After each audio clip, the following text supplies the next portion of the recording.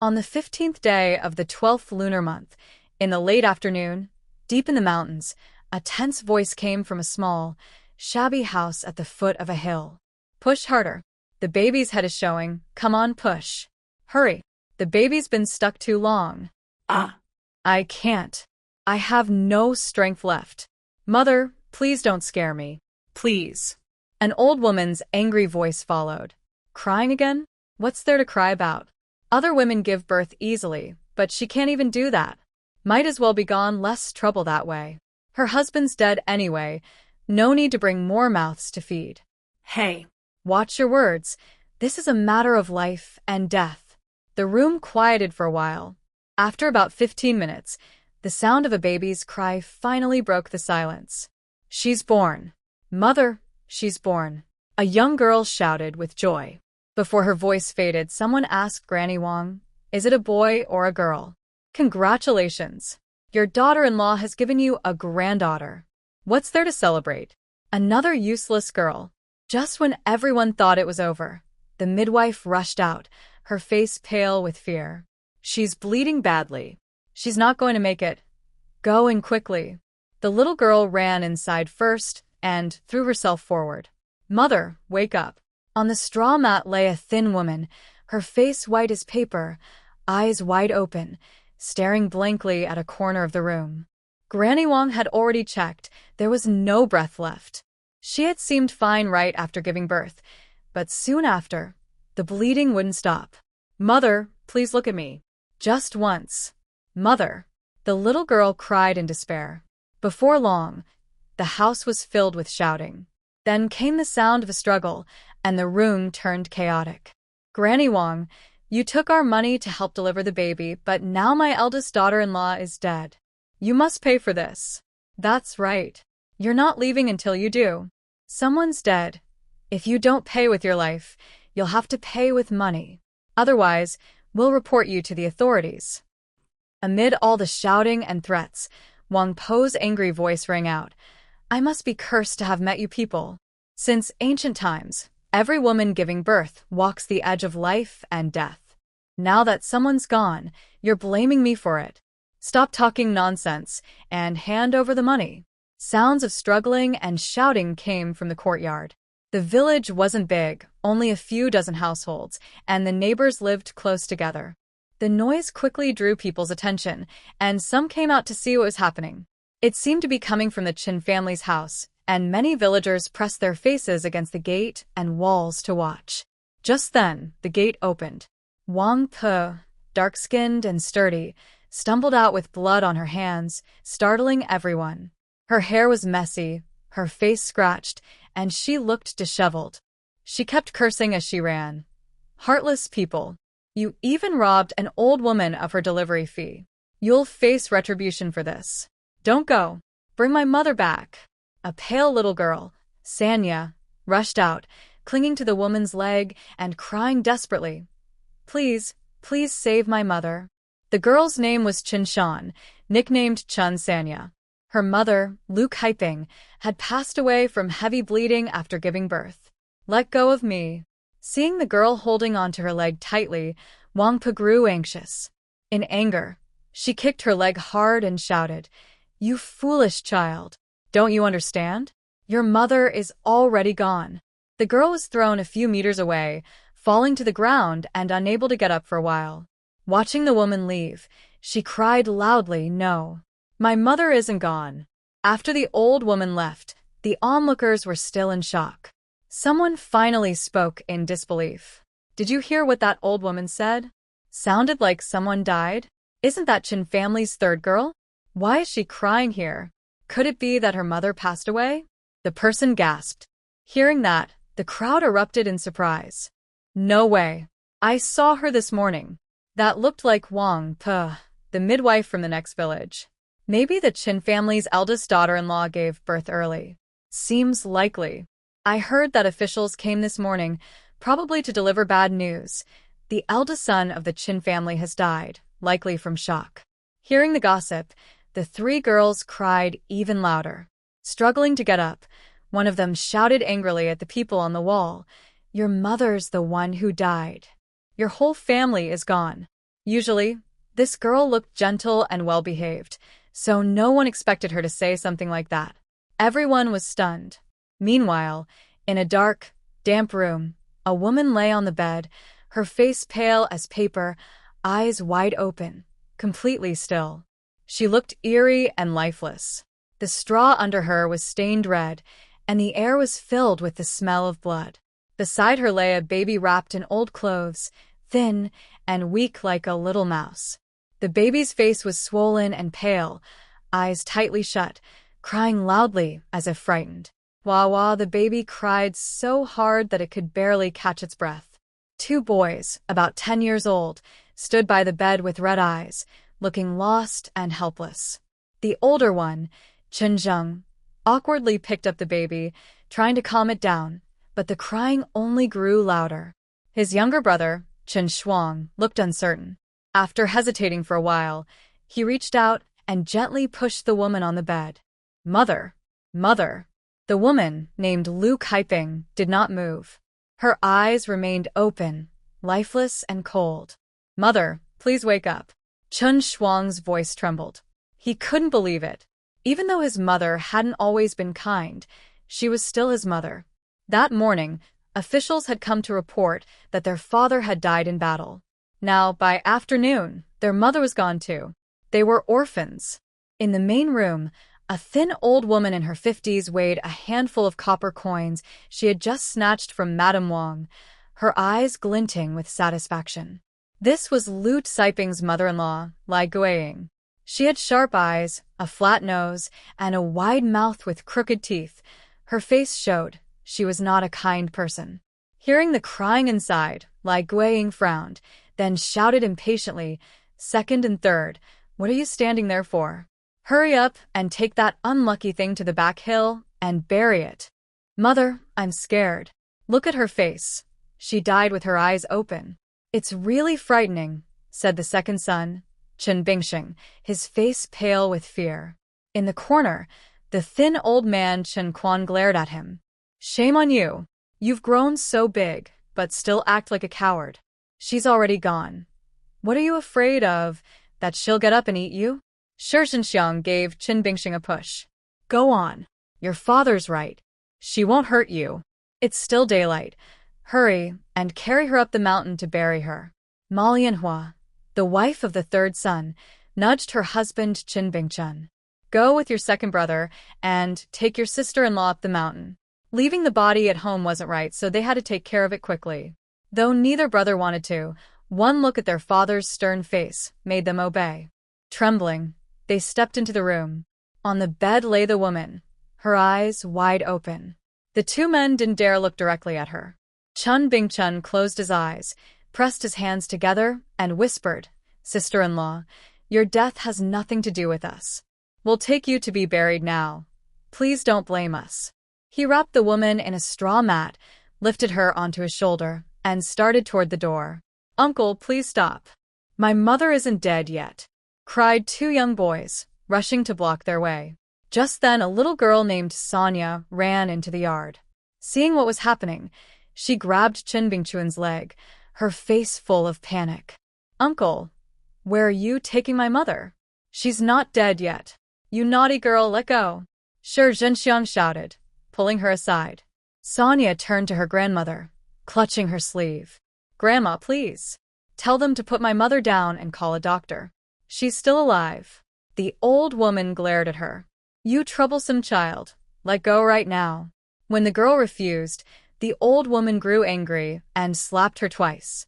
The little girl stumbled and bumped into Chen Bingchun, who was carrying the body. Caught off guard, he lost his balance and the woman rolled off his shoulder to the ground. Her pale face and wide eyes looked even more frightening now. Even the old woman felt a chill in her heart, as if those eyes were staring straight at her. Old Madame Lai gathered her courage and said loudly, Eldest daughter-in-law, don't blame me for being heartless, but I won't call a doctor for you. Other women give birth easily, but you lose your life doing it. It's all because this child is a little debt collector, here to take your life. You'd better accept your fate. Don't worry, when you're gone, I'll burn paper money for you. Go as far as you can. Mother, the little girl lay on the woman's body, crying her heart out. No one noticed that the woman's eyes suddenly blinked, as if her soul had returned to her body. It hurts. Lu Kaiping felt completely weak, as if her body had fallen apart. Every part of her ached, especially below her stomach. What was going on? Wah, wah. A baby's cry rang out. Lu Kaiping's head throbbed with sharp pain, and a flood of unfamiliar memories rushed into her mind. Oh no, she had time-traveled. Lu Kaiping, 28 years old, was a single woman who had been working hard in an advertising company. For a big project, she stayed up 3 days and nights straight to finish a proposal she was finally satisfied with. But before she could save it, she fell asleep at her desk from exhaustion. Her competitor copied the file and submitted it to the boss first. At the meeting, she discovered her idea had been stolen, and she was accused of plagiarism instead. Angry and humiliated, she argued with them. But the stress overwhelmed her, and she collapsed and died on the spot. Now she had crossed into another world, taking over the body of a woman with the same name. This Lu Kaiping lived in Dahuka Village, Huangmei County, Tongzhou. She was 34 years old and more than 7 months pregnant with her 4th child. It wasn't yet time to give birth. That morning, officials came with news that her husband, who had gone to war earlier that year, had died in battle. The court sent compensation money. Hearing this, Lu Kaiping was overcome with grief, which caused her to go into early labor. She gave birth to a baby girl but suffered heavy bleeding afterward and passed away, just as the modern Lu Kaiping arrived and took over her body. Her husband, Chen Bingnan, was 36 years old, the eldest son of the Chen family. He worked the hardest, but was neither loved by his father nor his stepmother, because he wasn't her biological son. For more than 3 years after Lai Guiying married into the family, she had no children. Someone told her that if she adopted a child, she might be able to have her own. With that thought in mind, Madame Chen spent 2 taels of silver through a broker to adopt a little boy, who became the eldest son, Chen Bingnan. By coincidence, when Chen Bingnan turned 2, Madame Chen became pregnant. After that, it was as if her luck had changed. She gave birth to 2 sons and 2 daughters in a row. When Chen Bingnan was first brought home, Madame Chen treated him very well, caring for him as if he were her own. But once she had her own children, his place in the family quickly fell. From the age of 4, he had to cook and work in the fields. After his younger siblings were born, he also had to help take care of them. At home, he was often scolded or even beaten, and he never had enough to eat or wear. When the younger ones grew older and learned that their eldest brother was adopted, they looked down on him even more. They often bullied him, calling him names and ordering him around. Chen Bingnan endured it all quietly. Later, Chen Bingnan happened to save a young woman named Lu Kaiping from drowning. She was gentle and kind, but after being rescued, people began to gossip about her and no one wanted to marry her. Her parents were disappointed, her brother and sister-in-law mocked her, and the neighbors pointed fingers whenever she went out. She could no longer stay at home. When Madame Chen heard about this, she thought it would be good to have another pair of working hands. She sent a matchmaker to propose the marriage and managed to arrange it without spending a single coin. Thus, Lu Kaiping married Chen Bingnan. After the marriage, Lu Kaiping was also treated poorly, and even her children suffered under the harshness of their grandmother.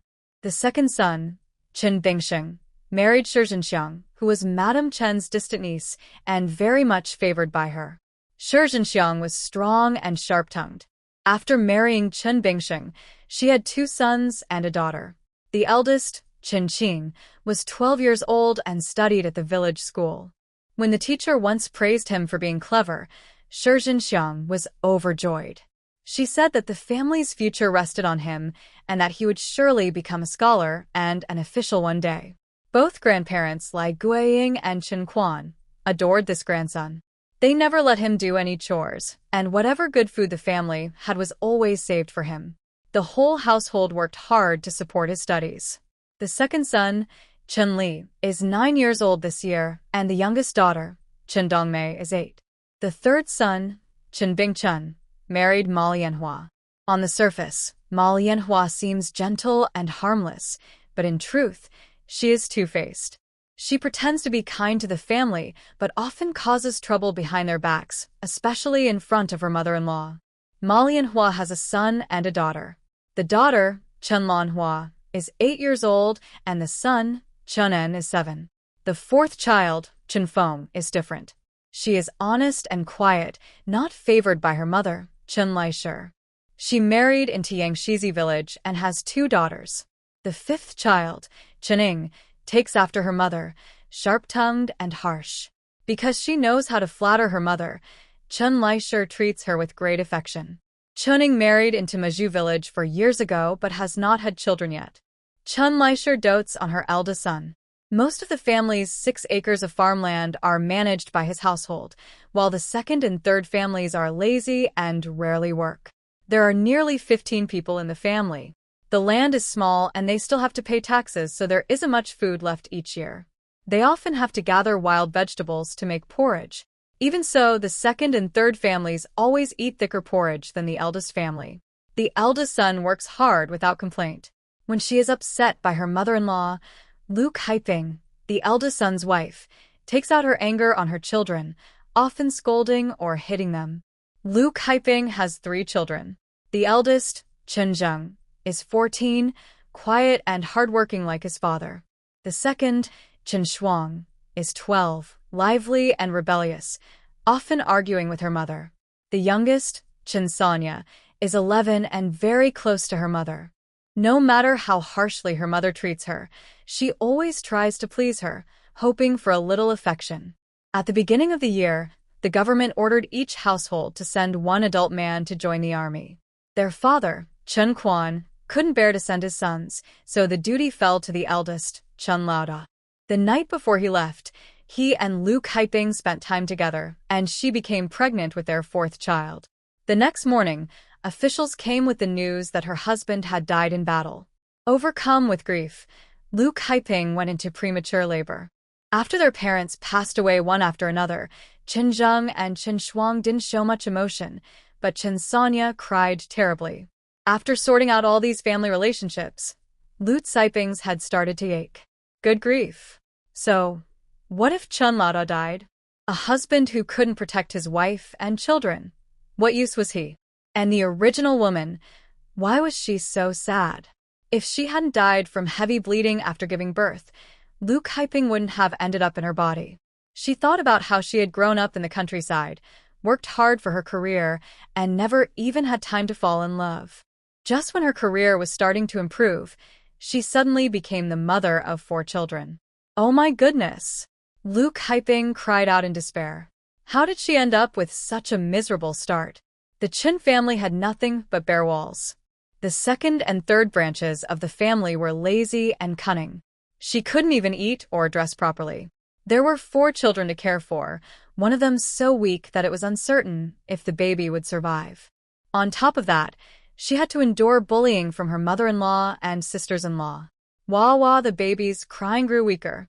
Lai Guiying shouted angrily, "What are you 2 standing there for? Hurry up and take this unlucky thing up the mountain to bury it." Then she snatched the baby from Chen Zheng's hands and scolded, "This child brought bad luck to her mother, and who knows who she'll harm next. She's a disaster and can't be kept." She turned to look at Chen Quan in the corner. "Besides, we don't have enough food. Old man, what do you say?" The old man's face showed no emotion. His lips moved slightly as he said something cruel, "End her life and bury her with her mother." Chen Zheng felt a chill down his spine. That was a human life, his own granddaughter, and yet his grandfather spoke so coldly, as if it were nothing. Lai Guiying's frown eased. "Old man, I was thinking the same thing. Let's do it." With his approval, she glared at the tiny baby in her hands with a vicious look. "Don't blame me, little one. I'm just sending you to be with your parents," she muttered, tightening her grip around the baby's neck. "Grandma, stop. Give my sister back." Chen Zheng rushed forward to grab the baby. Lai Guiying glared at him fiercely. "You ungrateful boy. How dare you talk back to your grandmother? Kneel down. Today she must die. That little girl is as small as a mouse and was born too early. Without milk, she can't survive. I'm doing this out of kindness, sending her and your mother on their way. Don't be ungrateful." Seeing the stern look in Madame Chen's eyes, Chen Zheng's shoulders dropped. He felt useless. His mother was gone, and as the eldest, he couldn't even protect his baby sister. A deep sense of helplessness tore at his heart. While sensing danger, the baby in Madame Chen's arms began to cry loudly. Chen Zheng's body trembled. He suddenly looked up, his eyes shining with determination and defiance. It was the eldest brother. At 14, he was already half an adult. Now that both parents were gone, everyone said the eldest brother was like a father. He had to protect his younger siblings. Thinking of this, Chen Zheng straightened his back. Grandmother, I'll eat less. Please let my sister live. Seeing his stubborn face, Madame Chen grew furious. That useless girl was born too early and is as small as a mouse. She won't survive anyway, and we don't have extra food to feed her. Let her go with your parents. Don't be foolish. It's decided. Chen Zheng clenched his fists and looked straight at her, his voice trembling. Grandmother, I'll listen to you about everything else, but not this. She's your granddaughter, not some stray animal. She's a human life. Madame Chen glared at him, her voice sharp. What? So your usual obedience was all an act? Do you plan to raise your hand against your grandmother now? Are you rebelling? Normally, Chen Zheng was quiet and timid, just like his father. She didn't expect him to look ready to fight. Startled, she quickly called out to her sons. Second, third. Chen Bingchen and Chen Bingsheng saw the situation turning bad. They hurried to stand beside their mother. The second son, Chen Bingsheng, narrowed his eyes. You little brat, try it if you dare. I'll make you regret it. We'll see who regrets it, Chen Zheng said coldly, his fearless tone making Chen Bingsheng shiver. Chen Zheng was tall and used to farm work. Though only 14, he was already quite strong. Looking at himself, although he seemed stronger than the other man, he was just like a fancy pillow, good-looking but useless. The atmosphere at the scene grew tense, and it looked like a fight could break out at any moment. Big Brother sensing things were getting out of hand, Chen Shuang quickly tugged at Chen Zheng's sleeve and gave him a look, quietly shaking his head. It wasn't that he was afraid, but their newborn sister was in Grandma's hands. The baby was so tiny like a little mouse, and Grandma's palm looked bigger than her whole body. If they started fighting, Grandma could easily hurt the baby. Smart as he was, Chen Zheng understood Chen Shuang's worry and sighed. He was also thinking about his sister's safety. Since the baby was still in Grandma's hands, they couldn't take that risk. Thinking of this, Chen Zheng slowly loosened his clenched fists, and Chen Bingsheng secretly breathed a sigh of relief. If it really came to a fight, he wasn't sure he could win. But even so, he couldn't show weakness. Chen Bingsheng sneered, "Humph. You little brat, I'll spare your life today only because your parents just passed away." The third brother, Chen Bingchen, added, "That's right. Now that your parents are gone, you'd better behave if you still want to eat. But that unlucky baby girl can't stay. She was just born at the wrong time." After saying that, the two of them walked toward Lu Kaiping. Sonia fell to her knees and kowtowed to Grandma Chen, crying, "Grandma, my big brother is right. If each of us eats a little less, we can still raise our sister. Please, let her live." Grandma Chen glared fiercely. "Say another word and I'll throw you out too. That baby is doomed today." If it weren't for the fact that Sonia could already work and might be married off in a few years, the old woman would have sold her long ago. On the wall outside the yard, some curious villagers were watching the commotion. Knowing that the family had received compensation money, one of them shouted, "Old woman, didn't your eldest son leave you some money? You can't be so poor that you can't feed your granddaughter." Another villager added, "Oh, you don't know her well. That old woman treasures her eldest grandson. She's saving all that money for his schooling." Grandma Chen glared at them, shouting angrily, "You people talk big. If you're so kind, why don't you take the girl and raise her yourselves? Otherwise, keep your mouths shut." After that, everyone fell silent. After all, most families already had 3 or 4 children of their own. No one had extra food to feed another mouth. Still, some people couldn't keep quiet. What a sin! That old woman is truly heartless. She really wants to harm her granddaughter. This girl is doomed today. She brought bad luck to her mother when she was born. If they don't stop her now, who knows what trouble she'll bring next. The old woman kept cursing, her harsh and cruel words filling Lu Caiping's ears. Lu Caiping couldn't hold back anymore. She suddenly sat up, glaring fiercely at Chen Laisher, her face cold and dark. Whoever dares touch her, try it. Let's see if you're tired of living. Chen Bingchen and Chen Bingsheng had just planned to wrap Lu Caiping in a straw mat, but when she suddenly sat up on her own, they turned pale with fear and jumped back several steps, shouting in panic. Mother! She's come back from the dead. The people outside had been watching over the wall. They saw Lu Caiping lying on the ground, covered in blood and completely still, and thought she was dead. Now, seeing her suddenly sit up with wide eyes, they were terrified. Oh no! The eldest daughter-in-law of the Chen family has come back to life. Exactly. She must have seen that old woman trying to hurt her baby, so she came back to protect her. Everyone started talking at once, their words growing more and more exaggerated. Lu Caiping glanced toward the wall. The people there felt the chill in her gaze, and their smiles froze. Looking at their faces, she realized they weren't afraid. They were excited, as if watching a show. Her heart turned cold. She hadn't expected the villagers to just stand by and watch instead of helping. But then she understood. The Chen family had a terrible reputation in the village. Her mother-in-law, Lai Guiying, lived up to her name. She was known for being shameless. She often borrowed things and refused to return them. If she saw something nice in someone's house, she would find a way to take a bit of it. When she smelled meat cooking, she would make up an excuse to go in and help herself. She even snatched food from children's hands, fighting them for snacks. No one in the village liked her. Chen Laisher also treated her adopted son, Chen Bingnan, terribly. At first, some people tried to speak up for him, but they were met with her vicious curses. She would insult their whole families, even their ancestors. Eventually, no one dared to defend the Chen family anymore, afraid of getting dragged into trouble. In short, the mother-in-law, Lai Guiying, had almost offended everyone in the village. In Dahika village, she was disliked by all. Suddenly, Lu Caiping sat up, startling everyone. The second wife, Shi Zhenxiang, and the third wife, Ma Lianhua, who had been watching the commotion, quickly grabbed their children and hid inside the house when they saw Lu Caiping move. Mother! Big brother, second brother, mother isn't dead. Chen Sonia shouted in surprise. Chen Zheng and Chen Shuang were both shocked, especially Chen Zheng, who had just checked his mother's breathing and confirmed she was gone. But now she was sitting up again. Could it really be, as people said, that she had come back to life? Chen Sonia didn't think much of it and was about to go forward when Chen Shuang quickly pulled her back and warned, Sonia, don't go near her. That's not our mother. She's already gone. If you go, she might take you with her.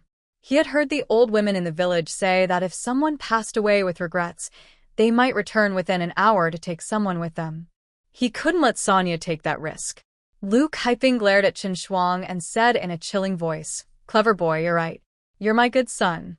I came back to take you with me, so I won't be lonely. Sonia panicked and stood in front of Chen Shuang, crying, Mother, please, don't take my brother away. Seeing how easily Sonia believed her, with her thin face and pitiful look, Lu Caiping changed her tone. Don't worry. If I were to take someone, it would be your grandmother. Who? Who are you? Are you a person or a spirit? Lai Guiying was frightened and stammered. Mother, have you forgotten? You don't even recognize your daughter-in-law? I'm your good eldest daughter-in-law. You. Are you a person or a spirit? Chen Laisher asked nervously. What do you think? It was broad daylight, and though Lu Caiping was smiling, Chen Laisher felt a chill down her back. Something about her eldest daughter-in-law seemed different. The old Lu Caiping had been quiet and timid, never daring to talk back. But now she couldn't stop talking. When Lu Caiping tried to get up, Lai Guiying quickly shouted, Don't come any closer. Give me back my daughter. Lu Caiping's smile faded. The ground was icy cold in the middle of winter, and she wasn't foolish. Of course, she had to get up. But the original body had just given birth, and her body hadn't recovered yet. She couldn't stand for long, so she sat back down on the straw mat. Old Chen glared and urged, "Old woman, what are you waiting for? Hurry up and give her the baby." No one knew if the eldest daughter-in-law was still alive or not. The baby's cries were getting weaker, and it didn't look like she would survive. There was no need to do anything cruel. Better to let fate decide. Lai Guiying didn't dare to hold the baby. She simply placed the child on the ground. Good grief. In this freezing weather, the baby was wrapped in nothing but a thin piece of cloth, and they actually put her on the cold floor. "Second son, go pick up your little sister." "Why me?" Lu Kaiping narrowed her eyes, her voice cold as ice. "Are you going or not?" Chen Zheng, standing nearby, was about to move, but Lu Kaiping stopped him. "Eldest, don't move. Let the second one do it." She knew that Chen Shuang often argued with the original mother. Every time his cousins bullied his younger sister, he would fight back for her. But in the end, he was always blamed. The original mother would make him apologize, acting as if he had done something wrong. Yet it was never his fault. The cousins were the ones who started it, but the original mother didn't dare to confront them.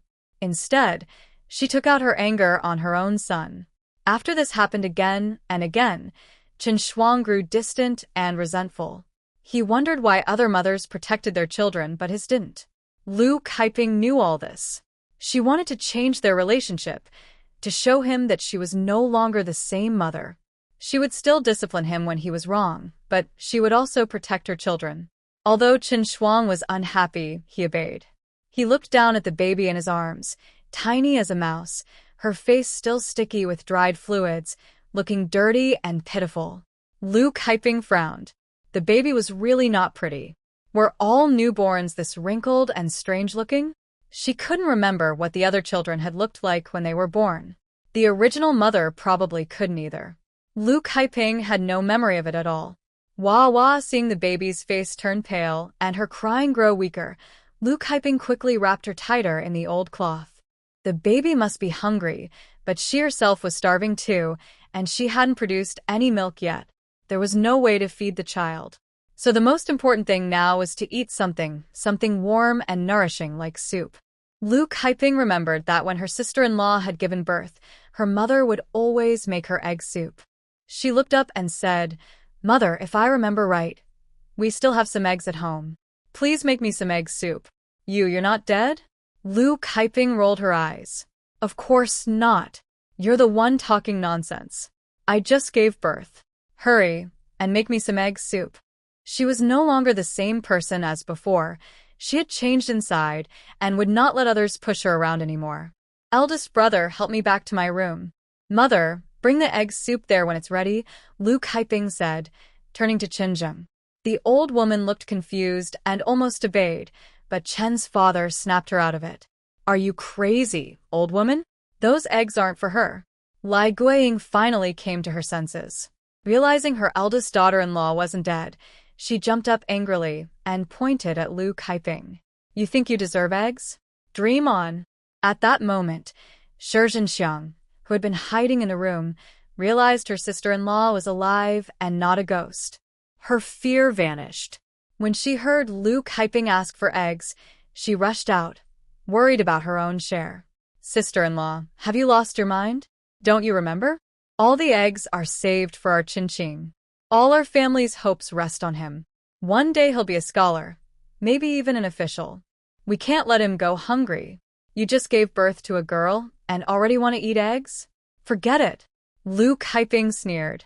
"Second sister-in-law, you must be dreaming if you think your son will become a scholar. He's just started school and can't even behave properly yet, and you already think he'll pass the exams? Why don't you aim for the sky while you're at it?" "Mother, if you won't make me egg soup, fine. But if I remember correctly, after my husband died, the officials sent 10 taels of silver as compensation this morning. I'm not asking for much. Let's split it evenly. Give me 5 taels." Lai Guiying jumped up. "You must be out of your mind. Asking for 5 taels of silver? I raised this eldest son with my own hands.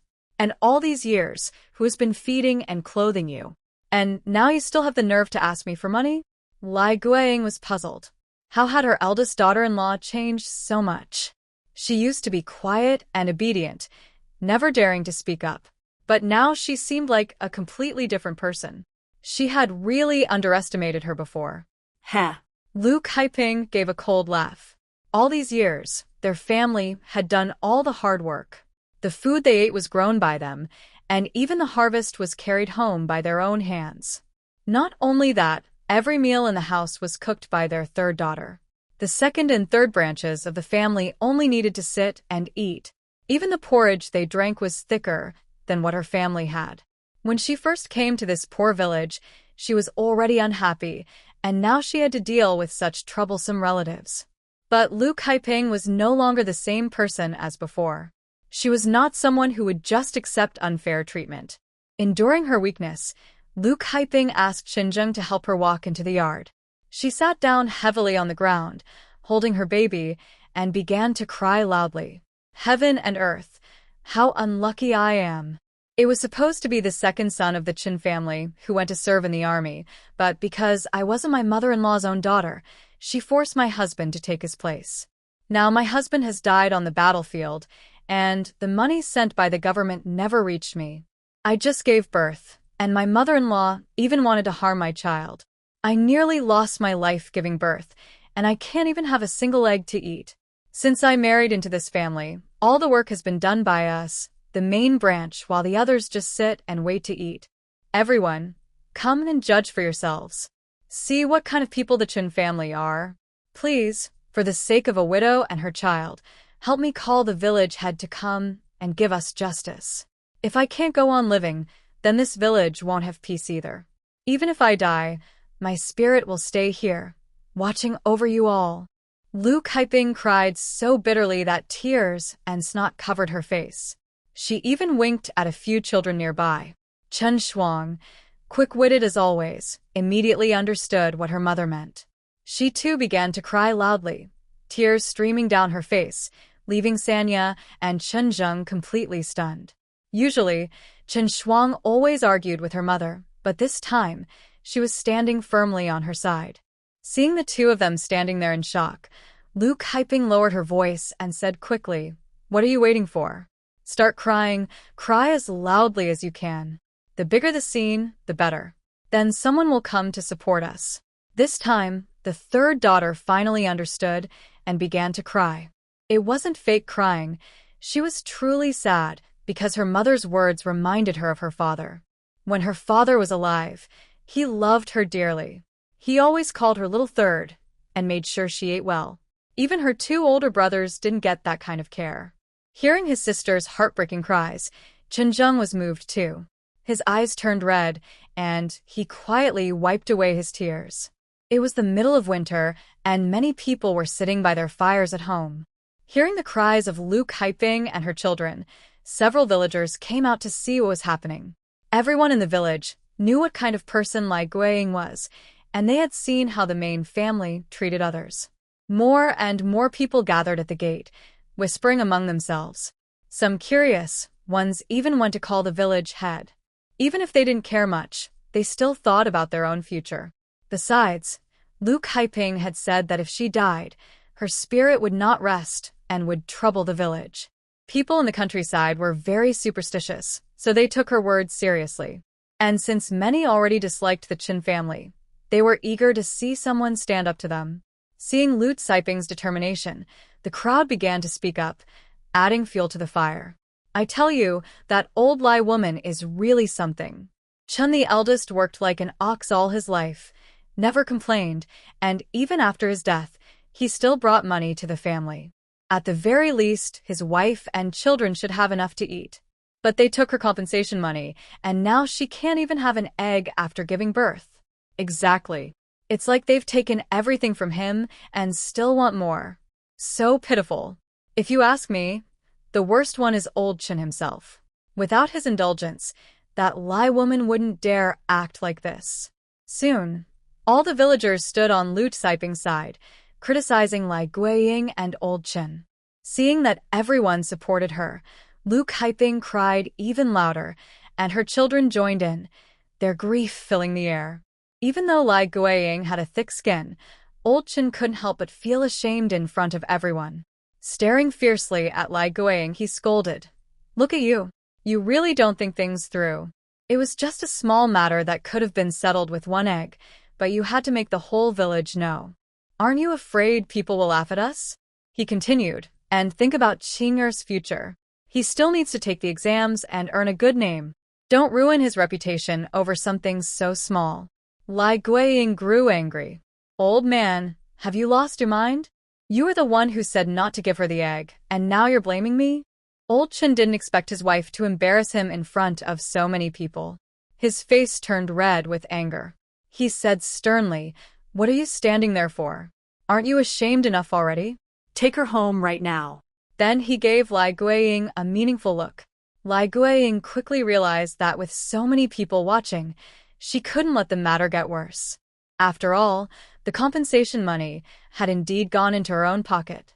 Seeing that the eldest daughter-in-law wanted to make a scene and wait for the village head to come so she could demand the money in public, Lai Guiying decided she couldn't let that happen. Her expression softened. Second and third sons, help your sister-in-law up. Chen Bingchen and Chen Bingsheng exchanged glances. Since she was a widow with a child, it wasn't right for them to act roughly. This was something the women should handle. Ma Lianhua and Shi Zhenxiang walked over to Lu Kaiping. Sister-in-law, it's just an egg. Come on, let's go home. We'll cook one for you later. The two women stood on either side of Lu Kaiping, ready to help her up. Lu Kaiping glared coldly. Don't you dare touch me. I know exactly what you're planning, trying to trick me into going back, so you can deal with me behind closed doors. Shi Zhenxiang forced a strained smile. Sister-in-law, what are you saying? We're all family. Heh. Lu Kaiping gave a cold laugh. You talk about being family now, but when it's time to eat or work, where's that family spirit? When everyone eats porridge, why is yours thicker than ours? And when there's work to do in the fields, where are you then? It's always us doing the hard labor. You bully us because my husband wasn't your mother's own son. Now that he's gone, you've taken his compensation money for yourselves. I risked my life to give birth, and now you even want to harm my child. I had barely caught my breath, and you were already getting ready to bury me up in the mountains. If I hadn't woken up in time, who knows where you would have buried me? I just came back from the edge of death, and you can't even spare me an egg to eat. So this is what you call family, Lu Kaiping cried as she spoke, tears and snot running down her face, making everyone around her feel sorry for her. That's right. The second and third branches of the Chen family are like leeches living off the main branch. Look how well fed they are, while the main branch looks pale and thin. It's pitiful. Exactly. I say the compensation money should go to the main branch. If not all of it, then at least half.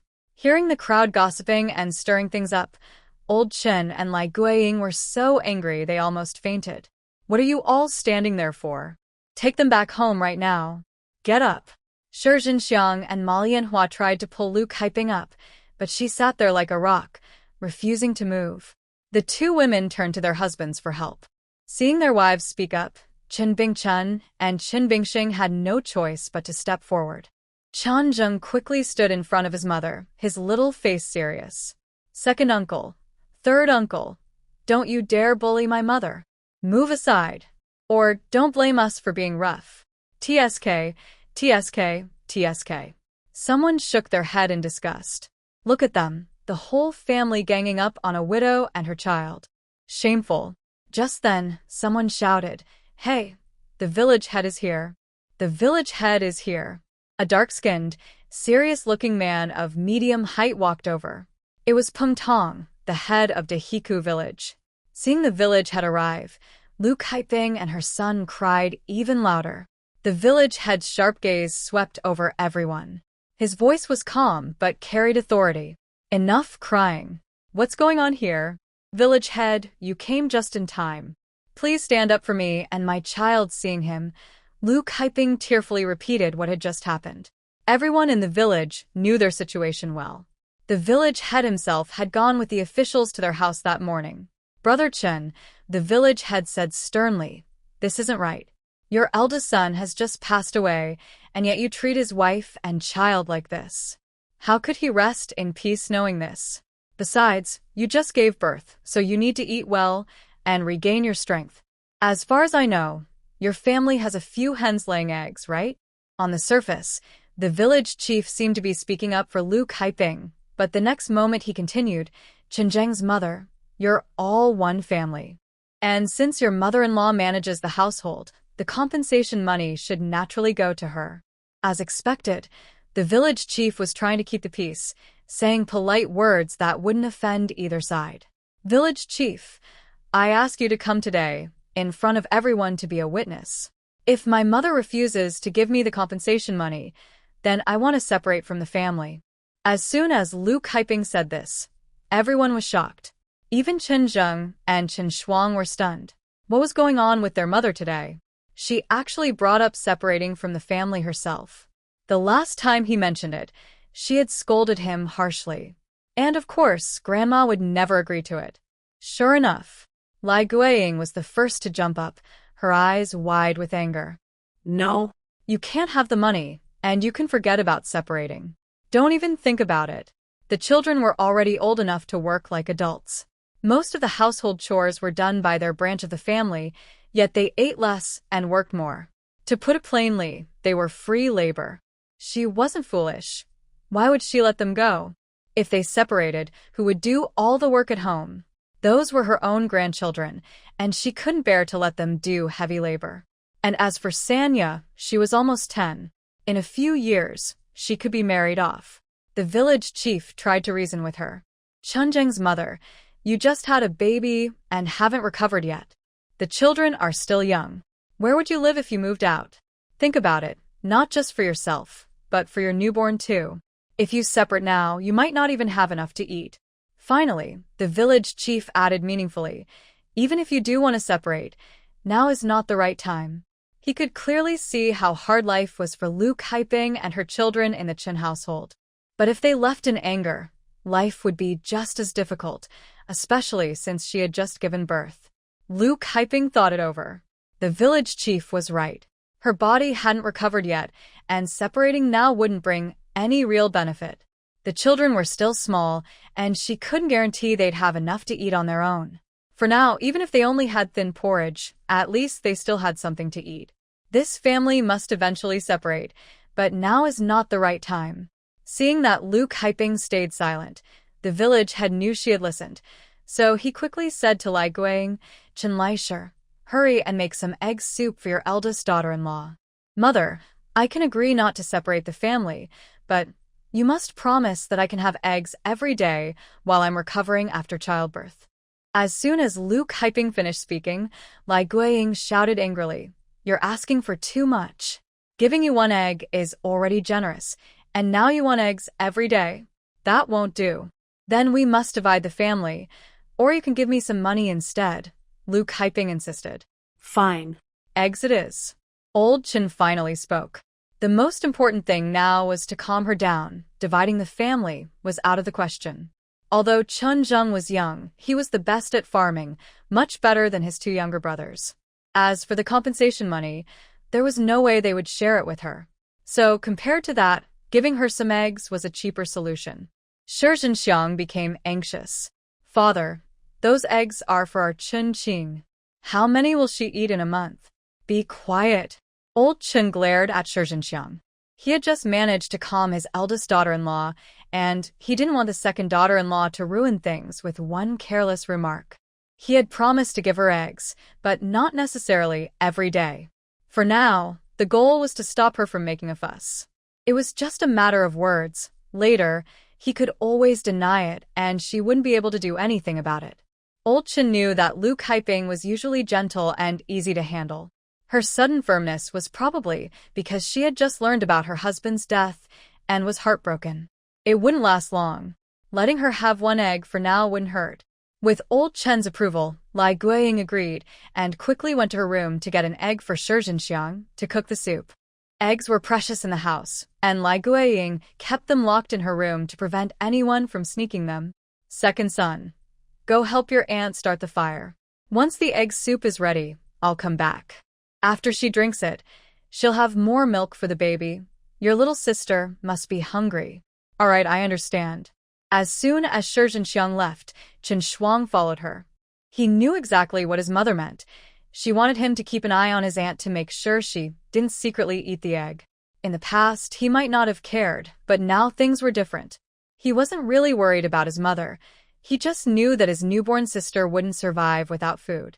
So the most important thing now was to make sure his mother ate well, so she could have milk for the baby. "Why are you following me, you little rascal?" Shi Zhenxiang glared at him.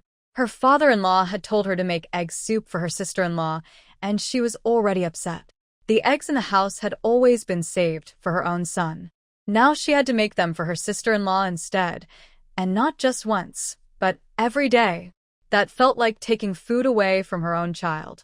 With so many people watching, including the village head, she couldn't refuse. She had planned to eat some of the egg soup herself before taking it over, but she didn't expect Chen Shuang to follow her. Chen Shuang said calmly, "Auntie, I'll help you with the fire. Please hurry. My mother is waiting for her egg soup." Shi Zhenxiang was furious, with nowhere to vent her anger. She banged the iron pot loudly, making a racket that made Lai Guiying's heart ache. That foolish woman. Old Madame Lai knew her second daughter-in-law was upset about the eggs, but the iron pot was worth much more. They had just bought it not long ago. It had cost nearly a tael of silver. If it got damaged, who knew how long it would take to save enough money for another one? Thinking of this, Lai Guiying rushed into the kitchen and scolded Shi Zhenxiang harshly. People in the yard heard the shouting and laughed among themselves. "All right, let's go. Nothing more to see here. It's freezing, better to go home and warm up. Wait a bit longer, let's see if they really make that egg soup. Yeah, let's stay and watch." "I'll stay too." Those who had planned to leave stopped again after hearing that. Lu Kaiping stayed quiet. She knew that with Lai Guiying's stingy nature, if she really had to give up an egg every day, it would feel like losing her life savings. For now, she would let things be. She wasn't going to be like the original woman who always gave in, letting others eat the thick porridge while she had the thin one. Health was the foundation of everything. The most important thing now was to take care of her body. Once she recovered, she would have enough milk for the baby. Everything else could wait. The baby girl in her arms was as small as a little mouse. She was so tiny that without milk, it was uncertain if she could survive. Besides, having just given birth, her own body was weak and couldn't handle much strain. This child was born through the mother's great effort, a precious, living life. Looking at the baby in her arms, though she wasn't very pretty, something soft and tender stirred in Lu Kaiping's heart. Lu Kaiping knew that if a woman didn't rest properly after giving birth, she could suffer from many illnesses later. Having lived in the countryside for 20 years, she understood this well. Her own mother had suffered the same fate. Because the family was poor, her mother had to return to work just a few days after giving birth, even touching cold water. As a result, when her mother grew older, she was constantly in pain and eventually developed serious health problems. The original Lu had also given birth to several children, and each time, she had to return to work soon after, leaving her body weak and frail. She might not feel it while still young, but once she grew older, all those hidden problems would surface. Lu Kaiping remembered her mother saying that only proper rest after childbirth could heal such conditions. This would be her last child, so she was determined to take good care of herself this time and recover fully. Looking at the pale and thin Lu Kaiping, village chief Pring couldn't help but sigh. The Lu family situation was troubling. Even though Lai Guiying and old Chen seemed to have calmed down for now, no one knew what might happen later. As the saying goes, even a fair official finds it hard to settle family disputes. Though he was the village chief, there were limits to what he could do. Still, he could at least offer a few words of advice. "Brother Chen," he said, "the county official sent word this morning. We must do our best to comfort the family. Your eldest son's wife has lost her husband and just given birth. You, as her father-in-law, should take care of them. You wouldn't want this matter to spread and reach the county office, would you?" Old Chen understood the chief's meaning and quickly patted his chest in assurance. "Don't worry, chief. Anyone who dares to bully them will have to answer to me." A villager nearby muttered, "Humph, easier said than done. It'd be good enough if you don't make their lives harder." Old Chen's face darkened at once, and he glared fiercely at the person speaking from behind the wall. Old Chen was a harsh man who spoke little and held grudges easily. Both he and his wife, Lai Guiying, were cunning, though he usually let her play the bad role in public. When the villagers saw the cold look in old Chen's eyes, some gave awkward smiles, not daring to meet his gaze. They were afraid he might remember and take revenge later.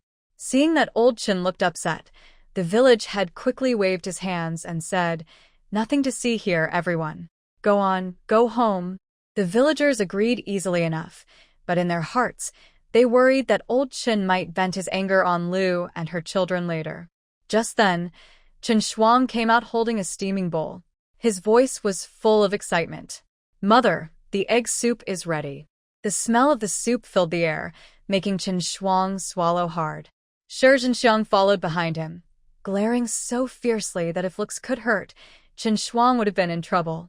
When the soup was cooking, the boy had watched it closely, not letting her sneak even a taste. The eggs were meant for her own son, but now they were being given to the elder branch of the family. It smells so good. Hearing that, Lu Siping's stomach growled. She had just given birth and was weak and hungry, feeling dizzy from hunger. "Eldest, help me up. Let's go back to our room." All right. To his surprise, his mother's fussing had actually worked. Chen Zheng quickly helped Lu Kaiping stand. "Mother, I want some egg soup too." "Those are our eggs. Why should they get to eat them?" "Me too."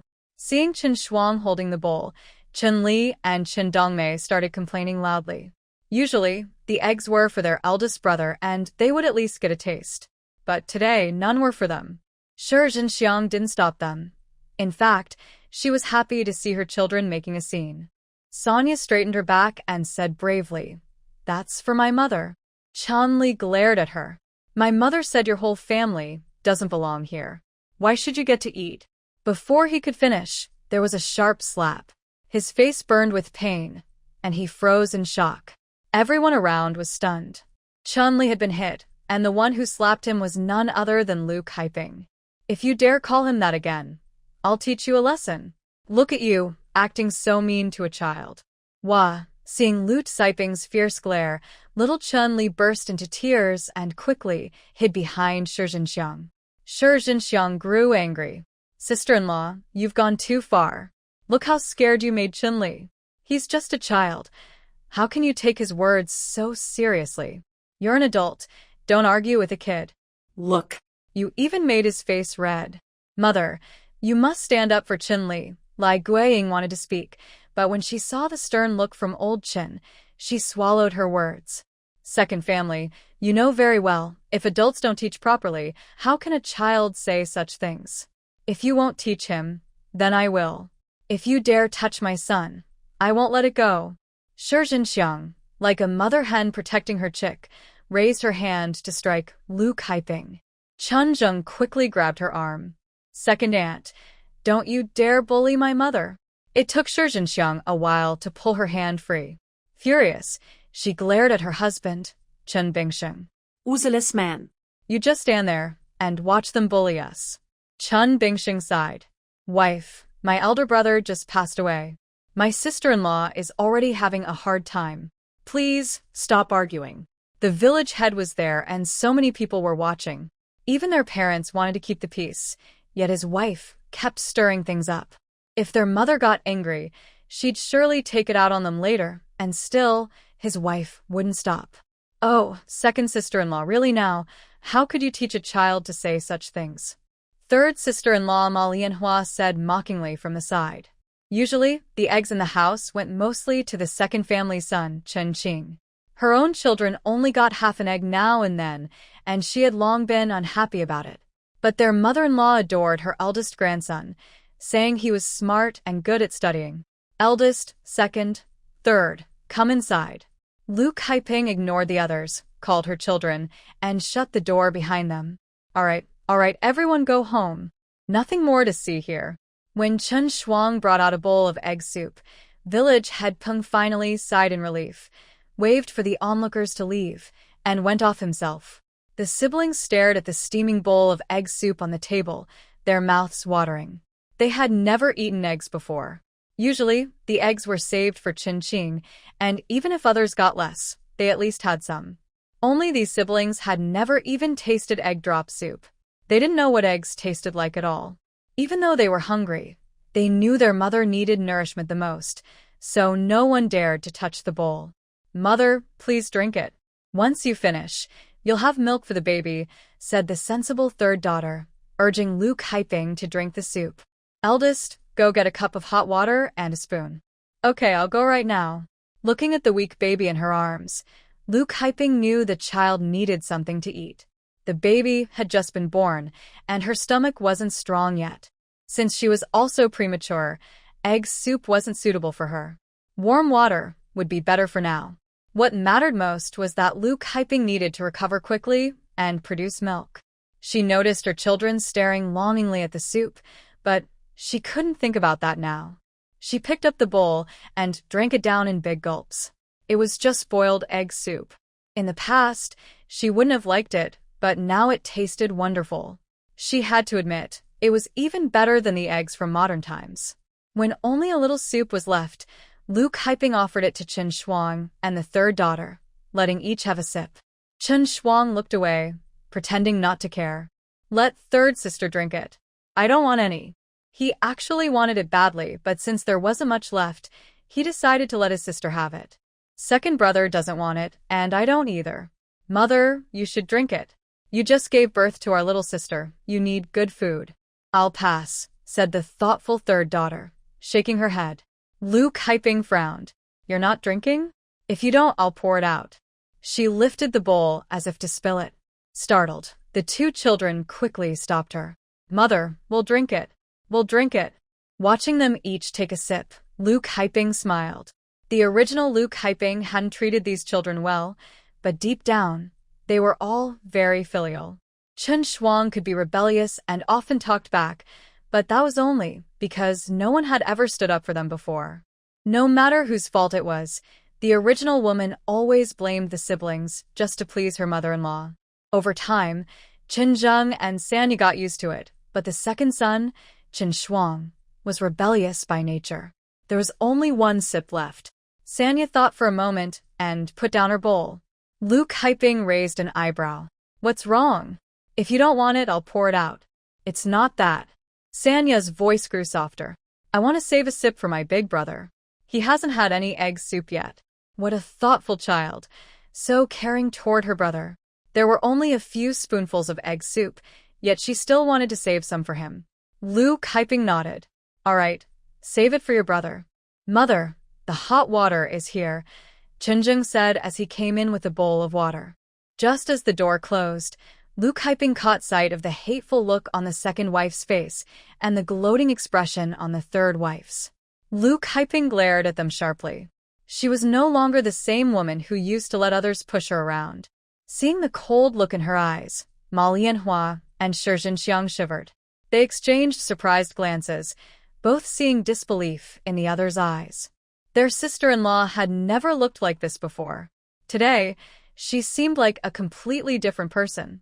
If her earlier outburst could be explained by grief over her husband's death, now they could truly feel that she had changed. After the door closed, Ma Lianhua pretended to be upset. "Second sister-in-law, how could our eldest sister-in-law act like that? She knew the eggs were meant for your son, Qin, yet she still fought over them. That's really too much." Ma Lianhua was two-faced, sweet in front of people, but cruel behind their backs. On the surface, she seemed to get along with Luke Hyping, but in truth, her heart was even more spiteful than Shi Zhenxiang's, always ready to stir up trouble. Shi Zhenxiang rolled her eyes and said sarcastically, "Third sister-in-law, you talk so nicely now, but you didn't speak up for us in front of father just a moment ago." "Humph. You're just someone who changes sides whenever it suits you. I know exactly who truly cares about our Qin. Let me tell you, our Qin is a bright boy. If he becomes a scholar one day, everyone who's close to us will live well." The second wife's proud expression made it seem as if her son had already passed the exams and become an official. Ma Lianhua cursed silently in her heart, but forced a smile on her face. "Second sister-in-law, don't worry. I'll always stand by your side. By then, you'll be the mother of a scholar, and I'll be his second aunt. Chen Qing will be the only scholar in all the nearby villages. He Xiang laughed cheerfully. Nonsense. With Chen Qing's lazy ways, becoming a scholar was nothing but a foolish dream. Inside the room, hearing the second and third branches talking, Lu Kaiping sneered. That Chen Qing was selfish and only cared about eating. If he could even pass the lowest exam, it would be a miracle. As for Teacher Lu in the village, though he taught the classics, he was very smooth-tongued. He always said nice things to every family whose child studied with him, making them so happy that they often brought him gifts to please him. Big brother, drink this egg soup. It's really good, Sanya said, pushing the bowl toward Chenjung. Chenjung frowned. This soup was made for Mother. Why did you eat it? Mother already had more than half. She said each of us could have a sip. Hurry and drink before it gets cold. Hearing his mother say that, Chenjung finally picked up the bowl and drank the rest, not leaving a drop. The egg soup was delicious. He put down the bowl, still wanting more. While the baby in the room started crying again, probably hungry after smelling the food, though the cry was softer this time. Lu Kaiping asked Chenjung to rinse the bowl with hot water, then filled it again and carefully fed the baby with a spoon. As soon as the spoon touched the baby's lips, the crying stopped and the little one began to suck eagerly. Lu Kaiping was amazed. So newborns naturally knew how to suck. After feeding 2 or 3 spoonfuls, she put the spoon down and used a warm towel to gently wipe the baby clean. In less than half an hour, the baby's face looked less swollen and more delicate. After wiping away the sticky bits, the little one looked much cuter, no longer like a tiny old man. The weather was freezing, so Lu Kaiping took out a small quilt she had made from old cotton when Sanya was born. After drinking some warm water, the baby seemed tired and soon fell asleep quietly. Lu Kaiping asked Chenjung to fetch another basin of water. She wanted to use a warm compress, hoping it would help her produce milk sooner. The baby was still so small, and it wouldn't do for her to go hungry. When Chenjung brought the water in, Lu Kaiping told the siblings to go outside. At the door, Chen Shuang stopped and looked back at her, wanting to say something but hesitating. It was clear he had something on his mind. Lu Kaiping raised an eyebrow. Chen Shuang was usually fearless, so this wasn't like him. If you've got something to say it quickly. I'm Buse. Mother, what you said earlier about dividing the family, was that true? Chen Shuang asked, his eyes full of hope. Ever since his mother had woken up after giving birth to his little sister, her personality seemed different. When she said she wanted to split from the family, he started to see her in a new light. Even though she spoke roughly, he liked this version of his mother, strong and confident, not timid and submissive like before. Just tell me, do you want to separate from the family or not? Yes. I dream about it. Chen Shuang blurted out without thinking. Eldest Sanya, what about you two? Do you want to split up? Chenjung, being older, was more cautious. Mother, if we insist on dividing the family, Grandma definitely won't give us a house. Where would we live then? And your health isn't fully recovered yet, and the baby is still so small. If Grandma refuses to give us any grain, what will we eat? Lu Kaiping smiled slightly. The eldest really did think things through. I know all that, she said. I'm only asking one thing. Do you want to separate or not? Yes. This time, Chenjung and Sanya answered together without hesitation. Good. We must separate, but now isn't the right time. Once I've recovered, I promise you we'll do it. Even if Grandma doesn't agree, I'll find a way to make her bring it up herself. Sanya, you're the one who usually cooks. It's almost time to make dinner. When Grandma gives you the grain, be careful. Take a small handful and hide it in your pocket when she's not looking. You must be cautious and make sure no one from the second or third branch sees you. If you take a little each day, it'll add up. When we finally separate, we won't have to worry about running out of food right away. All right, Mother, I'll remember. Sanya's eyes sparkled as she nodded sensibly. And when you go out to pick wild vegetables, don't take them all. Always leave some behind. Worried that someone might overhear, Lu Kaiping lowered her voice and carefully repeated her instructions to the children. Mother, we'll remember. Good. Now go. When it's time for dinner, bring me some porridge. Second child, if your grandmother refuses, tell her that your mother said you could go to the village head. Okay. For some reason, Chen Shuang felt strangely excited. In the past, when their grandmother refused to give their mother food, she never dared to say a word. But now, things were different. After the children left, Lu Kaiping quickly bolted the door. The weather was freezing. As soon as she took off her worn cotton jacket, she shivered. The water she had just brought in was still warm, perfect for use. She soaked a towel in the hot water and placed it on her chest to ease the discomfort. Although her body looked thin and weak, she was relieved to find that she was still healthy enough to nurse her baby. That gave her some comfort.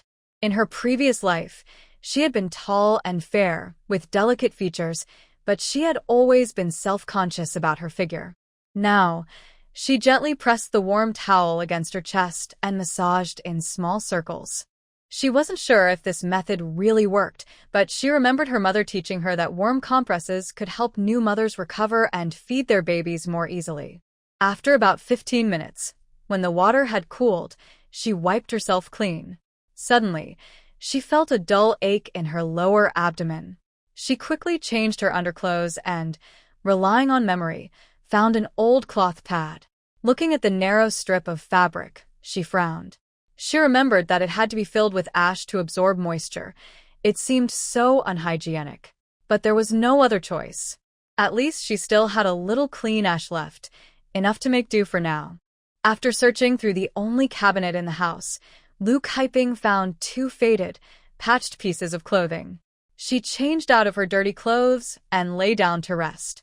The so-called bed was just a few wooden boards with straw underneath. It was winter, and the straw had absorbed some moisture earlier. Though it had dried, it still carried a faint, unpleasant smell and looked unclean. Lu Kaiping pulled out the dirtiest straw and moved some clean straw over before lying down again. Now that she finally had a moment to rest, she looked around the small room. The walls were just over 2 meters high, with a tiny wooden window that let in little light.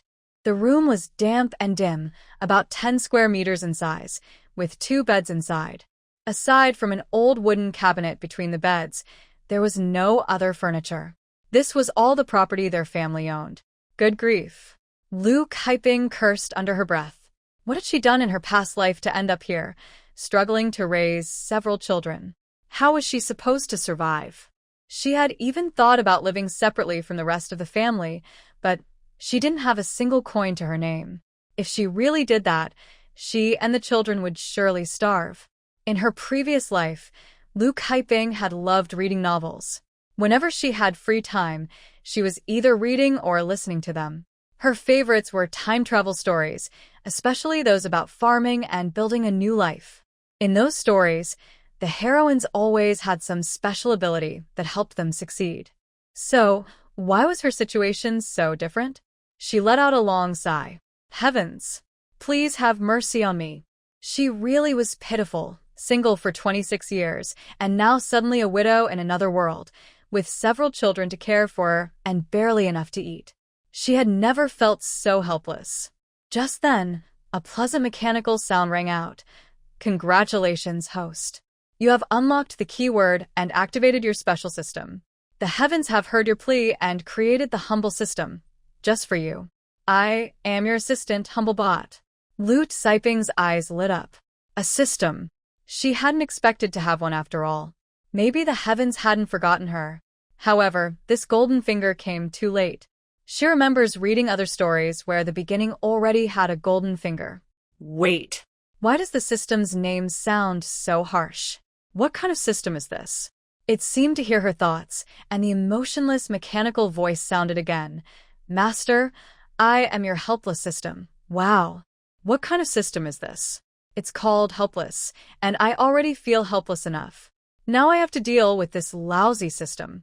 At that moment, a transparent crystal panel appeared in front of her, displaying large characters. Would you like to log in or register? Of course, I want to. The system responded to her thoughts and switched to the registration page. Lu Kaiping followed the prompts and found that she didn't need to touch the screen. She could control it with her mind. Ding ding, another mechanical sound rang out. Welcome, Master. to log in to the helpless system. The system is here to serve you. Currently, its functions are not fully developed and many features are still in progress. Luke Hyping was very excited.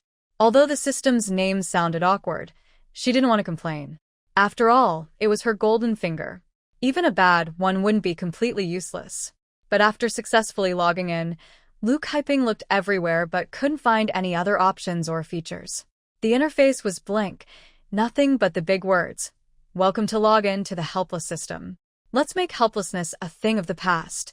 So, this system had nothing but the login screen. Luke Hyping was so angry she wanted to curse. Damn it! Your crappy system has nothing I need. Why are you here? This system is so useless. Are you trying to make me feel even more helpless? Is it that the heavens are deliberately messing with me? Did I offend someone or dig up my ancestors' graves?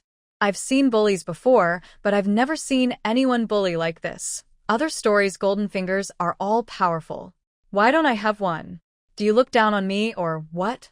Either you don't give me anything or if you do, give me something big. Don't keep promising me empty hopes.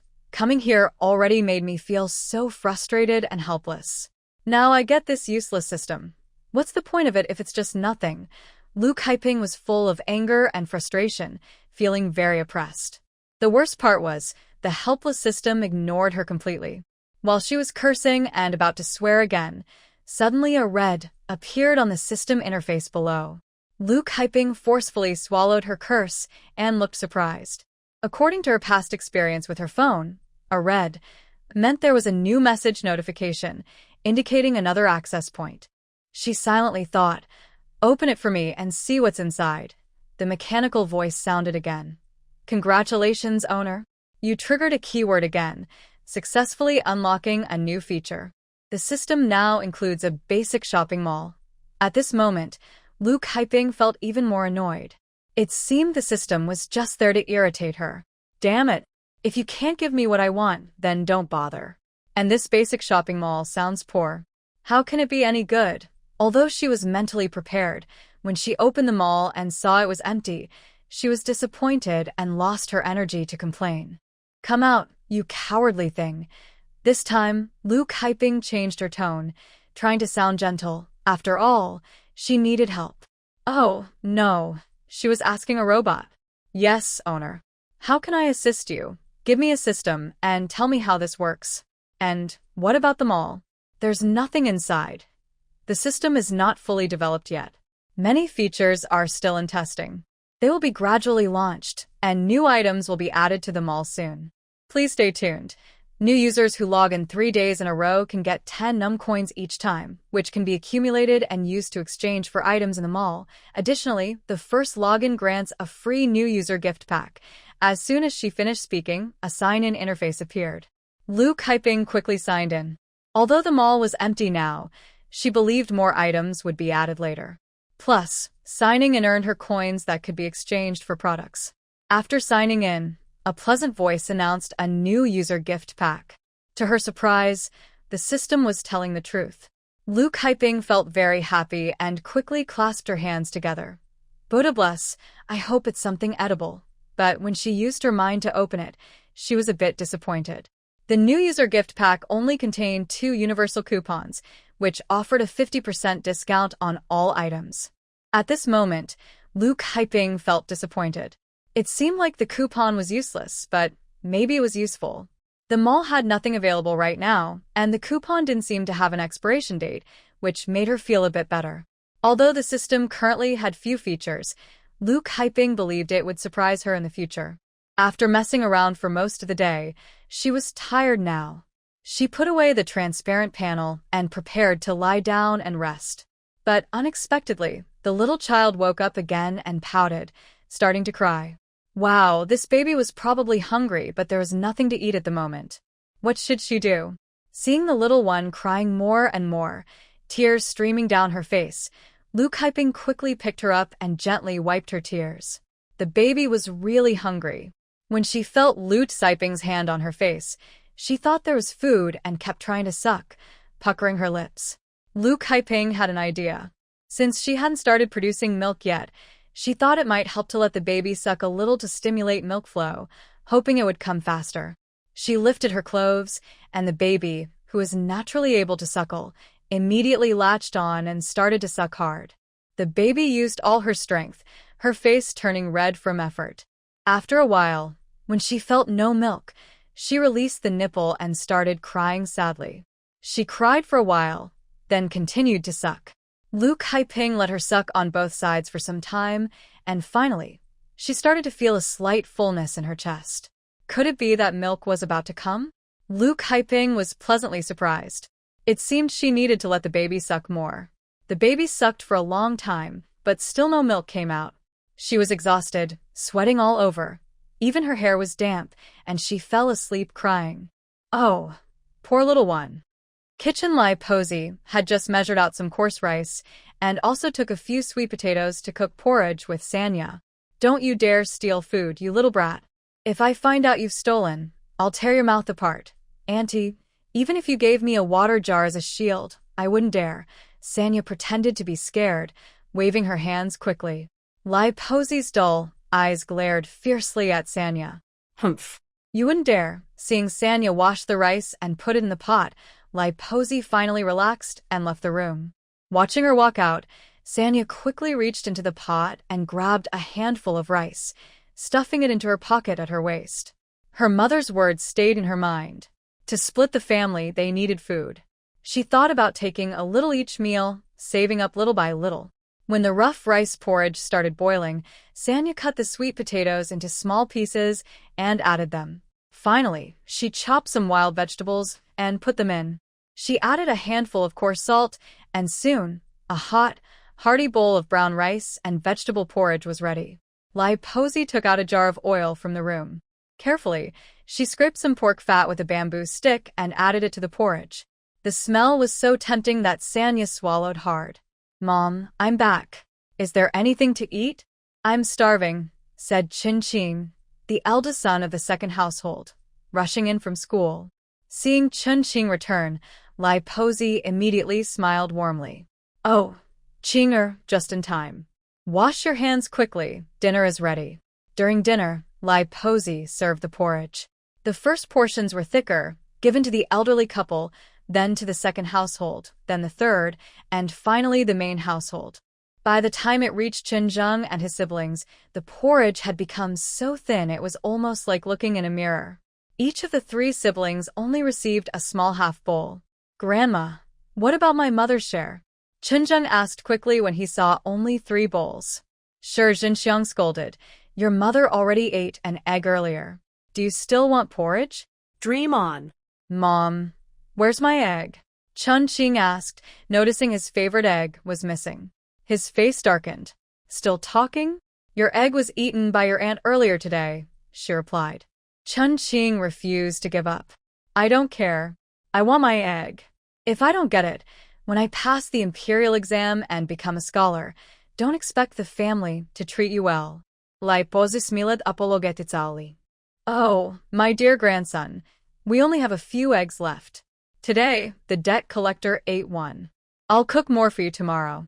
Grandma, I want an egg too, said Chen En, who was nearby. Shi Jinxiang's face darkened. Chen En, all our eggs are reserved for your big brother. He's a hero of the family. Everyone depends on him. Mom, I don't care. I want an egg too. Why does my big brother always get to eat them? 6-year-old Chen En started crying and throwing a tantrum. Marion Flower got angry and slapped Chen En on the buttocks with a loud slap, saying, all you do is eat eggs all day. Are you a starving ghost reborn? Wow. Chen En immediately started crying loudly. Shi Jinxiang's face turned green when she heard this. It seemed that the words from the third house had hidden meaning. On the surface, she was scolding her son, but in fact, she was indirectly criticizing her own son Qing, implying he was a starving ghost reborn. Third house, are you doing this on purpose? Who are you talking to? Marion Flower refused to back down. What if I'm scolding my son? Did I step on your tail? Shi Jinxiang stomped her foot. Mom, look at her. Does she speak like a person? She's actually insulting Qing, Lai Posey shouted angrily. Enough. Both of you, shut your mouths now. Old Chen also couldn't hold back anymore. He pounded on the table with a loud bang, startling everyone, even stopping Chen from crying. He opened his mouth but didn't dare to make a sound. How dare you? Do you think this family isn't chaotic enough? Wife, each of you should say less. Seeing that her parents were angry, Chen Bingxing tugged at Marion Flower's sleeve. Everyone knew that the elderly loved Chen Qing very much. If they really argued, they wouldn't end up well. In the main room, Lu Kaiping listened carefully, word for word. Hearing Lai Posey repeatedly mention debt collectors, she forced herself to ignore it. Just after giving birth, her body was extremely weak. Plus, she had just been through a lot. Now, she didn't want to cause herself more trouble and felt guilty about her body. Anyway, she had just drunk some egg soup to fill her stomach. She decided to rest peacefully today. When she recovered her strength and her fighting spirit returned, she would make those top-tier people pay. She was determined to make them regret. Mom, porridge is here. Sanya carried a bowl of thin porridge and walked in. The broken ceramic bowl had a big chip missing, and inside was half a bowl of porridge, looking yellowish and black, with watery soup. It looked very unappetizing, like something she used to cook to feed pigs when she was a child. Lu Kaiping frowned. She had no appetite just looking at it. Mom, eat it while it's hot. Sanya offered the bowl as a gift. Have you eaten yet? Mom, I've already eaten enough. You should eat while it's hot. Lu Kaiping didn't take the porridge. She kept her eyes on Sanya. This girl's lips are dry and cracked, and she is staring intently at the bowl of porridge with a look of longing. It's clear she's lying. She didn't actually eat anything. Mom just drank some egg soup and is full now. You should eat quickly. The third girl shook her head wisely. Mom, my older brother and I each ate a little and are full. These are left for you. Eat more so you can produce milk to feed the baby sister. All right, I'll eat some, Mom replied. Seeing how sensible the third girl was, Lu Kaiping didn't say anything more. She picked up the broken ceramic bowl and took a sip. What kind of porridge is this? Is it sweet or salty? The taste isn't good, and it's a bit hard to swallow. The third girl's eyes sparkled. Mom, isn't today's porridge delicious? Grandma told me to put 3 sweet potatoes in. They're very sweet. I also chopped some wild vegetables I picked this morning into it. It's okay. It's tasty, Mom said, though she didn't really mean it. She handed the bowl back to the third girl. Mom is full now. You should finish the rest. Mom, are you really full? Really? Hurry and eat. After getting Mom's confirmation, the third girl didn't hold back. She picked up the bowl and quickly finished all the porridge, even licking the bowl clean. The third girl smiled happily. Mom, this sweet potato porridge is really good. It's just a little short of enough. Lu Kaiping curled her lips. You little girl, what's so good about sweet potatoes? They're for feeding pigs. When we split up later and I earn some money, I'll let you eat rice every meal, white flour buns, and meat at every meal, whatever you want to eat.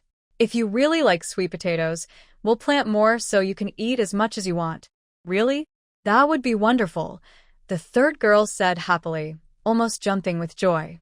Mom said she'd eat rice and white flour buns every meal, with meat at every meal. She never even dared to dream of that. But if she could have sweet potatoes every day, she'd be satisfied. Oh, by the way, Mom, look at this. The third girl suddenly remembered and quickly took out some coarse rice from her waistband to show off. Lu Kaiping couldn't help but praise her. You clever girl. You understand everything so quickly. The third girl scratched her head, feeling a bit shy. Mom was praising her now, something she never expected. Before, Mom would only scold her. She never thought she'd say such kind words about eating meat every day and making her happy with these small things. Lu Kaiping took the rough rice and placed it in a cloth bag, spreading it out. Since it was cold and dry outside, the rice, although wet now, would dry soon. While Chen Zheng and Chen Shuang hadn't returned to their rooms yet, Lu Kaiping asked Sanya to bring hot water and applied a warm compress. Both the second and third rooms had 2 rooms each, but the main room only had 1. Now that Chen Zheng and Chen Shuang were both grown up, it was often inconvenient for them to share a room. Perhaps the warm compress was working, and after drinking some egg soup, as dawn approached, Luke Hyping finally felt her milk let down. Just then, the baby woke up and Luke Hyping quickly picked him up to nurse. The baby suckled for a while, and finally Luke Hyping heard swallowing sounds. The hungry baby drank the sweet milk and calmed down. At first, the milk wasn't much, but it was enough for the baby to eat. After feeding and feeling full, the baby fell asleep again, sleeping very peacefully this time. Moonlight shone through the window, illuminating the bed next door. Luke Hyping saw Chen curled up, with most of the blanket taken by Chen Shuang. Sai almost grown up and about to get married, yet he still doesn't know how to cover himself with a blanket. Luke Hyping couldn't stand it anymore. She quickly stood up, pulled the blanket off Chen Shuang, and covered Chen with it. Just as she pulled the blanket over Chen, he woke up, saw her standing there, and was startled. "You're already grown up, and you still don't know how to cover yourself with a blanket, Mom." Hearing Luke Hyping's voice, Chen relaxed a little. "Mom, I'm not cold. Let my brother cover more." At this moment, Luke Hyping realized that the blanket wasn't very big, probably only about 1.2 meters. Chen is nearly 1.7 meters tall, and Chen Shuang is a lot shorter than him. The small blanket was really too small for both brothers. Also, the filling inside the quilt was unknown, hard and stiff, probably not very warm. "Why is this blanket so small and hard?" "It's not warm at all," Luke Hyping frowned. "Mom, it's okay. Grandma used to say that little kids have 3 fires in their bodies, so I'm not cold," Chen said. Hearing this, Luke Hyping remembered that Chen had told her before that the blanket was small. The original owner told Granny Lai that she wanted to buy a bigger quilt, but Granny Lai always said that children have 3 fires in their bodies and are not cold. She even scolded the original owner harshly. Feeling humiliated at Granny Lai's place, she took out her anger on her brothers. Since then, the sensible Chen never mentioned the small quilt again. At night, he always made sure to cover his younger brother with more of the quilt. "Get closer to your brother, so he doesn't catch a cold. Later, your mother will ask your grandma to change to a bigger quilt," Luke Hyping said as she covered him with the quilt, and then went back to her own bed. A warm feeling filled Chen heart. His mother actually took the initiative to cover him and even mentioned changing the quilt again. Such things used to be unthinkable. Thinking about how different his mother was today, treating them better than before, it felt like a dream. This was Luke Hyping's first night here. She kept tossing and turning but couldn't fall asleep. It wasn't just because the bed was too hard or the quilt wasn't warm enough. The main reason was that the conditions here were very poor. From a young lady to a widow, with 4 children, the gap in status was too big. She still couldn't accept it. She tossed for a long time, not knowing when she finally fell asleep. When she woke up again, it was already bright outside. She opened her eyes and saw the old, broken tile house. Next to her, the little one was sleeping. Luke Hyping could only accept the truth and resign herself. Chen and his brothers, along with Sanya, didn't know when they got up or where they went. Since they were here, they decided to make the best of it. They couldn't go back anyway, so they had to find a way to survive here. They believed that with their special advantage, they wouldn't do too badly. Oh right, she almost forgot that today was the day to check in. Luke Hyping quickly opened the system's transparent panel, checked in, and received 20 embarrassment coins. Adding the 10 coins from yesterday, her total was 30 coins. If she could get 30 coins tomorrow as well, she would have 60 coins in total. It was said that these coins could be used to offset money, but she didn't know if the items in the shop would be expensive. Suddenly, Luke Hyping noticed that there was a new search box at the bottom of the system, and inside it, there was a camera function. This discovery made her very happy. She quickly clicked to open it. It was like the search box in a popular search engine, able to answer anything. Not only that, but it also had a camera and the same features as the search engine, capable of recognizing everything. Great. Luke Hyping was overjoyed. With these 2 tools, she could get some help. Finally, this useless system showed some power. She looked at the shop. It was still empty, which made her feel a bit disappointed. The shop's name was very fitting, truly a place of nothing. Suddenly, the little person beside her moved. Without opening its eyes, It started crying loudly again. Luke Hyping quickly picked up the little one and lifted her clothes to feed her. Being experienced from having several children, her movements were smooth, and she was a bit surprised at herself.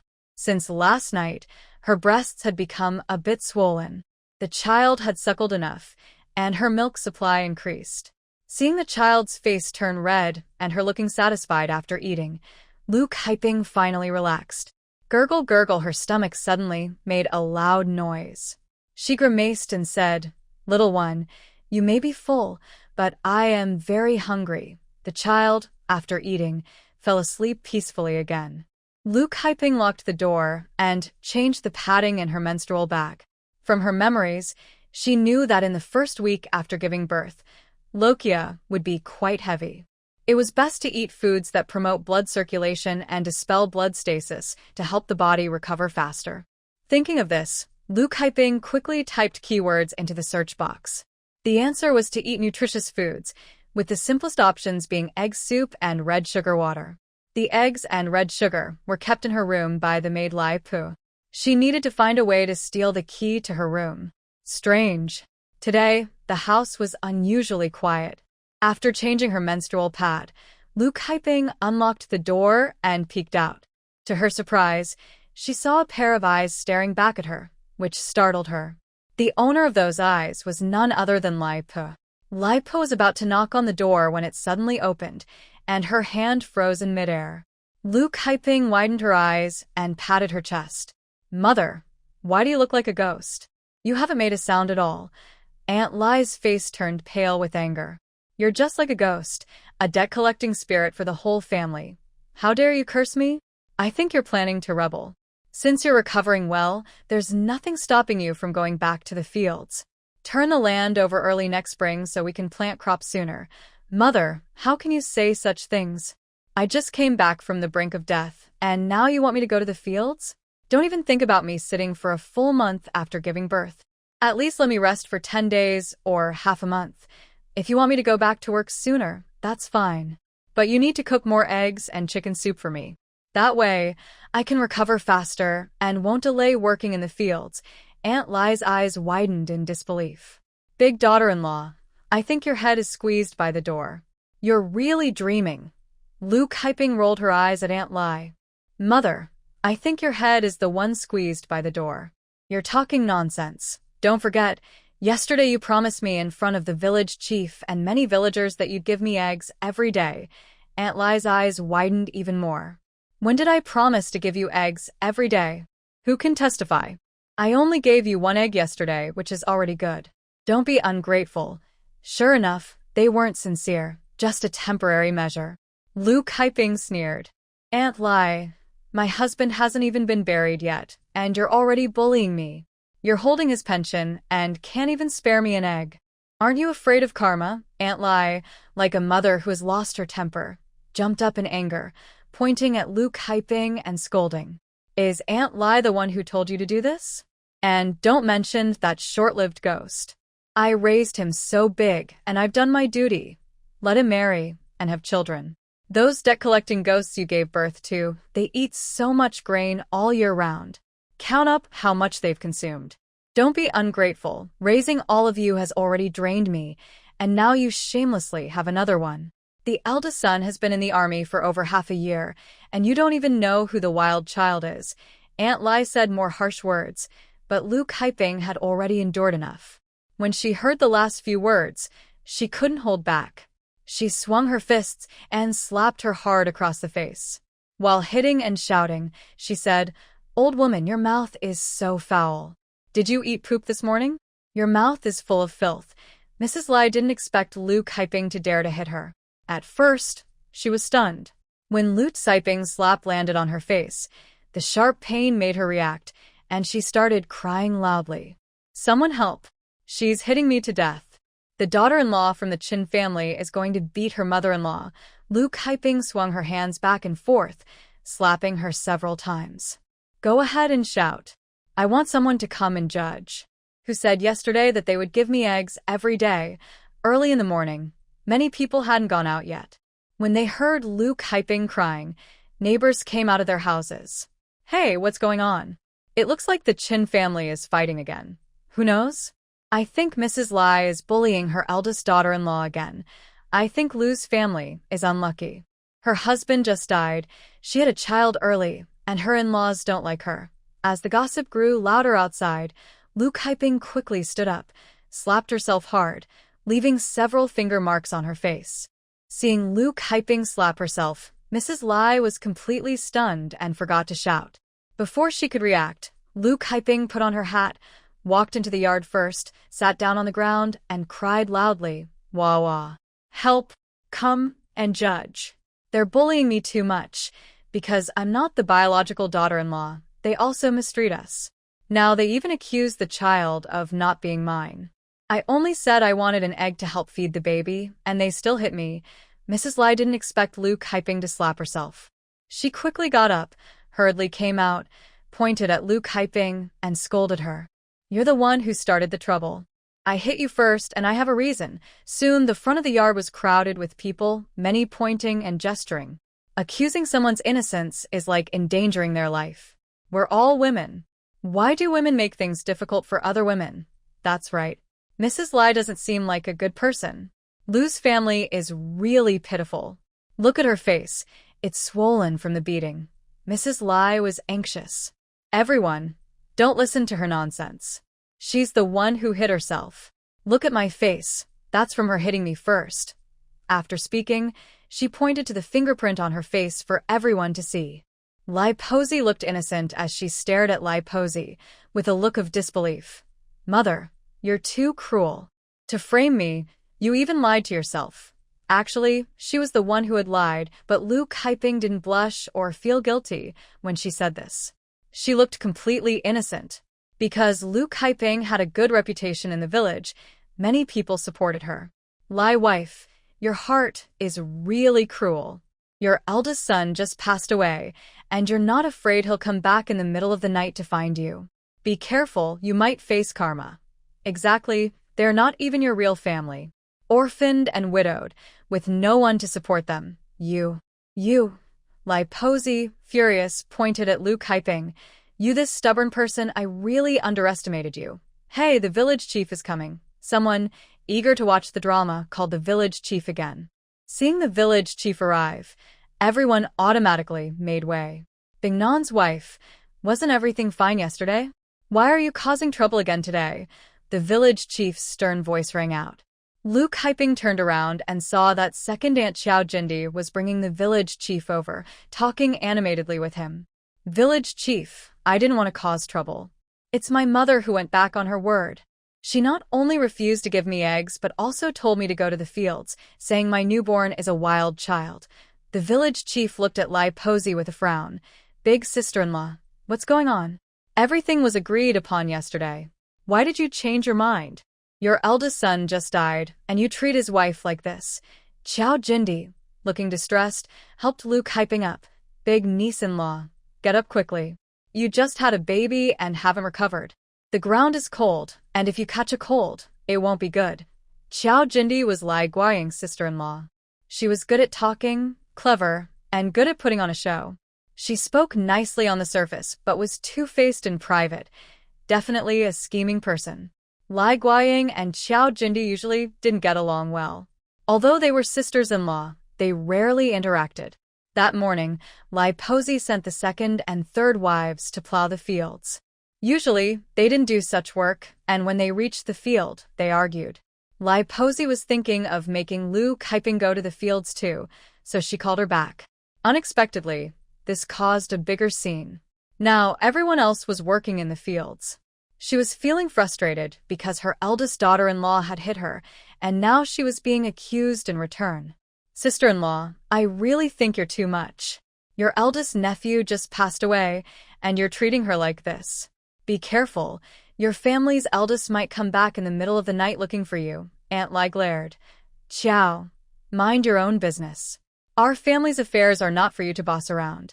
Now you're acting like a good person, but yesterday, why didn't I see you? If you really cared about her, why didn't you bring some eggs when she had the baby? You just like to talk and pretend to be kind, but it makes you look bad. You're just trying to keep a good reputation." Xiao Jindi was blushed and flustered after Aunt Lai's sharp words. She wasn't really that kind-hearted. She knew the government had sent condolence money to Aunt Lai yesterday, and she was angry about it. Her second son, Chen Guoliang and Chen Bingnan, went to serve in the army. The main troops were stationed at the border. They were on night duty when enemies attacked. They shouted loudly and fought hard. Luckily, their shouts alerted others, and they managed to catch the attackers. Unfortunately, Chen Bingnan was stabbed twice. He bled too much and died. Chen Guoliang was stabbed several times. He lost one hand and had other injuries. Though he survived, he was disabled and eventually sent back home. Chen Bingnan died, and the government sent 10 taels of silver as condolence money. Chen Guoliang survived but was disabled, and the government only gave him 1 tael of silver and sent him home. When she heard about this, Xiao Jindi felt very unfair. She even scolded her second son, Chen Guoliang, harshly, asking why he didn't just die. If he had died, she could have received 10 taels of silver. Now, because he was disabled, she only got 1 tael, and she still had to take care of him. Later, she heard that Lu Kaiping was arguing with Aunt Lai over the condolence money. She was happy to see it happen, but she wasn't there at the time, so she couldn't stir trouble herself. Just now, she heard that Lu Kaiping and Aunt Lai were fighting again, so she quickly called the village chief over. "Sister-in-law, look at what you're saying. She's my niece-in-law, but she's also your family's eldest daughter-in-law.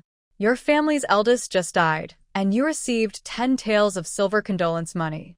You should treat her better. Honestly, I think you should give her that condolence money. Oh, you're quite well informed. Are you jealous? Is it because your second son became disabled and didn't get much silver, and you're feeling upset, so you're causing trouble?" Jaya Jindi was exposed by Grandma Lai with a single remark, her face turning dark like a pot bottom. She grabbed Lu Siping's hand and said, "Big sister-in-law, look at what your mother said. You're not sad at all that your eldest brother died. I feel cold inside. Not a single penny of that money was spent on you, not even an egg for you to eat. I truly feel sorry for you." Lu Kaiping knew Jaya Jindi's character. She spoke nicely, pretending to defend herself, but really she was jealous that Grandma Lai took 10 taels of silver as condolence money and wanted to cause trouble. People like her are the type to be afraid you will laugh at them or look down on them. But Lu Kaiping thought differently. She didn't like such people who only use words to stir trouble. Thinking of this, Lu Siping's eyes twinkled. She grabbed Jaya Jindi's hand and said, "Second aunt, I know you're kind. Your family also has hens laying eggs. How about this? Lend me a few eggs." Lu Siping's words meant she wanted to ask for eggs. That was impossible. Before she finished speaking, Jaya Jindi suddenly shook off Lu Siping's hand and hurriedly said, "Oh, I just remembered I left the fire burning at home. I need to go back quickly or the fire will get out of control." After saying that, Jaya Jindi quickly left. "Village chief, you have to help me," she called out. Watching Jaya Jindi leave, Lu Kaiping wiped her tears and exaggerated her words, repeating what Lai Guiying had said. "Village chief, please pity me. I risked my life giving birth, but my mother-in-law slanders me. How can I live as an orphan widow? Maybe I should just die." She then pretended to hit her head against the wall, which made many villagers anxious. They hurried to stop her. "Chun Zheng's mother, don't be reckless. What will happen to your children if you die?" Lu Kaiping wasn't stupid. She wouldn't really hit her head. Seeing villagers pulling her, she immediately stepped down. She just looked pitiful, crying loudly, "If my mother really doesn't want to give me eggs, I won't ask for much. Just share half of the condolence money with me. Then I won't have to beg at your door anymore." "No way. Forget about that. I won't share the money. Besides, after the eldest brother died, I have to take care of you and your children." Grandma Lai's words sounded kind, but she was only thinking of herself. She didn't want to share the condolence money for the eldest brother. Moreover, after dividing the work among a few laborers, the rest of the household chores were left undone. Who would do the work that requires little effort but offers no pay? The villagers around couldn't stand it anymore and started criticizing Granny Lai. Granny Lai is really something. She doesn't see the eldest family as her own and just bullies them. Exactly. She treats the eldest family members like animals, but she's too stingy to let her own children do any work. Granny Lai, angry and embarrassed, crossed her arms and pointed at everyone. You all are just bored early in the morning. My family affairs are none of your business. Who says our second and third children don't work? They're in the fields right now. You villagers just like to watch trouble. We're just eating your food. Who did we offend? Mrs. Liu, instead of meddling in others' affairs, you should worry about your own. Your family's butcher keeps taking advantage of people by selling meat, and someday someone might cause trouble for your family. And Gao Sanyang, your daughter-in-law has been married for 5 or 6 years, but she hasn't had a single child. Maybe your family is cursed with too many bad deeds, so you can't have a son. Sixth aunt, don't laugh. Your daughter-in-law is pregnant now. Be careful, or you might end up with a grandson with no way out. And what are you all looking at? Get out of here. Granny Lai, like a mother hen protecting her nest, was very fierce. The more she spoke, the angrier she got, cursing the villagers' ancestors in her mind. The villagers she scolded blushed and fumed with anger. When Gao Sanyang, Wu Lushi, and Aunt Lu Hua were cursed by Granny Lai, they became even more furious. They lunged at her, one pulling her hair, the other scratching her face. But Granny Lai couldn't fight both of them alone. In the end, the village chief had to step in and separate them. Next time I see you, Granny Lai, I won't be so kind. I'll beat you every time I see you. Exactly. You smell so bad this morning, like you ate something rotten. If it weren't for the village chief's face, I'd tear your mouth apart. Aunt Lu Hua and Wu Lushi kept arguing and cursing until some kind villagers came and pulled them away. Granny Lai's hair was messy, and she had scratches on her face. She looked very disheveled. She sat down heavily on the ground, shouted loudly, patted her thigh, and cried out, Wu Lushi, bullying my wife, serves you right for not having grandchildren. And sixth aunt, you silly girl. Lai Posey wiped her tears and scolded loudly, not feeling embarrassed at all. Crazy, crazy. Lai Posey is crazy. She bites whoever she sees, like a mad dog. We got bitten once, but we won't bite back, right? Let's go, we should leave. She doesn't do good for her children and grandchildren. All this trouble will fall on her in the end. Watching her curse loudly, some villagers nearby were worried about being cursed early in the morning, so they quickly dispersed. The village chief's face darkened. Although Lai Posey didn't directly insult him, her words implied that he was meddling too much. Lai Shi, why did you change your mind about what we agreed on yesterday? Do you think I, the village chief, don't matter? Don't forget, I have to report to the officials every month. Lai Posey's face wrinkled into a frown, and she shouted in protest. Village chief, that's not true. I wouldn't dare. Besides, I didn't refuse to give eggs to old Da's wife. It's just that we can't afford it at home. The old hen isn't laying eggs, so there are no eggs. Village chief, you're a good person. How about this? I know your family has a few hens that lay eggs. Could you lend me a few eggs first? I'll return them later. Lai Posey had a clever plan. She rarely returned things she borrowed. She was well known in Dahika village for being very greedy. She also knew the village chief cared about his reputation, so he probably wouldn't refuse openly. Sure enough, the village chief's face turned red and white alternately. He wanted to refuse, but as the village leader, he couldn't refuse when facing a single mother and orphan. Refusing over a few eggs would seem petty. Just as he was unsure how to respond, Lai Posey spoke again. Village chief, if you don't say anything, I'll take that as a yes. I'll come to your house later to get the eggs. The village chief was caught off guard and couldn't refuse. He stammered. I don't know if we still have eggs at home. My wife keeps track of that. Lai Posey's face lit up with joy. Village chief, don't say anything more. I just heard from your son Da-ing that the old hen has been laying eggs every day recently. It's settled then. The village chief felt frustrated. I was originally just trying to be a good speaker, but I didn't expect that this trip would cause me to lose all my eggs. Mrs. Lai started talking and then looked at the people nearby. And you fifth aunt and seventh sister-in-law, I know your families have eggs. Our eldest just died, and his wife is a widow with a child. Without eggs, she can't produce milk, and if the baby doesn't get milk, it will starve. You're all good people. Surely you won't just watch and do nothing. I'll come to your house later to take some eggs. Shut your mouth. Fifth aunt's eyes turned red with anger. Mrs. Lai, Lu's family is your Chen family's daughter-in-law. That's your family matter, not ours. I also want to eat eggs. Fifth aunt didn't hold back at all, threw out her words, and quickly left, afraid that Mrs. Lai would come back later to ask for eggs again. Hey, fifth aunt, don't go. It's just 1 or 2 eggs, is it really worth it? Don't ruin your good reputation over these eggs. Seeing fifth aunt leave, seventh sister-in-law pretended not to hear and hurried after her. The villagers were just here to watch the fun, but they didn't expect that watching the scene could risk losing their eggs. Afraid that Mrs. Lai would come to ask for eggs, they all ran quickly. Soon, only the village chief was left. Everyone ran so fast. Seeing their backs, Mrs. Lai sneered and thought to herself, they think they can hide just because they run away. Don't even think about it. If I get eggs from the village chief later, she'll have to visit every household to get them. The village chief's face darkened. Enough. Stop causing trouble. In Dahika village, the wife of the head of the household doesn't give eggs to her daughter-in-law during her confinement. If this gets out, it'll be even harder for the young men in our village to find wives. Mrs. Lai, you don't want to make enemies of the whole village, do you? Think about how you want to handle this.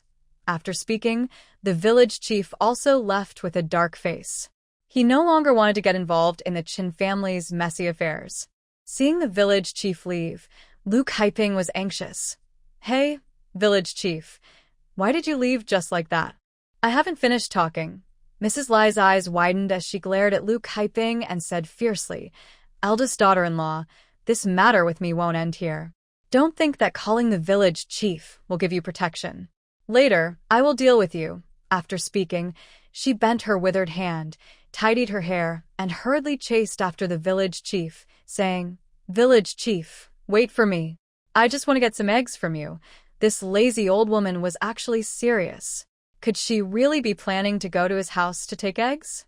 Seeing the lazy old woman catch up, the village chief frowned and instinctively quickened his pace. At this moment, Lu Kaiping truly saw how formidable this lazy old woman was. She really couldn't compare. She had seen shameless people before, but never someone this shameless. The old woman's face was probably as thick as a city wall. Seeing her follow the village chief to get eggs, it seemed like she was serious. Lu Kaiping had originally planned to cause a big fuss to split the family, but her plan failed again. She felt a bit discouraged. Wow, inside the house, a baby's cry was heard. It seemed the child had woken up. Lu Kaiping quickly got up and went inside. By the edge of the field, Ma Lianhua and Shi Zhenxiang sat on the hoe handles, looking up at the village road, as if they were watching something. Second sister-in-law. Mother has been back for a while. Do you think she can call big sister to come and work in the fields? Shi Zhenxiang glared and said, if she dares not to listen, don't forget who depends on whom for food. Chen Bingxing sat down heavily on the edge of the field, saying, wife, I really don't want to move. I'm exhausted. Recently, there had been no rain, so the soil was quite dry.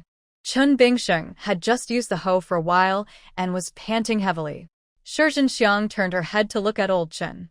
Seeing that he wasn't paying attention to them, she lowered her voice and said, Are you stupid? Don't you know how to slack off? In the past, these chores were mostly done by the main household. Usually, they sat aside and watched lazily as the main household worked. On another part of the field, Chen Zheng and his siblings were digging the soil with small hoes. Chun Li and Chen Dongmei were collecting earthworms to feed the chickens, which would lay more eggs after eating them. Big brother, do you think Grandma will call Mother to come and work in the fields? Sanya frowned, worried. Their mother had just given birth to a sister, and her body hadn't fully recovered. Chen Shuang confidently said, Don't worry. If it were before, maybe. But this time, Mother definitely won't come. Have you noticed how Mother's changed? She used to be afraid of Grandma, but this time, she even dared to talk back to her. Chen Jing stopped what he was doing. He also noticed that since his sister-in-law woke up, Her personality changed and she became much nicer to him. Seeing them whispering nearby, Chun-Li scolded loudly. What are you all whispering about? Hurry up and work. Are you trying to slack off? Later, I'll tell Grandma not to give you any food. Chun-Li is the son of the second wife, Chen Bingsheng. He is only 8 years old, 3 years younger than Chen Shuang. Because he eats better than those in the main family, he is almost as tall as Chen Shuang. Not only is he tall, but he is also strong, unlike Chen Shuang and Chen Zheng, who are weak. Seeing Chun-Li so proud, a dark look flashed in Chen Shuang's eyes. That little brat, I will teach you a lesson someday. Dad, Mom hasn't come to see us in a long time. I should go back and check. Maybe something's wrong. Ma Lianhua made an excuse and stood up to go home.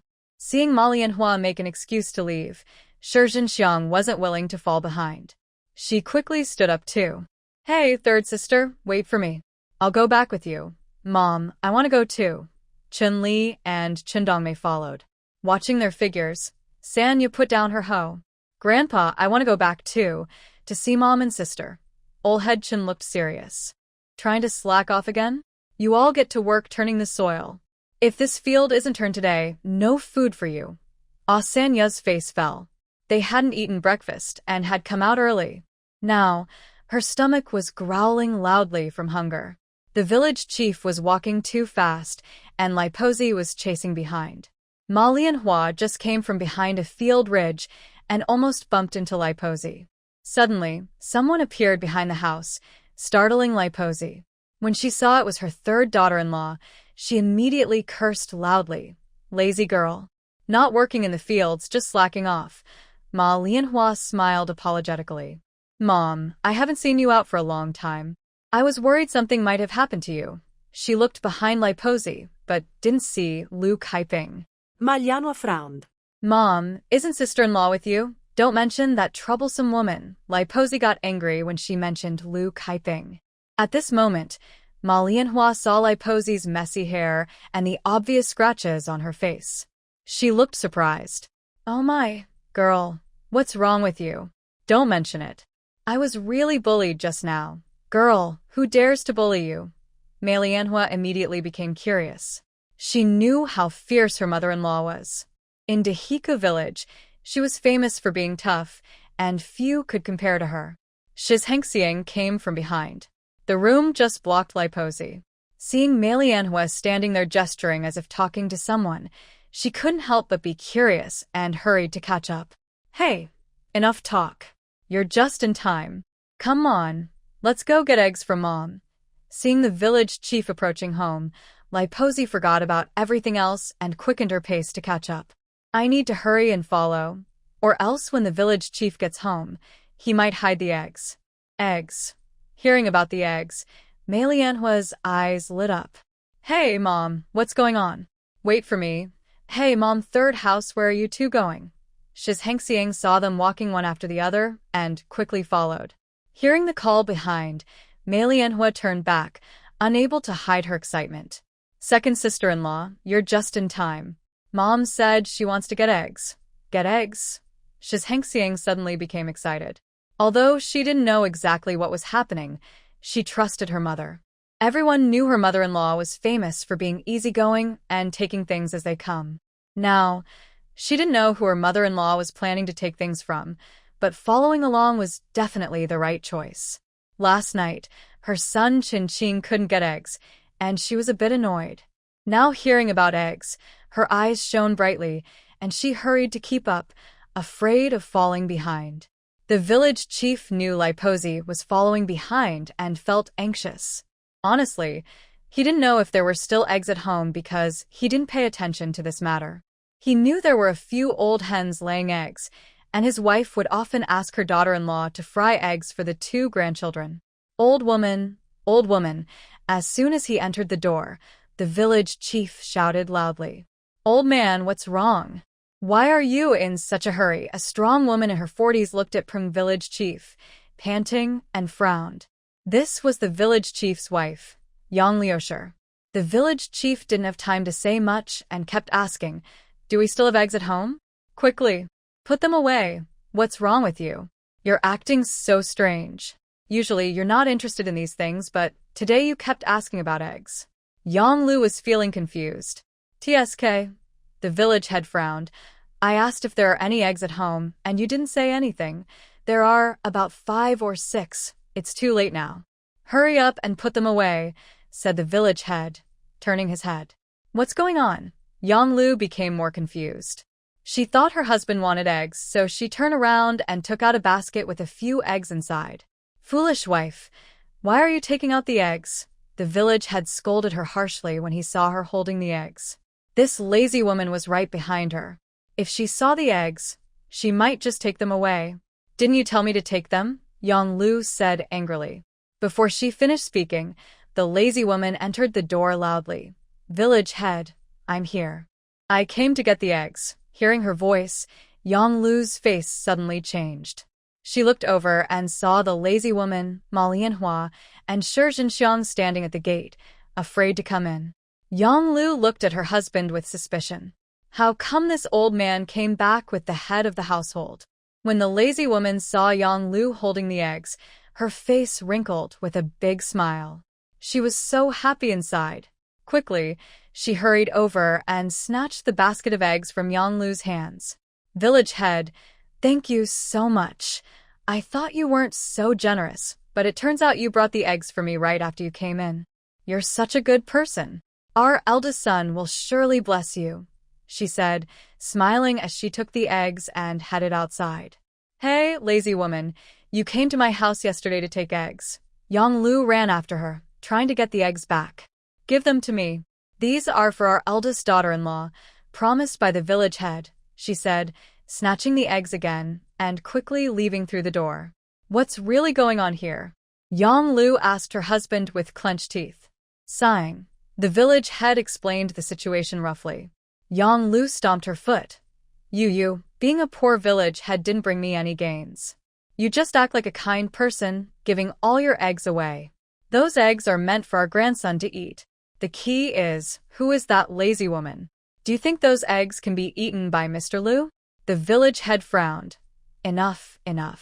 Why are you making a fuss? The hen is still here, and it will lay eggs again tomorrow. Yang Lu's eyes widened as she loudly cursed. You old fool. Do you really think the hen can lay eggs every day? The lazy woman over there was very happy, holding the eggs. She didn't expect it would be so easy to get them. My mother said she came to get eggs, but I didn't think it was true. Shi Zhenxiang, who was initially doubtful, now truly believed. Having successfully taken eggs from the village head, the lazy woman was full of confidence. Come on, mother. Let's go door to door to ask for eggs. There are over 40 households in the village. If each household gives a few eggs, that would be over 100 eggs. Thinking of this, the lazy woman was very excited. She went door to door, even bringing the village head out to help get eggs. Dog's wife, our eldest daughter-in-law, just lost her husband. Now she has no milk to feed the baby, and the baby almost can't be raised. Please be kind and give her 2 eggs so she can feed the baby and produce milk. Hey, fifth aunt, don't close the door. I'm here to get eggs.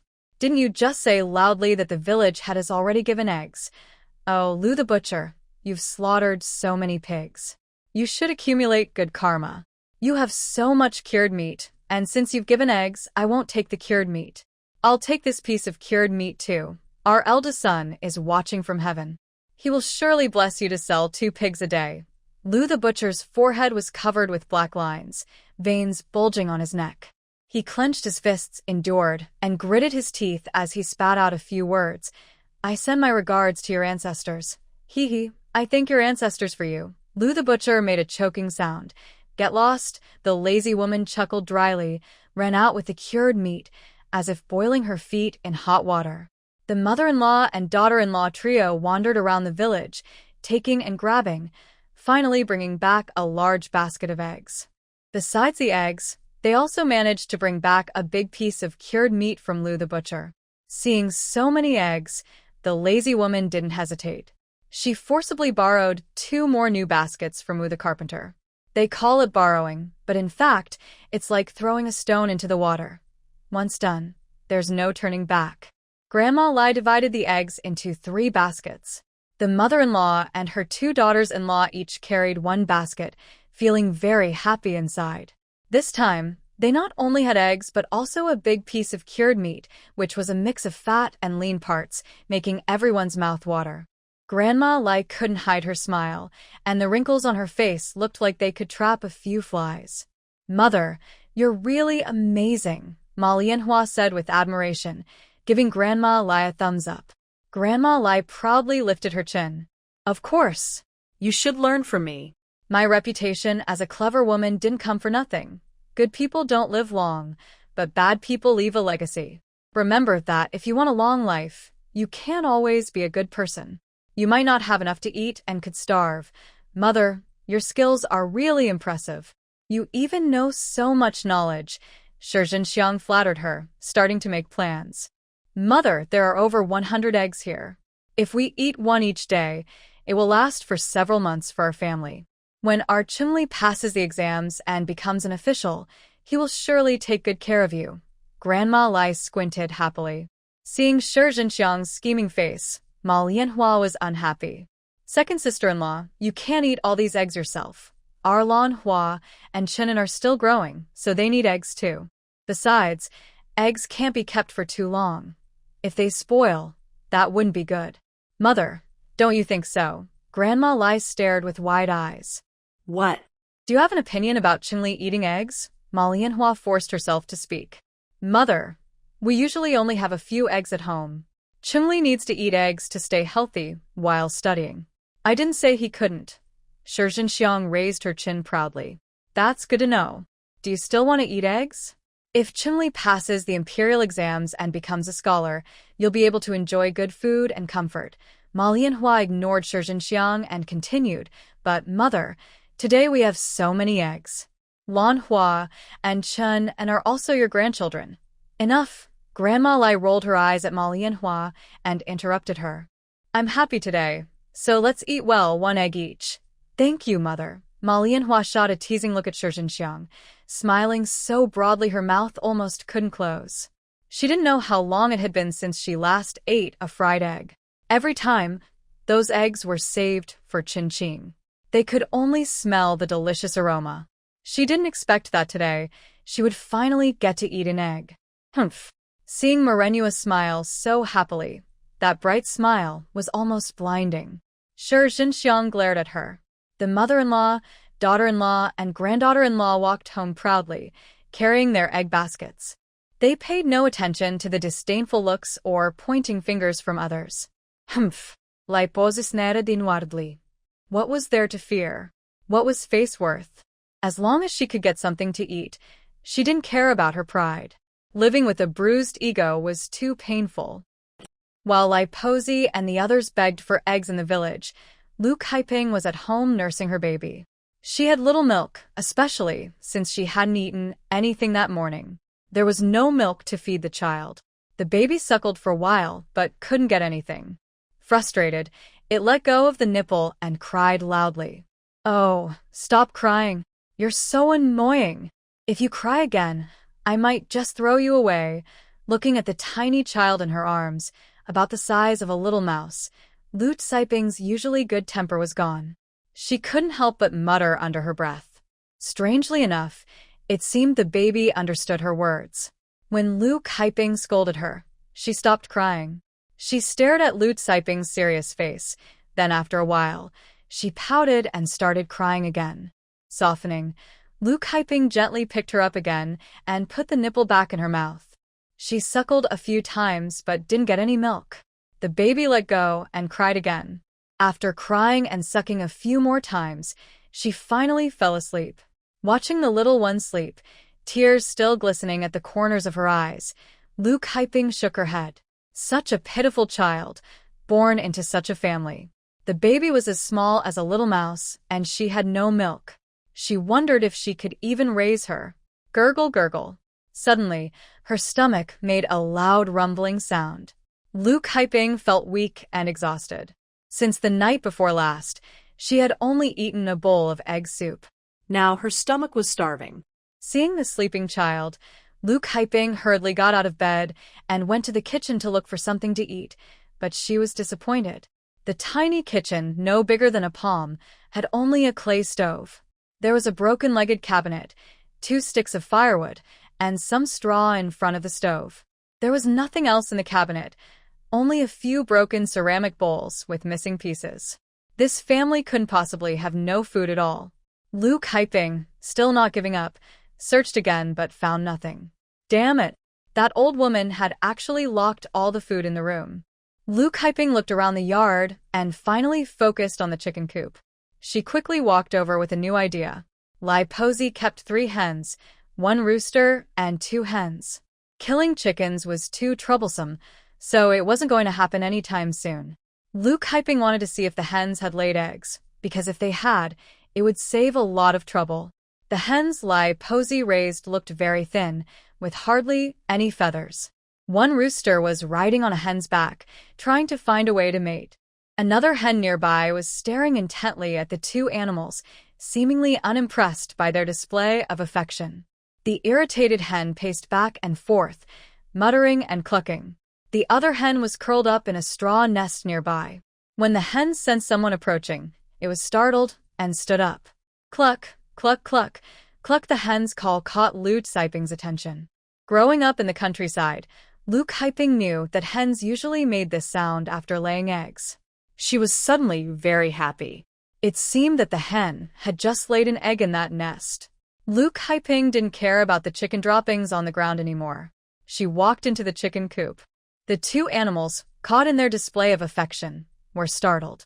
The rooster quickly let go of the hen and ran to the side. Go away. Lu Kaiping shooed the hen out of the straw nest. Sure enough, there were 2 eggs inside. Great. The old woman had locked the room door, but forgot that the hen was still laying eggs. Lu Kaiping was overjoyed. She quickly took the 2 eggs and stepped outside. While no one was home, she hurried into the kitchen to make egg soup. Besides some coarse salt, the kitchen only had pig fat, which the old woman had hidden to prevent theft. Without oil, she couldn't fry eggs, so Lu Kaiping simply boiled a couple of eggs in water. She grew up in the countryside, poor since childhood, so using a wood stove was no problem for her. She boiled both eggs, added some ginger and salt, and in less than 15 minutes, the soft-boiled eggs were ready. After cooking the egg soup, Lu Kaiping cleaned up the kitchen, trying to make it look just like before she cooked anything. She dampened the ashes in the stove with water and stirred them a few times. Seeing that the sparks inside had almost gone out, she felt relieved. Then she threw the eggshells back into the chicken coop. Lu Kaiping carried the egg soup back to her room and closed the door, happily eating it. Half of the soup was left. She originally planned to save it for the children, but in the end, she couldn't resist and ate it all. The 2 eggs weren't much, barely enough to fill her teeth. More importantly, her main goal was to nourish her body, produce enough milk, or the little one would surely go hungry. Thinking this, her guilt eased a lot. After eating and drinking enough, she got into bed. She didn't plan to wash the bowl. She would ask the eldest to do it later. She knew that during her postpartum period, she shouldn't touch cold water. When her sister-in-law had her daughter, her mother often reminded her to use hot water even for washing hands, and to bathe with mugwort water. She took good care of her sister-in-law during her postpartum period, and her sister-in-law recovered well without any postpartum issues. The sister-in-law was very grateful, and their relationship was good. Unlike some families where the daughter is looked down upon and neglected during her postpartum period, she had to do everything herself. Lu Kaiping sighed, wondering how her parents were doing now. The little one beside her twitched, as if about to wake up. Lu Kaiping quickly comforted her with her hand. Looking at this tiny, palm-sized baby, her feelings were complicated. The baby's face was less wrinkled than when she was born, looking a bit more beautiful. This was her own biological daughter, born after she risked her life. She had even lost her life for her. Her heart was touched by the softest part of her feelings. She never thought that after being single for 28 years, she would become the mother of 4 children. Lu Kaiping couldn't help but smile self-deprecatingly. As they approached the house, Granny Lai put on a serious face and warned them, "Remember this, you two. We took so many eggs, but we can't let the eldest daughter-in-law find out. She might have taken some medicine or something. She's like a different person now. We need to be careful." Marian and Shurjan nodded eagerly. Yes, yes, mother, we understand." Suddenly, the talking stopped at the door, as if the old lady and others had returned. Luke Hyping became alert and quickly got out of bed to peek. With a creak, the door opened. Sure enough, it was that lazy old lady, followed by two sycophants. The three of them carried a basket, acting sneaky, glancing at their own door now and then, looking like they were up to something shady. Even in their own yard, they behaved this way. There must be something suspicious going on. The lazy old lady opened her door, and the two flatterers went inside. Seeing them each holding a basket, Luke Hyping knew there was something inside. From their sneaky behavior, they definitely didn't want her to know what it was. Haha, it's clear they're not relatives. The big house treats them like thieves. The more she didn't want to know what was inside, the more curious Luke Hyping became. She was determined to find out what was in that basket, but now wasn't the right time. She suddenly felt sleepy, so she quickly got back into bed to rest. She needed to recover her strength early and think of a way to split the family sooner. Boo, boo, how long had she been asleep? Suddenly, a noise woke Luke Hyping up. Her body's digestion was surprisingly strong. After eating 2 bowls of egg soup, her stomach was hungry again. Unlike before, where drinking a bottle of milk could fill her for half a day. There was a fly buzzing nearby, making a loud noise, annoying and preventing her from sleeping. Luke Hyping turned over, but the buzzing sound grew even louder. Damn. There was no food in the room, so why were there flies? Could it be that she hadn't bathed in days, attracting flies to bite her? Thinking about not bathing for days and still bleeding from below, Luke Hyping felt dirty all over. She couldn't help but open her eyes. The moment she opened her eyes, she saw San's swollen face, standing by the bed and crying softly, which startled her. Brother Qinzheng and Qin Shuang had no idea where they had gone. "Mother, you're finally awake." While seeing Luke Hyping wake up, San burst into tears. Luke Hyping looked at her with a tired expression. "I'm not dead yet. Why are you crying?" These 3 children cry several times a day. They are really big criers. Luke Hyping couldn't help feeling annoyed. Her back itched, so she reached back and scratched it. Just this small action made the 3rd child flinch instinctively. In the past, the original owner was often bullied by the lazy woman and would take out her anger on the children, especially on the 3rd child, who was often beaten. Oh, this poor girl. Seeing that the 3rd child looked pale and thin, even though the original owner used to hit her, she still tried her best to please her. Now, the 3rd child's face was swollen and bruised, as if she had been beaten. Luke Hyping tried to keep her tone calm and asked, "And how did you get those injuries on your face? Who hit you? Where are your older brothers?" Hearing this, the 3rd child suddenly realized and started crying again. "Mother, my older brothers went to fight the dog. What's going on? Tell me quickly." Luke Hyping's head was about to explode with anger. The 3rd child shrank back, looking scared, afraid of saying the wrong thing and upsetting her mother. "Mother, the dog and the others said that Grandma took their eggs and said she was giving them to you. Now they have no eggs to eat. When I came back from the field, they hit me. My older brothers are fighting with them now. Go and see." At this moment, Luke Hyping realized that the basket the lazy woman carried in the morning probably contained eggs. So, she had been going door to door to ask for eggs under her own excuse. No one else could do this, but the lazy woman definitely could. Damn it! Luke Hyping couldn't hold back her anger. She threw off the torn quilt and stood up quickly. The little one's eyelashes fluttered, and she pouted her lips, crying again. Suddenly, Luke Hyping felt her chest tighten, probably because her milk was coming in. She quickly picked up the child and lifted her shirt. "Wait a moment, I'll feed your sister first." Although the 3rd child looked anxious, she could only nod. "Who are your older brothers fighting with?" "With the dog, San Shun, and Er Tong." After clarifying this, Luke Hyping let out a sigh of relief.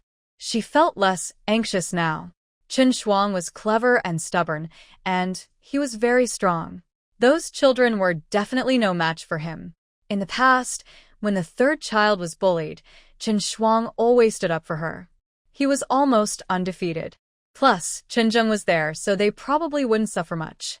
I have to say, the original owner's body is quite good. After just 2 bowls of egg soup, her chest feels very full. It seems feeding this young one will be easy. After a while, the baby probably got full and fell asleep again. Where are they?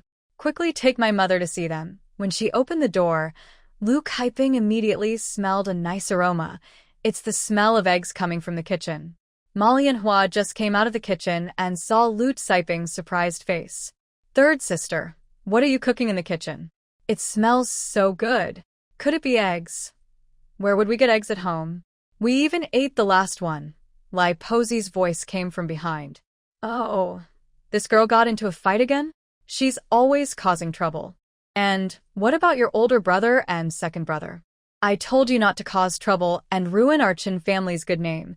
Seeing that Sanya had a swollen face and bruises, Lai Posey started scolding loudly. Mother, that's funny.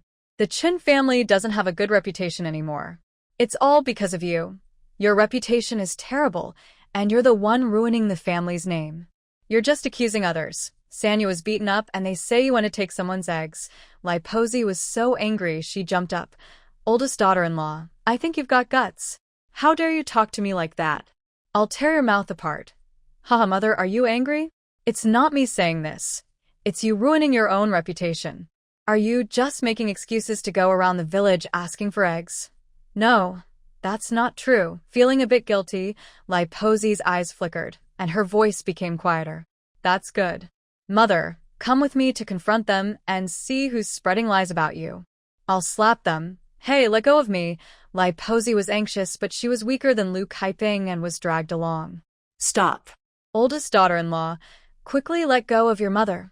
Chen Quan, the father-in-law, came out from the inner room with a serious face. Mother, let's go quickly. I'm worried about the older brothers, Sanya said anxiously, her face full of concern. Yes, she was worried about how her brothers were doing. She had to go quickly. If they were late, she didn't know if they would get into trouble. Thinking of this, Lu Kaiping let go of Lai Posey's hand. Lai Posey immediately sat down on the ground. Oh dear. Aunt Lai cried out in pain and cursed loudly. You heartless snake. You actually want to kill your mother-in-law. How dare you? Big sister-in-law, why are you like this? Ma Lianhua looked surprised. Mother, are you okay? Shi Zhenxiang immediately ran out of the house to show respect and helped Aunt Lai up from the ground. Hey, don't move, don't move. If I break, it'll be broken, Aunt Lai cursed loudly. Oldest daughter-in-law, come back here. I will deal with you.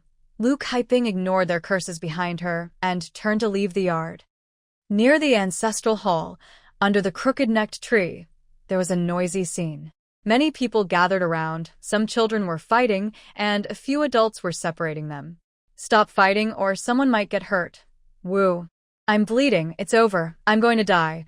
Sen Shun's face was swollen and bruised, blood was seeping from his mouth. He touched his face, looked at the blood, and cried loudly. Dog lay on the ground, clutching his belly and curling up in pain. Let me go. They bullied my sister. I will beat them to death, Chen Shuang said, his face flushed, waving his fists and kicking the air. Second brother, calm down. You can't cause trouble again. Chen Zheng used all his strength to hold him back. Big brother, they bullied our sister. Chen Shuang was furious. Woo, who told you to take our family's eggs? Tong's face was also hit, with a large bruise under his eye. He cried out in grievance. That was my mother's eggs, saved for a long time, and she wouldn't let us eat them. Your grandma took all 6 eggs. Oh, dear San Shun, how did you get beaten like this? Who did it? Who hit you? San Shun's mother, Chen Fenghua, came over. Seeing her son with a swollen face and nose, she was very distressed and quickly helped him up. Mother, it was Chen Shuang. I just said they took our family's eggs, and he beat me like this. Seeing her mother, San Shun straightened his back. Chen Shuang, this is your fault. Your grandma did take our eggs. Chen Shuang was angry. Those eggs weren't even taken by my sister. Who else but San Shun caused this? If I don't hit him, who will I hit? Child, how can you be so unreasonable? After hearing Chen Shuang explain what happened, Chen Fenghua, being reasonable, slapped her daughter and scolded San Shun. "You little brat, who told you to hit Sanya, daughter?" San Shun covered her face, looking very surprised. "Why are you helping outsiders? Are you not my mother?" Chen Fenghua widened her eyes. "That egg was given by your mother. Do you still want to hit her?" San Shun was stunned. Good heavens. You're really hitting someone to death. Suddenly, Gussie's mother, Chu Yuefan, arrived, crying loudly. "Mother, it's Chen Shuang." Chu Yuefan is short, chubby, and strong.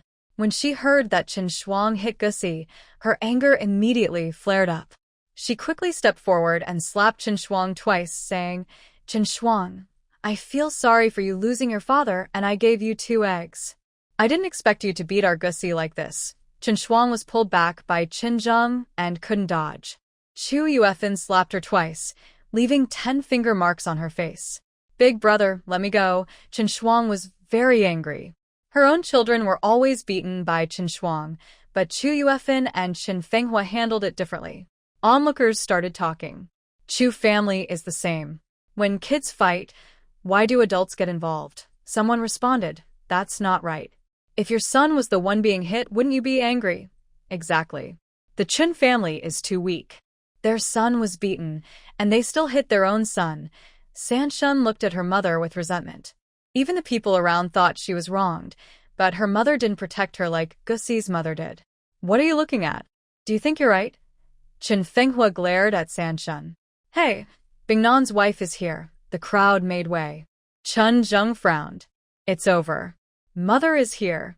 Usually, no matter who is at fault, she would first scold them and then make them apologize. Seeing the little kids with bruised faces, Qin Zheng and Chen Shuang were safe and sound.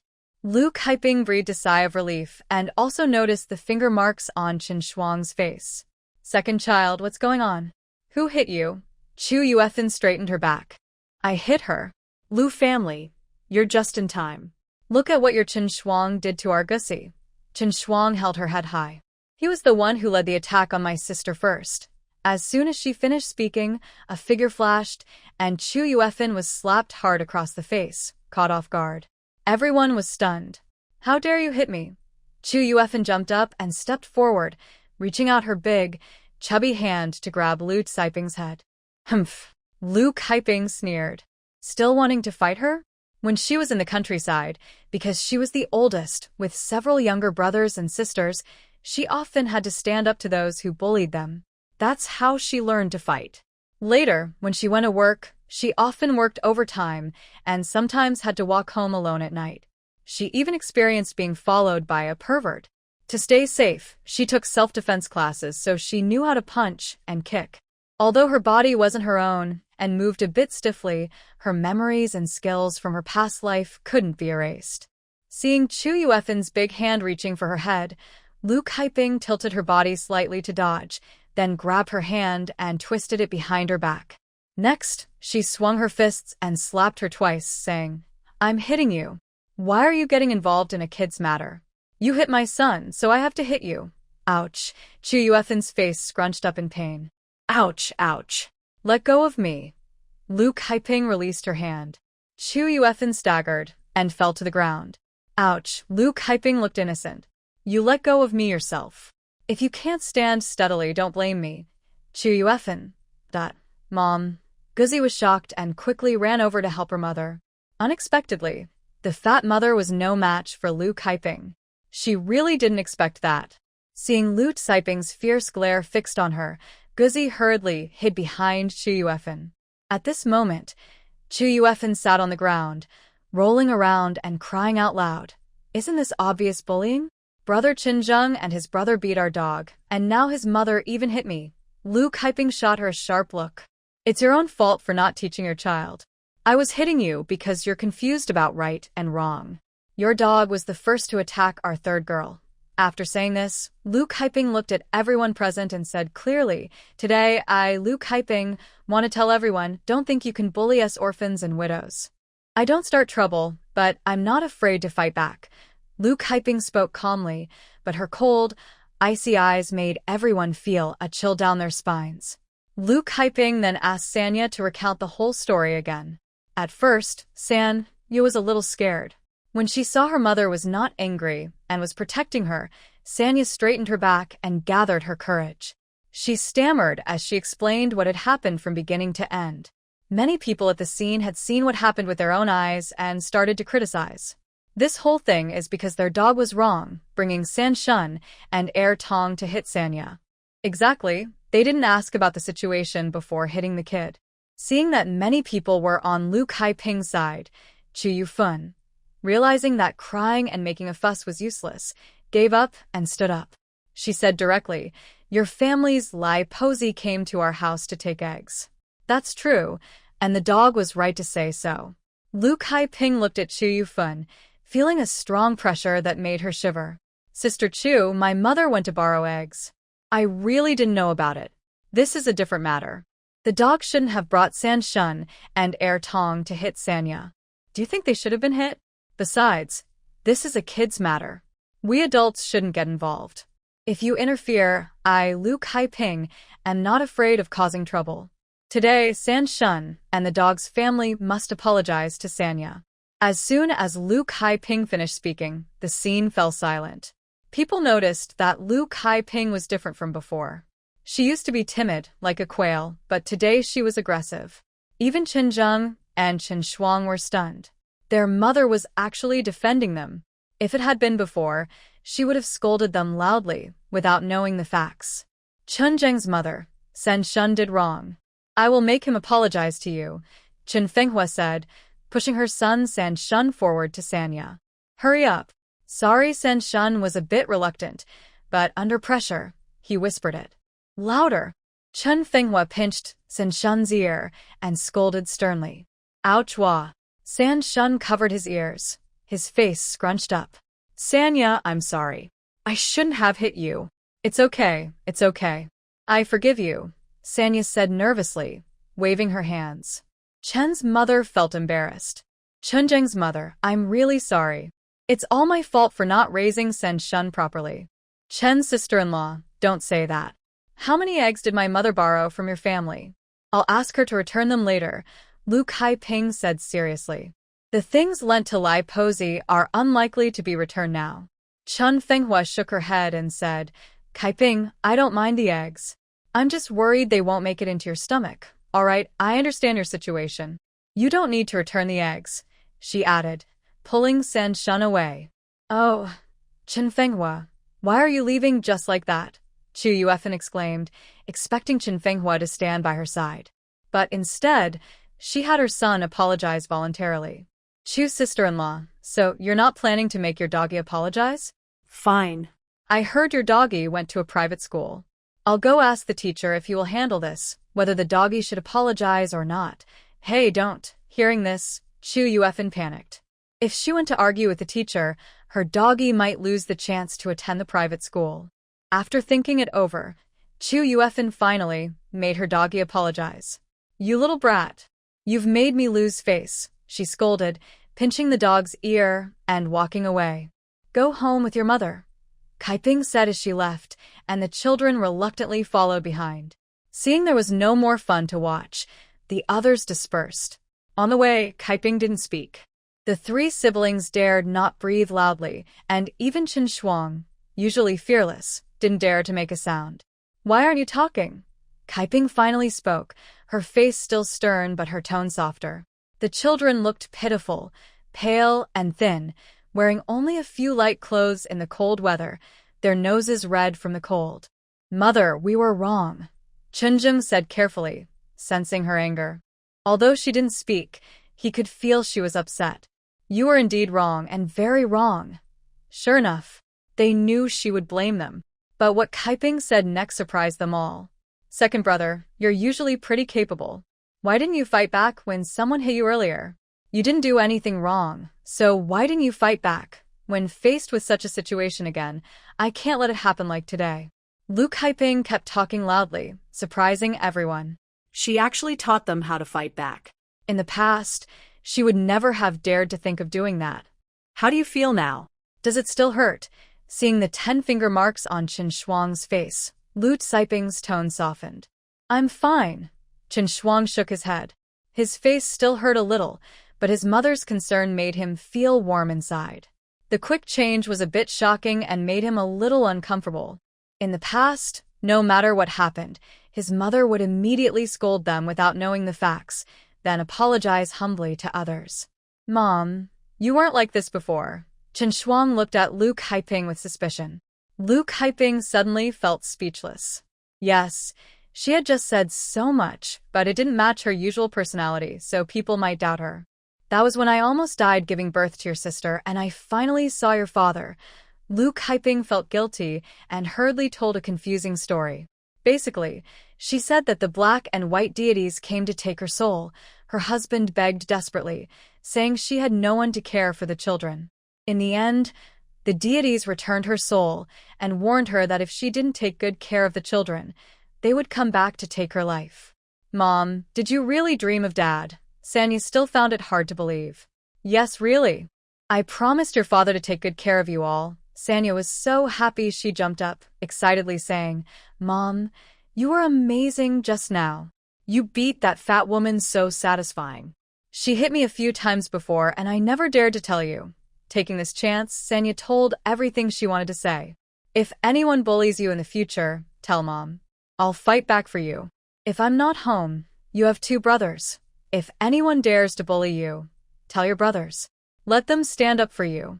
Mom will handle everything. Chen Zheng, Chen Shuang, don't let anyone bully your sister.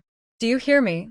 The brothers looked at each other, full of surprise and happiness, and said together, We hear you, Mom. Although they were a bit doubtful about their mother's words, seeing her different from before, they chose to believe Lu Kaiping. Ding. The pleasant mechanical sound rang out. Loser, congratulations to the owner. Due to your recent performance, you have shed your previous helplessness and successfully unlocked a new feature. Items from the Poor But Proud shop are now available. A transparent panel appeared before me, displaying some items that made Kai Ping feel very happy. She glanced at Chen Zheng and the others, noticing they couldn't see it. She relaxed and quickly put away the transparent panel to avoid raising suspicion. It was early winter, and it was dark early. Every household's chimney was starting to smoke gently. When she left earlier, Kai Ping saw the second room's family busy in the kitchen. It was probably about time for dinner. Also, Sia was still sleeping at home. She didn't know if she had woken up. Kai Ping hurried the children to walk faster. Before reaching the door, Kai Ping heard a baby's cry, almost gasping for breath. Sia had woken up. Mom. Sister is awake. Kai Ping quickened her steps. Before entering the yard, she smelled a delicious aroma, both eggs and cured meat. Kai Ping loved the smell of cured meat rice. She was very familiar with that scent. So fragrant, Sanya sniffed eagerly, drooling uncontrollably. It was time to cook and eat. Besides Sia's crying, the house was strangely quiet. The kitchen door was open, but no one was inside. The main hall was also empty. Despite the tempting smell of food, the house was eerily silent. This was very unusual, extremely strange. Meanwhile, in Lai Po's room, the whole family was eating fragrant cured meat and fried eggs. When they heard Kai Ping and her group returning, they immediately pricked up their ears. Shi Zhenxiang even went to peek at the door. Kai Ping glanced inside, noticing someone was spying. She quickly turned her eyes to Chen Zheng, scolding him sternly. Big brother, you're the eldest, yet you're fighting with them. You won't eat tonight. Your sister is crying. Go check on her quickly. Sanya, you two really made me angry. You beat Sen Shun so badly. Now they want us to pay for it. How can we pay? Mom. Not long after, her mother changed her attitude again. The siblings were caught off guard and didn't react immediately. The girl named Shiz Hengxiang in the house took a deep breath and sat back at her seat, trying to look friendly. Mother, it's okay. Chun Shuang and the others got into a fight with someone. Big sister is worried. Those little troublemakers always cause trouble. Mother, from Big sister's tone, it seems they caused quite a mess this time. Lai Posey rolled her eyes. Enough. Eat quickly. Don't worry about those debt collectors. The eggs in the henhouse are gone. Probably Big sister ate them. I haven't settled that account with her yet. Seeing the surprised expressions on the children's faces, Luke Hyping gave them a signal and lowered her voice. Big brother, go check on your sister. Second and third, go see if Grandma and the others are secretly eating inside. Hurry. Seeing Luke Hyping's playful gestures, the siblings understood and quickly followed her instructions, heading into the inner room. Luke Hyping entered the kitchen, which was empty. She looked inside the stove and saw not only some sparks but also a pile of eggshells. The pot was hot and still had some oil bubbling. Near the pot, she found a tiny bit of cured meat. Well, she didn't expect tonight's dinner to be so rich. There were eggs and even cured meat. Luke Hyping quietly returned to her room. Inside, the three siblings were trying to soothe the youngest girl, who was crying nonstop, probably hungry again. Luke Hyping quickly picked her up and turned her back to feed her. Third sister stepped forward. Mother, I saw through the door crack that second uncle and third uncle were eating in Grandma's room. Yes, I saw it too. They even ate the cured meat.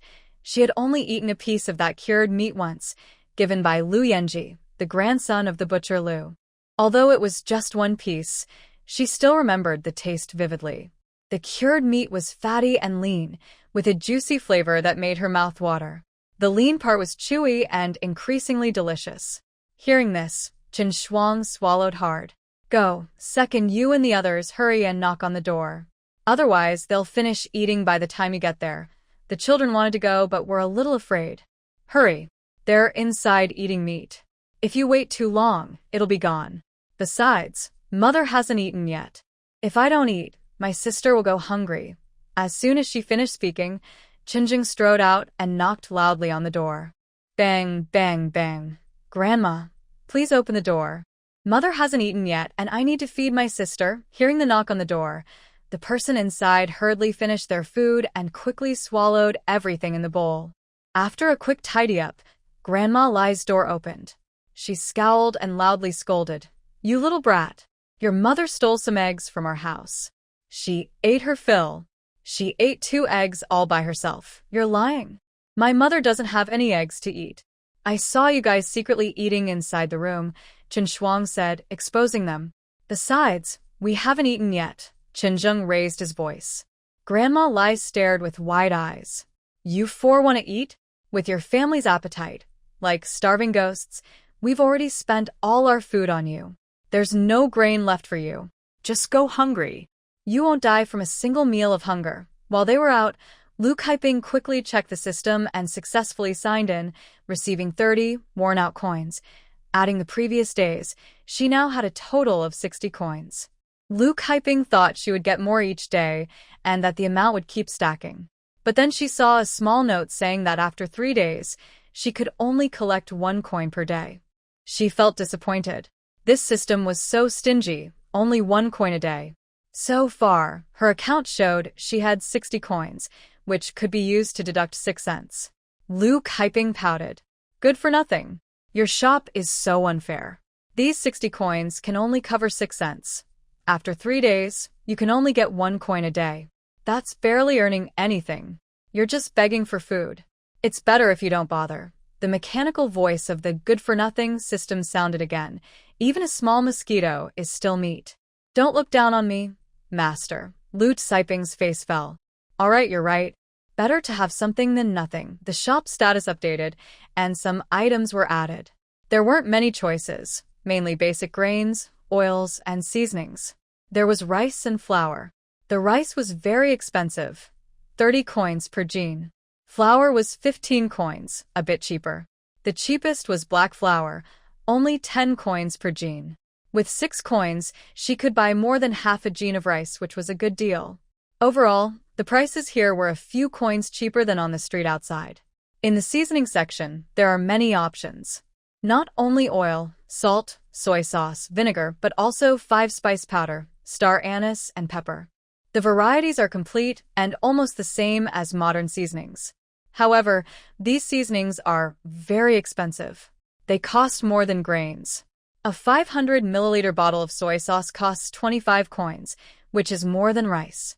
The 5-spice powder, pepper, and star anise powder, just a few dozen grams, also cost dozens of coins. Luke Hyping couldn't help but be surprised. Looking around, salt is the cheapest. It only costs 2 coins per bag, and it's fine salt, similar to modern packaging. It seems salt is quite affordable. In ancient times, salt was controlled by the government, costing dozens of coins per gene, weight unit, and it was limited in purchase. Luke Hyping had no money, only 6 worthless coins. She couldn't buy other things, but she could buy salt. Hearing Granny Lai curse loudly, Luke Hyping couldn't hold back. She put down the child and stomped out of the room. Granny Lai, don't think I don't know. You're using me as an excuse to cheat and deceive in the village, taking a lot of eggs. Hearing Luke Hyping call her by name, Granny Lai jumped up, furious. You little Luke Hyping. Did I call you? Who said I took eggs? I'll tear your mouth apart, how Luke Hyping sneered. There are so many people in the village. How many mouths can you tear? With so many eyes watching, you won't admit it. You'd drown in your own spit. After saying that, Luke Hyping didn't care about anything. She stormed in, flipping the table inside the house. She looked around and found the baskets of eggs hidden in the cabinet. What is this? Bring it to me, Granny Lai hurriedly said. Ding. A transparent screen appeared again before her eyes, with the camera automatically focusing on the eggs. The useless voice sounded. Detected rural chicken eggs, total weight 9 gene 6 liang. The recycling price is 10 coins per gene. Confirmed to recycle? Luke Hyping looked at others. Seeing they had no reaction, she confirmed again, realizing only she could see this transparent screen. Her heart was pounding. She never expected this marketplace not only sells things but also automatically recycles items. That's really great. Boss's wife, you've got guts.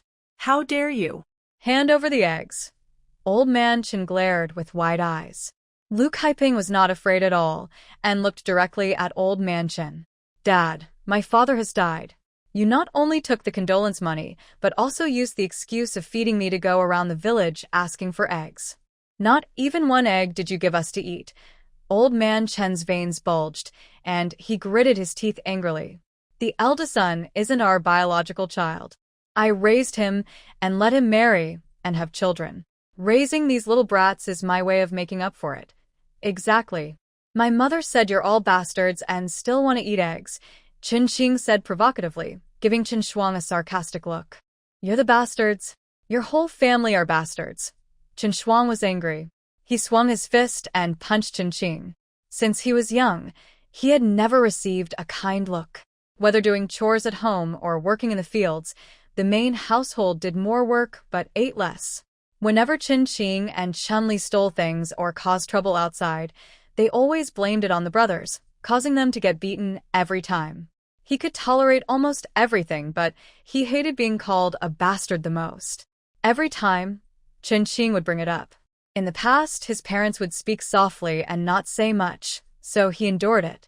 But now, his mother also learned to stand up for herself and mentioned splitting the family.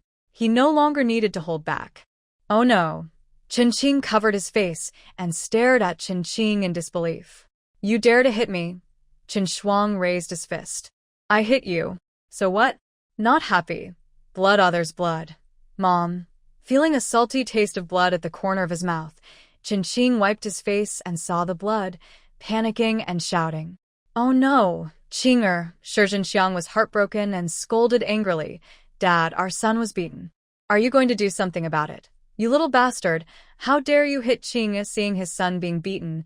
Chen Bingsheng was also very distressed. He angrily kicked at Chen Shuang, but Chen Shuang dodged quickly. I'm fighting you. Shi Zhenxiang's eyes turned red with anger. She rushed forward and reached out to scratch Chen Shuang. Chen Zheng saw Chen Shuang in trouble and hurriedly stepped forward to stop Shi Zhenxiang.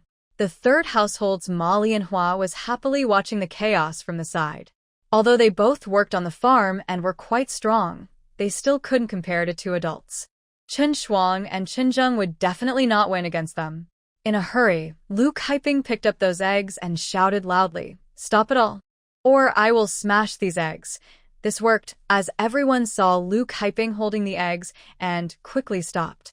There were over 100 eggs, and if they were broken, it would be a real loss. Seeing Luke Hyping lift the basket of eggs, Granny Lai got worried. Her wrinkled face suddenly frowned, and her tone softened.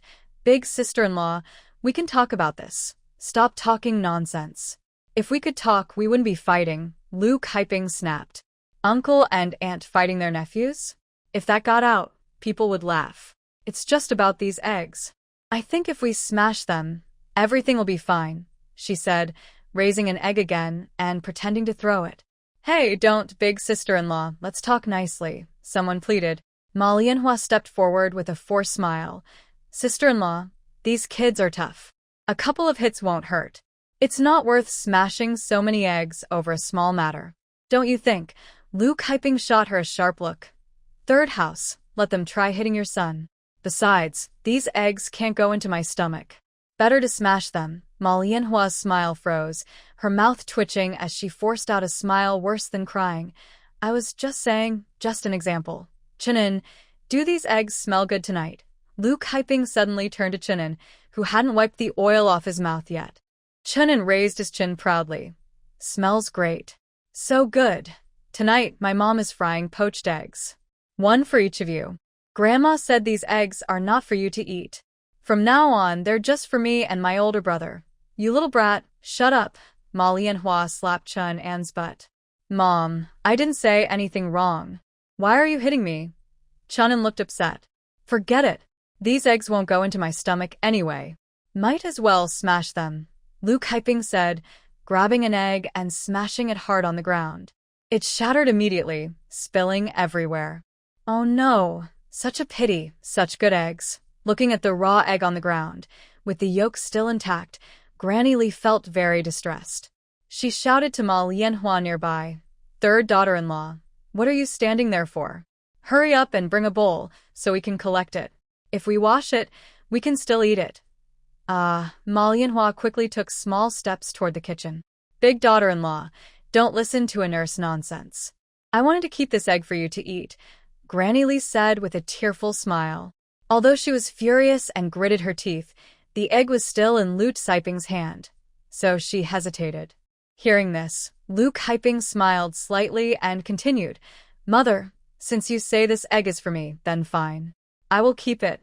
From now on, Chen Zheng and the others can cook it for me every day. You don't need to trouble yourself. Big and second daughter-in-law, hurry up and take this egg. Let's go back to our room. You. Old man Chen's veins bulged with anger as he turned to glare at Granny Li. You old wife, look at what you're saying. If you can't speak properly, just keep quiet. Shut your mouth. Angry and unwilling, Granny Li moved her lips but didn't argue back. After scolding Granny Li, Old man Chen looked at Lu Kaiping with a complicated expression. Big daughter-in-law, since ancient times, daughters-in-law are supposed to follow the rules and be filial to their in-laws. This egg was brought back by your mother and them. It should be ours too. If you dare take all of it today, do you believe I'll report you to the village chief? Let him judge. Ha, Lu Kaiping sneered coldly. I'd love that. I hope you do report it to the county magistrate. The in-laws took my family's pension and didn't even give the new mother anything to eat. I want to see how the county magistrate will judge. Old man Chen's tone softened. All right, let's split the egg in half. No way. This is not up for discussion. Big and second daughter-in-law, hurry up and take the egg into the room. Give me the egg. Shi Zhenxiang suddenly rushed forward in a panic. Lu Kaiping slightly sidestepped to avoid her. That egg is for our Qing'er to eat. Don't even think about taking it. When her attempt failed, Shi Zhenxiang roared and reached out to grab Lu Kaiping. Lu Kaiping narrowed her eyes and moved her body. She swept one foot out, causing Shi Zhenxiang to fall flat on her face. Seizing the chaos, Lu Kaiping told her children to quickly go back to their room and close the door. Mother Zhenxiang was shouting and banging on the door. Open the door, quickly open the door. Give me those eggs. Seeing the door shaking, Qinzheng was a bit worried. Mom, the door might get broken if Annie shakes it too hard. It's okay. This door won't break that easily. Lu Kaiping didn't look up. She was counting eggs. The villagers usually count eggs by pieces, without weighing them. She needed to count how many eggs there were, so she would know the total and be able to return them properly. After counting, she found there were 102 eggs in total. Looking at the eggs, San Ye's eyes widened with surprise. She imagined how it would feel to eat an egg and couldn't help but swallow hard. Mom, we took so many eggs. Grandma will be really angry. How will we explain this? And we can't stay inside forever. What should we do? Chen was worried. Even though they had the eggs now, they couldn't just stay in the room. If they wanted to cook the eggs, they would have to go outside. Lu Kaiping also thought about this problem. It was indeed a big issue. She wondered why others who traveled through time had space or special powers, but she didn't. Suddenly, a mechanical voice sounded. Detected that the owner needs space. Introducing the new cloud space. Different sizes at different prices. A 1-meter space costs only 1,000 coins for lifetime use. A 2-meter space costs 2,000 coins, and so on. You can upgrade later to unlock more hidden features. Lu Kaiping gasped in shock and muttered under her breath, "You useless thing. A tiny space costs 1,000 coins? You might as well go rob someone." She was very poor, with no money at all, only a few coins. Master, the Poor and White Mall supports credit and installment payments. What? This was just like a credit service. Lu Kaiping was overjoyed. She didn't expect this poor mall to be so modern. Mom, what did you just say? I didn't hear clearly. Chen looked confused, thinking Lu Kaiping was scolding him. It's nothing. Wow. The loud knocking on the door woke up the 4 girls. The 3rd girl quickly picked her up. Little sister, be good, don't cry. Big sister, second sister, while it's still daytime, go door to door and ask how many eggs Grandma took. Then we can return them. Okay. While they stood up, Luo Kaiping used her mind to put all the eggs into her space. Since it was all credit anyway, she decided to take a big one, making her space 3 meters wide, thinking that if she had money later, she could upgrade it. With this space, she could store things and do many things more easily. Luo Kaiping held an egg in her hand and tried to see if she could put it into her space with her mind. As soon as she thought about it, the egg disappeared instantly. Then, suddenly, it reappeared in her hand. Luo Kaiping couldn't hide her smile. Luo Kaiping had a bold idea. She remembered reading novels where other people's spaces not only had spiritual spring water, but also dark fertile land where people could grow things. She wasn't sure how her space compared to others. Could she go inside it? If she could, that would be great. She wanted to find a chance to try, but not now. While they weren't paying attention, Luo Kaiping put all the eggs into her space. When knocking on the door didn't work, Shi Zhenxiang stopped yelling and cursed loudly outside. Ma Lianhua looked inside through the crack in the door. Suddenly, she saw a pair of eyes, which scared her so much, she jumped back, patting her chest. Oh my goodness, you scared me to death. Second sister, third sister. Old man Chen tilted his head, signaling his sons to bring their wives over. Stay here tonight. I don't believe they won't come out inside. Old man Chen lowered his voice, then turned and walked into his room. Seeing the old man speak, Lai Pozi also whispered to them, telling them to keep watch at the door. This was Chen Shuang's idea. He was also frightened and didn't dare open the door. The 2 brothers peeked through the crack, carefully watching outside. When the noises outside stopped and no one was at the door, the brothers looked at each other but still didn't dare to go out. Why are you 2 just standing there? Open the door and go out. It will get dark soon. Lu Kaiping turned around and saw that the 2 of them were still standing at the door. She squinted her eyes. This was her signature move. Every time she squinted like that, it meant she was angry. Chen quickly explained, Mom, if we open the door, Grandma and Uncle Second and Uncle Third will come in and try to take the eggs. Wouldn't that be a waste? Mom asked, do you guys want to split the family? If you do, just do as I say. Yes, the siblings answered together. Lu Kaiping nodded happily. Good, I knew I was right. Let's talk about this tomorrow. For now, go to bed early and don't be hungry. And Mom, where did the eggs go? Third sister finally noticed the eggs were missing. Lu Kaiping nonchalantly said, I already hid them just now. Don't worry, I hid them very well. Grandma and the others won't find them. Although they were hungry, there was no other way. Everyone could only go to bed. After feeding the children, Lu Kaiping also went to sleep. She didn't know how much time passed, but hearing the even breathing in the room, she knew the kids were already asleep. Only then did she sit up. The faint moonlight outside softly fell on the ground. Through this dim light, Luke Hyping opened the transparent panel. The panel had a backlight, like a phone screen, making everything very clear even in the dark. Enter. Luke Hyping closed her eyes and tried to enter the space with her mind. When she opened her eyes again, she found herself in an unfamiliar place. There were no obvious lights, but everything was clearly visible, just like daytime. However, this space was different from what the novel described.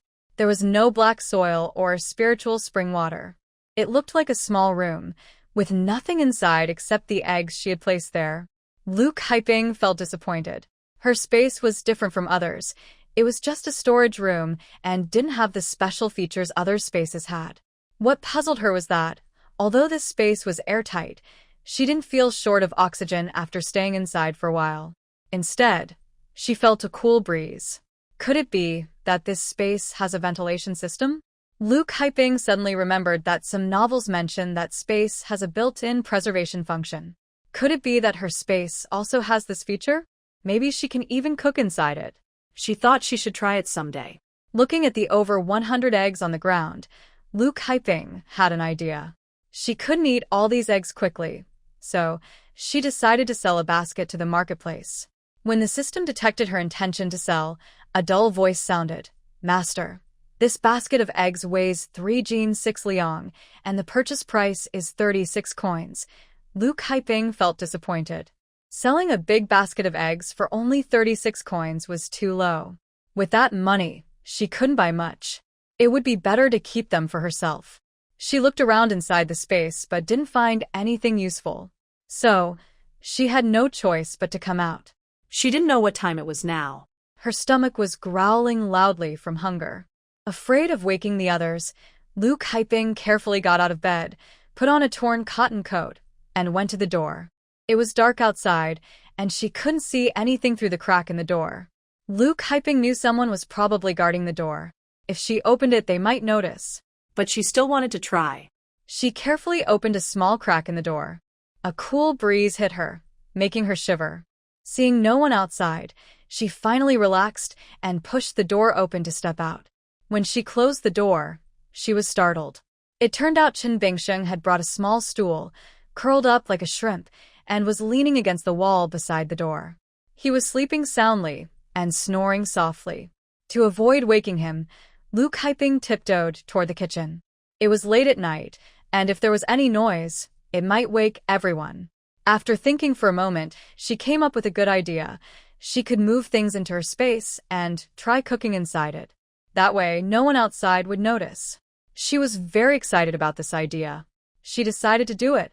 Luke Hyping moved the clay pot and firewood into her space, brought in a bucket of water, and used 2 simple mud bricks to support the pot. She also took the little remaining pig fat from Granny Lie's broken clay jar. She struck a fire with a flint, and the fire immediately caught. Seeing the fire start, Luke Hyping was surprised. There was air inside, which was great. She couldn't help but smile widely. Now, her space was her personal storage and kitchen. She could cook anytime and anywhere. As long as there are ingredients, you can stay in the room for a whole month during the postpartum period without going out. This month is a good time to restore your health. When the clay pot heats up, Luke Hyping uses a bamboo stick to scrape some pork fat inside, then cracks 5 eggs into it. She buys a bag of fine salt from the market, sprinkles a little salt, and then flips the eggs to fry both sides until golden. She then adds water, and soon the egg soup starts to boil. After the water boils, she cooks it slowly until the soup turns white. She adds a little more salt, and the nutritious egg soup is ready. I must say, this space is really a good thing. It has built-in air circulation, so cooking inside doesn't feel stuffy, and there's no smoke. Luke Hyping moves all the necessary cooking tools into the space, even bringing in that broken ceramic bowl. When she returns to the door of the room, Chen Bingsheng is still sound asleep, probably dreaming about something delicious, drooling a little.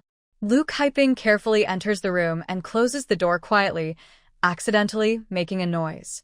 The sudden sound startles Chen Bingsheng awake. He opens his eyes, looks around, sees the door closed, and notices nothing unusual inside. He tightens his cotton coat over his chest and closes his eyes to sleep again. Haha. Inside the room, Luke Hyping can't help but secretly laugh. It feels a bit like sneaking around. So exciting. She carries the prepared egg soup out of the space and divides it into 4 bowls. She wakes up her children. Big brother, second brother, third girl. Wake up. The third girl, perhaps dreaming of something tasty, drools a little.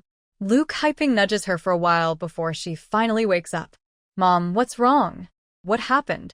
Chen rubs his sleepy eyes. Good news. The third girl looks a bit disappointed. Mom, I just dreamed of something delicious, and I haven't even eaten it yet, and you woke me up suddenly.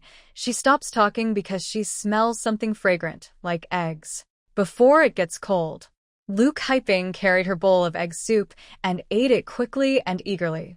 This farm's local chicken eggs are simple, no fancy tricks, just salt, and the soup tastes fresh and sweet.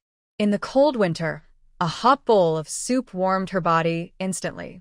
Watching her mother happily drink the soup, the siblings finally believed it was real and quickly picked up their bowls. Mom, this egg is so delicious. It has that special flavor. Third sister was so excited she almost cried. Since she was old enough to understand, she had never eaten an egg before. Before, she only tasted a tiny bit of egg from her older cousin's leftover bowl, and she still remembers that taste clearly. Is it tasty? When I earn enough money, we'll not only eat eggs but also meat and have rice and bread every day. Really? That would be wonderful. Sure. Keep your voice down, afraid of waking the family, Chen quickly reminded her, and third sister shyly stuck out her tongue. After eating and drinking enough, Luke Hyping let out a big burp. Her stomach was full, but her mouth still seemed to want more food. She knew it was because she hadn't eaten any staple food. Since coming here 2 days ago, she had only been drinking soups and broths. She longed for fragrant rice. Before, when she was dieting, she didn't like eating meat, only vegetables and half a bowl of rice. But now, being here, meat and rice felt like luxuries. All she wanted was a big bowl of rice and a few pieces of braised pork towering like a skyscraper. Thinking of that made her swallow hard. All right, don't wash this bowl now. Let's all go to sleep. As she prepared to lie down, Chen suddenly asked, Mom, where did you cook this egg soup? Why ask? Of course, in the kitchen. Your grandma and the others are already asleep. I sneaked to the kitchen to cook it. Don't worry, with Mom here, I won't let you go hungry. If we split up in the future, we'll eat well and enjoy good food. Hearing her mention splitting up again, the siblings' eyes lit up with hope. In the past 2 days, their mother had mentioned splitting up many times. If it had been before, they wouldn't even dare to think about it. It seemed she was serious this time. Bang, bang, bang. Early in the morning, Luke Hyping woke up, disturbed by knocking on the door and some angry words. Oldest daughter-in-law, open the door quickly. Tell me, did you steal our pot? Bring it out now. There are bowls and oil, but all of these things are gone. Did you take them? Mother, why did you hide the pots? Without pots, how can we cook? We will need them when we split the household later. Chen looked confused. Is this really his mother? She's so impressive now, but he likes this version of her.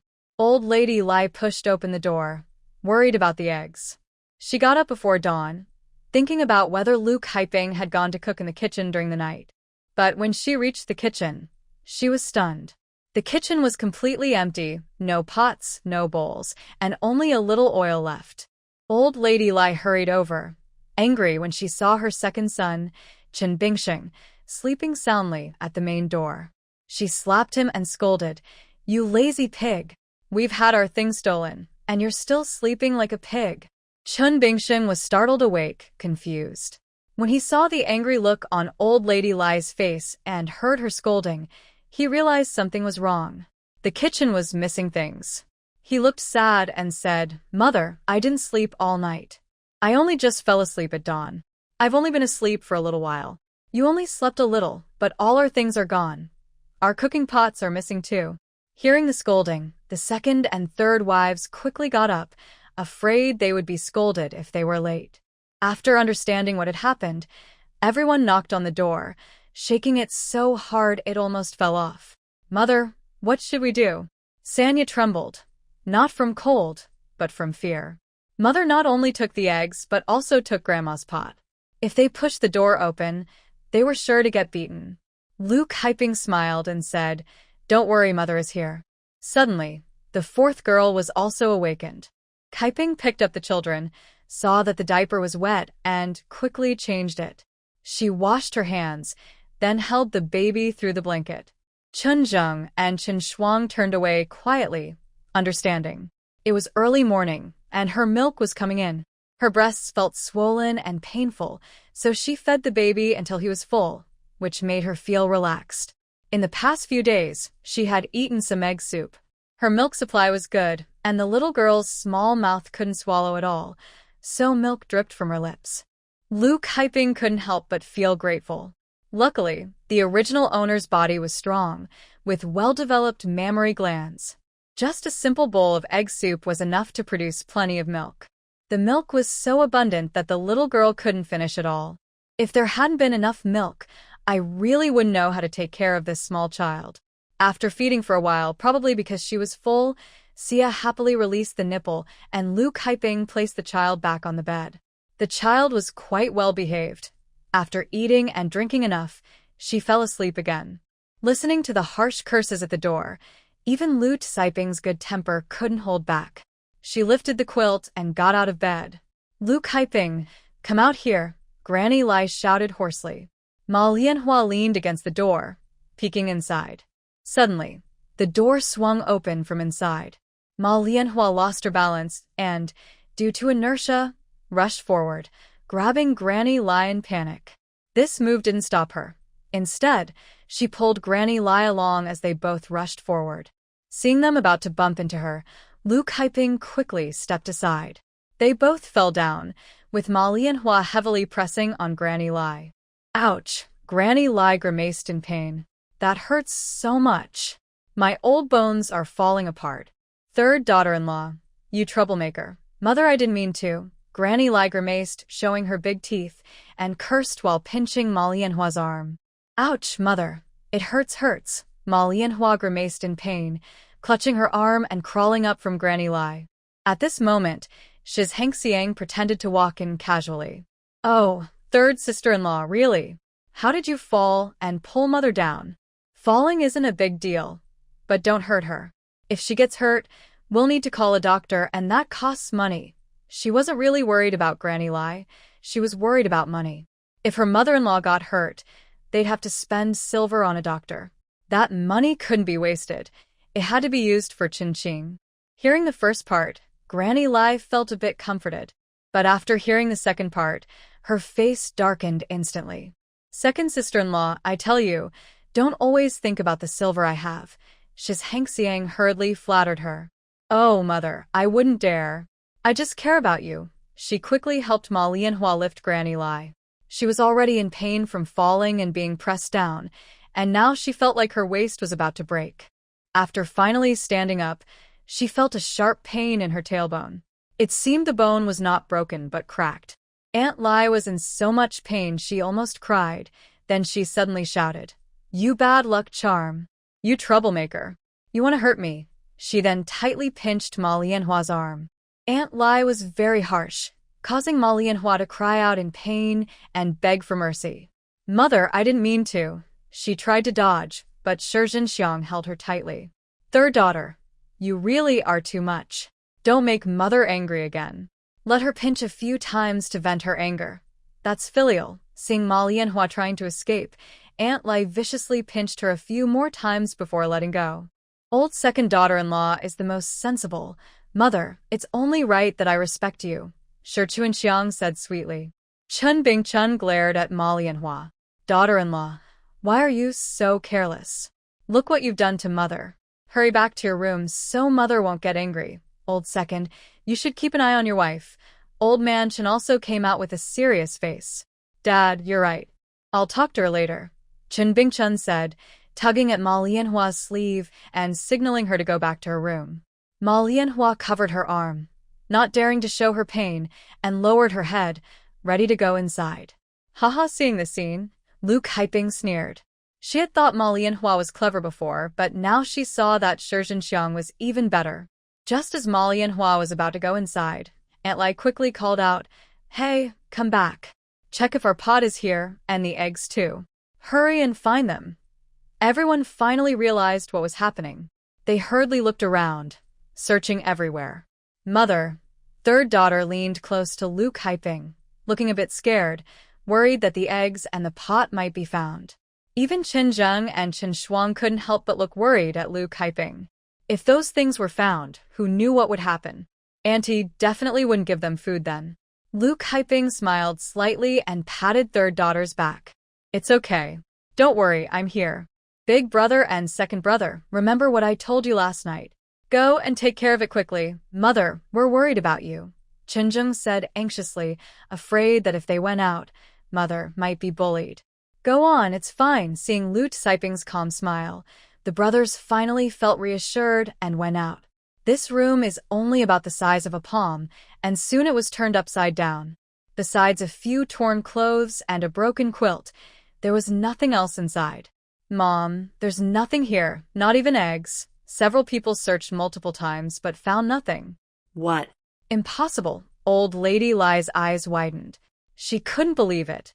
She didn't believe these things could just disappear. They must still be in this room. Unwilling to give up, Old Lady Lai searched inside and outside again. There was truly nothing. Her eyes fell on Lu Kaiping's bed. Because Sia was sleeping on the bed, they hadn't searched there earlier. But now, besides the eldest daughter-in-law's bed, they had checked everywhere else. It seemed sure that the items were hidden on this bed. Old Lady Lai stepped forward, ready to lift the torn quilt. But Lu Kaiping quickly grabbed her hand. "Mom, Sia is still sleeping. She can't be startled." "Humph." Old Lady Lai shook off Lu Kaiping's hand. "Are you feeling guilty? It looks like the thing is hidden on this bed. You won't let me look, but I will find it anyway." Lu Kaiping looked serious. "Mom, I declare today that if you find these things on my bed, I won't want a single penny of the family's condolence money. But if you can't find them, I should get half of it." "Dream on." Old Lady Lai spat and glared fiercely. Of course, she wouldn't agree. She also had to lift the quilt from this bed. Thinking this, her hand reached out. This time, Lu Kaiping didn't stop her. Old Lady Lai felt secretly pleased. But when she lifted the quilt, she was stunned. The eldest daughter-in-law was right. There was nothing there. Wow. Suddenly, when the quilt was pulled up, Sia was startled. She raised her hands and feet, started crying loudly. Sanya quickly stepped forward to comfort her. Unexpectedly, the items were really gone. Old Lady Lai was puzzled. They searched the walls and the floor, but found no signs of movement. The door was watched all night by the second son. Could it really have grown legs and walked away? Or was it stolen by someone from the village? "Mom, what about the condolence money? You said if you couldn't find it, I should get half." Seeing Old Lady Lai about to leave, Lu Kaiping's voice turned cold. She grabbed her hand. Old Lady Lai shook her off and said angrily, "Dream on. When did I promise you that? Good job, wife of the eldest son. You've become bold, haven't you? Rebellious now. If you don't show some discipline, you'll see how high the sky is and how thick the earth is." Second and third brothers, hearing Lady Lai shout, Chen Bingchen and Chen Bingxing both stood straight at the door. Shi Zhenxiang's eyes twinkled. "Mother, I think the eggs might be hidden somewhere else. If we don't show some strength, she won't talk." The old woman roared fiercely. "You all, beat her until she can't stand. Yes, big sister-in-law should be punished." Shi Chuanxiang agreed eagerly. Ma Lianhua also said angrily, "That's right, mother. Big brother was raised hard by you, so the pension should go to you. Now that big brother is gone, they should be even more respectful to you. I didn't expect big sister-in-law to do such a rebellious thing. We can't spoil her. Take these 100 eggs away." Until now, not a single shell has been seen. Wow, all these eggs were eaten overnight. Mother didn't get to taste even one. Ma Lianhua and Shi Zhenxiang kept stirring up trouble with their words. "Mother, I'm going to school soon. Is there any breakfast?" Chen Qing stood at the door, looking impatient. Xiang raised her voice. Our pot was hidden by your aunt. The eggs are gone. What are we going to cook? We'll go hungry today. Hurry up, she pushed her son out. I'm starving, Chen muttered unhappily. Xiang lowered her voice. Everyone's hungry. Grandma hasn't eaten either. You go first. I'll cook and send it to you later. Go on, hurry, she gave him a look to urge him to leave early. Since mother said so, Chen could only reluctantly carry his school bag. Before leaving, he glared fiercely at Lu Kaiping. Humph, you're not part of the Chen family. When I pass the imperial exam and become a high official, I will punish you first. Ha, little brat, it seems you really have wolfish ambitions, born a troublemaker. Lu Kaiping squinted her eyes and raised her fist. Chen saw this and quickly slipped away. Big sister-in-law, you really are too much, arguing with a child. Don't scare him. Oh, feeling sorry for him? Starving your eldest son. Well, he's the future high official. From now on, you'll all be living a good life, relying on him. Lu Kaiping looked sarcastic and sneaky. Hearing this, Xiang got angry. You still have the nerve to say that the condolence money from your uncle is all for Chen to use for studying. From now on, the Chen family will rely on him to bring honor to our ancestors. Don't worry, if he passes the imperial exam, the scholar won't forget you, and he will also respect you, Auntie. Bah. Lu Kaiping spat at her. Say that your Chen is capable of passing the exam if you want.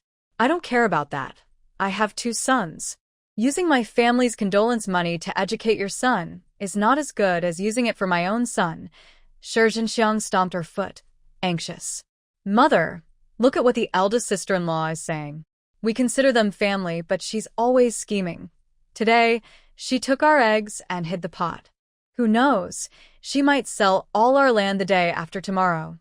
Xiang's anger grew fierce.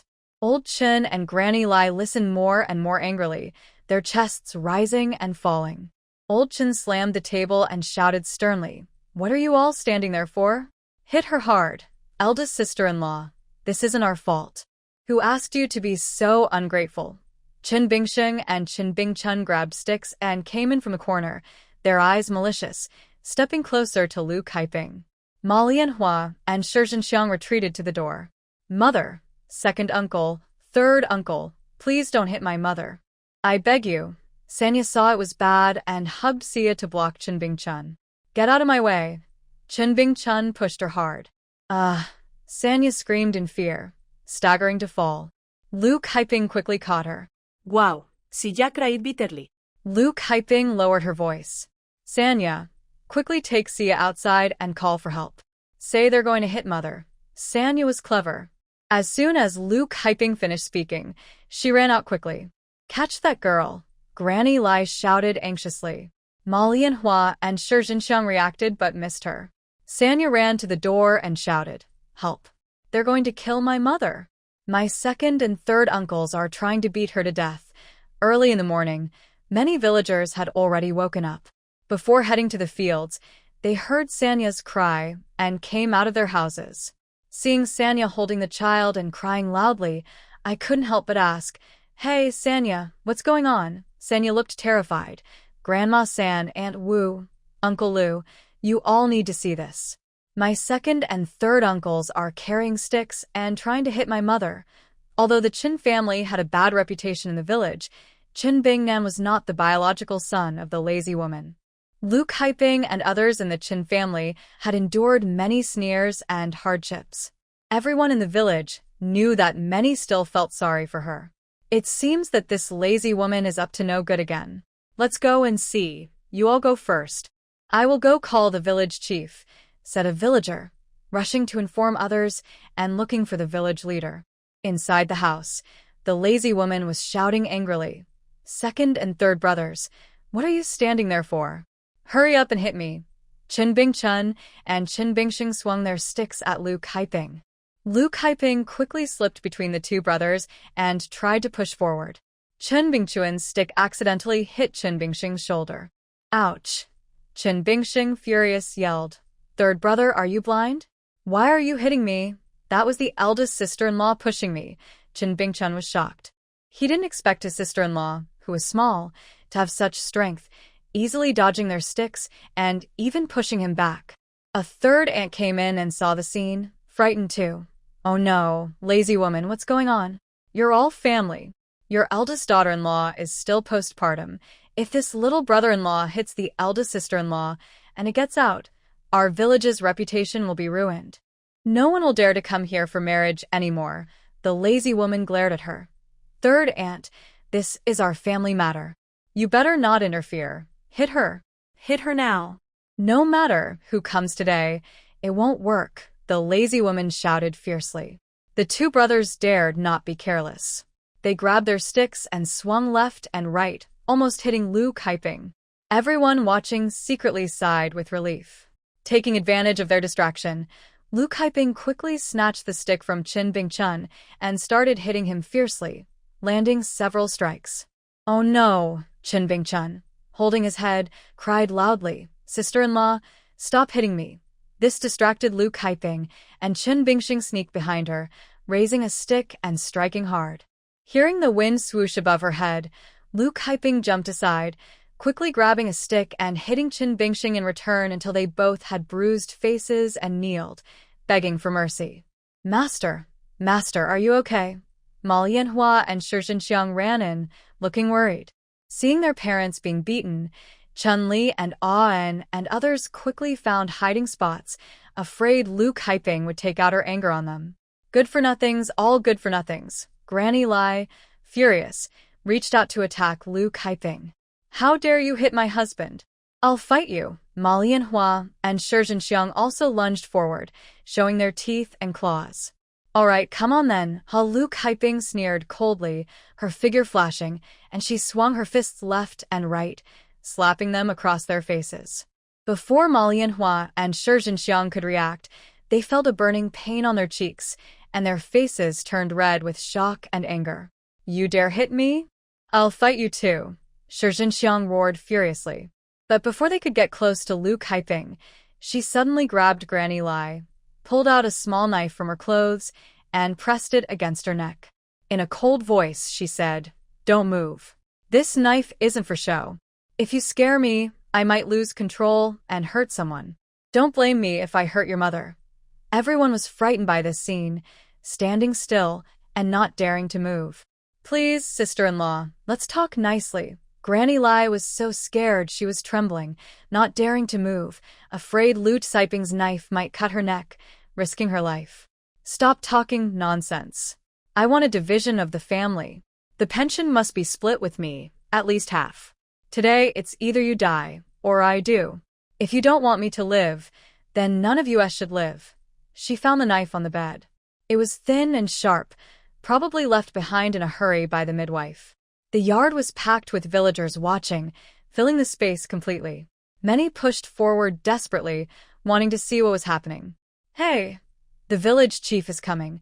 Someone in the crowd said something, and the villagers automatically made way. Village Chief Peng saw Lu Kaiping holding a knife to Lao Posi's neck and was startled. "Bingnan's family, let's talk nicely. Don't come any closer." Lu Kaiping, with red eyes, waved the knife. Mom actually started to threaten with the knife.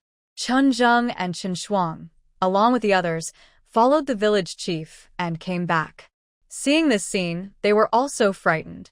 Chun Zheng tried to step forward, but Lu Kaiping stopped him. "Big brother, don't come any closer. Mom can't protect you, because your father isn't her biological son. You've had a hard life in the Chen family since you were young, treated like animals and fed worse than chickens. Because of a lottery, your uncle went to serve in the army. Mom threatened to use her life to make your father go. Now that your father died in battle, not a single cent of the condolence money has reached Mom.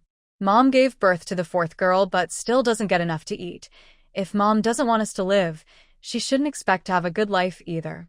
I don't want to live anymore. We might as well die together." Lu Kaiping, crying and sobbing, was determined to make a big fuss and split the family. Hearing her crying, the villagers shook their heads. They knew the situation in the Chen family, but they felt powerless. People like Lao Posi, if they spoke up, would be cursed harshly. Sometimes, even the village chief's words didn't help. Lao Posi always picked on the weak. Chun Bingnan, the eldest son, wasn't her biological son and was honest and hardworking, but she still tried to torment them. Mom, we don't want the condolence money. We want nothing. Just you. Please don't do anything foolish. The third girl cried with tears in her eyes. No. Lu Kaiping shook her head. That condolence money was earned with your father's life. We should at least get half. Bingnan's family put down the knife. Let's talk nicely. Seeing that Lu Kaiping wouldn't back down, village chief Peng turned to old Chen. Old Chen, say something. Why not give her half of the condolence money? No. Old Chen's eyes burned. If she wants her wife's life, she can go ahead. Her life isn't worth much anyway. Dream on if you think I'll give her half of the condolence money. Lai Posi couldn't believe what old man Chen said. She suddenly looked shocked and said, Old man, I've been with you for half my life, and you say such things. In your eyes, my life is worth less than 5 taels of silver. Humph. Old man Chen snorted coldly. You can't even earn 5 taels of silver, and this old life of mine belongs to my eldest daughter-in-law. Let her take it. He didn't believe that his eldest daughter-in-law would dare to kill anyone. Anyway, he was willing to bet on it. Unexpectedly, old man Chen said such things. The villagers around were all stunned. Even Lu Kaiping didn't expect this. They thought he would obediently follow, but who knew? Old man Chen didn't care about Lai Posi's life or death. Suddenly, Lai Posi pushed away Lu Kaiping's hand, snarling and clawing at old man Chen. She cursed loudly, You old fool! I've worked hard all my life to raise your children, and this is how you treat me. She scratched fiercely at old man Chen's face. Mom. Seeing this, Chen Bingsheng and Chen Bingchun quickly stepped in to separate them. But Lai Posi wouldn't give up. She kept grabbing old man Chen's face, causing many scratches and bleeding. Young wife, what are you two waiting for? Hurry up and pull her away. Chen Bingchun shouted to Ma Lianhua nearby. Ma Lianhua and Shi Chunxiang finally reacted and hurriedly pulled Lai Posi apart. Serves her right. The villagers watched this scene and covered their mouths, secretly amused. Lai Posi had schemed her whole life, but in the end, her own husband outsmarted her. You wicked old man. Damn you. I was blind back then, Lai Posi said, pounding her chest and lamenting. Father, you really are too much. How can you say such things? Chen Bingsheng muttered softly. Shut up, old man Chan, annoyed, touched the scratches on his face. You don't understand anything. Your mother has long hair and short knowledge. You follow her example. What I say makes sense. I don't believe the eldest daughter-in-law would dare to kill. Look, isn't your mother safe now?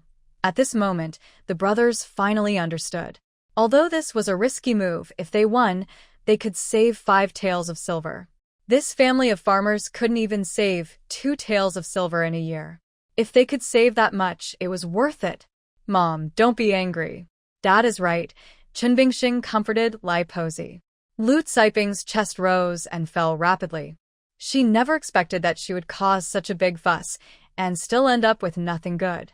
She also didn't expect that old man Chen wouldn't care about the life or death of Lady Lai.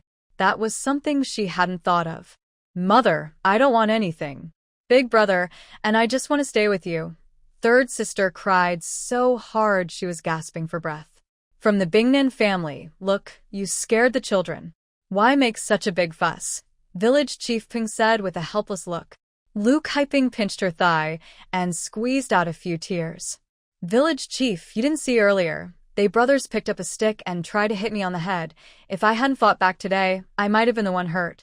They've been bullying me, an orphaned widow, for a long time. They don't want to give me any compensation, but today, we must split the family. Sai Village Chief Peng kindly advised. From the Bingnan family, just you and your orphan mother, if they split you up, you'll probably starve. Lu Kaiping was angry. If we don't split the family, we will almost starve too. Most of the work in the fields and the chores are done by us in the main household. But if families sharing porridge, why do they in the second and third households get thick porridge, while we get thin? The thin porridge is so watery it can reflect a mirror, and just a little more, and we're hungry. Look at our main household. Everyone looks pale and thin like cats. The second and third households are all strong and sturdy, like oxen. Lu Butcher's eldest daughter-in-law, Huang Guqi, nodded repeatedly. Exactly. Just look at their build. They all look pale, with no meat on their faces. The second household, Chen Li and Dong Mei, look like little fat kids. Another woman, Xia Dongcheng, wrinkled her nose. That's right. Lady Lai is too biased. She only favors her own children. The main household works like oxen but can't even get a bite to eat. Huang Guqi added, if we split the family, at least we'd have some porridge to drink. If we split up, wouldn't it be even harder for us, the orphaned widow and mother? I think we should split. It must be done, Kaiping. Today, this family has to be divided. Xia Dongcheng spoke up for Lu Kaiping. Lu Kaiping married into this family over 10 years ago. Because she was usually quiet and reserved, few people in the village paid her much attention. Only Huang Guqi and Xia Dongcheng would talk to her now and then. They used to chat when washing clothes by the river, and that's how they got to know each other. Later, Lu Kaiping no longer spoke much with them. She would only greet them briefly, and then stay silent. At first, they thought Lu Kaiping was proud. But later, they found out that the lazy old woman also didn't allow her to talk much with others. Every time she spoke a few words to someone, Lu Kaiping would get scolded when she went home. Eventually, the news spread, and no one dared to talk to Lu Kaiping anymore, afraid she would be scolded again at home. Now, Lu Kaiping seemed like a different person from before. Huang Guqi and Xia Dongcheng finally dared to speak up for her. Yes, if they don't give me 5 taels of silver, I will insist on splitting the family today. Lu Kaiping was determined. Ma Lianhua's eyes lit up. She pulled the lazy old woman aside and whispered in her ear, Mother, let's agree to give her 5 taels of silver first. I think the eldest sister-in-law looks pretty good. Maybe she can get married, and it might be more than just this money. Also, third sister is almost 10 years old. She could be sold to someone as a child bride and earn a few more taels of silver. We can't lose out just because of small gains. Ma Lianhua's words made the lazy old woman's eyes brighten. Yes, she hadn't thought of that. Now calm, she agreed that Ma Lianhua's idea made sense. She quickly leaned over to whisper to Old Man Chen. Lu Kaiping watched them suspiciously, noticing they were whispering as if planning something. Her alarm bells rang loudly. Could these people be up to some sneaky tricks again? Just as she was thinking this, the lazy old woman spoke with a smile. Big sister-in-law, let's talk nicely. We're all family. Let's close the door and discuss it calmly. Don't make a fuss that everyone knows about, and let others laugh at us. It's just 5 taels of silver. Mother will decide, and I'll give it to you. How could this old woman's face change so quickly? She just refused, and now, after a few words from Ma Lianhua, she changed her mind. There must be some trick involved. Not only Lu Kaiping thought so, but other villagers also didn't trust her. With someone like the lazy old woman, she would want to keep everything for herself. Once the money was in her hands, it would be hard to get it back. She was definitely planning something. Seeing the lazy old woman make concessions, the village chief quickly advised, Bingnan's family, this matter is settled. Since she's willing to pay, let's not talk about splitting the family anymore. Lai Posi knew that the village chief was only trying to help her, worried that she, as a single mother, might go hungry. Ma Lianhua happily came over, holding Lu Saiping's arm. Big sister-in-law, we are all family. There's no need to talk about dividing the family. I also mentioned my mother earlier. Now that uncle is not here, I need to treat you all better than before. Xia Dongcheng was afraid Lu Kaiping might be too soft-hearted and believe this, so she quickly said, Kaiping, if you believe what that gossip says, even a mother pig would climb a tree. Don't really think they will give you money. They have bad intentions. Huang Guqi also chimed in, yes. They're full of bad ideas. Don't trust them. Lai Posi stomped over angrily. Why are you two talking so much? This is our family matter. None of your business. Xia Shi, instead of wasting time on this, you might as well check on your own family.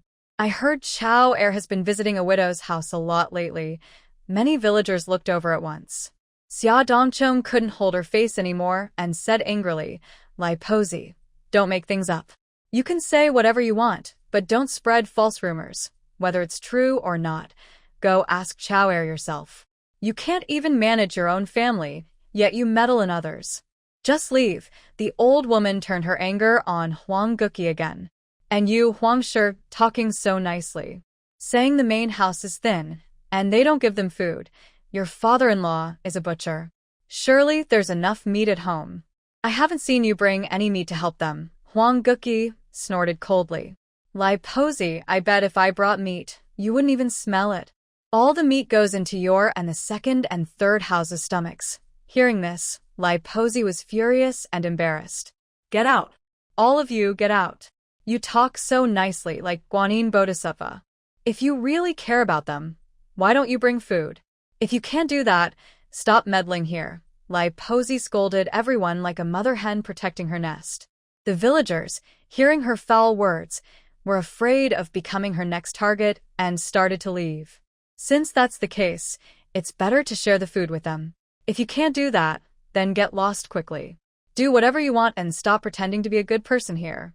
Shiz Hengxiang, standing nearby, also started to chase away the remaining villagers. Hey, everyone, disperse now. Nothing's wrong anymore. Every family has their disagreements.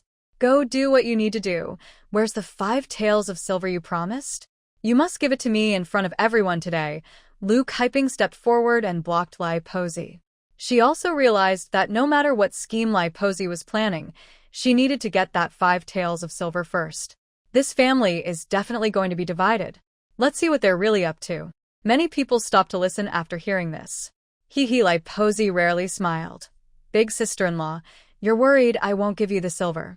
With so many people here, this money shouldn't be shown around. Lu Kaiping sneered. Mother, you're saying such nice words, but I'm afraid I won't see a single copper coin later. Since everyone is here today and the village chief is present, it's a good chance for everyone to witness. Many people started to cheer. Exactly, Lai Posey. If you're going to give it, just do it openly. Lai Posey's face darkened. She wanted to say some nice words to coax Lu Kaiping and delay for a few more days. When the time came to find the matchmaker and force her to marry, this matter would be over. But she wasn't stupid. Seeing that Lu Kaiping refused to back down, Lai Posey gritted her teeth in hatred. But thinking about marrying Lu Kaiping off again and selling Sanya, she could exchange for a lot of silver, which made her feel a bit better. Shiz Hengxiang leaned close to Lai Posey's ear. Mother, let's just give her the money. Anyway, she won't last long. The silver will just circulate in her hands and eventually come back to you. Old man, what do you think about this? Lai Posey looked at Old Chen. Old Chen calculated in his mind and felt it wasn't a bad deal. Giving her some money to calm her down now, then marrying her off later. Second sister-in-law makes sense. All right, just give her the money. With her husband's approval, Lai Posey went back to her room, closed the door, and when she came out again, she was holding a small bag of money. Oldest sister-in-law, count the money. Unexpectedly, things went smoothly, and Lu Kaiping was a bit surprised. She was about to take the money bag, but Lai Posey tightly held onto it and refused to let go. Lu Kaiping raised an eyebrow. Mother, are you thinking of changing your mind? Lai Posey looked at the money bag, feeling reluctant. She tugged a few times but finally let go, warning, oldest sister-in-law, this is the blood and sweat of your older brother. You must take good care of it. When Lu Kaiping took the bag, it felt heavy. She opened it and saw there were indeed 5 taels of silver inside. She couldn't help but smile and carefully put the bag away. She didn't know Chen Bingnan well and had no strong feelings for him. Now, getting a few taels of silver could lay a foundation for dividing the family later. This was probably the last bit of value he had after his death. Seeing Lu Kaiping accept the silver, Ma Lianhua said to Village Head Peng, Village Head, you can go back now. We're fine here. Chen Bingnan's family live well in the future. Don't mention dividing the family anymore. Village Head Peng spoke earnestly to Lu Kaiping, then told Qinzheng and the others to take good care of their younger siblings before leaving. The next 10 days or so, the family was unusually peaceful. Lai Posey didn't mention the eggs anymore, and even bought a new pot, a cast iron one. Even more surprisingly, at mealtime, the old woman asked Sanya to bring Lu Kaiping some wild vegetable porridge. Although Chen and his sister still couldn't sit at the table to eat, their porridge was noticeably thicker. Listening to what Sanya and the others said, Luke Hyping suddenly felt something was very strange. They must be planning something. Not only Luke Hyping thought this, but the sensible Chinjung also became worried. Mother, why has Grandma suddenly become so nice? She not only gave you those 5 taels of silver, but now we're drinking the same porridge as them. Sanya looked innocent and naive. That's a good thing. Why worry? It's abnormal, definitely abnormal. Chen Shuang also thought so. Luke Hyping was not worried at all. What's there to be afraid of? Anyway, we have the silver now. When we divide the family, we won't be afraid. She had been recovering well these days. Chen Zheng was full of surprise. Mother, didn't you say you wouldn't divide the family after taking the silver? Mother didn't expect Grandma to be willing to give 5 taels of silver and not want us to divide the family. To make you Grandma willingly give out this 5 taels of silver, there must be a reason. Rest assured, this family is definitely going to be divided. Now, Lai Posey and the others prefer to give 5 taels of silver rather than split the family, but it's not just because they want everyone to work at home. Based on my understanding of Lai Posey and Luke Hyping, she definitely wouldn't do a losing deal. There must be some secret she's hiding. Chun Zheng's eyes sparkled with hope. He knew his mother wouldn't refuse to split the family just because of 5 taels of silver. Mother, Sanya hesitated to speak. Seeing her want to say something but holding back, Luke Hyping raised an eyebrow. What do you want to say, girl? Just say it. Mother, I want to see what the silver looks like. Sanya was a bit excited. She had never seen silver before. They had only seen copper coins, but never touched them, let alone silver. Not only Sanya, but Chun Zheng and Chen Shuang had never seen silver either. Seeing their eager faces, Luke Hyping took out the silver. Look, you can not only see but also touch it. In the future, we will earn lots and lots of silver. Actually, the original owner had never touched silver either. She didn't have a single copper coin in her hand. When Chun Lao helped others outside, the money he brought back, she never even touched. Chun Bing and handed it all over. She thought that turning in all the wages would earn Lai Posey's respect, but she still thought it was too little. She scolded and complained all day, saying their family was just freeloaders. Only once, when she just got married and went back to her parents' house, Lai Posey gave Chun Bing Nan 5 cents. It was Chun Bing Nan who begged for it. After that, she never received anything again. Thinking about those past events, Luke Hyping couldn't help feeling sad. Chun Bing Nan was not her real father. He didn't love her mother, and even the wife and children he brought home were not treated well. But now, she was no longer the old Luke Hyping. She had changed inside, and was no longer willing to accept things passively. Sanya carefully took out the silver. The 5 tael silver bar was heavy, a bit dark, with a few fresh tooth marks on it, probably left by Grandma. Sanya, let me see. Chen Shuang also eagerly reached out. The siblings took turns looking at it, their eyes full of excitement. After a while, they returned the silver to Luke Hyping. Girl, you've never eaten chicken before. What does chicken taste like? Sanya suddenly blurted out. Chen Shuang rolled her eyes. You still want to eat chicken? Dream on. Just having an egg to eat is good enough. For them, wanting to eat chicken was almost impossible. Yesterday, Xiao Chui told me that their old hen that lays eggs was bitten by a mouse and died. The chicken meat cooked from it is so delicious. Hearing this, Sanya couldn't help but start salivating. Of course, Mother has eaten chicken before. It tastes really good, much better than eggs. When she said this, Luke Hyping suddenly had an idea.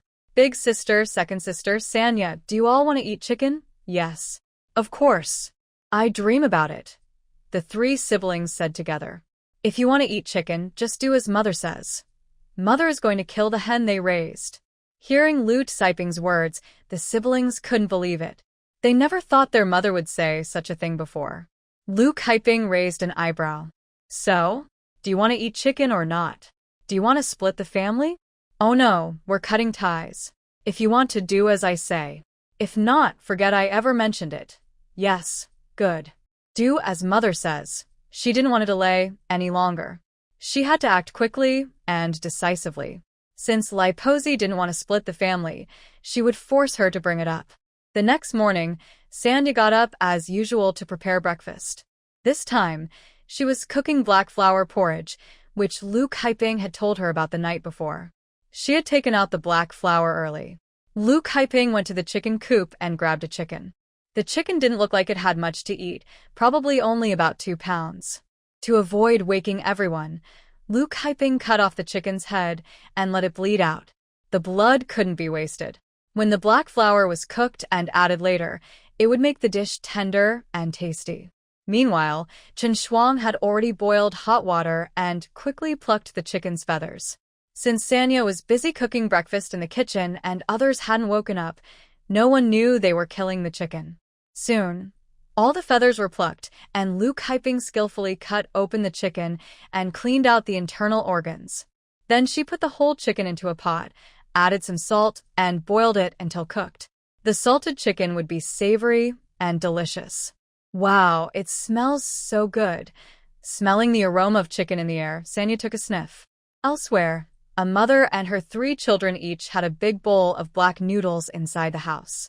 The pot was almost empty, and Lu Kaiping added some hot water. She called them to come back to their room to eat. Lu Kaiping gave Sanya and herself a chicken leg, while Chen Shuang and Chen Zheng each got a chicken wing. Wow, it smells so good. Sanya held the chicken leg in her left hand, munching on it with her mouth full of oil, looking very satisfied. Mom, isn't this wrong? Chen Zheng was a bit worried. They not only killed Grandma's chicken but also cooked the black noodles, which were now thin and watery. What's wrong with that? Before, only the second and third wives ate, and we were hungry. Now we finally get to eat a meal. We're not asking for too much. Besides, we're not refusing to let them eat. It's just that the noodles are a bit thin. But Lu Kaiping's eyes widened. Don't say but. Just eat. Eat as much as you want. Fill your stomach. You're honest, don't feel sorry for them. They don't feel sorry for us either. Mom's right. Eat. Eat as much as you can. Chen Shuang spoke, her mouth full, making her words a bit unclear. This black noodle was really unappetizing, not only rough on the throat but also with a bad smell. If she weren't eating chicken at the same time, Lu Kaiping truly couldn't stomach it. Right now, Lu Kaiping was missing rice. Things that used to be easy to get, like rice, had now become a luxury. For Chen Shuang and the others, just having a full meal was a luxury. Although the black noodles didn't taste good, they couldn't just eat them whenever they wanted. Plus, today they got to eat chicken, which was even better than New Year's. The siblings were so happy, eating eagerly. The chicken wasn't very big, and soon it was mostly gnawed down to the bones. I'm so full. Sanya burped happily, patting her stomach. In a rush to eat, the mother and children finished half a pot of black noodles and a whole chicken. It was very cold early in the morning, but after eating the black noodles, they felt warm inside. Feeling full and satisfied, Lu Kaiping told them to go back to their room and keep sleeping. No matter who called, they shouldn't get up. After eating, they felt sleepy. As soon as they lay down, Lu Kaiping fell asleep. But not long after, she was awakened by a loud knocking on the door. Lai Posey's angry voice rang out from outside the door. Sanya, come out and die. Didn't I ask you to make breakfast last night? Why haven't you gotten up yet? Sanya was trembling under the blanket. Don't be afraid, Mother. I'll go see what's wrong, Lu Kaiping said, putting on a torn cotton coat and walking to open the door. Lu Kaiping forced a smile but looked serious. Mother, what's wrong? You disturbed our peaceful morning. Oh, I forgot to tell you. Sanya cooked breakfast. We've already eaten. The leftovers are on the table. Take your time eating. Auntie, she's lying. There's nothing on the table, only a few bowls of water, Chen Dongmei said angrily as she came over.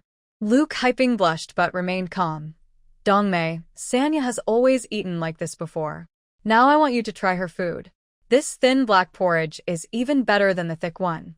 You wicked woman. You're lying, Chen Dongmei shouted. That's what Annie told Sanya. If you don't believe it, ask Auntie, Lu Kaiping replied. Lai Posey was speechless. She remembered she had indeed said something like that before. Chun Li pointed at Lu Kaiping and scolded. That's our Chen family's grain. It's meant for us to eat. Your family are all bastards. When do you get to eat? Your mother didn't teach you, right? Well, I will teach you. Lu Kaiping was furious. She quickly stepped forward and slapped Chun-Li several times, making him cry loudly. Most of this grain is from our main family. So, what if we eat some? Lu Kaiping said. Mother, I'm going to be beaten to death. Chun-Li cried, covering his face. Shi Zhenxiang ran out of the room. Seeing her son being hit, she was immediately angry. How dare you hit my son? I not only want to hit him, I want to hit you too, Lu Kaiping said. Try hitting me and see what happens. Go ahead, hit me. Shi Zhenxiang tilted her face forward. But that's what you said. I've never seen anyone actively ask for a beating before. As soon as she finished speaking, Shi Zhenxiang was slapped twice more on her face and was stunned for a while. Lu Kaiping looked innocent. This is what you asked me to do. You can't blame me. Fine, I'll fight you. Shi Zhenxiang, furious, scratched her head and rushed toward Lu Kaiping with disheveled hair. Second wife, stop right there. What's going on so early in the morning? Old Chen came out with a stern face. Shi Zhenxiang, tears streaming down her face, begged, Dad, you have to stand up for me. Old man, the main household has rebelled. Today, they even finished all the breakfast. Listening to Granny Lai's words, old Chen's face grew darker. But strangely, he didn't say much in response. Instead, he told Molly and Hua to continue cooking breakfast and then ordered everyone to go to the fields. It was as if nothing had happened. In the past, that would have been impossible. Surprisingly, the matter was let go so easily. Lu Kaiping felt more and more that something was strange. Chenjing, you guys still aren't up? Hurry up and go to the mountain to pick wild vegetables. After breakfast, Granny Lai started shouting again. Lu Kaiping smiled and said, By the way, Mother, I forgot to tell you. Usually, our main household does the most work, so it's their turn to rest now. Today, they won't go. You should call your own son and grandson to go instead. With that, Lu Kaiping slammed the door shut. Not only did the main household skip breakfast, but they also refused to work. Granny Lai couldn't hold back her anger anymore. Big daughter-in-law, you've become so bold now, thinking you can do whatever you want. We support you with food and clothes, and yet we raise a bunch of ungrateful people. You guys have no conscience. Granny Lai cursed outside, but Lu Kaiping paid no attention. She pulled the quilt over her head and went back to sleep, telling the children nearby not to listen. Mom, isn't this wrong? Chen Zheng, honest and straightforward, felt it was too disrespectful. Big brother, forget that guilty feeling. Your grandma hasn't been kind to us and you still show filial piety to her. That's foolish filial piety. Big brother, we should listen to Mom. Chen Shuang sided with Lu Kaiping this time. Usually they worked from sunrise to sunset. Being told to sleep in the middle of the day felt strange. Chen Zheng tossed and turned in bed but couldn't fall asleep. Lu Kaiping ignored them and opened the system to check in at the mall to earn some nervous coins. She already had over 70 coins, enough to buy some grains. But she wanted a space and still owed 3,000 when to the mall, just a few silver coins. She didn't know when she could pay it back. More items appeared in the mall, but they were ridiculously expensive. She had no money, only able to sigh longingly. It seems I will need to go up the mountain to see if there are any good things to pick and bring back to the market for recycling. Just as Lu Kaiping was getting ready to sleep, loud angry shouts started outside. Oh no! Where's my old hen? I can't find it. Old man, one of our hens is missing. Who the heck took it? Someone unkind must have stolen our hen. The chaos outside was loud. Lu Kaiping secretly enjoyed watching from inside, while Chen Zheng and the others felt uneasy.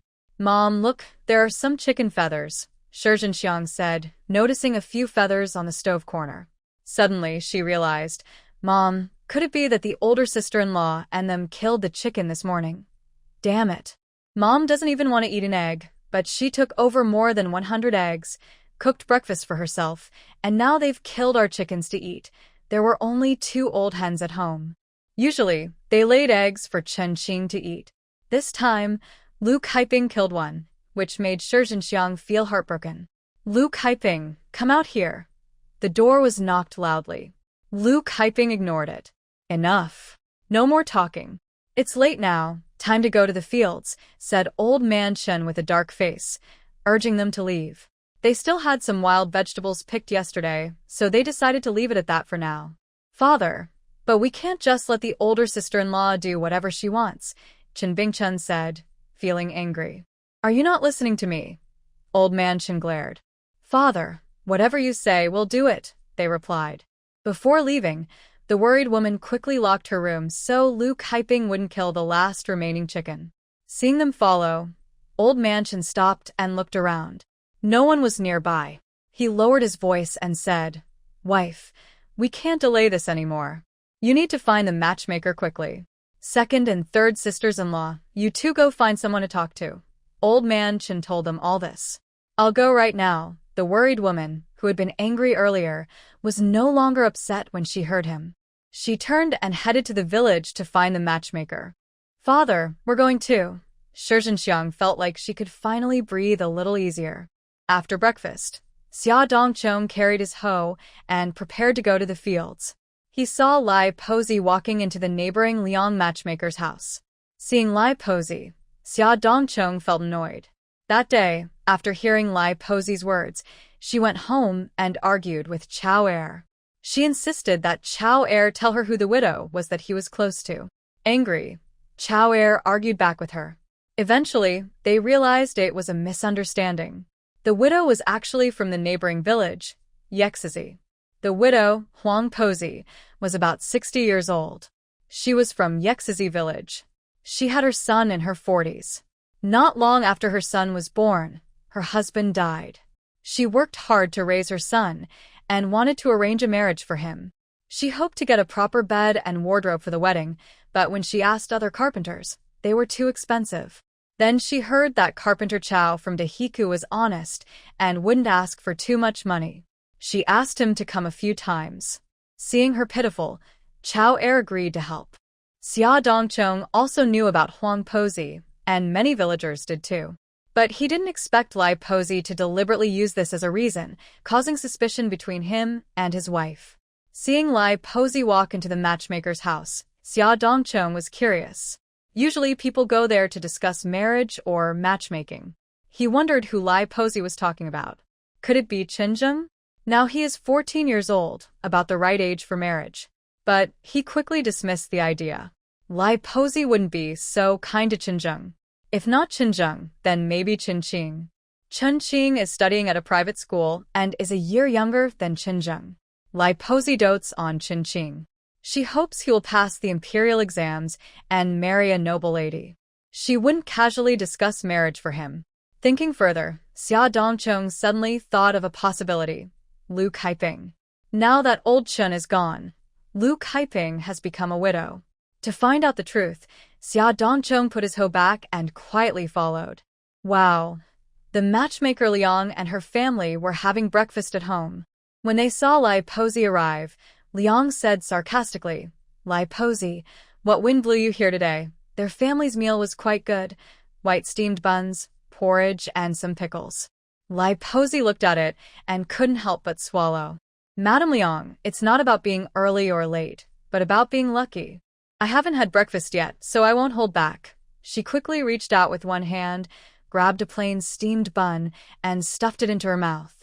Oh, seeing Granny Lai's greedy eyes fixed on the table, Madame Liang wanted her family to take the buns away, but unexpectedly, Granny Lai was so fast that she grabbed a bun and shoved it into her mouth. In just a few bites, she finished the bun. Everyone else quickly reacted and took their buns in their hands. Third bowl. These buns are so dry. Give Granny Lai a sip of porridge, Granny Lai said. Without waiting, she picked up the bowl of porridge belonging to Liang's grandson, third bowl, and drank a big gulp. While seeing that Granny Lai had already drunk half of his porridge, 5-year-old third bowl started crying loudly. Smack suddenly, Madame Liang slammed her chopsticks on the table and glared fiercely. You shameless Granny Lai, coming to snatch food. Someone buried in the dirt up to their neck, and you're still fighting over food with my grandson. Big brother, second brother, throw her out. Madame Liang's 2 sons, Hu Dong and Hu Shi, tall and strong, immediately stood up. Granny Lai's face turned pale. Oh, seeing Madame Liang angry, Granny Lai forced a smile. Aunt Liang, calm down. I came to see you today because I have good news. Granny Lai looked around at the others. Aunt Liang, let's talk inside. Madame Liang shot her a sharp look and said impatiently, let's talk here. What's so shameful about it? Hee Granny Lai chuckled awkwardly. It's like this. You know our eldest son passed away, leaving his young widow and orphan daughter. She's still young, and we don't want to burden her. We want to find her a good family to marry into. Granny Lai's words sounded nice, claiming it was for loot siping's sake, but everyone knew she was just after the bride price. They all looked at her with disdain. Madame Liang didn't care about that. She only cared about whether she could make money. Hearing Granny Lai's words, her eyes lit up and she smiled. Sister Lai, come inside, let's talk. She pulled Granny Lai into the house. At the gate, Xia Dongcheng faintly overheard Granny Lai mentioning Loot Siping's name, and it seemed she was planning to remarry her. No way. Summer and winter insects were both startled. But then she thought, she doesn't know others well, but someone like Lao Posey could definitely do such a thing. No, she must tell Kai Ping early. These days, Lu Kai Ping drinks egg soup every day. After a while, her skin became rosy. In just over 10 days, her face also looked fuller. Her features were already nice, and now she looked even more attractive. Plus, she's been eating well these days, her milk supply is good, and her chest is full and rounded, adding a touch of charm. Most of the lochia has been expelled, and she hasn't used her menstrual pad these days. Her condition has improved, but her fourth sister's face looks increasingly yellow, and she hasn't wanted to nurse these days. She also cries a lot. Lu Kai-ping knows that her fourth sister must be sick. She remembers that when her little niece was born not long ago, she also had yellow skin. Her mother said it was called jaundice. The little niece was quite serious. Even her eyes turned yellow. Later, her mother went up the mountain to pick some herbs to bathe her, and gradually the jaundice went away. Lu Kai-ping thought of the system's search function. She opened it and typed in, what Chinese medicine to use for bathing to treat infant jaundice? She found many answers, mostly similar. The most common were honeysuckle, gardenia, and artichoke. These things are common on the mountain. She understands honeysuckle, and it's okay if she doesn't know the others. Her system can automatically recognize them. If she's lucky and finds items recovered by the system, she might even make some small money. There's no time to delay. Lu Kai-ping told Sanya and her brother to stay home and watch the baby. She planned to go up the mountain to find herbs herself. Mom, I want to go with you, said the sensible Qinzheng. Lu Kai-ping shook her head. Mom can go alone. You stay home and take care of your sister. Qinzheng still didn't want to agree. No. Dad is gone. I need to take good care of you. I don't feel safe if you go alone. Besides, the second brother is watching the house. All right. It's getting late. Let's leave early, she said. She looked around and found a basket at home. After giving some instructions, Lu Kai-ping carried the basket, took 2 knives, and left with Qinzheng. After walking for a while, Lu Kai-ping finally arrived. Before she got close, she heard a baby's cry. Seeing the courtyard gate closed, she quickly knocked on the door. Kai-ping, open the door. Chen Shuang stepped out and opened the door. Chen Shuang, where is your mother? My brother and my mother just went up the mountain. Annie, do you need to see my mother about something? Oh dear, isn't your mother still resting after giving birth? Why did she go up the mountain? But then she thought if it had been before, Lu Kai-ping would have already gone to work in the fields. Now, she seemed like a different person from before. My sister is sick. Mother said she's going up the mountain to find medicine to treat her. My mother just left a while ago. If you hurry, you might still catch up. Your sister is sick? What kind of illness? Hearing that Xia was sick, Xia Dongcheng's heart tightened. Quick, let me go in and see her. Third aunt, seeing Xia Dongcheng go in, Sanya politely greeted her. Oh, this child has jaundice. Xia Dongcheng looked at Xia and was also startled. The little girl's face was very yellow, her eyes closed tightly, and she was crying loudly. Third aunt, I have some medicine at home. I'll go back and boil some water to give her to drink. Xia Dongcheng didn't delay and hurried back home. Thank you, Third aunt, Chen Shuang, saw Xia Dongcheng to the door. After she left, he was about to go back inside. He turned his head and saw Chun Li and Chen Dongmei leaning against the doorframe of the main hall. Chen Lanhua and Chen and were sitting on the threshold, looking at him with glee. Chen Shuang didn't want to pay attention to them. He crossed over and went straight back into the house. Chun Li looked chubby and mischievous, with a greedy look on his face. He was chewing something and said to Chen Shuang, "My mother said your sister is about to die. It's good if she does. Then our family will have one less person fighting for food. Second brother, it's not just that. Our family will be 3 people fewer to eat, and then we can all have enough to eat," added Chen Dongmei, exaggerating. Chen Shuang widened his eyes and raised his fist. "Try saying that again, and I'll beat you to death." Chen Li stuck out his tongue and made a face. "I was just saying, your sister is about to die." Chen Lanhua, standing nearby, also interrupted, saying, "My mother said your whole family are wild children. Your mother is just a pig, giving birth to so many just to collect debts. Our family doesn't have enough food to feed you. Later," she added, "when your mother gets married and you sell Sanya and throw away Sia, our family will save a lot of food." Chen smiled excitedly and clapped his hands, saying, "Selling them is good. Then I can eat enough. You all keep talking, I will beat you to death." Chen Shuang's eyes turned red with anger. Long-standing resentment burst out at this moment. They always called their family wild children. Some kids in the village often said this to them. Chen Shuang couldn't hold back anymore. His anger reached its peak. Not only did he curse them as wild children, but he also wished harm upon his sister. In his fury, Chen Shuang grabbed a stick from the corner of the door and swung it at Chen Li. This stick was usually kept by Grandma at the door to hit them. Once, it cut into his skin and bled, with blood on it. None of these so-called cousins and younger siblings were good people. He was older than them, but they never called him second brother. Relying on Grandma's favoritism and having backing, they always bullied him and his sister. This time, Chen Shuang was no longer polite. "Ow!" Chen Li covered his head and ran around, shouting in panic. He thought Chen Shuang wouldn't dare to hit him, but he was wrong. Seeing Chen Li move, the others quickly stood up, ready to run back to their rooms. But Chen Li didn't give them a chance and swung his stick at them. Some sticks hit their hands, others hit their feet, making them cry out and scream. "Ow! Stop hitting, stop hitting," Chen Dongmei begged for mercy. Now, with no adults at home to support them, they had to soften and wait for their parents to come back to deal with Chen Shuang. Wasn't he pretty brave just now? Why is he backing down now? Chen Shuang gritted his teeth and spoke angrily, still swinging his stick and chasing after them. He kept hitting their feet with the stick, making them jump. "Second brother, stop, stop." Finally, after calming Sia, who had just fallen asleep, and hearing the fight in the main room, Sanya hurried out. Seeing Chen Shuang hitting Chun Li and the others, she quickly ran over to stop him. Chen Shuang was panting heavily, stopped, and pointed at Chen Lanhua with a stick. "Tell me, is what you just said true? What did I just say?" Chen Lanhua was very scared and didn't know which words Chen Shuang was talking about. "You said that Grandma was going to sell my sister."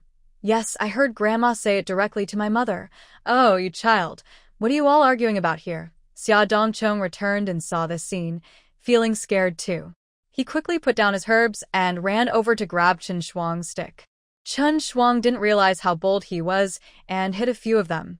Later, his second and third uncles would surely scold him badly. "None of you are allowed to tell Grandma or else I will beat you. If I tell, I will tell my parents too, and I will make sure you get punished," said Chen Lih, no longer afraid when he saw Xia Dongcheng coming.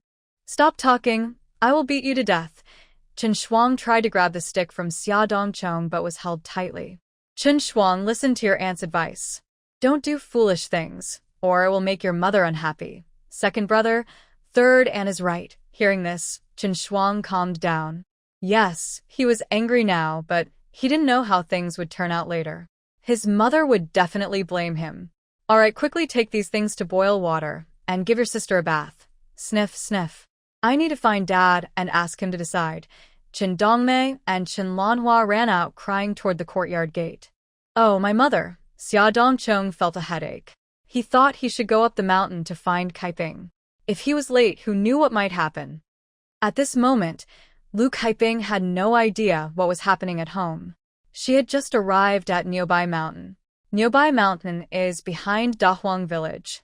The whole mountain is tall and steep, resembling a cow's back, hence the name Niubai Mountain. In recent years, the weather has been dry and the harvest has been poor. Besides paying taxes, most families don't have enough food. Everyone tightened their belts and went up the mountain to pick wild vegetables and hunt for food. More people went up the mountain, but now there wasn't much left. As she walked up, she saw nothing edible. Just halfway up the mountain, Lu Kaiping was exhausted and panting heavily. Despite the cold weather, she broke out in a sweat. Chunjung pointed to a valley nearby. Mom, usually my second brother, and I go to that valley. The terrain is lower there, and there are more wild vegetables. Maybe we should check it out. Chunjung didn't know what herbs Lu Kaiping was looking for, and he wasn't very familiar with them either. Yes, let's go up the mountain and take a look. Lu Kaiping nodded. Her eldest son was mature and steady, knowing a lot. But the herbs might not be there, so they still needed to go further up. They continued climbing for a few dozen meters. Suddenly, a clear, glass-like screen appeared about 2 meters ahead. Its search lens automatically focused on a plant about 10 meters away, with information about its medicinal benefits displayed nearby. A dull voice announced, "Detection shows wild dendrobium in the stone crevice ahead, worth 100 coins per gene." Following the focus, Lu Kaiping found the dendrobium. It seemed to grow in the moist crevice between 2 large rocks, with about a dozen plants nestled tightly against the stones. Each dendrobium segment looked like a tiny bamboo shoot, about 20 to 30 centimeters long. Some even had pink flower buds hanging from them. It was surprising that even in late December, these plants were still flowering. That was quite rare. Because the plants grew between 2 rocks, Lu Kaiping could only kneel partially to pick them. Chunjung looked suspicious. "Mom, can we eat this?" "Yes, it's a good medicinal herb. It will be valuable if sold to a pharmacy." "Hurry and go check if there are more on other rocks." Hearing that it could be sold for money, Chunjung got excited and quickly moved toward nearby rocks. Suddenly, a whistle sounded, followed by a playful male voice. "Hey, Chioping, what are you doing with your butt sticking out here?" Lu Kaiping was busy harvesting the dendrobium and didn't turn around in time. Someone had reached out and touched her. Lu Kaiping was furious. She quickly stood up and turned around. It was Fandafa, a troublemaker from the village. Fandafa was in his 30s, lazy and idle all day, stealing chickens and causing trouble. He had a face full of pits and scars, a nose red from drinking, and small, beady eyes. His appearance was quite unpleasant. Plus, his family was poor, so no one wanted to marry him. Seeing a beautiful young woman and a widow, I couldn't help but want to tease them. When I met someone timid and afraid, I would just scold them a few times and then stop. The previous owner of this body was like that, which made me braver. "Did you just touch me?" Lu Kaiping narrowed her eyes. Hee, that soft, bouncy feeling made Fandafa's heart flutter. "Kaiping, I haven't seen you in days. I didn't expect you to look even prettier after having a baby." I couldn't help myself. Fandafa rubbed his hands and stared at Lu Kaiping's full chest with a lewd smile. If this had happened before, Lu Kaiping definitely wouldn't have dared to speak up. She would just blush and walk away. Because he had tried a few times before and succeeded, he thought he could be bolder this time too. Lu Kaiping sneered. "You lost control just now? Kaiping isn't your call." As soon as she finished speaking, Lu Kaiping reached out and slapped him twice. Then she kicked him hard in the groin. Lu Kaiping clapped her hands and twitched her lips. "Sorry, I couldn't help myself either." Fandafa cried out painfully, curling up and clutching his groin, jumping in place. He gritted his teeth and said fiercely, "You dare hit me, Lu Kaiping? Do you want to ruin my family line?" His eyes flashed with anger as he swung a fist at Lu Kaiping. She dodged to the side, avoiding his attack, then kicked him and tripped him over. Ouch! Fandafa fell heavily to the ground. Lu Kaiping took out a knife, waving it back and forth over his hands, with a smile on her face. "Which hand did you use to touch me just now?" "I want to cut it off." Although Lu Kaiping was smiling now, her expression made Fandafa feel terrified and shiver with fear. "No, miss, I was wrong. Please forgive me. Mom, are you okay? Hearing the shout, Chen hurried over anxiously. Lu Kaiping immediately changed her face, looking scared as she pointed at Fan Dafa, who hadn't yet gotten up. Boss, you came just in time. He was bullying Mom. Chen is grown up now. He needs to show some weakness, so he can learn to protect his mother. Misunderstanding. Seeing Chen furious, Fan Dafa quickly begged for mercy. He thought only Lu Kaiping was going up the mountain. Unexpectedly, he miscalculated. How dare you bully my mother? I will fight you. Chen is usually honest and doesn't cause trouble, but if someone dares to bully his mother, he will really fight back. He looked around and saw a stick nearby. He picked it up quickly and angrily walked over. Fan Dafa looked sad and said, No, let's talk calmly if there's a problem. How dare you bully my mother? No discussion needed. You can talk to this stick. After saying that, Chen raised the stick and swung it at Fan Dafa. Ouch! Stop! If you hit me again, someone might get seriously hurt. Fan Dafa begged while covering his head. Enough, let him go, boss. After hitting him several times, Chen still wasn't satisfied and kicked him. Get lost. Don't let me see you again. If I do, I will hit you every time I see you. Fan Dafa, with a swollen face and bleeding mouth, struggled to get up and ran away, afraid that if he was a little slower, he would be beaten again. He ran for dozens of meters, but suddenly tripped over a stone on the ground and fell flat on his face, which made Lu Kaiping laugh out loud. Boss, you're great. Lu Kaiping looked at Chen with admiration. Chen shyly scratched his head. He remembered that he used to help his mother chase away those who harassed her, but instead of praise, she scolded him. She told him to endure it and not make a fuss, because if it got out, it would ruin her reputation. Unexpectedly, today, his mother not only didn't scold him, but also praised him. Boss, did you find that thing over there just now? Yes, the mother and son quickly split up to gather the herbs, then continued walking forward. Following the clues, they found more herbs like gardenia and chicken bone grass. On the way up the mountain, Xia Dongcheng suddenly saw someone limping down. When he looked closer, it was Fan Dafa from the village, with a swollen face.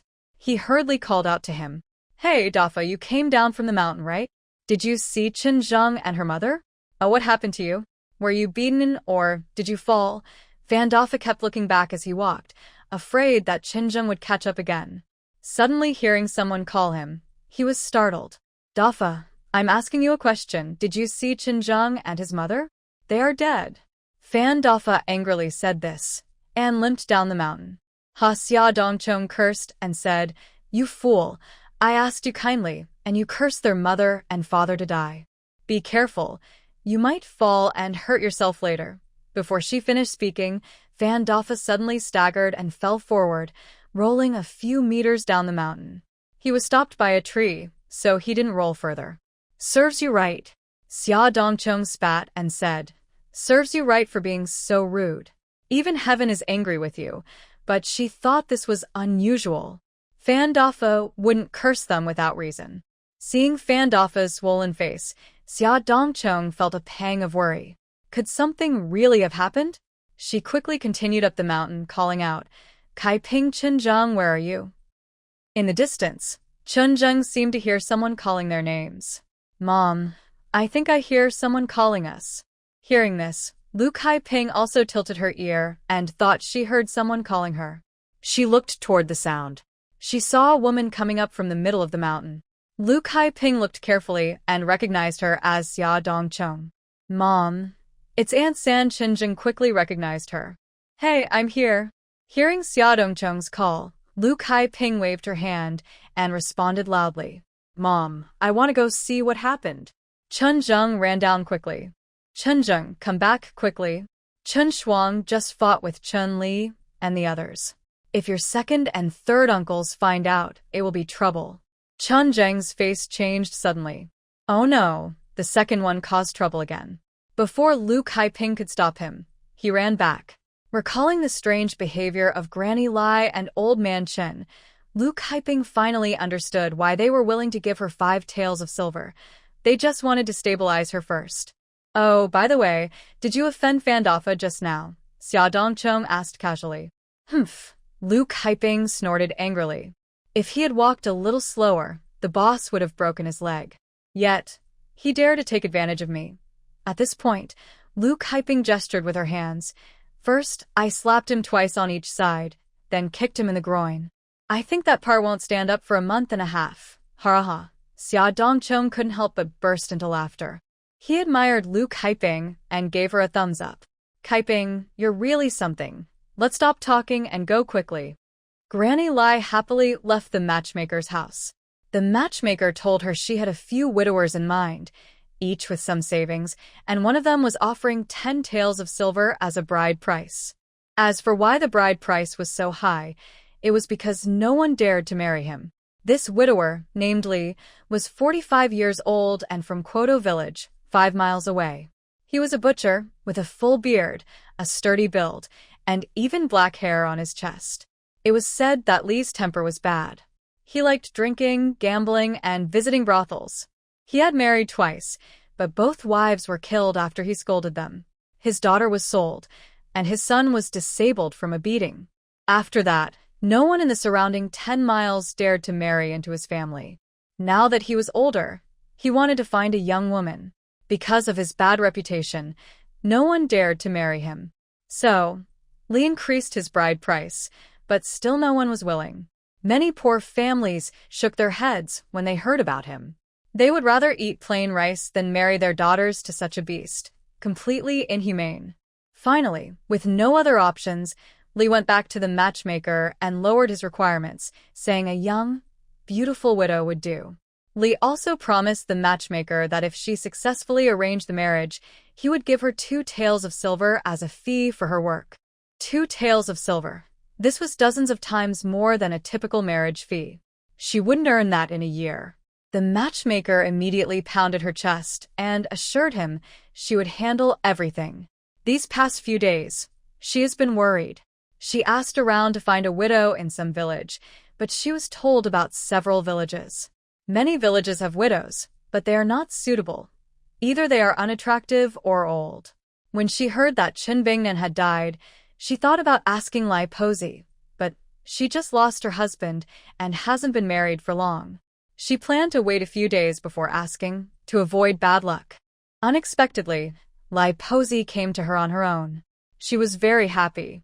Matchmaker Liang said she would have Li Tuhu come tomorrow. If the other side likes Luke Hyping, they will quickly send the betrothal gifts and settle the marriage. Things seemed to be moving forward, but Lai Posey became nervous again. The eldest daughter-in-law is different now, and she wasn't sure if she could marry her out smoothly. Halfway there, Lai Posey suddenly turned and headed toward Huang Dafu's house.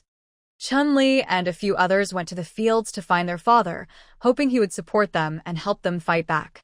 But the result was surprising. Their grandfather refused and scolded them loudly, even warning them, "Stop causing trouble these days. Keep your mouth shut and don't fight with Chen Shuang and the others. Do you hear me? If you mess things up, I will deal with you. Father, we've been tolerating them over and over, but they keep pushing us around. Enough. I have my own plans for this." Usually their father didn't talk much, but he loved his children. Now, he was scolding the eldest son for the sake of the big family, which made Qin Bingxing feel very upset. Chun-Li saw that their grandfather looked serious. Their father didn't say anything, so they could only keep quiet. Not long after, Ma Lianhua and her sister returned from town, saying everything was settled. When Chen Shuang and Sanya heard that Chun-Li and the others went to complain, they stayed inside the house, afraid to go out. They worried that their second and third uncles would come back and scold them. When they heard their grandfather and others returning from the fields, they peeked out from the door crack. But it was strange. Their second and third uncles didn't seem to want to bother them. Soon their grandmother also came back. The family talked quietly inside the room for a while. Chen Shuang found it strange. Sanya looked confused and asked, "Second brother, what do you think Grandma and the others said in the room?" Chen Shuang scratched his head and said, "I don't know. Let's not think about it. We'll wait for Mom to come back before opening the door." When Shizhen Xiang and her companions just entered, Chen Li ran over to complain, knowing that his son had been beaten. Shi Zhenxiang and Ma Lianhua felt very upset. Mother, Chen Shuang hit our liar. I can't swallow this anger, Shi Zhenxiang said angrily, wishing she could punish Chen Shuang herself. Exactly. We've always treated Chen and like a treasure since he was little, and now Chen Shuang has hit him. Is that how brothers behave? Look at his face, it's swollen. Sniff, sniff. Ma Lianhua started crying, unable to hold back her tears, feeling very sad. Lai Posey glared at them. Let's let them have a few days to be happy. Even if you can't swallow it today, you have to. By the way, how did the things you arranged go? Mother, everything is settled. They said at least 3 taels of silver, and if they look good, another 2 taels. Tomorrow morning, someone will come to see Sanya, and only after that will they decide the price. Old Chen nodded happily. Good. Everything is arranged for tomorrow. Handling these 2 things at once is better, so there won't be any future trouble. Chen Bingxing looked worried. Father, sister-in-law now seems like a different person. Not only is she sharp-tongued, but she's also ruthless and daring to use a knife.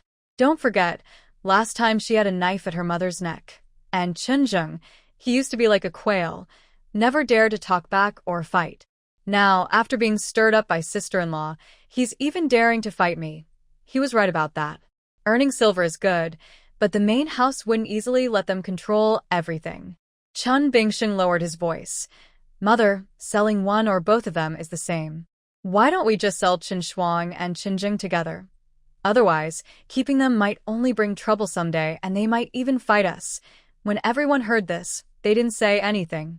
After a moment, old Chen looked sharply and said, All right, it's decided then, but they definitely won't cooperate easily. Lai Posey looked confident and smiled proudly. Don't worry about that. I already have a plan. Look at this. Everyone looked over together, and they saw Lai Posey holding a package in her hand. Aunt Lai lowered her voice and said, This is something I got back from Dr. Huang. It's like a sleeping potion that can make people sleep for hours. With this, I'm not afraid of them anymore. After saying that, Aunt Lai squinted her eyes with a wicked look. Old wife, you really think things through. Old man Chen rarely praised Aunt Lai. She proudly lifted her head, her tail almost reaching the sky. Now, come here, everyone. Aunt Lai called them closer and explained a lot of things to them. Did you all remember what I said? Yes, Mother, we all remember, they replied, and Aunt Lai nodded happily. Father, Mother, I want to talk to you about something. Seeing that her mother-in-law and father-in-law were in a good mood, Ma Lianhua spoke up. Her husband, Chen Bingchun, knew what she wanted to say. He tugged at her sleeve, but Ma Lianhua elbowed him away. This was a good chance, and she had to say it now. If she didn't know when she'd get another. Go ahead, what is it? Aunt Lai stayed calm. Since she received the pension money from the eldest brother, she knew her 3rd daughter-in-law also had plans. Now, seeing that she might get over 10 taels of silver, she probably couldn't hold back anymore. Looking at Aunt Lai's sharp eyes, Ma Lianhua felt a bit nervous. But thinking of her son, she ignored her worries and said everything she wanted to. Mother, our Chen is 6 years old this year. It's the right time to start his education. I was thinking that after the new year, I'll send him to a private school, and I hope you two will agree. In the past, the family didn't have enough money, so she didn't dare ask for this. But now, Mother has the pension money from Uncle, and after she marries the eldest sister-in-law and buys the 3rd girl, there might be more than 10 taels of silver coming in. So she had to say it, her son also needed to go to school. Why should all the benefits go to the 2nd household? Shi Zhenxiang was worried. She didn't expect the 3rd household to also be eyeing that money. How could that be? If Qing'er passes the exam to become a child scholar or even a scholar later, they will need money for many things. Shi Chuanxiang smiled and said, 3rd household. All our family's money is saved for Qing'er's education. As for Chenin, it's also good for him to be a servant to our Qing'er. When our Qing'er becomes an official, we won't treat him badly. Master said that our child Qing'er is a good student. Don't worry, once Qing'er becomes a successful scholar and a high official, you, and 3rd, can enjoy a comfortable life. 2nd sister-in-law, Arner is not stupid. He is naturally smart. Why shouldn't he have a chance to study? Who says Chen Qing will definitely pass the imperial exam and become a scholar? Anyway, today Ma Lianhua is determined to speak her mind. She must say what's on her heart. Sure, Xinxiang rolled her eyes. Third sister-in-law, look at your words. With Chen En's brain, he can't possibly learn much. Our Qin Qing is different. Even the teacher praised him as a good student. Second sister-in-law, you can't decide just by yourself. You have to see for yourself. Anur hasn't studied yet. Maybe he'll be smarter than Qin Qing. Lai Posi and old Chen exchanged glances. They didn't expect their usually timid third daughter-in-law to speak so boldly today. They had underestimated her before. Lai Posi didn't scold her but spoke more gently. Third sister-in-law, Anur is still young. Let's wait a couple of years and see. Ma Lianhua looked excited. Mother, Anur is not small anymore. After the new year, he'll be 7, which is the right age. Unexpectedly, Ma Lianhua didn't listen to her mother. Lai Posi's face darkened. Third sister-in-law, do you not understand? I said we'll wait a couple of years. Old Chen spoke up. All right, I promise you. After the eldest daughter-in-law gets married and the third daughter-in-law is sold, Anur will go to study after the new year. Lai Posi looked worried. Old man, old Chen's face was serious. Enough. I make the decisions about this. The third daughter-in-law was right. Chen Qing might not pass the exam. We shouldn't put all our eggs in one basket. What if, in the end, Anur is smarter than Chen Qing? Thank you, father. Thank you, father. Ma Lianhua and Qin Bingchen were very happy, but Shi Zhenxiang and Qin Bingxing looked unhappy. This meant that in the future, half of the family's money would have to be used for Anur's studies. All right, everyone, since the eldest daughter-in-law hasn't come back yet, go outside. They had just heard from Sunzi Chenli that she had gone up the mountain with a basket. She would probably be back soon. Chen Zheng hurriedly ran with a machete, frightening many villagers along the way. As he got closer to home, his heart grew more anxious. He thought his family would be noisy, but to his surprise, the house was very quiet, so quiet he couldn't believe it. He ran into the yard and saw Chun Li and Chen Dongmei playing a game with stones. When they saw Chen Zheng return, Chun Li looked up and gave him a fierce glare. When he saw the knife in Chen Zheng's hand, he quickly ran into the house. Seeing their faces bruised and swollen, Chen Zheng felt a cold chill. His second and third uncles glanced at him and looked away. Grandma didn't scold him either, as if he was invisible. But the more they ignored him, the more Chen Zheng felt scared. He hurriedly knocked on the door. What Chen Zheng didn't know was that seeing him holding the machete, Lai Posi and Qin Bingchen were frightened and didn't dare to speak. Bang, bang, bang. Second brother, third sister, are you there? Second brother, big brother is back. Third sister shouted happily. Although Chen Zheng was still young, seeing his brother return made Chen Shuang and third sister feel relieved. They quickly opened the door. Big brother, where is mom? Third sister looked behind Qin Zheng but didn't see Lu Kaiping and asked nervously. Mom is behind. Are you both okay? Qin Zheng looked them over from top to bottom, relieved when he saw they were fine. Chen Shuang pulled Qin Zheng inside and closed the door. Second brother, I and mom know what you did, Qin Zheng said sharply, staring at Chen Shuang. How do you know? Chen Shuang was surprised, thinking the older brother didn't know. He didn't expect even their mother to find out. Third aunt told us. Third sister's face turned pale. It's over. Mom will be very angry when she finds out. What should we do? Third sister, it's not your fault. Second brother did this alone, Chen Shuang said stubbornly, lifting his head. You. Big brother doesn't even know how to talk to you. When big brother and mom are not home, if second uncle and third uncle come after you, what will happen? You can't do this again, understand? Got it, big brother. Chen Shuang didn't feel scared at first, but only realized later how frightened he was. Lu Kaiping was now carrying a basket on her back, walking down the mountain, with Xia Dongchong panting behind her. Hey, where are you two coming back from? Huang Guqi just came out of the ancestral hall, holding a candle. We just came back from Niu Bei Mountain. Huang Guqi suddenly realized.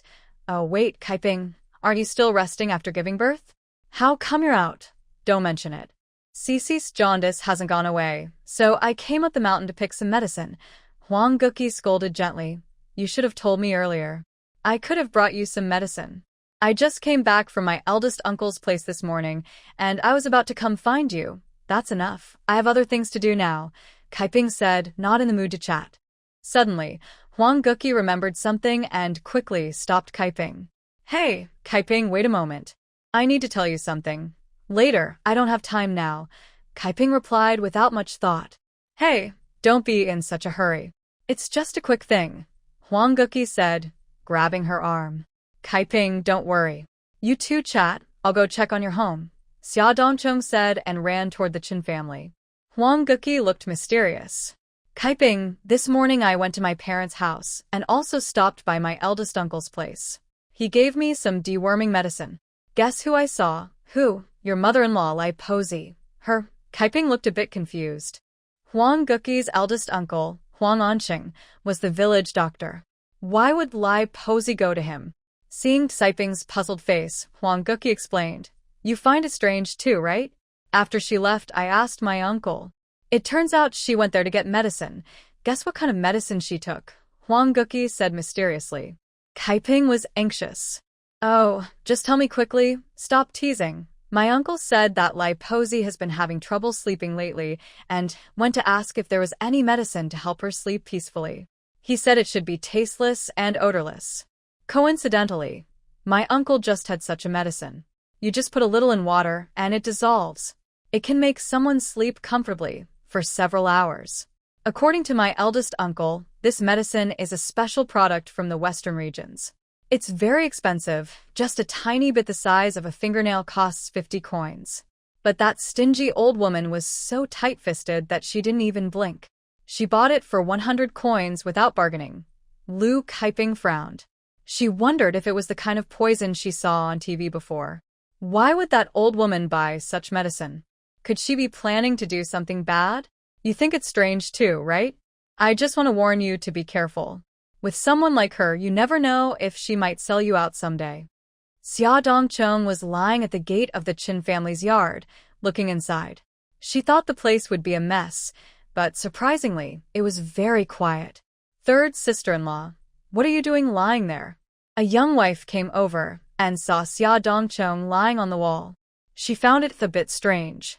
Xia Dongcheng turned around, looking a little embarrassed. Oh, it's Qiu Shuang. Nothing much, I just have an itch.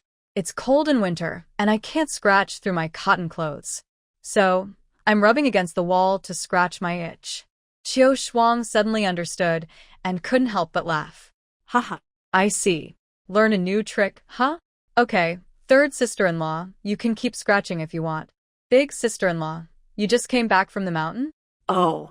You found quite a few things. Seeing the young wife approaching, she looked pretty and greeted her with a smile. Lu Kaiping couldn't remember her name at first. They say a smile can disarm hostility. Since she was smiling and greeting her, Lu Kaiping could only smile back and nod. Dongcheng, who was that young wife just now? How could you forget her? She's Qiu Shuang, the fourth daughter-in-law who just married into the village head's family. She's quite nice. Every time she sees me, she greets me. After saying that, she lowered her voice and looked mysterious. Hey, Kaiping, your family isn't normal. If it were usual, your wife would have scolded you and your kids by now. But today, she didn't say a word. You need to be careful. If anything happens, remember to find me. I can't fight, but I can scold people. Lu Kaiping smiled. All right, go back now. I understand. After a few times, she realized a truth. When something really happens, taking action directly is more effective than wasting words. Big sister-in-law, you're back. Perfect timing. The third sister-in-law has cooked porridge. Come quickly and eat. Hey, why did you go up the mountain? You're still resting after giving birth. You need to rest more. If anything, just tell Mom. These days, Mom hasn't taken good care of you. I didn't know that fourth sister had jaundice. Look, I just boiled water and gave her a bath. As soon as Lu Kaiping entered, the lazy woman seemed to be watching her secretly. When she saw her come in, she happily ran out of the main room. Could this old woman have taken the wrong medicine? Seeing the woman smiling in a way that looked more like crying, Lu Kaiping frowned and thought, what is this old woman up to now? She was not polite and said, Mom, honestly, what do you want? I'm not used to this. Just stop pretending. It's too tiring. After saying that, Lu Kaiping took off her basket and started preparing the herbs. Earlier, while Chunjung was not paying attention, she secretly put some herbs into her space. She only left some common ones that she brought back, which just happened to be for fourth sister's bath. The lazy woman gritted her teeth and cursed silently, thinking, let's see how long you can be arrogant. After tomorrow, you'll be crying and won't find a place to hide. Mom, you're back. Third sister happily came out of her room. Just now, third aunt brought some herbs and second brother boiled water. He already gave the sister a bath. She's sleeping now. Really? She had wondered how this old woman was so kind. Turns out, it was second brother who boiled water for fourth sister's bath. Hee. A flicker of fire flashed in the lazy woman's eyes, then disappeared quickly. She forced a smile and squatted down to help with the herbs. Big sister-in-law. It doesn't matter who bathes her. I know you dislike Mom, but didn't she give you that 5 taels of silver? We're all family. In this family, there's no second family, right? Enough, Mom. Second brother. Third brother, you're all family. Don't bother helping me. You might hurt your hand later. Third sister, quickly take these herbs to wash. Lu Kaiping took a wooden basin and packed the herbs, ready for third sister to take and wash. Let me do it. Kids don't understand. Oh, big sister-in-law, Mom, you two stop arguing. Let me do it, Shizhenxiang said as she came out of the main room. Third sister looked at Shizhenxiang with confusion, then at Lu Kaiping. She felt that today her grandmother and second aunt seemed different, like they had changed into different people. All right, third girl, stop fighting with your second aunt. Let her wash the dishes. She thought clearly now. Since Shizhenxiang wanted to do it herself, she wouldn't stop her. Thinking about what Xia Dongchong and Huang Goji told her, combined with their strange behavior, she was curious to see what they really wanted to do. Big sister-in-law, you're back. The porridge is still warm for you in the pot, Ma Lianhua said cheerfully. Third girl, have you eaten the porridge? When she heard there was porridge, Lu Kaiping turned to look at third girl. Mom, I've already eaten. Mom, come in quickly and eat. Chunjung and Chinshuang came out of the main room looking complicated. They didn't believe it when Grandma called them to eat porridge, but it turned out to be true, and the porridge was especially thick. Heh, this play is getting more and more interesting. Lu Kaiping sneered inwardly. If it had been before, she wouldn't even dare to think of such things. All right, since the third house has cooked the porridge, I won't be polite. Lu Kaiping said nothing more and walked straight into the main room. Old head Chen sat in the middle of the main room, with Chen Bingchun, Chen Bingsheng, and a few younger ones sitting nearby. Seeing Lu Kaiping come in, the Chen brothers glanced at her and then lowered their heads to eat porridge. Lu Kaiping approached the kitchen, lifted the lid of the pot, and saw that inside the iron pot was indeed a bowl of thick porridge. She was about to take the porridge back to her room when old head Chen called her. Old big daughter-in-law, eat here. I want to tell you something. Lu Kaiping raised an eyebrow, thinking to herself, looks like a good show is about to start. Then she sat down. Go ahead, I'm listening. Seeing Lu Kaiping's calm face, old head Chen spoke. Tomorrow, the fourth girl will be 12 days old. Your mother and I discussed it. Our family doesn't have much money, so we won't waste it. Just a simple meal. Oh, and by the way, 2 distant relatives will come to our house tomorrow. All right, I understand. Lu Kaiping finished her wild vegetable porridge and left the main room after saying that. Chen Bingsheng was angry. Dad, look at her arrogance. She doesn't even respect you. Chen Bingspring snorted coldly. Humph. Let her be proud. After tomorrow, she won't even be able to cry. Father, are we going to hold a feast tomorrow? Will there be many delicious dishes? Chen Li asked. He had just heard his grandfather say that 2 relatives would visit tomorrow, and he hadn't had a feast in a long time. Be quiet. All you do is eat all day. Learn from your older brother. Yesterday, the teacher even praised him. You can't even compare to him half as well. Chen Bingsheng scolded him. Unexpectedly, he was scolded again just after speaking. Chen Li Bota. Dad, you're really biased. Older brother gets eggs almost every day, but my sister and I have nothing. Keep talking, and I'll give you a good smack. Chen Bingsheng raised his hand. Oh, Dad, what's wrong with you? Scolding the kids again, Shi Zhenxiang came in, watching Chen Bingsheng scold his son and criticizing him. All he does is think about eating. What's the use of growing up if he doesn't learn? He should learn from his brother. Chen Bingsheng said angrily. Ever since he found out that after the new year, the third household would send Chen into a private school, he felt uneasy. The money at home was originally meant for Qin Qing to pay for his studies, but now that the third household was sending Chen into school, it was like taking half of it away. If he had known, he would have spoken earlier to persuade his father to send Chen Li to school too. No matter which of the two of them succeeded in getting a good job in the future, it would be his own family. But now that the third household had taken the lead, there was no room for discussion. You good for nothing. All you do is scold the kids to vent your anger. If you have the ability, go earn money and let the second son also go to school. I really was blind to marry you back then. Shi Zhenxiang scolded loudly, not giving Chen Lao Tu any face. Chen Lao Tu's face darkened to the extreme. Third daughter-in-law, are you talking to me? If you really don't like staying here, think I'm useless and dislike Bingsheng, then we won't keep you. Tomorrow morning, I'll ask the village head to write a divorce paper. Chen Bingsheng was anxious. Father, I didn't say I want a divorce. Shi Zhenxiang's face turned red and white. She had just casually complained, not expecting her father-in-law to take it seriously. Father, I didn't mean that. Oh, you old fool. You'd rather tear down 10 temples than break a marriage. How can you say such things as a father-in-law? Lai Posey came in from outside, cursing at Chen Lao Tu, and Shi Zhenxiang's face finally looked a little better. After scolding her husband, the lazy woman turned to look at Shi Zhenxiang and said, Second daughter-in-law, don't take your father's words to heart. If this daughter-in-law leaves and they marry another, it will cost a lot of money. Moreover, she is her distant niece and also Chen Qing's mother. Chen Qing is the hope of the Chen family, so they should consider her kindly. Listening to the noisy arguments in the main room, Lu Kaiping sneered. It seems that tomorrow's relatives will be quite unusual. Maybe they are not relatives but buyers. Tomorrow is the day to look at the goods, and she wants to see what tricks the old man is playing. Before going to bed, Lu Kaiping used the freshly picked herbs to boil water for a bath for Xia, and also fed her some water brewed with Tian Ji Huang. Her mother had told her about Tian Ji Huang before, saying it clears heat, detoxifies, and removes dampness. She saw some in the field and picked a few to bring back for internal and external use, which should work better.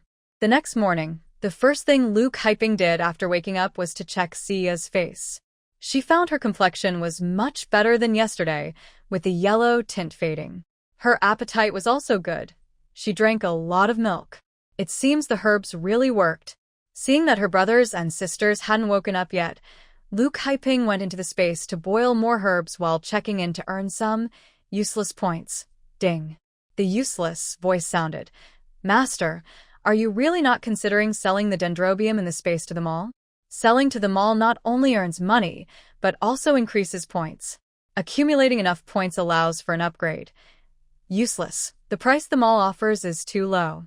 How about adding 50 coins per gene, making it 150 coins per gene? Master, the mall doesn't negotiate prices. Willing sellers only. It seemed there was no room for discussion, and Lu Kaiping felt a bit discouraged. She still planned to wait and see before selling to the mall. Maybe the pharmacy's buying price is higher. They say you should compare prices before trading. Anyway, those things don't take up space in the space. Inside the space, she could see outside, at any time. While boiling herbs, she kept an eye on her siblings. After the herbs were ready, she also boiled some chicken egg soup. Once everything was done, she left the space, and Chen Zheng and the others were still not awake. Early in the morning, Lu Kaiping heard someone busy in the kitchen. Usually, if Sanya didn't get up, Grandma Lai Buzi would scold her loudly. But today, she didn't see her come to knock on the door. Just as she was thinking, suddenly there was a sound of the door opening. Bang, bang, bang. Big sister-in-law, get up quickly and change into clean clothes. Relatives are coming soon. Grandma Lai Busey's voice sounded at the door. The door opened, and Lu Kaiping, wearing a patched gray cotton coat, looked like she had aged 10 years. Grandma Lai Busey immediately frowned. Big sister-in-law, you know relatives are coming today. Why are you still wearing that outfit? Lu Kaiping looked lazily. Mother, I only have those 2 sets of clothes. I don't have anything else. Maybe you can lend me a new one to wear. Grandma Lai Busey knew that what Lu Kaiping said was true. Over the years, she really only had those 2 sets of clothes. They were the clothes she bought when she first got married. When they got old, she mended them. Over 10 years, they had been patched many times. Seeing that Grandma Lai Busey didn't reply, Lu Kaiping continued, Mother, if relatives are coming from afar, I don't have decent clothes. Isn't that embarrassing for you? Just wait for me. Grandma Lai Busey gritted her teeth. In the kitchen, what? Shi Zhenxiang was very emotional. Mother, you want me to lend my new clothes to sister-in-law? No way. No matter what, Shi Zhenxiang refused. That dress was made just last month. It was her wedding dowry, and she had planned to wear it during the new year. You troublemaker. You can't lose sight of the big for the small, understand? Grandma Lai Busey kindly advised. Next to her, Ma Lianhua was gloating and didn't forget to add oil to the fire. Second sister-in-law, if I had new clothes, I would definitely lend them to sister-in-law. Think about it, if sister-in-law wears new clothes and looks young and pretty, people will notice her. Then she might be interested, and the betrothal gift will be in our hands. Besides, the money will be spent on Qing from your family. I think this deal is not a loss. Shi Zhenxiang rolled her eyes. If it's not a loss, then lend it. Besides, the money isn't just spent on Qing. Next year, Chen will start private school. Lai Posey frowned and lowered her voice, gritting her teeth. Keep your voices down. If you mess this up, I won't forgive you. Second daughter-in-law, quickly bring out your new clothes. Although Shi Zhenxiang was reluctant, seeing Lai Posey angry, she could only go back to her room and bring them out. She also reminded her, Mother, remember to return them to me later. Lai Posey said impatiently, It's just a worn-out dress. After everything is done, I'll buy you a new one. Stop fussing. Thank you, Mother. Shi Zhenxiang was happy now. Next to her, Ma Lianhua rolled her eyes. Her mother really favored her. After all, she was her distant niece, and her son was doing well. Lu Kaiping thought Lai Posey wouldn't be able to get new clothes, but before long, she returned holding a new dress. Oldest daughter-in-law, this is second daughter-in-law's dress. It's still new. You two are similar in size, try it on. Oh, Lu Kaiping raised an eyebrow. It seemed this old lady was willing to spend a lot for this matter. Sanya circled around Lu Kaiping, smiling brightly. Mother, you look so good in this dress, even better than the bride. Lu Kaiping patted Sanya's head, loving her. You little girl, your words are so sweet. You always make me happy. Mother, I'm telling the truth. Sanya said seriously. My mother is the most beautiful. Chen Shuang turned to Chen Zheng and said, Big brother, look at Sanya's mouth. She's so smooth-tongued. If you can learn half of her, you'll have no trouble finding a wife in the future. Go away. Honest Chen Zheng blushed and patted Chen Shuang's shoulder. You're just joking around, big brother. Lai Posey had Ma Lianhua boil a dozen red eggs. Besides giving some to the village chief and clan leader, she also sent some to Chen Laoda's brother, Chen Xiang. Additionally, Lai Posey surprisingly went to Lu Tuhu's place to buy pork. Lu's house is at the village entrance, occupying a strategic spot. Just outside the wall, there's a small open space. Next to it, there's a tree with some stones underneath. When it's hot, many people come here to cool off. Lu Tuhu's pork stall is set up right there. Along the wall, he built a small shed, which is Lu's pork stand. 20 meters ahead is a three-way intersection with a few small villages inside. This road is the main route for those villages. The location is very good. Some villagers from the neighboring village come here to buy meat because it's close. Plus, Lu the butcher offers fair prices and honest service, so his business is very busy. In some smaller villages, there are no pork stalls. Lu's second and third brothers use a cart to carry half a pig into the village to sell door to door. Lu the butcher and his eldest brother sell meat at their own door. Usually they can sell almost a whole pig each day. Early in the morning, several women gather around the chopping block, looking at Mrs. Lai with disdain and keeping their distance. She is not only stingy, but also always tries to take more than her share. When buying meat with others, she often finds ways to take larger pieces. Since they all live in the same village, many people buy on credit. Most pay their debts quickly once they have money. But Mrs. Lai is different. She often doesn't pay back what she owes from before and keeps borrowing more, refusing to admit it after a while. If Lu the butcher hadn't come with a knife demanding payment, she wouldn't have paid. Since then, she has been blacklisted by Lu. It's fine to buy meat, but no credit is allowed. Seeing Mrs. Lai, Lu the butcher doesn't want to talk to her because she not only borrows on credit but is also picky, always wanting free meat and more than her share. "Lu, cut me a piece of meat," she says. A woman sarcastically comments, "Oh, Mrs. Lai, your eldest son died and got a pension. Now you have money to buy meat." Mrs. Lai looks up and recognizes her neighbor, Aunt Hong. "What's wrong? Can't stand it? If you're so upset, maybe your son will die too, then you'll have money for meat." "Mrs. Lai, you've been cursing since early morning. Your words are so foul. I'll tear that ugly mouth of yours apart." Aunt Hong's son, who has also gone to serve in the army, is angry and ready to fight. Villagers hold her back. "Oh, Aunt Hong, calm down. Let's not argue with her. We've bought the meat. Let's go," they say, pulling her away. "Mrs. Lai, which piece do you want?" Lu's eldest son, Lu Dashin, holding a knife, asks to cut the meat. "Hey, big brother, don't bother with her." Lu the butcher stops Lu Dashin, telling him to serve others first. "Oh, that's the one I saw first," she replies. Seeing someone else buy the piece of meat she liked, Lady Lai refused to accept it. "That was the one I liked first, Lu Butcher. How can you give it to her?" "Did you bring money today?" Lu Butcher asked expressionlessly.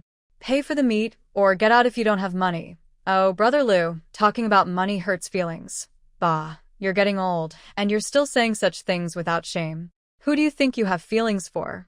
You're shameless. My father-in-law still has some dignity."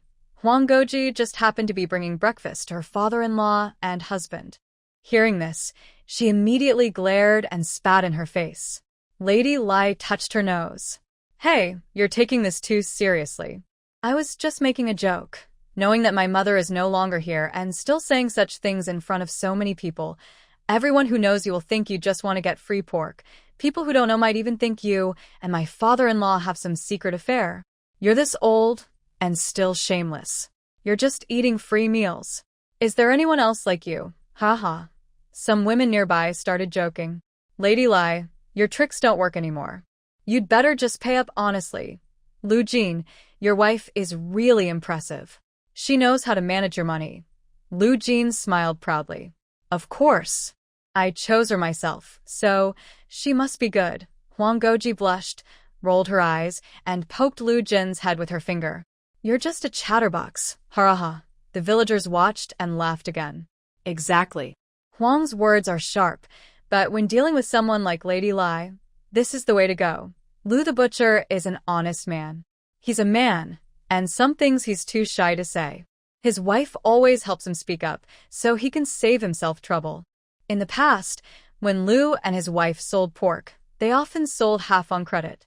Sometimes it took a year or more to get the money back. The books showed they were making money, but they never saw the cash. Later, Lu's wife passed away, and he remarried. The couple continued selling pork with Lu. Because his wife was sharp-tongued, the villagers' credit sales decreased.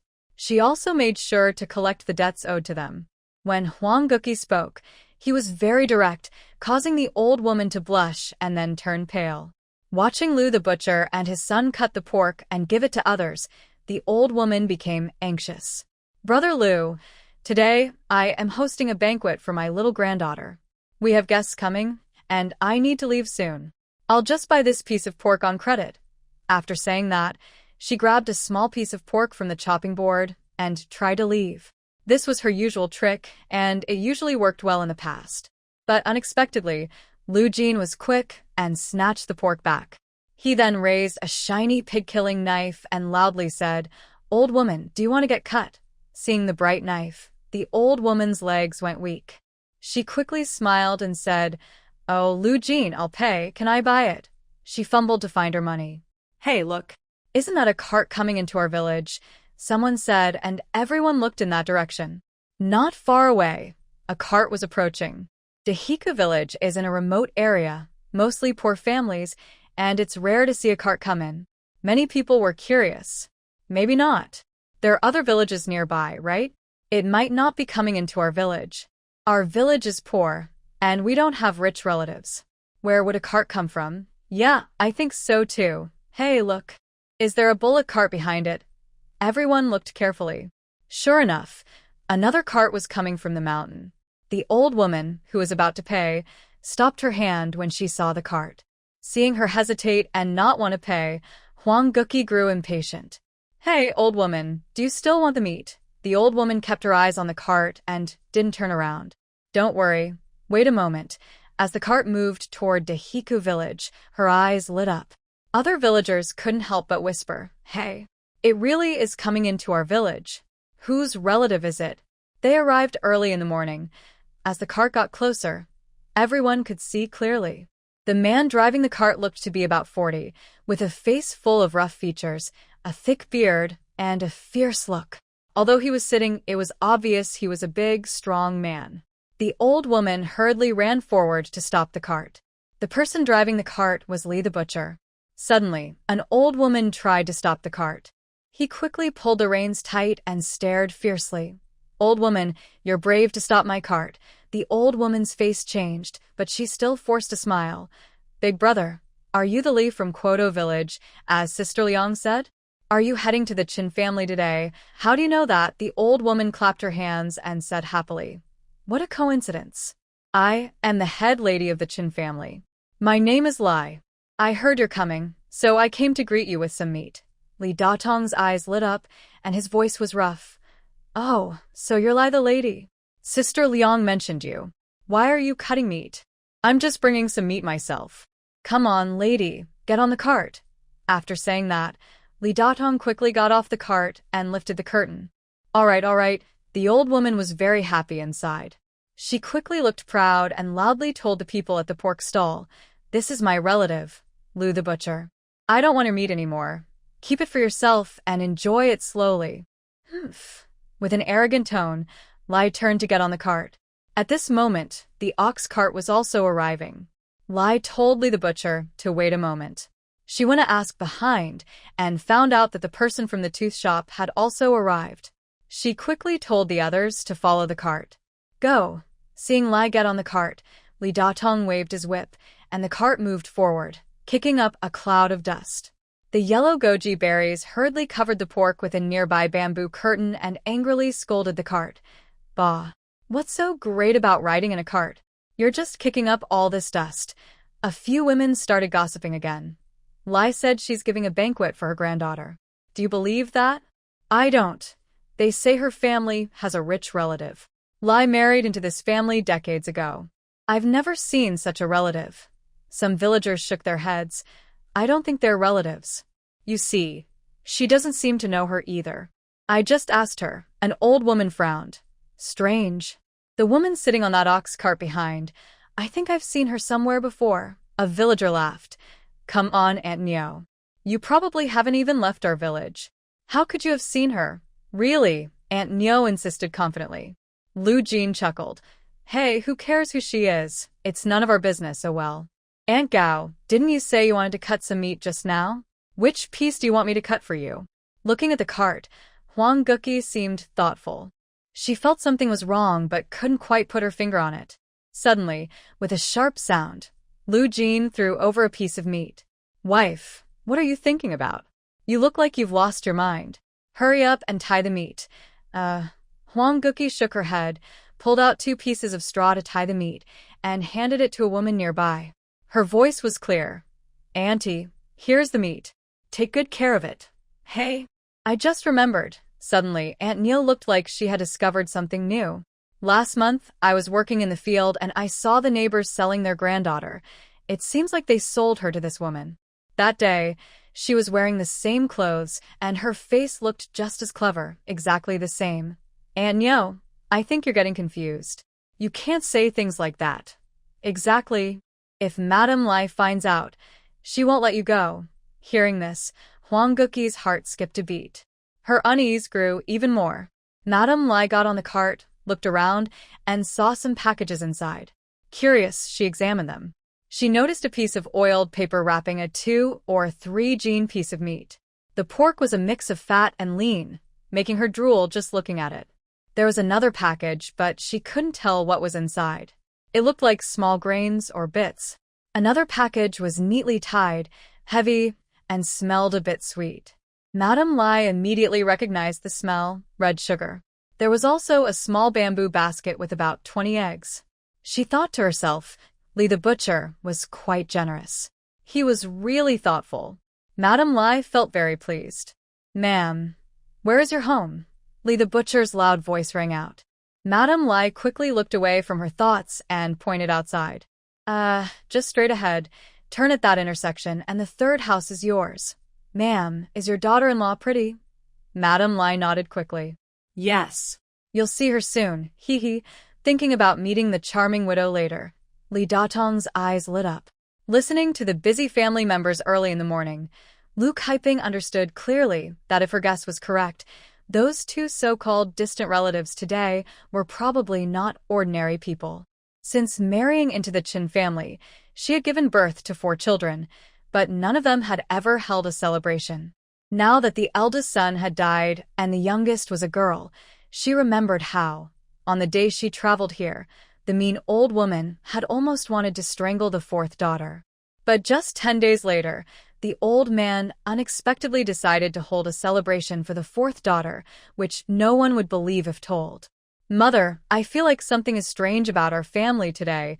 Chen also noticed something different. What's strange? Tell me. Lu Kaiping turned to look at Chen.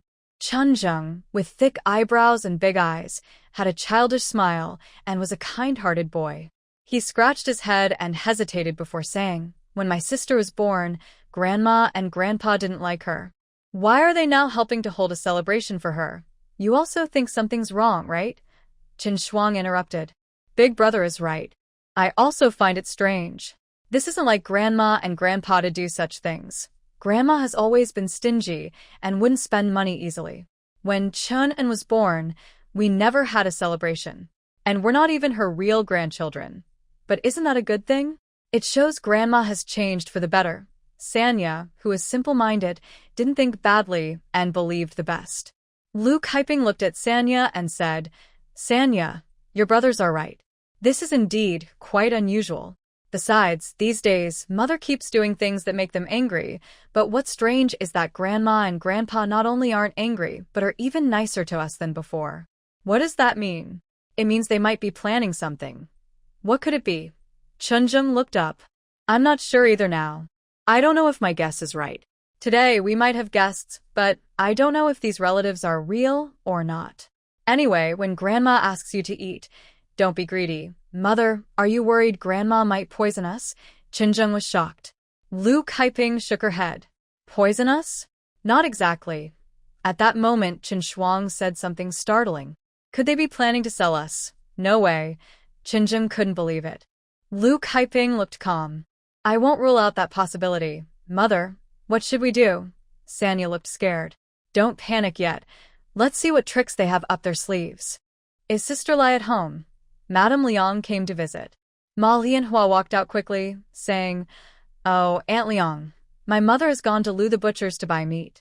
Please come inside and sit. Hearing that Aunt Lai went to buy meat, Madame Liang's face lit up with joy. Buying meat is good. Just then, she reached the door. Aunt Lai lifted the curtain and came down. As she went to the field, she shouted, Third daughter-in-law, hurry and call your eldest sister-in-law to come out and greet the guests. We have visitors. Seeing Ma Lianhua walking over, although her skin was darker, her features and figure were nice, curvy and lively, looking strong and flexible. Li Dadong looked at her with a leering smile, almost drooling. Madam, your daughter-in-law is really pretty. I wouldn't mind 10 taels of silver. Bah. Aunt Lai's face darkened. She lowered her voice. Wipe your drool. This is the third daughter-in-law. Li Dadong suddenly understood. Oh, I remember now. She's the eldest son's wife. Second and third sons, come out quickly. When they heard visitors, Chen Bing Chun and the others hurried out of the house. Madame Liang followed quickly and saw Li Dadong, who immediately smiled happily. Hey, big brother, I didn't expect you to be so punctual. Of course, thinking about meeting the beautiful widow later, Li Dadong was already excited. Huang Granny, come in please. Shizhen Xiang brought her people inside with Granny Huang. Molly and Hua served tea to the coachman and gave him some grass to feed the cows, also feeding the horse. Seeing that Lu Kaiping hadn't come out, Aunt Lai raised her voice. Eldest daughter-in-law, we have visitors. Come out quickly and greet them. Shizhen Xiang pulled Granny Huang to the kitchen, saying plans had changed, and they would also sell the two brothers. Granny Huang reassured her. All right. As long as it's good stuff, no problem. I want it all, but I need to see the goods first.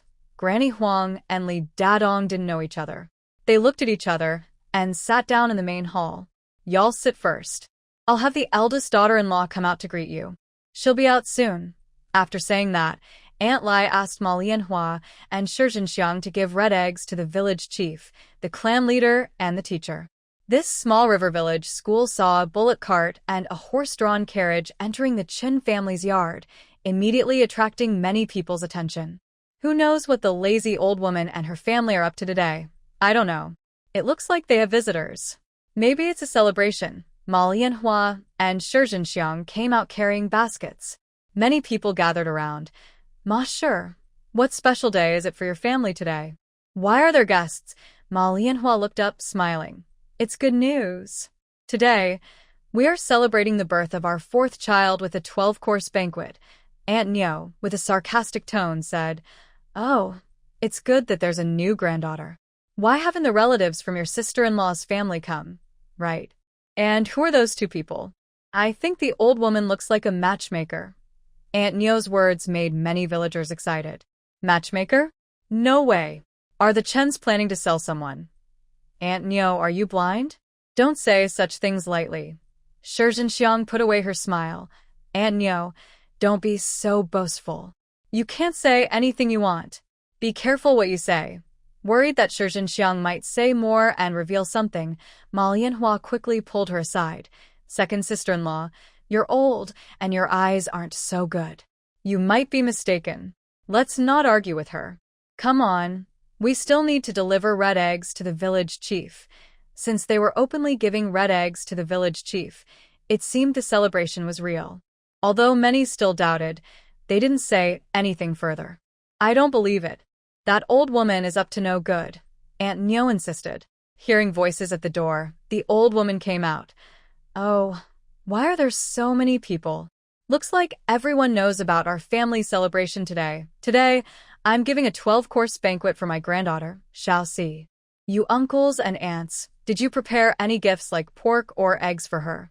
From her words, it was clear she wanted people to bring gifts. Many started to slip away. Hee, old woman, since relatives are visiting, we just came to see the fun. I have other things to do, so I'll leave first. We can come again after Xiao Si's full moon celebration. Oh, right. I need to go back to the fields too. Everyone, don't go yet, since you are already here. Even if you didn't bring anything, having some money on you is enough. Please give our little fourth a small red envelope. May everyone have a smooth day. When Granny Lai said this, the women felt like they were being scalded and quickly left, leaving only Aunt Hong. It seemed they forgot the unpleasantness of the morning.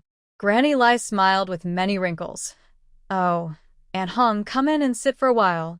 At your age, you probably don't need a red envelope. But I think I remember you went to buy meat this morning. Actually, I didn't buy meat today.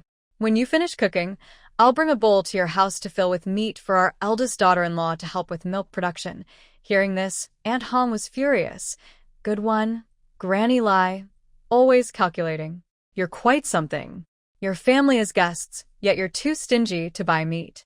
You come to our house to take some, and you still say it's for the 12-course wine for your granddaughter. You took your eldest son's pension, and not a single coin was spent on their mother and children. It's like eating meat and not leaving any bones. Granny Lai's eyes widened. You're a good person, bringing meat and money. If you have no money or meat, then don't linger at our door. Are you staying? Or not? Granny Lai went into the yard to look for something. She found a broom at the door. picked it up, and swung it toward Aunt Hong. Aunt Hong saw this and quickly ran away, looking back as she ran. Granny Lai, you're a wolf in sheep's clothing, drinking your eldest brother's blood and treating their mother and children badly. You'll face karma. Seeing Aunt Hong run away, Granny Lai chased after her but couldn't catch up. She finally gave up, cursing, Aunt Hong, if you're so capable, don't run. Don't let me see you again, or I won't let it go. Watching Aunt Hong walk away, Granny Lai cursed and went back into the house with her broom. Meanwhile, Granny Huang sat in the main hall, looking worried. The goods she ordered hadn't arrived yet. Miss Liang, what's going on? Didn't you agree with them? Li Datong was also impatient and stood up angrily. Liang the matchmaker smiled and stood up, pushing him back onto the stool. Oh, big brother, don't be anxious. Women are always shy. Just wait a little longer. Hearing this, Li Datong sat down patiently again. After calming Li Datong, Liang the matchmaker went to the front yard to find Granny Lai. Seeing that they looked unhappy, Chen Bingchen forced a smile and said, you two wait a little longer. Have some tea first. My older sister-in-law will bring the kids out later. When the older brother's family refused to come out, old man Chen was also annoyed, but he knew this matter couldn't be rushed. Madame Huang looked impatient and said, hurry up. My time is precious. Chen Lih and Chen Lanhua and a few others were hiding at the door of the inner room, looking outside. When they saw the items on the table, they exchanged glances. Chen Lanhua said to Chen Lih, second brother, there are probably many tasty things on that table. It must be delicious. I think I smell something sweet, maybe brown sugar. Let's go take a look. Chen Lih was already greedy, and hearing this, his craving grew stronger. He was eager to sneak out and grab something. Chen Dongmei slapped him and said, second brother, Grandma will be very angry if she sees you later. Chen Lih stiffened his neck and said, what are we afraid of? Anyway, these things are for us to eat. After saying that, Chen Lih shook off her hand, bent down, and tiptoed over. When their father and the others weren't paying attention, he quietly squatted under the table, reaching out to grab something. But unexpectedly, Madame Huang caught his hand. Ouch! Chen Lih felt pain in his hand and grimaced, crying out. Who is this little kid? Madame Huang looked sharp and stared into Chen Lih's eyes like she had spotted prey, her eyes shining. This kid looked good, round face, sturdy and healthy. Chen Lih pushed her hand away and said, this is my house. Who are you, old woman? Haha. Madame Huang smiled sinisterly and said, you can call me Madame Huang. I have a lot of good food at home. Why don't you come back with me? I don't want to go with you. Let go of me. Seeing this, Chen Bingsheng was startled and quickly stepped forward. Madame Huang, this is my son. Your son looks good. Madame Huang glanced at Chen Bingsheng and released Chen Lih. Chen Bingsheng pulled up Chen Lih and smacked his bottom. You greedy kid, didn't I tell you to stay in the room? Hey, I have some red dates here. I'll share them with you. Li Datong generously handed a package to Chen Bingsheng. Red dates. Chen Lih's eyes lit up. He suddenly shook off his father's hand, grabbed the red dates from his hand, and ran into the room. Mrs. Huang looked back at the door of the room. Seeing this, Chen Lanhua and Chen Dongmei quickly stepped back and closed the door. Her gaze was very frightening. Although she was smiling, her eyes looked as if she wanted to scare them. Meanwhile, Aunt Liang kept reminding her, Lai Posey, I worked hard to arrange this marriage for you. Please don't ruin my reputation. If you mess this up, don't ask me to help again. All right, Aunt Liang, you can rest assured. After Lai Posey entered the house and saw that Lu Kaiping and the others hadn't come out, she got angry immediately. She wanted to yell, but after glancing at Li Datong and Mrs. Huang, she held back her anger. She went to the main door and knocked. Bang, bang, bang. Oldest daughter-in-law, come out quickly. Relatives are here. You should come out to greet them. Mother, I'm still resting after giving birth. I think it's bad luck to go out now, so I might as well stay inside. We're all family. What's there to be afraid of? Come out quickly. Lai Posey forced herself to stay calm. Despite her persuasion, Lu Kaiping refused to open the door. Lai Posey could only return to the main house feeling annoyed. So, you want me to make a wasted trip today, Mrs. Huang's sharp eyes saw through the situation immediately. After hearing no more knocking at the door, Sanya pressed her ear to the crack and looked outside. Seeing no one there, she breathed a sigh of relief. Chen looked a bit upset. Mother, we can't stay in the room forever. Besides, Annie might really want to hold a banquet for my sister. Think about it, Auntie even gave Mother 5 taels of silver. Why would she want to harm us? Big brother, I don't believe Annie is that kind-hearted. But we can hide today, not tomorrow. He didn't expect that his thinking was not as far-reaching as Chen Shuang's. Lu Kaiping felt a little ashamed. Thinking for a moment, she interrupted Chen Shuang. Second brother is right. Hiding forever isn't a solution. She hadn't yet thought of a good way to respond. But if they didn't go out, they wouldn't know what they planned next. They couldn't stay in the room forever either. It was better to face the situation directly and cut ties completely. All right, you all go out first. I'll feed my sister, she said. Okay. The door creaked open. Old Lady Lai looked up and saw the Chen siblings coming out. She immediately smiled and said, Chen Zhen, come over and call the others. This is Mrs. Huang and this is Uncle Li. Hello, Mrs. Huang. Hello, Uncle Li. Seeing the few well-behaved children, Mrs. Huang nodded secretly. The goods today look pretty good. The little girl seems clever, and the 2 boys are also quite nice. Mrs. Huang whispered a few words into Old Lady Lai's ear, making her smile happily, her eyes squinting with joy. Looking at the children who are almost grown up, the smile on the farmer Li's face is a bit strained. He didn't expect the widow to have so many children, 1, 2, 3, and he heard there was a younger one. But then he remembered that Aunt Liang had told him she didn't want any of the children. He didn't care how they got rid of them, as long as he could get the charming widow. However, he had only heard about her beauty from Aunt Liang and hadn't seen her himself. Big Brother Li stretched his neck to look at the door, but saw no one coming out, so he felt a bit disappointed. He thought for a moment and stood up, planning to go over. Hey, Aunt Liang pulled him back. Big brother, sit down. Let your wife talk about this. She then got up and walked toward the main house. Lu Kaiping was feeding the baby when she suddenly sensed a figure at the door. She looked up and saw Aunt Liang. From the Bingnan family, Aunt Liang is here to see you. Lu Kaiping coldly glanced at her. What do you want? Speak up, I'm listening. Lu family, Aunt Liang just found out that your head of the household has passed away. Don't be too sad, Lu Kaiping smiled. Who said I'm sad? I'm actually happy. Unexpectedly, Lu Kaiping said this, and Aunt Liang's expression froze. But what she said next caught her completely off guard. Aunt Liang, if I'm not mistaken, you're saying that I have a few children and it's not easy for me, so I should find a good family to marry into soon, and coincidentally, you also happen to have someone like that. Am I right? Cough, cough. Caught by Lu Kaiping's words, Aunt Liang cleared her throat twice to hide her guilt. Lu family, I'm doing this for your good. The older brother is quite good. He's a butcher and has money. If you marry him, you won't have to worry about food and clothing. Haha. Doing this for me? I'm not interested. If you're so eager, you marry him instead. Oh, wait, you're also getting old. No one will want to marry you. By the way, your son, Hu Bei, died last year. Your daughter-in-law, Kai Xia, is also a widow now. The butcher is so good. Why not let your daughter-in-law marry him? It's a good match, and the fat water doesn't flow outside the field. Aunt Liang was so angry she couldn't speak after being challenged by Lu Kaiping. She never expected that Lu Kaiping would use her own matter to shut her up. Thinking about the 2 taels of silver for matchmaking, Aunt Liang smiled again. Lu family, you should see the person first before talking. Today, he's here, sitting in the main hall. After saying this, Aunt Liang didn't say anything more.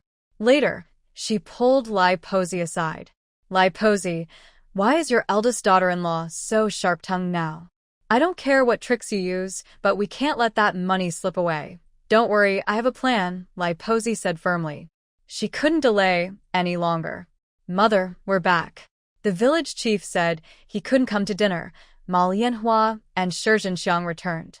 All right, you 2 go cook. Lu Kaiping had just finished feeding the children.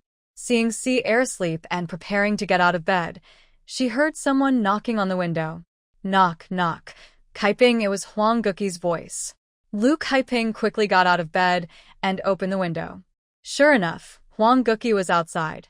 Kaiping, I know you have guests today. The more I think about it, the more suspicious it seems. I have to tell you, I heard from Aunt Neo that the strange woman who came to your house might be from the town. From the town? Yes. Aunt Neo said she saw her buying a girl from the neighboring village. Lu Kaiping knew that Rinya was a middleman who bought and sold people, just as she had guessed before. I also saw a man at your house. I think there's something unusual about this. I see that the old woman is not sincere and is trying to sell your family members. By the way, I just came from my uncle's house and brought you something. As I said, Huang Goji handed over a small package and quietly told her a few words. There are truly kind people. Lu Kaiping was glad that the original owner still had such sincere friends who wanted to help her. Goji, can you help me with something? You say. Li Datong was happy to see Lu Kaiping. He thought that a widow who had 4 children wouldn't be doing very well. But he was surprised when he saw Lu Kaiping and was stunned. Lu Kaiping was wearing a new light-colored cotton coat that Shi Chuanxiang had given her, styled her hair in a new bun, and wore a wooden hairpin. Her skin was fair and rosy, her big water-bright eyes, a high nose, and her lips were red and slightly curved, looking very attractive. She had a full, rounded figure.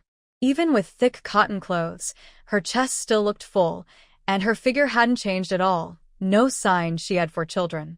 Seeing Li Datong's face full of flesh and his beard covering his whole face, and his naked, penetrating gaze like X-ray vision fixed on her, Lu Kaiping felt as if she was completely exposed in front of him.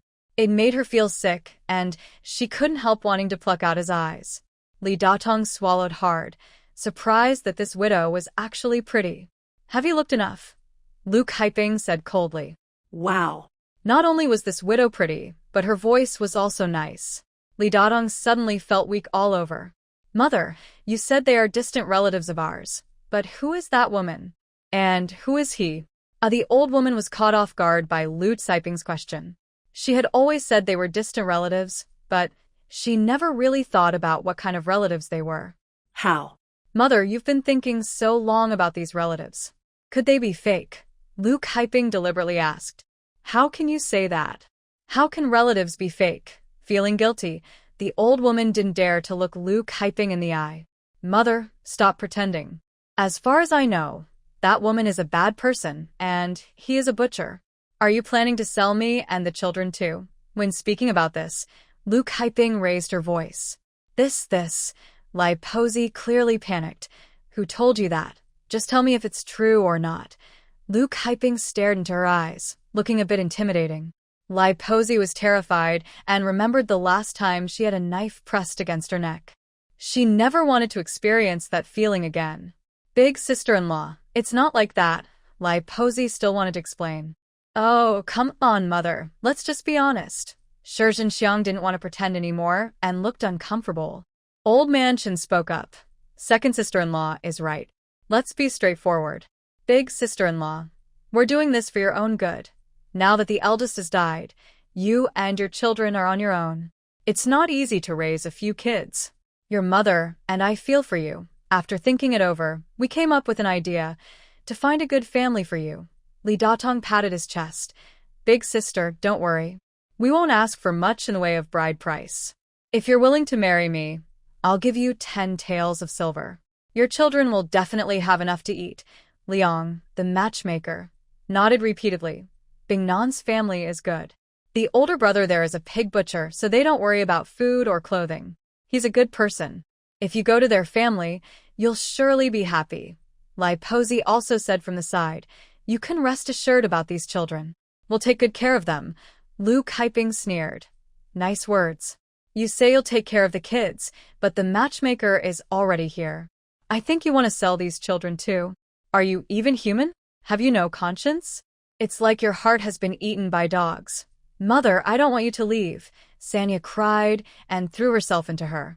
Chen Shuang clenched his fists, eyes shining with hatred. Grandma, you just lost my father and now you're thinking of marrying my mother off? You're too cruel.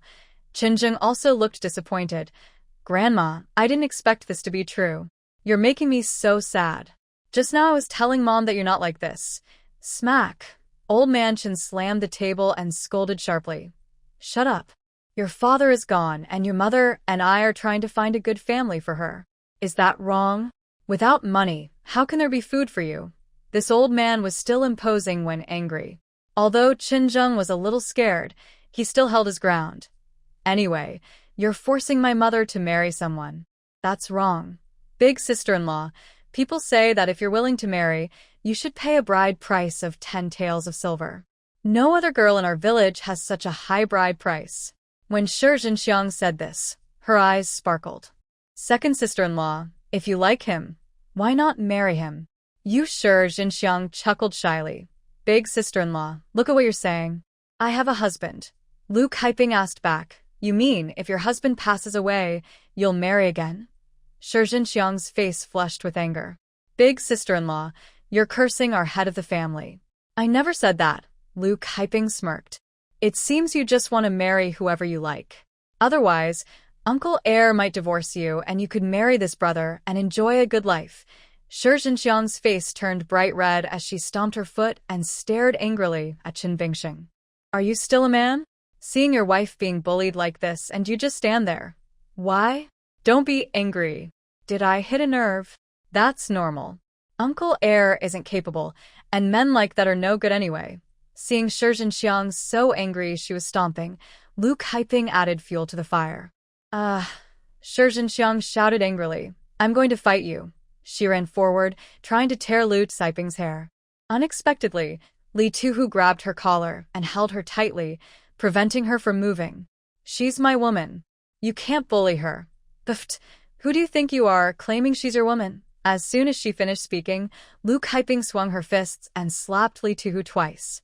Li Tuhu released Shi Zhenxiang's hand, covered his face in disbelief, and widened his eyes. You wicked woman. I was just trying to help you. Don't be ungrateful. I don't need your help. I won't marry anyone. If you want to keep your life, take your money and get out of here. Li Tuhu suddenly let go of Shi Zhenxiang's collar. She lost her balance and fell to the ground. Wife, are you okay? Chen Bingxing ran over, trying to help Shi Zhenxiang up, but she slapped his face and shouted angrily, useless. Look at your wife being bullied. Are you crazy? I didn't do anything to you. Chen Bingxing also got angry. You don't even know what you did wrong. Shi Zhenxiang stood up, then reached out and scratched Chen Bingxing's face. The couple ended up fighting each other. My face felt burning and painful, but Li Tuhu strangely felt excited. Never before had a woman been so bold in front of me, daring to hit me. Lu Kaiping was the first. This only made Li Tuhu's desire to possess her grow stronger. Li Tuhu covered his face and laughed, hitting his affection, scolding his love. You little girl are quite something. Let me tell you, I've decided to marry you. Come on. As long as you're happy hitting me. Then he leaned his face forward. Damn. Turns out this man is into being mistreated. Lu Kaiping's whole body shivered. She rushed forward and swung her fists, slapping him several times. She gritted her teeth and cursed. You deserve a beating. You like being hit, huh? Well, I'll see if you still like it. Then she threw a left hook and a right hook, making Li Tuhu's face swell and turn purple. Stop hitting my face. Stop, don't hit anymore, Li Tuhu begged, holding his head. Seeing how unremarkable Lu Kaiping was, no one expected her to fight so fiercely. Li Tuhu's face was swollen like a pig's head. Meanwhile, Shi Zhenxiang and her husband also started fighting hard. Chen Bingxing's face was scratched and bloody. Shi Zhenxiang's hair was disheveled, looking like a madwoman. Suddenly, everyone froze in shock at the scene. Old man Chen was furious. What are you all standing there for? Lao San, you too. Hurry and pull them apart. Lai Pozi and Ma Lianhua quickly stepped forward to separate Shi Zhenxiang. Lao Er's wife, are you crazy?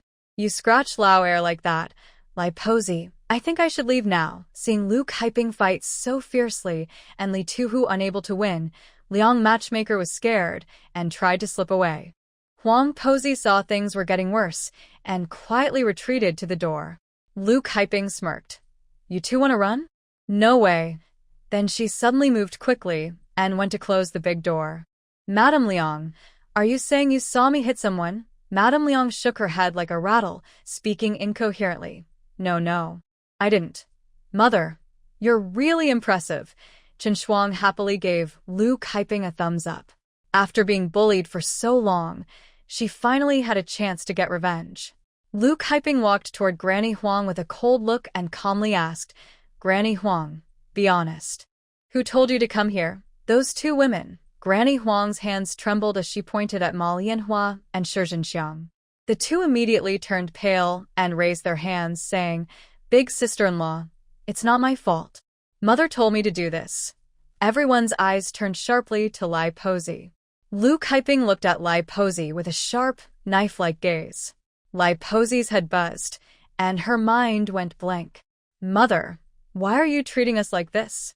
Because I am not your real daughter-in-law, and they are not your grandchildren. You want to sell them. Afraid of angering Lu Kaiping, Lai Posey smiled and said, Big sister-in-law, listen to me. I am doing this for your good. Now that the head of the family is gone, how can you manage these children alone? I and your father are also old and can't help you much. It's better to find a good family for you early, Lai Posey tried to explain. For my good, Lu Kaiping sneered. You say that so nicely. Do you think I don't know? You just want the bride price. That's all. Duzhong Chao has laws. After a husband dies, the wife's family can remarry, but Lu Kaiping's sharp eyes stared at Lai Posey. Don't forget, if I have sons and daughters, I can choose not to remarry. Even if I don't remarry, the law can't force me. Lai Posey didn't expect Lu Kaiping to know the laws of Duzhong Chao so well. Even though she had said all this, Lai Posey still refused to admit it. She raised her hand and swore to the sky. Big sister-in-law, I swear to heaven, I did this for your good. Ha ha. Lu Kaiping burst into loud laughter, then suddenly looked at Lai Posey with a smile that made her feel uneasy.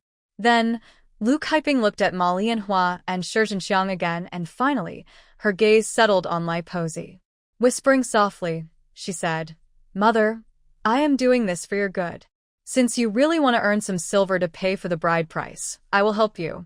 Let me give you some advice. If the second and third uncles die, then the second and third wives can marry that butcherly. You could earn double the money. What are you trying to do?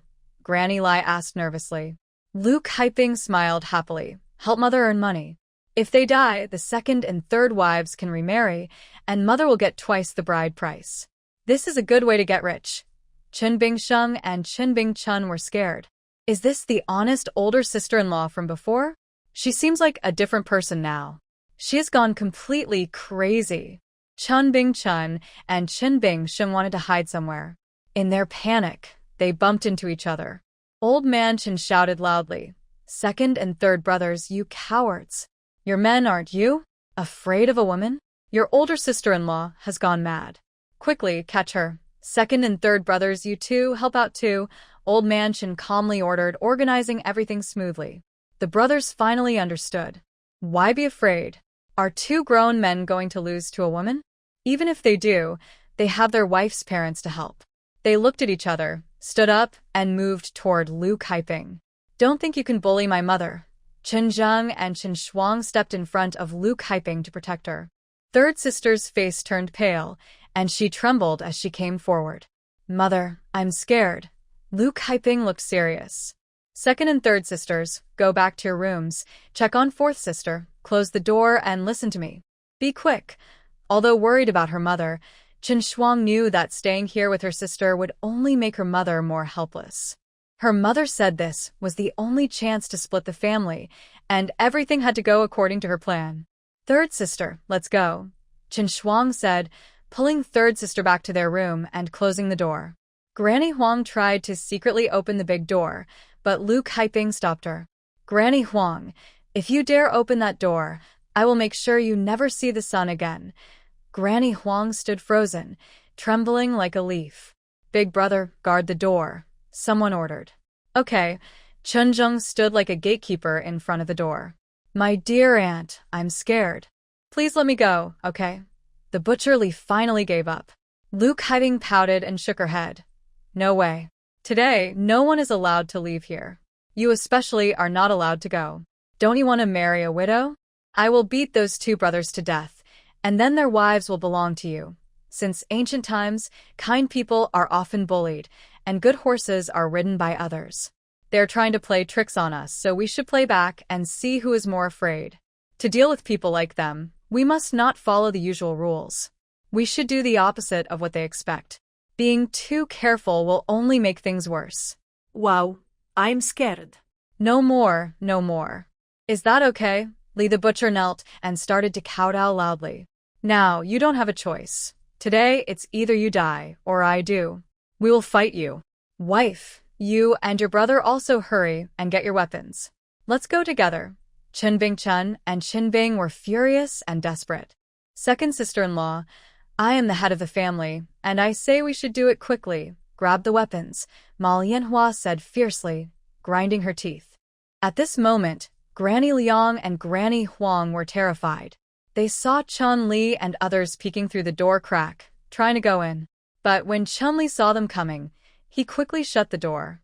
The two women trembled and could only hide in the corner, crawling under the table. Seeing Lu Kaiping so brave and calm, Old Chen squinted his eyes. Old lady, she already closed the door, right? That works in our favor. I don't believe that with so many of us, we can't handle those two. Let's all go together. Lai Posey suddenly nodded. Old man, I listen to you. Old Chen turned to look at Granny Huang and others. Big brother, Granny Huang, Granny Liang, I'm telling you today, we are all in the same boat. If we get into trouble, you won't be safe either. How about this? Let's work together. Look at us, so many people. We're not afraid of those two women. Big brother, I can't believe you're a pig butcher and still afraid of a woman. Let's all work together to catch them. When the time comes, we won't leave any task unfinished. Old Chen's words instantly woke them up. Yes, with so many of us, what are we afraid of? Forget it. There are 9 people on their side, and they are confident they will win. On Lu Siping's side, even if they include the newborn, there are only 5 people, not counting the 2 or 3 little ones. Lai Posey straightened her back confidently. Anyone with a stick or a broom in the doorway was grabbed, and those without were given stools. A few people started to surround Lu Kaiping aggressively. The main room wasn't very big, and soon they had boxed Lu Kaiping in the middle. Mother here, behind the door, there were 2 broomsticks. Chen Zheng was scared but still walked quickly to his mother's side without hesitation. Lu Kaiping casually took the broomstick, looked at Chen Zheng, and saw his hands trembling. She felt a little sad for him. Big brother, are you afraid? Chen Zheng straightened his back, trying to hide his fear, and loudly said, as long as my siblings and I can stay with mother, I'm not afraid. Although he said that, Lu Kaiping knew he was only 14 and probably scared in this situation. It wasn't easy for him. Lu Kaiping held his hand firmly and said in a deep voice, Big brother, don't be afraid. Mother is here. Don't worry, I won't let you all be bullied. Mother is worried about hurting you. Go stand at the door of the room. Quickly, after speaking, she pushed him to the side. Hey, Chen Bingxing swung a stick at Lu Kaiping. Lu Kaiping dodged just in time, narrowly avoiding the stick, then grabbed her broomstick and swung it back. Chen Bingxing thought he would hit Lu Kaiping, but she was so quick that she avoided his attack. Next, her broomstick was already in front of him. Everyone didn't have time to dodge. Like a domino effect, the broomsticks hit them one after another. Suddenly, screams filled the air. People staggered and fell to the ground, like a stack of dominoes. The scene was chaotic. There was blood on the ground, and someone's tooth had been knocked out. There were even loose teeth on the floor. Lu Kaiping didn't wait for them to recover and started hitting them with her broomstick. In her past life, she knew how to fight. Since she had come through, she would practice whenever her body allowed, using her space to get stronger. These people had no fighting skills at all. In just a few moves, Lu Kaiping made them cry for their mothers. Stop fighting, stop fighting. Shi Zhenxiang and Lai Posey huddled together on the ground, holding their heads. Hey! Lu Kaiping put down her handheld broomstick. You few are still too young. As soon as she finished speaking, Chen Bingchun, taking advantage of Lu Siping's inattention, quietly sneaked to the side, picked up a stick from the ground, and swung it at Lu Kaiping. Mom, watch out! Chen Zheng was shocked and quickly ran forward, raising his broomstick to block the stick. Then he kicked out his foot, sending Chen Bingchun flying and falling at the door of the kitchen. Ah! At the moment of contact with the ground, Chen Bingchun's mouth hit the threshold hard, knocking out several teeth, and blood filled his mouth. Chen Bingchun was suddenly in pain and gasped for breath.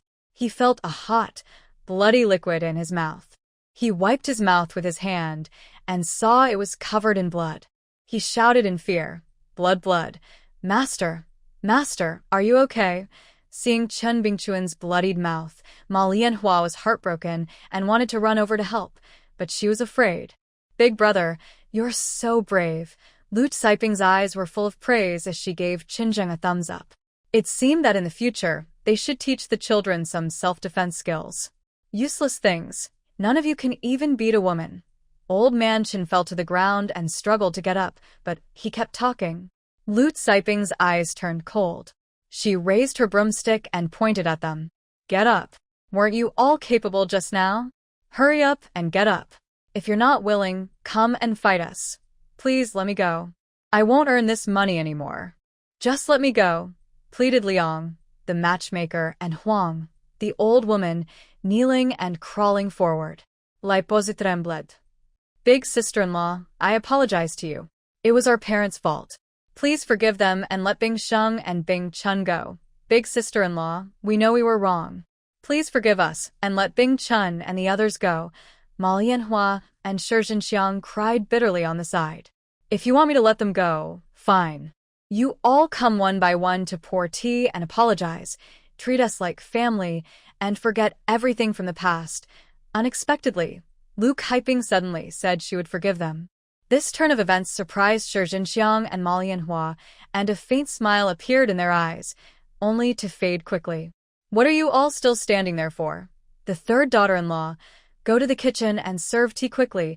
Granny Lai pushed Ma Lianhua gently, taking the opportunity to slip a small package into her hand and giving her a subtle signal. Yes, I'll go right now." Ma Lianhua understood immediately, ran to the kitchen, and also helped her husband to stand up. Seeing Lu Kaiping, who had just threatened to beat up brothers Chen Bingchun and his brother, now change her mind and say that if they were willing to pour tea and admit their mistake, she would forgive them. Although Granny Lai was suspicious, she didn't think much about it. "Big sister, let second and third young ladies come out. Your mother has apologized." "Mother, is it really over like this?" Chen Zheng was surprised. Why did his mother suddenly forgive Granny Lai? Weren't all her previous efforts wasted? She even said they would split the family. "Hurry up. What are you standing there for?" Although confused, Chen Zheng obediently asked Chen Shuang and the third young lady to come out. Chen Shuang looked around cautiously. He didn't believe they would sincerely admit their mistake by pouring tea, and he didn't understand why his mother brought this up. Even though he didn't know why his mother was doing this, he knew she had her reasons. Ma Lianhua carried water out of the kitchen, her hands trembling, her heart pounding. Granny Lai picked up the tea. "Big daughter-in-law, I was wrong. All these things started because of me. I apologize to you. Please drink this tea." She respectfully handed over the tea. "Mother, I remember what you said. I'll drink this tea. If you truly treat me well, we're still family," Lu Kaiping said, finishing the tea in one gulp. Seeing Lu Kaiping drink the tea, a flicker of joy crossed Ma Lianhua's eyes. "Big sister-in-law, you should also have some tea." "I apologize to you too." Ma Lianhua and Shi Zhenxiang also poured tea and admitted their mistakes. When Chen Bingchun and his brother finally poured tea and apologized, Lu Kaiping simply couldn't bring herself to drink any more tea. "Big brother, second and third young ladies, mother's stomach is full. She can't drink so much tea. You three should drink it for her." Granny Lai was very happy inside. Yes, yes, yes. "You three hurry and drink this tea for your mother." Seeing Qin Zheng and his siblings drink the tea, Granny Lai finally relaxed her tense heart. "Girl, are you hungry?" "I feel a bit dizzy," Lu Kaiping said, frowning as she held her head and massaged her temples. "Oh, that's probably it.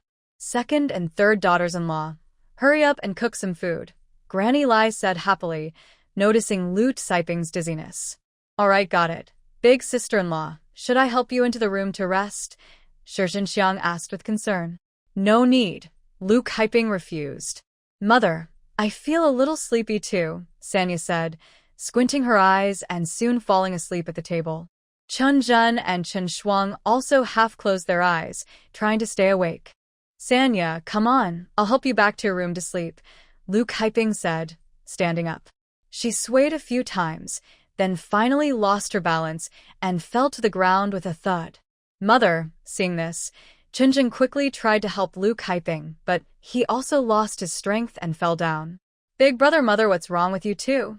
Chen Shuang was shocked, but then he also felt a bit dizzy.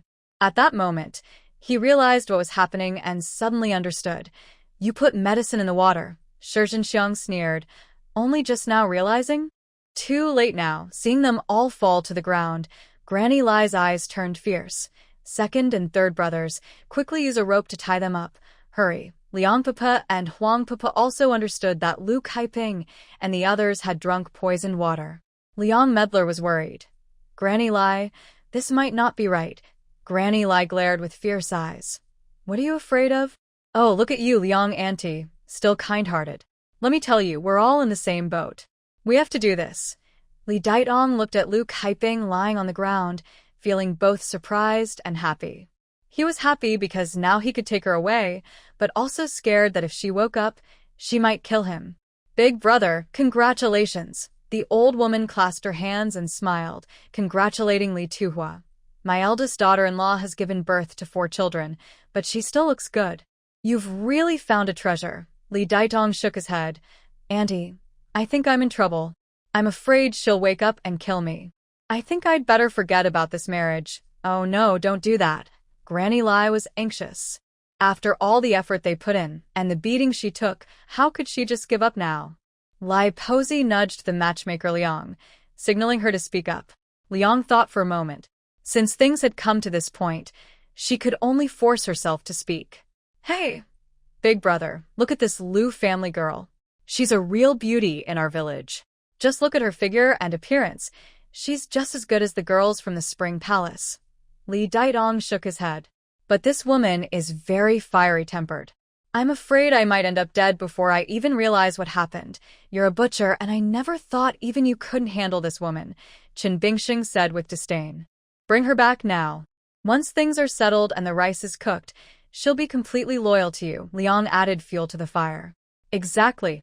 If you sleep with her, she'll be yours. She'll love you so much she wouldn't want to hurt you. Li Daitong thought about it. In the past, when he slept with women, they initially resisted, but after he forced himself on them, they couldn't get away. This Lu woman was different, more fiery and interesting. However, after such a scare, he no longer wanted to pay 10 taels of silver. He tried to bargain. All right, how about 8 taels? I'll take her then. Lai Posey glared and raised her voice. Didn't we agree on 10 taels? Why only 8? I can't just get beaten for nothing. I haven't even asked for the medicine fee, Li Daitong said, showing his injuries. Look at my face, it's swollen, my tooth is loose, and my hand hurts a lot. I rely on this hand to eat. If I see a doctor, it might cost more than that, he explained. Lai Posey wanted to say more, but Chen Laohan pulled her back. Enough. It's settled at 8 taels. Li Daitong regretted it. He thought if he had just offered 6 taels, maybe it would have worked. But now that he'd spoken, he couldn't take it back. Reluctantly, he handed over the 8 taels. Seeing the shiny silver, Lai Posey felt that the beating she took today was worth it. Chen Bingxing and Shi Zhenxiang had now tightly bound Lu Kaiping and her son. Have you finished your negotiations? It's my turn now. The woman next to them spoke. This girl is only worth about 3 or 2 silver coins. Her 2 brothers, the older one is worth 7, the younger 5. Lai Posey was annoyed. Huang Posey, you can't keep lowering the price like that. This girl isn't worth just that little. Look at how lively she is. Even if you sell her to another family as a child bride, or as a maid to a wealthy household, it would be worth more than this. If it's like this, I might as well buy her myself. Huang Posey sneered coldly, rolled up her sleeve, and showed Lai Posey her injuries. This old bones, still got beaten up. How do you think this should be counted? Or maybe you can pay for the medicine and take me to see a doctor? If you really think I'm undervaluing her, then forget it. I don't want any of these 3 children. Keep them for yourself or sell them. Hey, Huang Pozi, don't be so anxious. Let's talk nicely, Lai Guiying said, calming down when she saw Huang Pozi was angry. Then you all discuss it. Today has already cost me a lot of time. Just give me a clear answer quickly. Shi Zhenxiang pulled Lai Pozi aside and lowered her voice. Mom, enough already. I should ask your father. You and the third daughter-in-law should quickly check the eldest daughter-in-law to see if she has that 5 taels of silver. Don't let outsiders get the benefit. Okay, I'll go check now. Old man, what do you think about this? All right, it's settled then. Let's get them to take her away soon.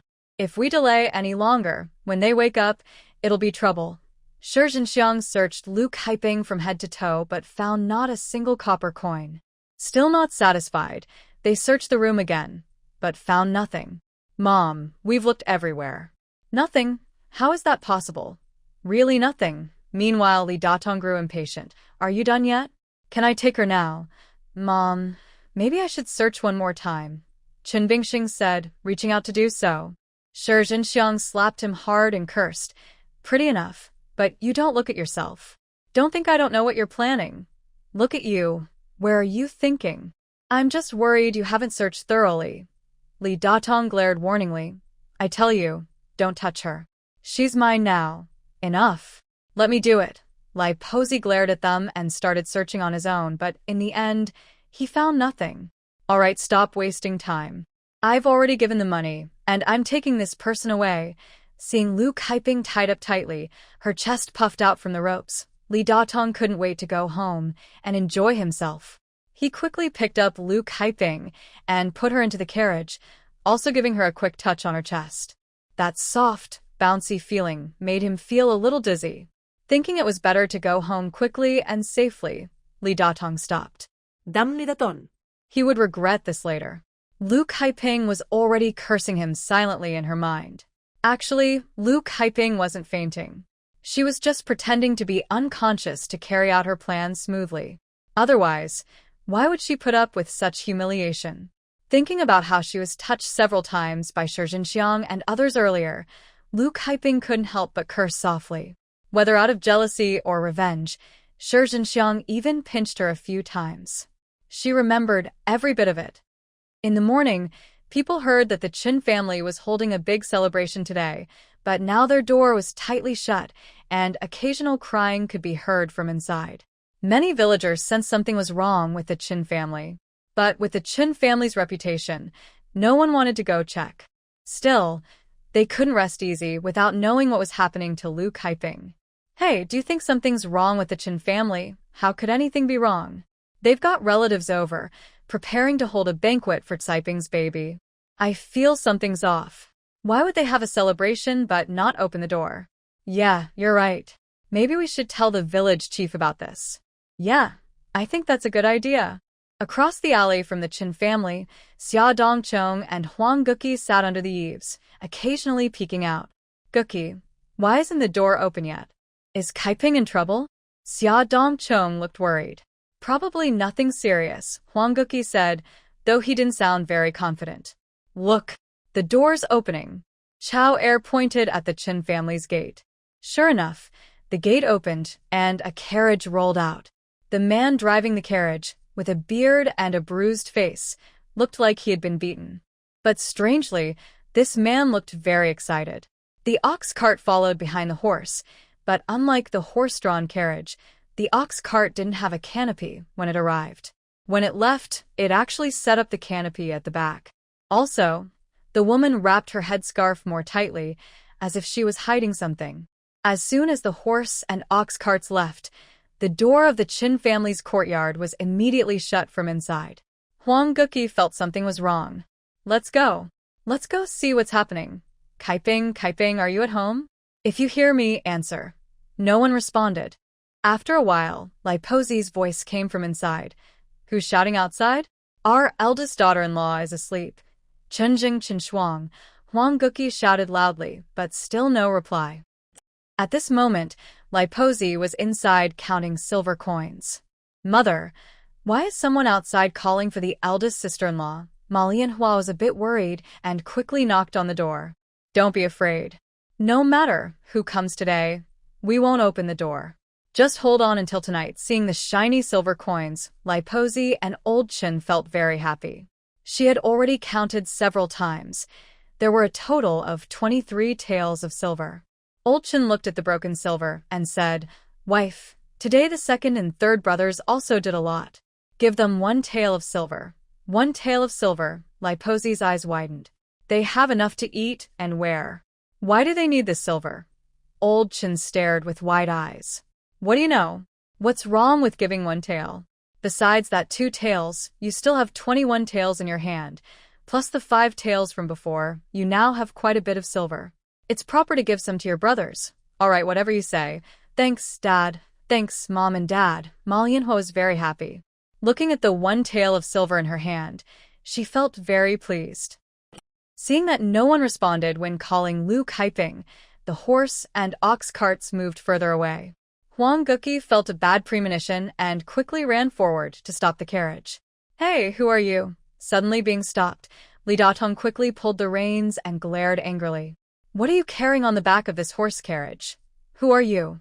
Why do you care what I'm carrying? Get down now. Winter insect. You two go check the ox cart at the back." Seeing someone stop the horse carriage ahead, Granny Huang's heart tightened. When she saw someone approaching her heart pounded even more. Who are you? What do you want? At this moment, sharp-eyed Xia Dongchong noticed a foot near the shed of the carriage. The shoe on that foot caught her attention. It was a shoe she had made herself. She recognized it immediately. Because the stitching next to the sole she sewed was different, she could tell at a glance. This shoe was made for her son. The shoe was still in good condition, but her son's feet had grown too big to wear it anymore. So, Xia Dongchong gave the shoe to Qinzheng. Could this foot belong to Qinzheng? The thought startled Xia Dongchong. Better to be wrong than to miss something. Luckily, Huang Guqi and Xia Dongchong checked the ox and horse carriages. In the end, they found out that the person on the cart was not someone else but Lu Kaiping and her son. Moreover, Lu Kaiping and her son were tied up with ropes and unconscious. Kaiping, wake up.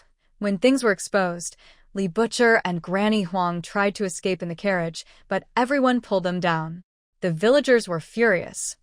"Quick, tell us who you are. How come they are on your carriage? Say it now, or we won't be gentle with you. Don't think you can leave Dahu village alive. Speak quickly." Everyone hurried to untie Lu Kaiping and kept slapping her face. Finally, she woke up. The first thing she saw when she opened her eyes was the villagers surrounding her. She burst into tears and explained what had happened. The villagers listened and became angry. "This is outrageous. I can't believe Granny Lai is so cruel. She's not human. Not only did she sell her daughter-in-law, but she also sold her grandchildren." At the moment the door was opened, many people outside saw the scene. Lu Kaiping and her son were standing at the door. Granny Lai's face turned pale, and the Chen family members behind her looked surprised and scared. "I will kill you all." Seeing Granny Lai, Lu Kaiping suddenly went crazy and started hitting her. She punched and kicked wildly. Fortunately, everyone managed to stop her. "Brother Chen, what is going on? You said today you would host a banquet for your granddaughter. Why has it turned into this? Give me a reasonable explanation." The village chief initially thought it might be a misunderstanding and wanted to give them a chance to explain. "Village chief, isn't this obvious? No need for an explanation. It's clear they want to sell the Bingnan family's property." "Exactly. I saw the carriage coming from their Chen family. Look, Bingnan's family and Qinzheng's children were searched from the carriage. What more explanation do you need? Speak quickly. Where are you from? How dare you come to Dahuang village to kidnap people? If you don't tell the truth, we'll beat you." Seeing the villagers getting more and more angry, Huang Guqi took the opportunity to shout, "Everyone, grab your tools and fight them. How dare they try to take people from our Dahuang village in broad daylight? Today they wanted to take a few people. Tomorrow or the day after, they might try to take someone else." Granny Huang and Li Datong were frightened and quickly knelt down, pounding their heads. "Oh, it's a misunderstanding. They were bought from the Chen family with real gold and silver. Chen Quan, what is going on?" The village chief's tone became less polite. Old Mr. Chen and his wife looked at each other, trembling. Old Mr. Chen nudged Granny Lai with his elbow. Wife, you speak. Granny Lai glared at him. Aren't you usually capable? Why do you push me out when trouble comes? Despite her complaints, Granny Lai forced herself to speak. Village chief. Our eldest daughter-in-law was upset because of her husband's issues. She often comes to beat us. Look at how badly we've been beaten. We really can't take it anymore. Plus, she's an orphan and a widow. How can she raise these children? I thought I was doing her a favor by finding her a good family. As for these children, staying in Dahuang village won't get them anywhere. I wanted to help them find a better future, so I asked Granny Huang to take them away. Lu Kaiping opened her eyes wide and angrily shouted, "Ha, you talk so nicely. Even selling people sounds so noble. Am I supposed to kowtow and thank you? Hee hee." Unexpectedly, Granny Lai not only felt embarrassed but also chuckled awkwardly and shamelessly said, "If you want to say thank you, I'll accept it." Bah. Lu Kaiping was furious. Even with the evidence in front of her, Granny Lai could distort the facts, turning black into white. She really underestimated her. Lu Kaiping held back her urge to hit her, pulled a few children to kneel down, and cried loudly, tears streaming down her face, "Village chief, please help us. Our head of the household is gone, and I never thought my mother-in-law and others would try to sell me and the children. We fought hard and eventually gained the upper hand, but I didn't expect them to say they would apologize. Since we are the heads of our families, I believed them. But I didn't expect her to make us drink water with medicine to sell us. If it weren't for the clever villagers, we might not know where they took us now. Village chief, please help us. Village chief, let's not be polite with them. Let's report this to the authorities." Yes, report it. When they heard about reporting, Granny Huang, Li Datong, Granny Lai, and others turned pale and became completely panicked. Although human trafficking was legal in Dujiang Dynasty, if they really reported it, they would end up with nothing. If they went to the officials, they might not die but would suffer heavy losses and have to pay money. Granny Lai, I don't care. I don't want this person anymore. Give me back the money. Granny Huang took out the contract and wanted to return the person. Yes, I don't want this person either. Li Tuhu also agreed when he saw Granny Huang wanting to return the person. No way. Granny Lai refused to give back the money she had received. Granny Lai, if you don't hand over the money today, you're going against the people of Dahu village, Aunt Hong said provocatively. Exactly. The head of the household is trying to sell his wife and children. If this gets out, who would dare to marry into Dahu village in the future? This would cut off our village's future. Hurry up and return the money or we'll report it to the authorities. Yes, report to the authorities and drive them out. Seeing the villagers' angry reactions, with many eyes red with emotion, Leipo and old man Chen also became scared. Ah, the head of the Chen family has arrived. When Lu Kaiping saw this, she felt happy. Finally, the head of the family was involved. It seemed that this time, the breakup of the engagement might succeed. She had been causing trouble for so long, but the Chen family head had not appeared until now. It looks like he couldn't hold back anymore. Chen Sheng, the head of the Chen family, also arrived leaning on his cane, accompanied by his son Chen Yi and several other high-ranking family members. Chen Sheng is 78 years old, with white hair and a kind, gentle face. His health looks good. Everyone quickly brought chairs for him to sit on. Old man Chen hurriedly told his family to kneel and greeted him. Greetings, great uncle. Hello, third uncle. Nephew Chen Quan greets third uncle. Chen Quan stood respectfully with his hands at his sides. Chen Sheng is Chen Quan's great uncle and the head of the family, holding a very high position. He struck his cane on the ground sharply, looking very upset. You little rascal. When your father passed away, he told me to watch over you. Now you're a grandfather yourself, but you've done things like selling your daughter-in-law and grandson, ruining the Chen family's reputation.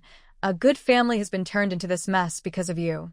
If this gets out, who would dare to come to us for marriage in the future? This matter is no longer just about your family. It concerns the entire clan. If you don't return the money to them, you'll be enemies of the whole clan. I won't tolerate it. Take your father's memorial tablet and your whole family and get out of Dea village. Exactly. We, the Chen family, don't have children like you. Several uncles from the Chen family also agreed. One elder from the Chen family said, Third uncle, I think even if we want to drive them out, we must follow our family rules. Our ancestors' rules can't be taken lightly. In this era, the head of the clan holds the highest position in everyone's heart. There are also family rules. Anyone who violates them must be punished according to the rules. If they are driven out of Dea village and the Chen family, they can never return. Their father's memorial tablet will also be forbidden from entering the family shrine. They cannot be placed with the ancestors of the Chen family and can only wander outside. This is a great act of disobedience. As a descendant of the Chen family, doing such an unfilial act and also causing trouble for the deceased father will surely lead to hell after death. On this cold day, Chen Quan was so frightened that he broke out in cold sweat. He raised his sleeve to wipe the sweat from his forehead. Third uncle, my nephew knows he was wrong. I will return the money to them right away. Lai Posey stomped her foot. What are you saying? This money was hard to get, and you want to just give it away like that? Old man Chen glared with wide eyes. You old woman with your short-sightedness, are you looking for a beating? Our family's affairs are decided by me. Hand over the money now. Seeing the money in his hand not yet warm, he was about to take it out. Lai Posey felt reluctant, but had no choice. Second and third daughters-in-law, quickly take out the silver in your hands. Hurry.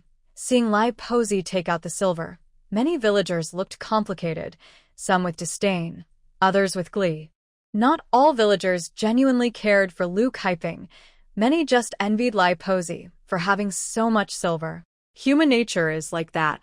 No matter how others acquire wealth, most people resent those who have it and rejoice at their misfortune. Thinking of how many people had been sold into slavery by Huang Posey, Lu Saiping's anger flared again. She grabbed a stick and started hitting Huang Posey and Li Datong fiercely, but in the end, everyone pulled her away. Get lost. You too, get out.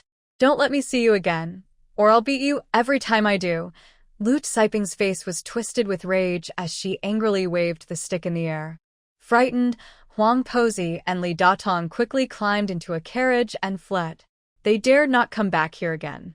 Lu Kaiping, holding several children, knelt before Chen Sheng. She cried painfully. Village chief, third uncle, since everyone is here, I want to speak openly. I am cutting ties with the Chen family completely. From now on, I will have nothing to do with them. As soon as she said this, the whole scene fell into chaos. How dare Lu say she's cutting ties? If she just separates from the family, she might still get some things. But if she cuts ties completely, she'll have nothing. These women, if they leave, might starve to death. Some women said, "Oh, Chen Zheng's mother, you silly woman, do you even know what cutting ties means? Cutting ties means leaving with nothing." To put it plainly, going out completely empty-handed, having nothing, and not getting any good in return. Lu Kaiping straightened her back and said, "That's right. I want to cut ties. Since they never considered us family, there's no reason to stay connected.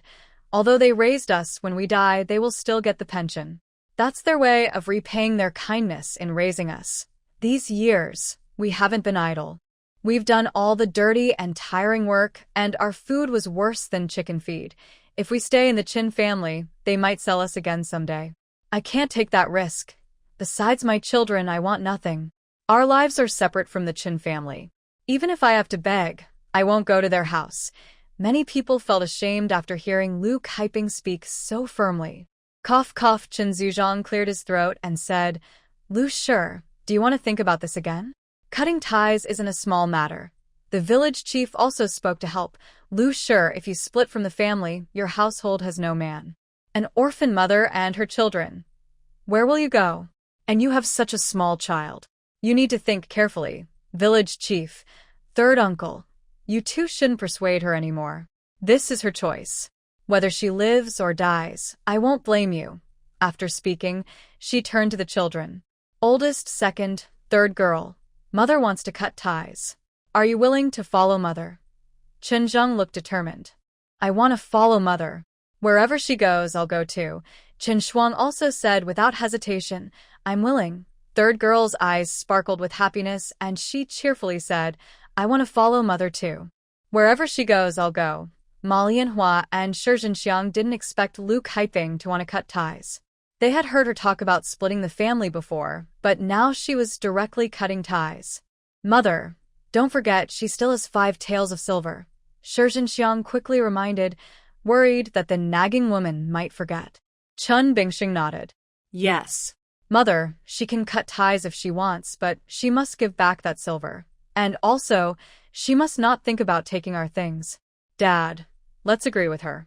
From now on, I and the third son will handle all the chores at home. Old man, what do you think about this? Lai Posey was unsure.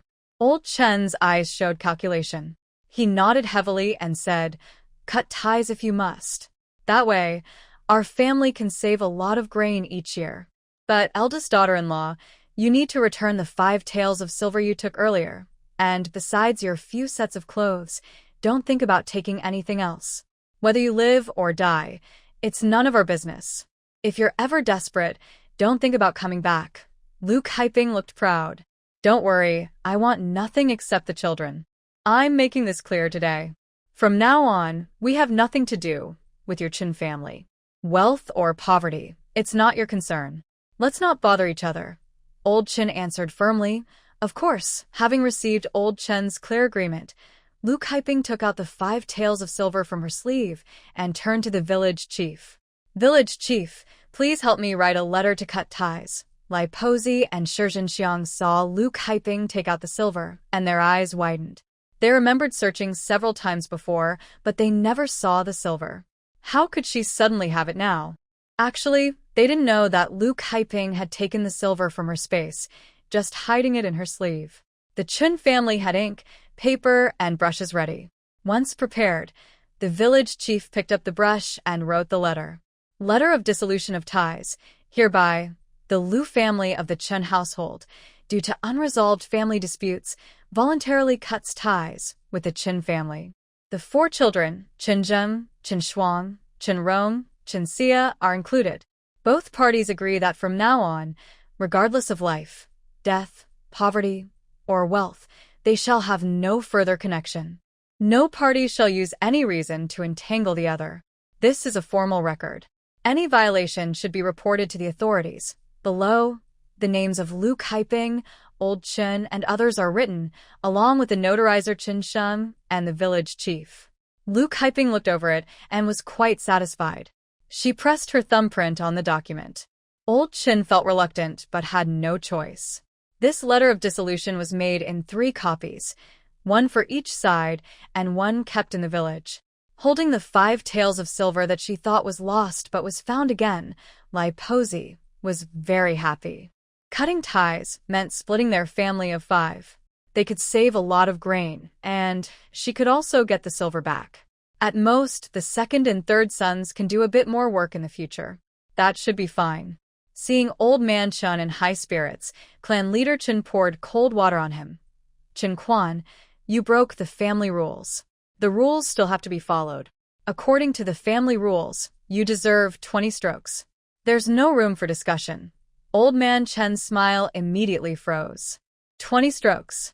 If he got hit that hard, it might even be life-threatening. Old man Chen looked troubled. Third uncle, do you think we can negotiate? Maybe I can let the second and third sons each hit me 10 times. As soon as he finished speaking, Shi Zhenxiang widened her eyes and quickly said, Dad, this can't happen. We need the head of the family to work. If he gets hurt, who will do the chores at home? Chen Bingchun nodded repeatedly. Exactly. Anyway, Dad, you usually rest at home, so you should take the 20 strokes. Ha ha serves you right. The villagers couldn't help but cover their mouths and laugh secretly. Old man Chen was furious. You 2 troublemakers. I'm old, and you say such things? How could you talk like that about your father? Lai Posey comforted him from the side. Dad, what the second and third sons said is right. They still have to work. You can't hit them. Old man Chen stared with wide eyes and slapped her. You still have the nerve to speak? These 2 sons are spoiled by you. The 20 strokes should be for you. That's settled. Woo. Lai Posey covered her face, looking aggrieved. You old man, it's all my fault. Clan leader Chen spoke up. All right. None of you push each other. Each of you will get 10 strokes. That's the decision. Seeing them get hit, the villagers felt very happy. The strength of the hits varied. Of course, hitting Lai Posey meant it had to be a woman. Many women looked at each other, hesitant. Not everyone was willing to do such a task, offending others and gaining nothing. If they offended Lai Posey, it would only cause trouble for themselves later. Seeing everyone reluctant, only Aunt Hong's eyes lit up. The words Lai Posey said last time felt like a thorn in her heart. She had to get revenge. Now she saw her chance. Aunt Hong immediately volunteered and raised her hand. "Clan Leader Chen, let me do it. I'll take care of this offending matter." Seeing Aunt Hong raise her hand, Granny Lai immediately understood she wanted to take revenge publicly and shouted, "No, we need to change the person." But Leader Chen directly decided, this is how it will be. He then ordered someone to bring out 2 long benches from the Chen family and made the couple lie on them. The tool for punishment was a stick. So when the stick came down, Old Man Chen grimaced in pain, while Granny Lai looked terrified, clutching the bench tightly. Sister Hong held the stick and smiled, saying, "Granny Lai, please bear with it. Don't worry, I will take care of you since you're old. It might hurt a bit, but don't blame me later." With a calculating look in her eyes, Sister Hong raised the stick high and struck Granny Lai's backside hard. This time, Granny Lai shouted loudly, like a pig being slaughtered. "Goodness, Li Dahong, you're taking revenge." "Ouch! It hurts so much." "You're hurting me." Granny Lai yelled louder and louder. The more Granny Lai cursed, the happier Sister Hong was, and she hit even harder. After 10 hits, her hand was tired. Granny Lai's voice became hoarse from shouting, and she stared fiercely at Lu Kaiping. Seeing them scream and cry from the beating, Lu Kaiping finally felt a bit better.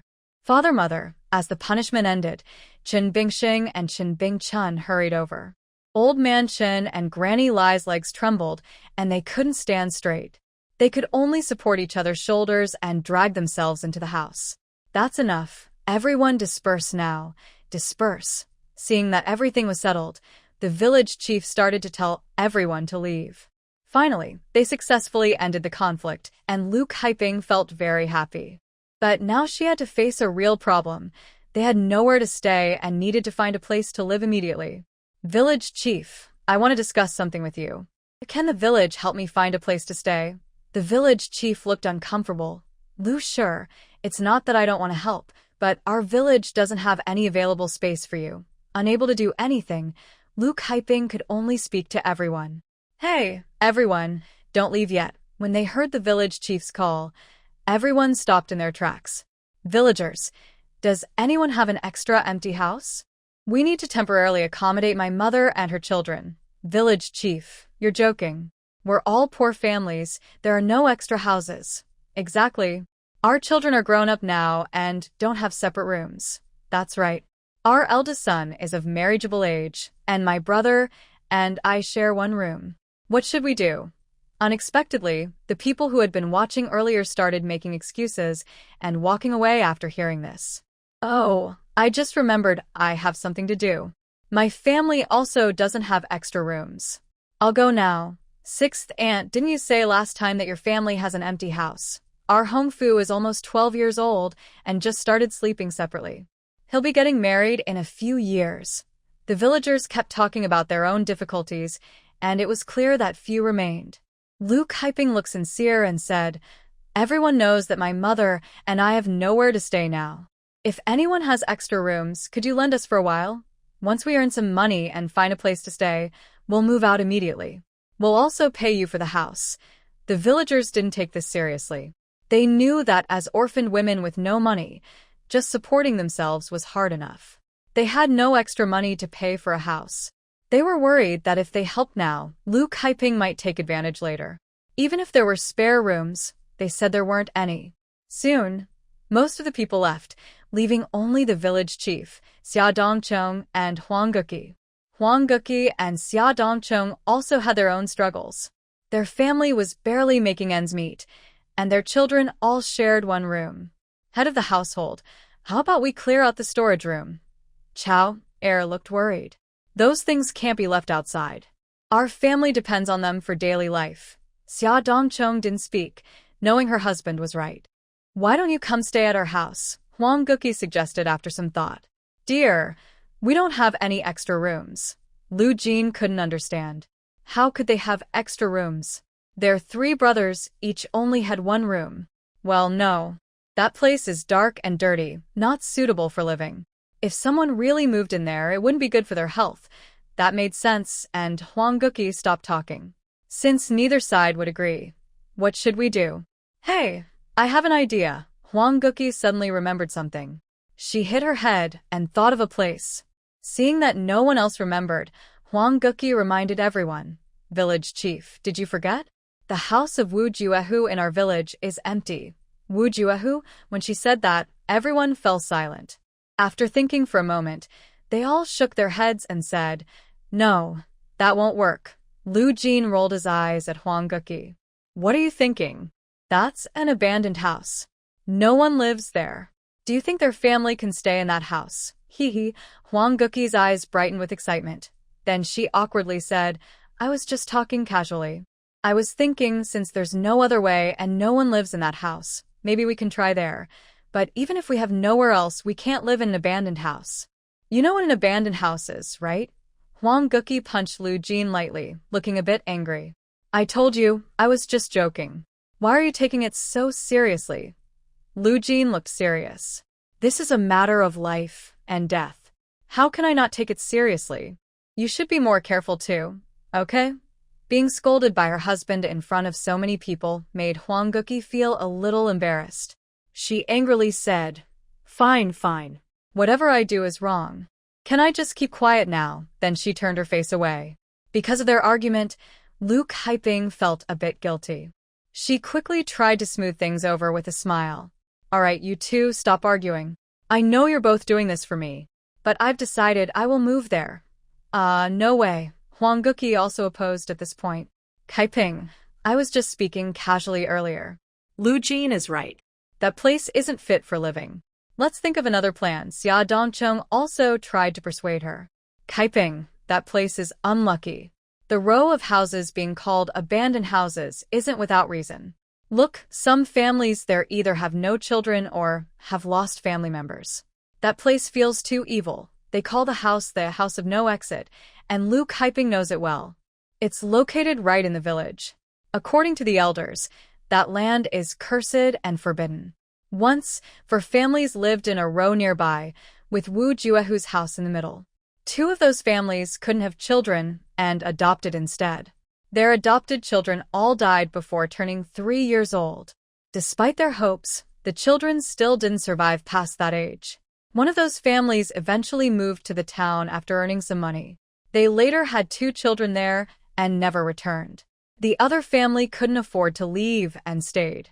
Within 5 years, all their relatives passed away, and the family line was completely broken. Wu Juehu was named Wu Xiang. When he was 1 year old, his father was eaten by a wild animal while hunting in the mountains. His mother was heartbroken and fell ill, eventually passing away. When Wu Xiang was 5, his grandparents also died from illness, leaving him all alone. The villagers felt sorry for him, but also afraid of bad luck. They dared not get too close. Sometimes they would give him some food. Wu Xiang grew up eating meals from many families. At 12, he went into the mountains to gather firewood. He slipped and fell down the hill, hitting his head on a rock. He died instantly. After that, the house of no exit became deserted and more feared. The place was considered cursed and became a forbidden zone in the village. Many villagers prefer to take a longer route to avoid passing by. Over 20 years passed, and no one dared to step inside again. The elders warned children not to play near that place. To scare them, they said it was haunted by ghosts. Because no one lived there, the houses fell into disrepair. 3 of the buildings collapsed, leaving only Wu Xiang's house still standing, but it was very broken down. The village chief also shared his opinion. Bingnan's family is right. They said it's not safe. You just had a baby and are still weak. Plus, the place is full of evil spirits. It's not suitable for living. But besides that place, I can't think of anywhere else to go. This decision is final. Hearing this, everyone stayed silent because they had no better ideas. Lu Kaiping was a modern person. She didn't believe in these superstitions at all. Chen Zheng and Chen Shuang had heard others talk about the house of separation before, and they felt a little scared. Mother, that place seems unlucky. My sister is still so young, I'm afraid. Lu Kaiping puffed up her chest and looked determined. What are you afraid of? I, your mother, am not afraid. Ghosts? People are scarier than ghosts. In this world, human hearts are the real monsters. We will be honest and upright. As long as I am here, no bad things can harm us. I will protect you all. Unexpectedly, Lu Kaiping said such brave words, which made everyone look at her with new respect. The village chief, Lu Jin, and Chao Er all felt they couldn't compare. The village chief nodded. All right, since you say so, I won't stop you. Later, I will send someone to help you get ready. Chao Er interrupted. Village chief, there's no need to trouble others. I have some free time these days. I will go prepare everything and they can move in. That's good. Brother Chao, I will go with you. Lu Jin volunteered. Seeing them willing to help, the village chief felt relieved. Okay, it's settled. Later, I will also ask our eldest to go. Worried that Lu Kaiping might face trouble from the Chen family, the village chief and Lu Jin went with her into the yard and waited outside her room while she packed her things. When Lu Kaiping started packing, Old Man Chen quickly spoke. Second daughter-in-law, you watch her closely. Don't let her take anything from the house. Shiz Hengxiang raised an eyebrow. Father, don't worry. I will watch her. She won't take anything from the house. Lai Posey spoke from the side. Third daughter-in-law, you go and watch too. Remember, except for their own clothes, nothing else is allowed to be taken. That quilt belongs to us, so make sure it stays. Mother, I understand. I'll go now. By then, Shiz Hengxiang was already in the main room, watching Lu Kaiping pack. Big sister-in-law, no, Lu, sure, take off that new dress you're wearing. It's mine. She reached out to pull at it. Lu Kaiping spat and pushed her hand away. Don't grab me. Who cares about that? I tell you, don't touch me. And don't try to fight me, or I can't promise this dress won't get torn. Hearing this, Shiz Hengxiang didn't dare to make a move. Lu Kaiping took off her light-colored cotton coat and threw it to Shi Zhenxiang. Here. Who would want such an ugly piece of clothing? I wouldn't even take it if you offered it to me. Hee. Unexpectedly, Shi Zhenxiang didn't get angry. Instead, she smiled. Lu family, don't be stubborn. I tell you, don't come back asking us for help later. Even if you do, it won't do any good. Ask you? Hee, Lu Kaiping sneered. I'll tell you, even if I starve, I won't come back to ask you. Move aside, don't block my way.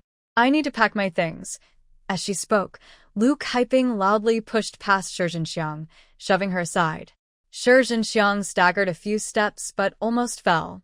She pointed at Lu Kaiping and shouted angrily, Lu family, don't be proud. I believe you'll regret this someday. Lu Kaiping ignored her and told Qinzheng nearby, eldest and second, pack your things carefully. Don't forget anything. And third girl, you two, got it, mother. Now that they had successfully cut ties, Qinzheng and Chen Shuang were very happy. They didn't have many belongings. In the middle of winter, they mostly wore their clothes. Just a few pieces, and Lu Kaiping quickly packed everything. She was about to take apart the quilt and pack the bedding when Ma Lianhua ran in to stop her. Mother said this quilt belongs to our family. You can't take it. This quilt was an old one from Chen Bingsheng. Lipozi had bought him a new one, giving the old quilt to Chen Bainan, saying it was for his future wife. Until now, that quilt was over 30 years old. It was stiff and not warm at all. If I can't have this broken thing, I don't want it. Eldest, pack up, take fourth sister, and let's go. Mother, we're ready. The three children had already packed their belongings eagerly. Chen Zheng carried his sister, and without looking back, they left the Qin family's house. Is that all you have?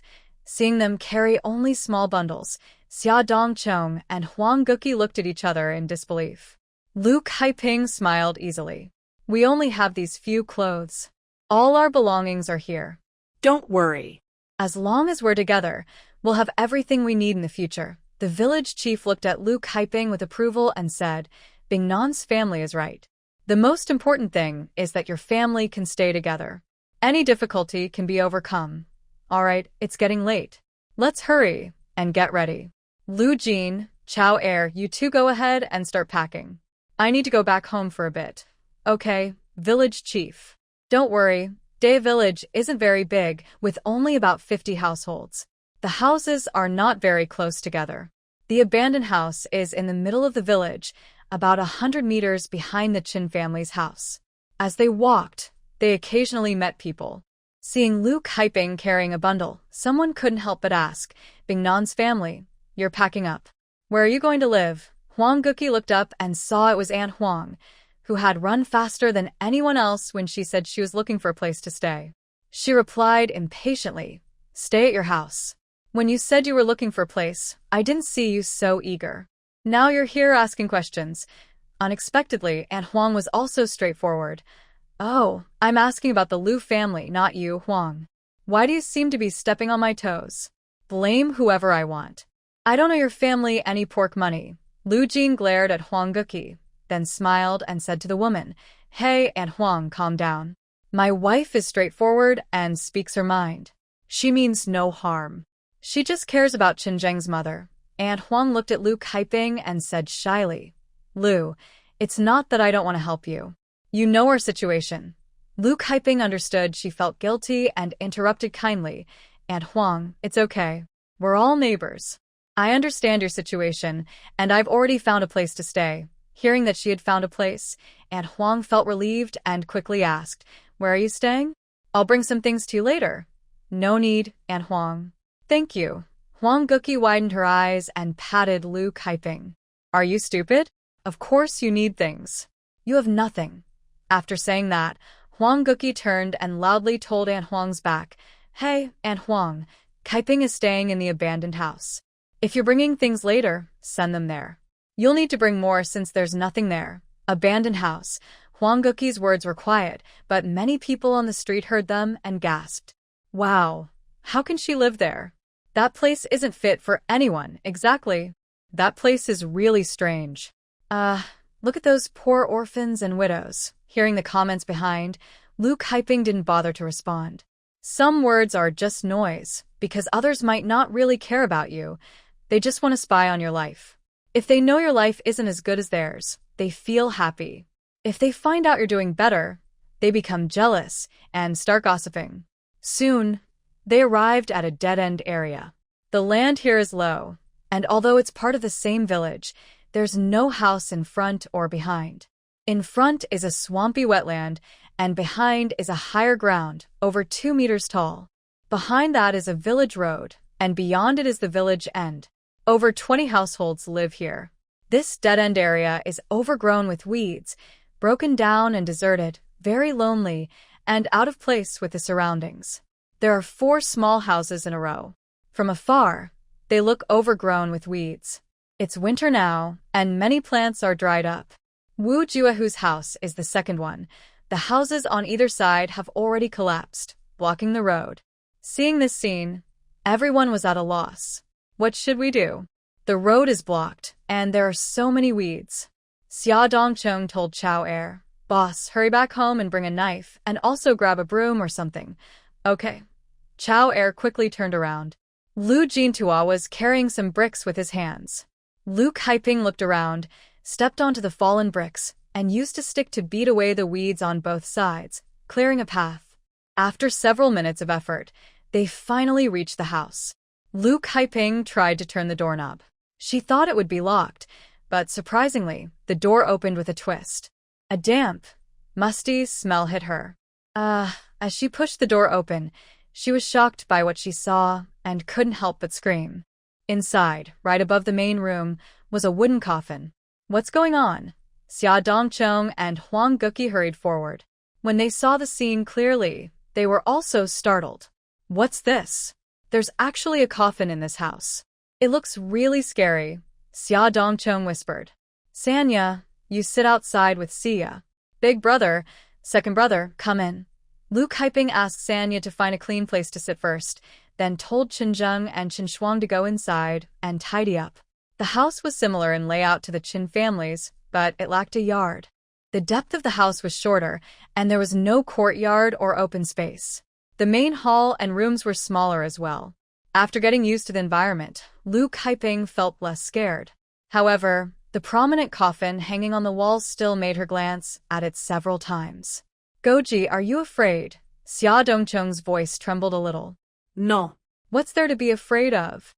Do you think there's a dead person inside? Although Huang Goji said she wasn't afraid, she was still nervous inside. She held onto the doorframe and didn't dare to go in. If you're not afraid, why don't you go in? Go on. Xia Dongcheng pushed her. Huang Goji turned pale with fright and couldn't help but scream. She swung her hand back and hit Xia Dongcheng. Dongcheng, you old hag. You're going to die. Ha ha. Xia Dongcheng covered her mouth and laughed loudly. That's because you said you weren't afraid. Inside the house, Lu Kaiping took a quick look around. Although the house was old and worn, it was still livable. The house had some leaks due to years of neglect, and the floor was muddy and damp. The main hall was in the middle with a room on each side. The rooms were full of spiderwebs, and there were 2 old beds inside. Nothing else. On each side of the lower hall, there was a small room. One was a kitchen with a simple stove built from bricks, with only one fire hole.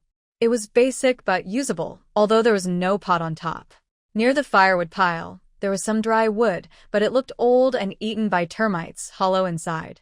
The dry grass was damp and full of insect droppings. There were also a few broken stools nearby. In one corner of the kitchen, there was a small drain with a water barrier built around it, probably used for water drainage and bathing. Next to it, there was a water jar with a small crack on the edge, but it seemed still usable. There were also 2 buckets nearby, though it was uncertain if they still held water. At this moment, the village chief arrived with his eldest son, Peng Le. Peng Le carried a bundle of dry wood, and the village chief held a clay pot and several ceramic bowls.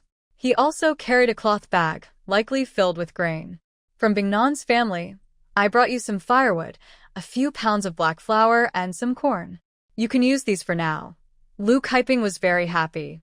Oh, village chief, thank you so much. When we earn some money, we will definitely pay you back. The village chief put down his things and waved his hand.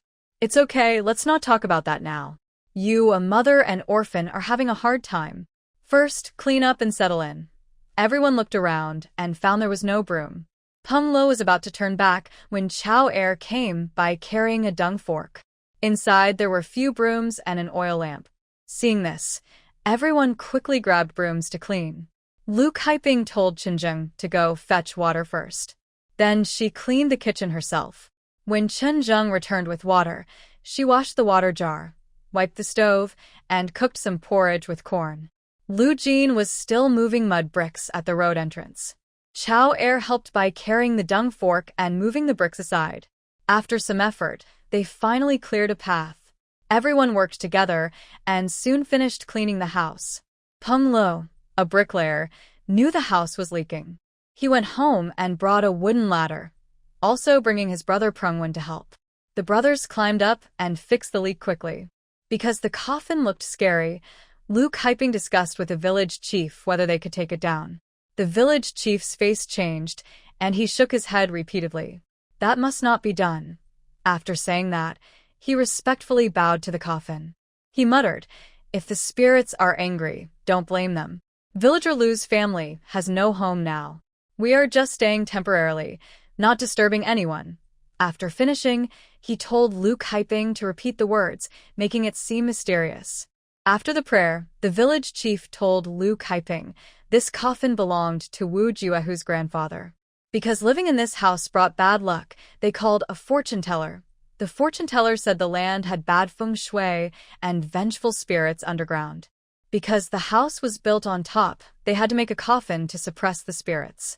That's how this coffin was made, but unexpectedly, after it was made, misfortune continued. He was also unlucky. He went up the mountain to pick herbs, but fell and was eaten by wolves. No one knew at first. When they found him, only a few bones and a skull remained. Later, Wu Juehu's father was also eaten by a big insect on the mountain, and his bones were never found. This family of 3 generations never left a complete body, which is really strange. It's not that I don't want to help the Bingnan family, but I heard that when they placed the coffin, they invited a Taoist priest. If they want to take it down, they also need a Taoist priest. If you're not a relative, others can't just move it. If there was no other way, I wouldn't want to put you in this situation. I didn't expect things to be so strange. It seems that this house of the last family really is haunted. Oh, no wonder I felt uncomfortable when I entered. It looks like I can't stay here for long. Kaiping, you need to be careful in the future. After hearing the village chief's words, Xia Dongchong felt a chill. It's okay. People scare others, but I won't be scared myself, Kaiping said confidently. After a simple tidy-up, the musty smell finally eased a bit. It was getting dark, and the millet porridge was almost ready. After a whole day of fuss, Kaiping's stomach was growling. She quickly called everyone to eat the porridge. The village chief refused. All right, we've finished tidying up. You can keep the porridge for yourselves. We're going back to eat. Since they didn't have blankets, Huang Guqi and Xia Dongchong discussed, and each brought a blanket. Kaiping knew that with the baby, everyone was sharing beds, and there weren't many extra blankets. Asking each of them to bring a blanket was quite a burden. Fortunately, the original owner still had friends like them. Kaiping sincerely thanked them. Guqi, Dongchong, thank you so much. Xia Dongchong waved his hand. Enough with the formalities. If we didn't help you, who would? All right, I won't say much more. When I earn some money in the future, I won't forget you too. After seeing them off, Kaiping set up a clay pot to boil water for a bath. The pot she got from Chen's family was a bit small, but luckily, the one the village chief brought was just the right size. This clay pot wasn't as good as an iron pot, but it was better than having no pot at all. Big sister, you go ahead and take a bath first. Mom, you should go first. You're exhausted today. Okay, now Lu Kaiping didn't push away. She had been busy all day and was very tired, just wanting to take a shower and rest early. Just as she was about to take a shower, someone knocked on the door again. Who is it? Lu Kaiping became alert. Who could it be so late? It's me, from the Lu family. Lu Kaiping thought the voice sounded familiar, but she couldn't remember who it was at first. Mother, it sounds like Mrs. Huang's voice. Mrs. Huang. Lu Kaiping quickly went to open the door. Sure enough, it was Mrs. Huang, holding a big bundle of things, with a large bag on her back. Mrs. Huang, why are you here so late? Oh, I brought you something, said Mrs. Huang as she entered, holding the items. I know you don't have blankets, so I brought some for your bed. She took down the things she was holding and carrying. Unexpectedly, she carried a thick quilt and also had 2 straw mats in her hands. Her round face was smiling. In the afternoon, she said she would bring some things in the evening. Lu Kaiping listened and thought it was fine. She didn't expect Mrs. Huang to really bring things over. Mrs. Huang spread out the items and said, Don't worry, these mats are clean. I just made them this afternoon. Mrs. Huang, I may not have many skills, but I can weave 2 straw mats. You know my family doesn't have extra space. Lu Kaiping expressed her gratitude. Mrs. Huang, I don't need anything else. Just you bringing the mats is a big help. Thank you so much. All right, I'll go back now. Lu Kaiping turned around and quickly said to Qin Zheng, Boss, it's so dark outside. Hurry up and send Auntie Huang back. Mrs. Huang waved her hand. Oh, no need. I know this road well. Even if I close my eyes, I can walk back. Besides, tonight there's a bright moon. Watching Mrs. Huang's figure walking away, Lu Kaiping felt emotional. She had only said she would bring things, but she actually did it. She was an honest person. She closed the door and called the children over. Oldest, second, third, remember this. Whoever helps our family today, you must remember.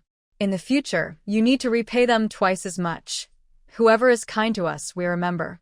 Whoever is not, you also need to remember. The siblings replied in unison. Mother, we remember. I have to say, the things Auntie Huang brought are just right for us. Now we have 3 quilts and 2 mats. Lu Kaiping placed 1 quilt on her bed, so she could sleep directly on the straw mat, which was quite uncomfortable. Also, Xia is still young, and her skin is very delicate. She can't touch the straw, or she might get an allergy, which would be troublesome. Chen Zheng and Chen Shuang sleep on one bed, while Sia, and Luke Hyping share another. After taking a bath, Luke Hyping went to bed early.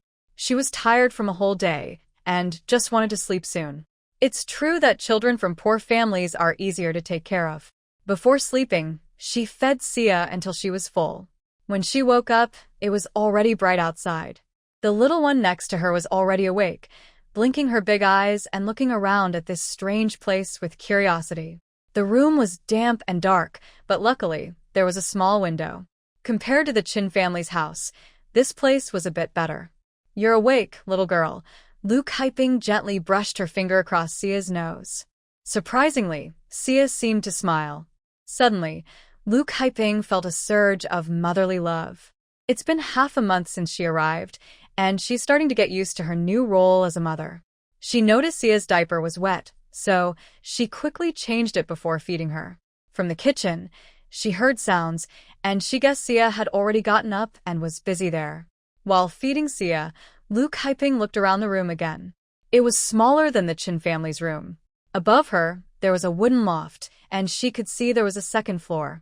She hadn't had time to look yesterday. She wondered what was stored upstairs. She needed to check it out when she had the chance. The house had a damp, moldy smell, and Luke Hyping felt the air was musty. Now that it was daytime, she needed to open the window to let in fresh air. Recently, her diet had been good, and her milk supply was enough. Soon, Sia finished eating and was happily sleeping again. Luke Hyping gently placed Sia back on the bed, got up, and went to the kitchen. Seeing her, Sia smiled and said, "Mom, you're awake." "I almost finished making the black rice paste." Luke Hyping took out a few eggs and said, "Good, crack these eggs into the mixture." Sia looked confused and asked, "Mom, where did we get these eggs?" She remembered that when she left yesterday, she only took her clothes and nothing else. "Last time we took Annie's eggs. Mother hid them all, and there are still dozens left. Mother, these eggs are for you to eat. You need to eat so you can feed your sister." "Silly girl, we will all eat together. From now on, Mother will find ways to earn money. Then we can eat rice every day and have meat at every meal." "Really? That's wonderful." Sanya happily smiled, then scratched her head. "Mother, Sanya is still young and can only stay at home to take care of my sister. Don't worry, I won't let anyone bully her. Yes, I trust you to earn money. Just stay at home and take care of your sister. By the way, where are your brothers?" Big brother went to fetch water, and second brother is chopping firewood at the door. Seeing that Qinzheng and the others weren't around, Luke Hyping thought they hadn't gotten up yet. When she reached the door, she saw Qin Shuang chopping firewood nearby, and Qinzheng was almost at the door carrying water. Luke Hyping nodded happily. It seemed these children were quite responsible. For breakfast, they ate black flour porridge with egg custard. For Qinzheng and the others, this was something they never dared to dream of before, but now they could eat it. The three siblings quickly finished the black flour porridge in their bowls. Sanya even licked her bowl clean.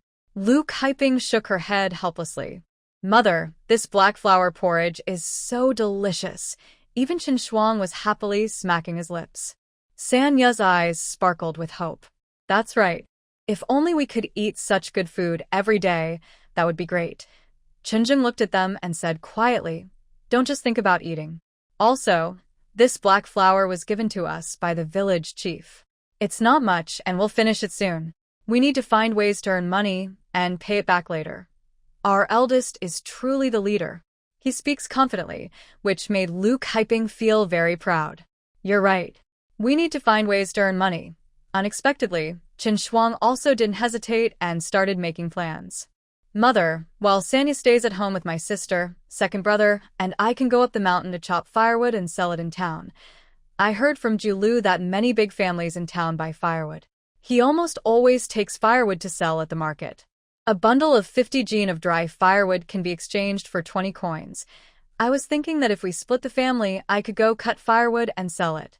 But before we split, I wouldn't do such a foolish thing." Luke Hyping exclaimed, "Oh my. 50 jin of dry firewood can only sell for 20 coins. How much wet firewood would we need?" From her words, it was clear she looked down on the 20 coins, which made Qin Shuang feel unhappy. Qin Shuang glanced at Luke Hyping with displeasure. "Mother, 20 coins is enough. It can buy about 2 jin of black flour. If my older brother and I go up the mountain to cut firewood, we can gather several hundred jin in a day. After a few days of drying, it will be ready. Then, every time we go to market, we can sell firewood. With the money, we can buy food, and we won't have to worry about being hungry. Don't look down on these 20 coins. If we don't have other ways to earn money, we can't even make a single coin. Chen also agreed. Mother, the second brother, is right. We don't know other crafts, but as long as we have strength, we can cut firewood. We won't go hungry. Lu Kaiping put down her bowl. You think earning 20 coins is easy? First, you have to cut the firewood. Then, you need to carry it back. Besides, every household goes up the mountain to cut firewood. How far do you have to go to find good firewood? Nyobe Mountain is so high. How much firewood can you carry on a round trip? After drying, you have to carry it to town to sell. Do you know how far our house is from town? About 10 li. Just walking empty-handed takes about an hour. And carrying firewood makes it even harder. Plus, you think only you know how to sell firewood for money. Let me tell you, even if you carry firewood to town, you might not be able to sell it. You could work hard and still not earn 20 coins. And you too are still growing. Carrying such heavy loads could stunt your growth, and you might end up shorter. Lu Kaiping believed that earning money through physical labor was the hardest and least desirable way. Chen scratched his head and smiled foolishly. Mother, I am tall enough. I'm not afraid of not growing taller. So, the second brother will just cut firewood, and I will carry it. How about that? Lu Kaiping still shook her head. Anyway, this isn't a good way to make money. Chen looked disappointed. Then, what's the good way to earn money? Our family needs to eat, and our stored grain won't last many days. Mother, please tell me a way to make money. Lu Kaiping sighed. Mom doesn't have any other ideas right now. I'll tell you when I think of something. Chen Shuang started to feel disappointed in Lu Kaiping. Earlier, her mother had talked about splitting the family and looking forward to it. But now, since the family is broken apart, her mother can't think of any way to make money. And when she does think of something she could do to earn money, she says she can't do it. It's obvious she can't earn money herself and still complains that others earn too little. It seems her mother hasn't changed and is still the same as before. Chen Shuang stood up with a serious face. Mom, let's wait until you think of another way to make money. We'll talk then. Big brother, I ate breakfast with you. Let's go up the mountain to chop firewood. No matter what, let's do that first. Lu Kaiping couldn't help but laugh. Hey, little rascal, are you giving me the cold shoulder? Do you look down on your mom? Chen Shuang's mouth twitched. I wouldn't dare. We need to eat, and we can't wait. If you can't think of another way to earn money, we'll all go hungry. He then went to grab the chopping knife. Since they're no longer part of the family, there's nothing at home. He borrowed the knife early in the morning from the stubborn donkey and the big fool. He even made plans with them to meet at the foot of the mountain. Although Chen Shuang said he didn't mean to look down on her, his words clearly implied that he did. Lu Kaiping knew her son looked down on her. Seeing her face turn sour, Chen quickly said, Mom, don't be angry with the second son. He's just like that. He doesn't have any bad intentions. Well, I'll go up the mountain with him first. Remember to bring water, she added quickly. As they were about to leave the house, Lu Kaiping hurriedly reminded them. Chen Shuang didn't look back. No need. There's water in the mountain. Besides, we don't have anything to carry water in. Watching the brothers leave, Lu Kaiping chuckled softly. It seemed her second son really looked down on her. But she thought about it. Her family didn't even have a water gourd. How could she carry water? It was clear she needed to find a way to earn money. Only then could she save some face, that cursed face. But as she thought about it, she realized she couldn't come up with any ideas right now. Suddenly, she felt her stomach ache. She hadn't had her period for 3 days. Since there was no yard or toilet at home, Lu Kaiping remembered the communal toilet in the village. In the past, the village used the communal toilet. Sometimes, if she had diarrhea late at night, she had to run far away. Later, life improved, and many people found it too troublesome to go to the village toilet. Gradually, fewer people used the communal toilet. Sanya watched the sister at home. Mother needs to go to the toilet. Mother, don't worry. I'll watch her. After giving instructions to Sanya, Lu Kaiping left the house. In the past, the village toilet was built near the mountains for everyone's convenience. But as families grew and branched out, capable brothers moved to new homes. Over time, the houses spread out, and the toilet ended up at the far end of the village. She rarely went to that toilet and didn't know if it was still there. Villagers wake up early. On the way, she met many of them. That night, many villagers knew she was living in the dead-end house, and they looked at her strangely. Some even asked if the house was uncomfortable or if she heard strange sounds. Luke Hyping knew these people were just bored and wanted to gossip, so she ignored them. Besides, she was in a hurry to find the toilet. It was about 200 meters away, which would take at least 4 or 5 minutes to walk. If she had diarrhea, she might not make it in time. When she reached the toilet, the smell told her it was still in use. That made her feel a little better. Although dirty, it was still usable. There was no paper back then, only bamboo strips or grass stems. Near the toilet door was a patch of wasteland. Luke Hyping broke a few grass stems and took them with her. The toilet was basically a large pit for waste, covered with wooden planks on top, divided into 2 sections, with signs indicating male on the left and female on the right. It looked quite neat for a public toilet, but if you said it was fancy, it wasn't. The door was missing, meaning anyone could enter. Fortunately, Luke Hyping had used similar dry toilets as a child in the countryside, so she was quite adaptable. It wasn't a big problem for her.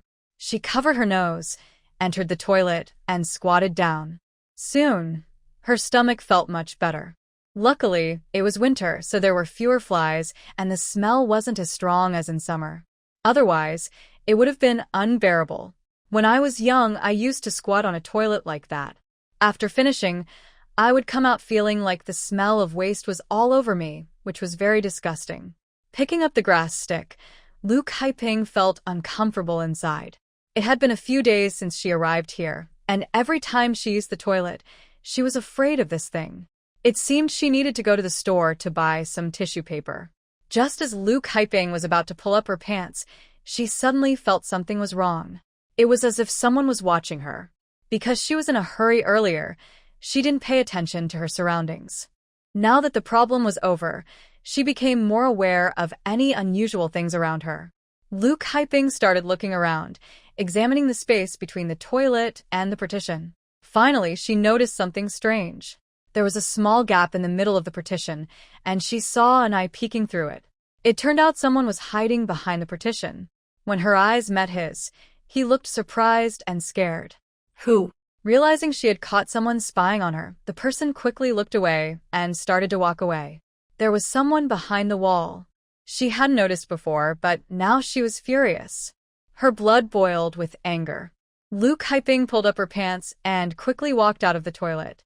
Just then, she saw a man turn the corner, so she hurried after him. "Stop right there. How dare you spy on me?" But the more she shouted, the faster he seemed to run.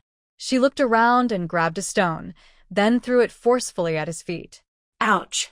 The man cried out in pain, clutching his foot and kneeling on the ground. Luke Hyping ran forward quickly. To her surprise, the man was Fandoffa, and she was furious. She couldn't believe that after beating him up last time, he still had such bad intentions.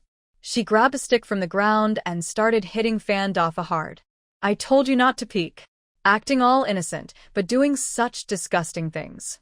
Thinking about how creepy Fandoffa was, spying on others in the toilet made her feel sick. Fandoffa covered his head and begged, "Stop hitting me. Please, I just recovered from the last beating."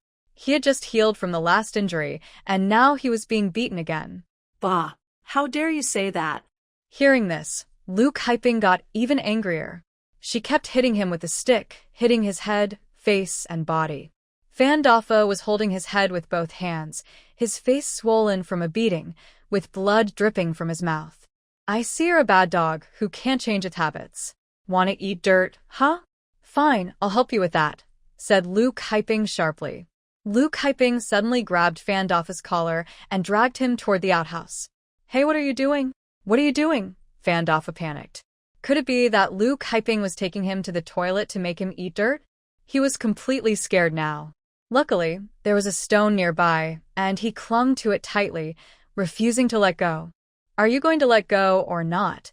Luke Hyping shouted, hitting him again with her hand, making Fandafa unable to defend himself. At that moment, an old woman passing by saw what was happening and quickly came over to see. Oh, isn't this Qinzheng's mother? What's going on here? Stop hitting him, stop, she said, stopping Luke Hyping. Lu family, what's going on? Why did you beat him like this? It was Aunt Nyo. Aunt Nyo helped Fan Dafa up from the ground. Oh, isn't this Dafa? What's going on? Luke Hyping pointed at Fan Dafa with a stick. Tell me what bad thing you did yourself. Knowing he was in the wrong, Fan Dafa didn't dare to speak. Everyone in the village knew Fan Dafa had a bad reputation. Seeing this, Aunt Nyo immediately understood that Fan Dafa probably hadn't done anything good. Now you're too ashamed to speak, huh? Aunt Nyo, do you know what he did? That wicked kid was hiding in the outhouse, spying. That's so disgusting. He even did such a thing. Fan Dafa looked aggrieved. I didn't see anything, and I got beaten for it. Luke Hyping was furious. She raised her wooden stick, eyes wide with anger. You're still acting innocent? What were you trying to see?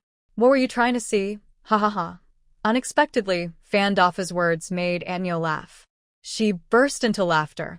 Aunt Nyo, I'm about to get angry. It's a shame you're still laughing. Someone like him. I bet he's been spying on many people. I think he deserves a beating, she said. Seeing Luke Hyping raise her hand, Fan Dafa shrank his neck. I didn't mean to spy intentionally. I was about to leave when I saw you come in. I was just curious. I swear to heaven, this is the first time. All right, Lu family, let it go for Aunt Nyo's sake, Aunt Nyo said, pleading for Fan Dafa. Uncle Nyo's wife and Fan Dafa's father are the same great-uncle, cousins sharing the same household, with some family ties involved. Luke Hyping was still angry. Aunt Nyo, I already let him go last time. I didn't think he'd do it again. It's clear he's a bad seed that can't change. Since he likes to do bad things, I might as well let him do it to his heart's content. She pulled on Fan Dafa's collar and kept walking forward. Aunt Nyo, save me. Fan Dafa looked terrified, trying to pull away from Luke Hyping, but he couldn't. It's over. I didn't expect Lu to really want to make him eat dirt. I didn't think she was so strong when angry. Now I'm really scared. Let him go this time, and later his mother will come to apologize. Actually, Luke Hyping was only trying to scare him. She wouldn't really make him eat dirt. That's too disgusting for her. Since Aunt Nyo begged her, Luke Hyping decided to go along and pointed her stick at Fan Dafa. All right, today I'll let you off because of Aunt Nyo. But if this happens again, it won't be just dirt. I might even take your life. Seeing Luke Hyping's fierce and cruel look, Fan Dafa shivered. She was completely different from the person she used to be. Recently, Luke Hyping had scared him twice in a row, and now Fan Dafa felt scared whenever he saw her. Luke Hyping kicked him hard and shouted, "Still not leaving? Want to get beaten again?" Only then did Fan Dafa realize what was happening. He hurriedly scrambled away, running as fast as he could. Just as Luke Hyping was about to leave, Aunt Nyo suddenly grabbed her arm, looking mysterious. Lu, I heard you're living in that dead-end house. How can anyone live there? Luke Hyping stopped and asked, what else? Does Aunt Nyo have a place for me to stay? Hee, is that so? Aunt Nyo smiled shyly and then said seriously, but I have to tell you, that place is not good. The people who lived there before all had bad endings. They died mysteriously, and in the end, there was no complete body left. Aunt Nyo, Luke Hyping's face turned cold. I don't want to hear about the past. I lived there very well, and I don't want to hear it again. After saying that, Luke Hyping ignored her. Aunt Nyo looked disappointed as she watched Luke Hyping walk away. Oh, Lu, I was just trying to help. Why are you angry? I meant well, but it didn't work out. Since these two people had disturbed her mood early in the morning, Luke Hyping felt like yelling. But thinking about the food running out at home, she decided to go to Xia Dongchong's house. She wasn't going to borrow food, but to borrow a knife and a basket. Seeing Luke Hyping before she could speak, Xia Dongchong didn't say a word. He took out 2 jean of flour from his house. Hyping, here. Seeing the white flour, Luke Hyping raised an eyebrow. Dongchong, I didn't come here to borrow food this time. Besides, this flour costs a lot. If you lend it to me, I won't be able to pay you back soon. Don't say that. Take it. When you have money, pay me back. Seeing how generous Xia Dongcheng was, Chao Er looked up. Only he knew that his family didn't have much food either. They were all struggling, and they hadn't even eaten those 2 jin of flour. But now, Xia Dongcheng was giving it away, without hesitation. All right, I won't be polite. When I earn some money, I'll pay you back double. By the way, I need to go up the mountain. Can you lend me your machete and a basket? Okay, wait a moment. Soon, Xia Dongcheng brought the machete and the basket. Kaiping, this basket is a gift. Use this knife for now. When you don't need it anymore, return it to me. Thanks. Watching Lu Kaiping walk away, Chao Er muttered quietly, we don't have much food either, just those 2 jin of flour. Why did you give it all to her? Master, Kaiping is so pitiful. Even if we're not well off, our family can stay together and we won't run out of rice. But Kaiping is different. She's an orphan and has lost her family. I can't just stand by and do nothing. Yesterday, we also helped her quite a bit. Besides, if you're going to give something, it shouldn't be just white flour. If anything, it should be black flour. The white flour is so precious that even our son doesn't want to eat it. You are quite something, being generous despite having no money. We can't even afford to eat the good things, and now you just give everything away without thinking. I wonder if she will be able to pay us back in the future. Xia Dongcheng waved his hand impatiently. Enough, enough. You're a man, but you're more stingy than me. Look at your attitude. I believe Kaiping will earn money someday. Just wait and see. Lu Kaiping had no idea that Xia Dongcheng and his wife were arguing over the white flour. If she knew, she definitely wouldn't take any. Winter mornings are very cold, especially now that it's mid-December. The higher we go into the mountains, the colder it gets. Her shoes were also wet from the dew on the grass. Lu Kaiping thought she was quite pitiful. She only rested halfway through her confinement, and in this cold winter, she still had to go up the mountain. When she gets older, she might develop some health problems. But compared to not having enough food now, these things don't matter much. She decided to leave future worries for later. She probably left early today. As she walked up the mountain, she didn't meet anyone or see Chen and the others. Afraid that the system might miss some valuable items, Lu Kaiping looked around carefully and opened the search box. Surprisingly, the items from her last search were accurate. After a few uses of internal and external remedies, the jaundice on Cece's skin improved. She still kept other herbs in her space. She thought about going to the town later to compare prices at different shops. If the price was higher than in the store, she would sell to the pharmacy. If lower, she would sell elsewhere. While thinking, the search box suddenly displayed a new scene. It locked onto a plant nearby. A lazy voice then sounded. Wild Tianqi detected. Mall buyback price, 200 coins per gene. Lu Kaiping was overjoyed. She didn't expect that. With people going up the mountain every day, she could still find a good deal. Tianqi was the most valuable thing she had found since coming up the mountain. She knew that Tianqi could be used in chicken soup to promote blood circulation and dispel blood stasis.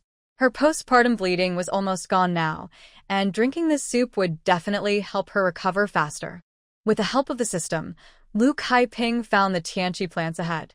To her surprise, there was more than one, probably a whole patch, about dozens of plants. It seems most villagers don't know about this, so she took the chance to pick some. Lu Kaiping quickly put down her basket and started digging. Since it's not the season for planting ginseng, only the roots can be used. The soil on the mountain is hard, so Lu Kaiping used a machete to dig slowly. It took a lot of effort to dig out just a few pieces. The ginseng heads are not very big, about the size of a thumb, with the largest about the size of a big toe. After about half an hour, Lu Kaiping finally finished digging. She left some smaller plants untouched and only took the larger ones. You can't dig everything. You need to leave some behind. All the ginseng she dug up weighed just over 2 jin. If she sold it all to the market, it might be worth around 400 or 500 coins. Lu Kaiping plans to keep some for herself first. Since she needs to go to town anyway, she will ask for the price first to get an idea. Then she can decide whether to sell it to the market or a pharmacy. Unexpectedly, the useless one was more anxious. Master, if you sell this to the market, Not only will your balance increase, but you'll also earn points. Most importantly, if you use those points for shopping, they can be used like money to offset some costs. Finally, I must remind you, you still owe the market 3,000 coins. If you don't pay back on time, not only will your space be reclaimed, but your credit score will drop, which could affect your future sales and shopping at the market. The consequences are serious. All right, I haven't missed the deadline yet. You're reminding me so soon? Besides, I can pay in installments. Don't look down on me. Because this variety is rare, if you recycle more than one gene, the mall can automatically upgrade. Not only will the variety increase, but there will also be a lottery and a chance to get a free order. Listening to the fool's words, Lu Kaiping felt a bit tempted. The key is that if she sells the tianma to the mall, she will not only make money but also automatically upgrade and have a chance to get a free order. However, she also knows that tianma is quite valuable, so she can't sell it easily. If the pharmacy's price is a few hundred coins less than the mall's, she would lose a lot.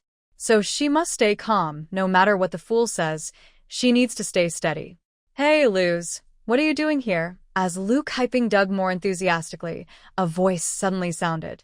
She looked up and saw it was the village chief's wife, Yang Lu, and the young daughter-in-law, Qiu Shuang. Qiu Shuang smiled happily. What a coincidence, Sister Lu. Oh, so it's Aunt Lu and Qiu Shuang. I wondered who it was. Can what you're digging be eaten? Qiu Shuang looked curious. They had never dug this thing to eat before. Yes, it can be eaten and is also nourishing. This is called tianma, a traditional Chinese medicine. Really? Yang Lu didn't believe it. She had never known that this thing could be eaten. Auntie, believe it or not. Anyway, I only tell you this. You must not let others know. If others find out, we might lose a way to make money. Lu Kaiping didn't hide it and told Yang Lu openly. But the more she did, the more suspicious Yang Lu looked. Nowadays, if something can make money, everyone would hide it. Who would tell others so openly?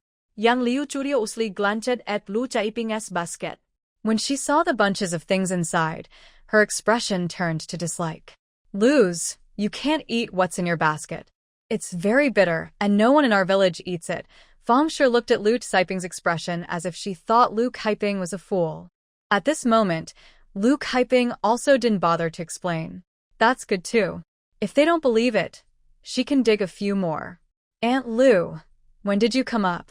Have you seen our families Qinzheng and Qinshuang? Lu Kaiping asked while digging without looking up. Oh, you didn't tell me, I almost forgot. I was about to tell you. Qinzheng and his brother are up there. I just saw them chopping a lot of firewood.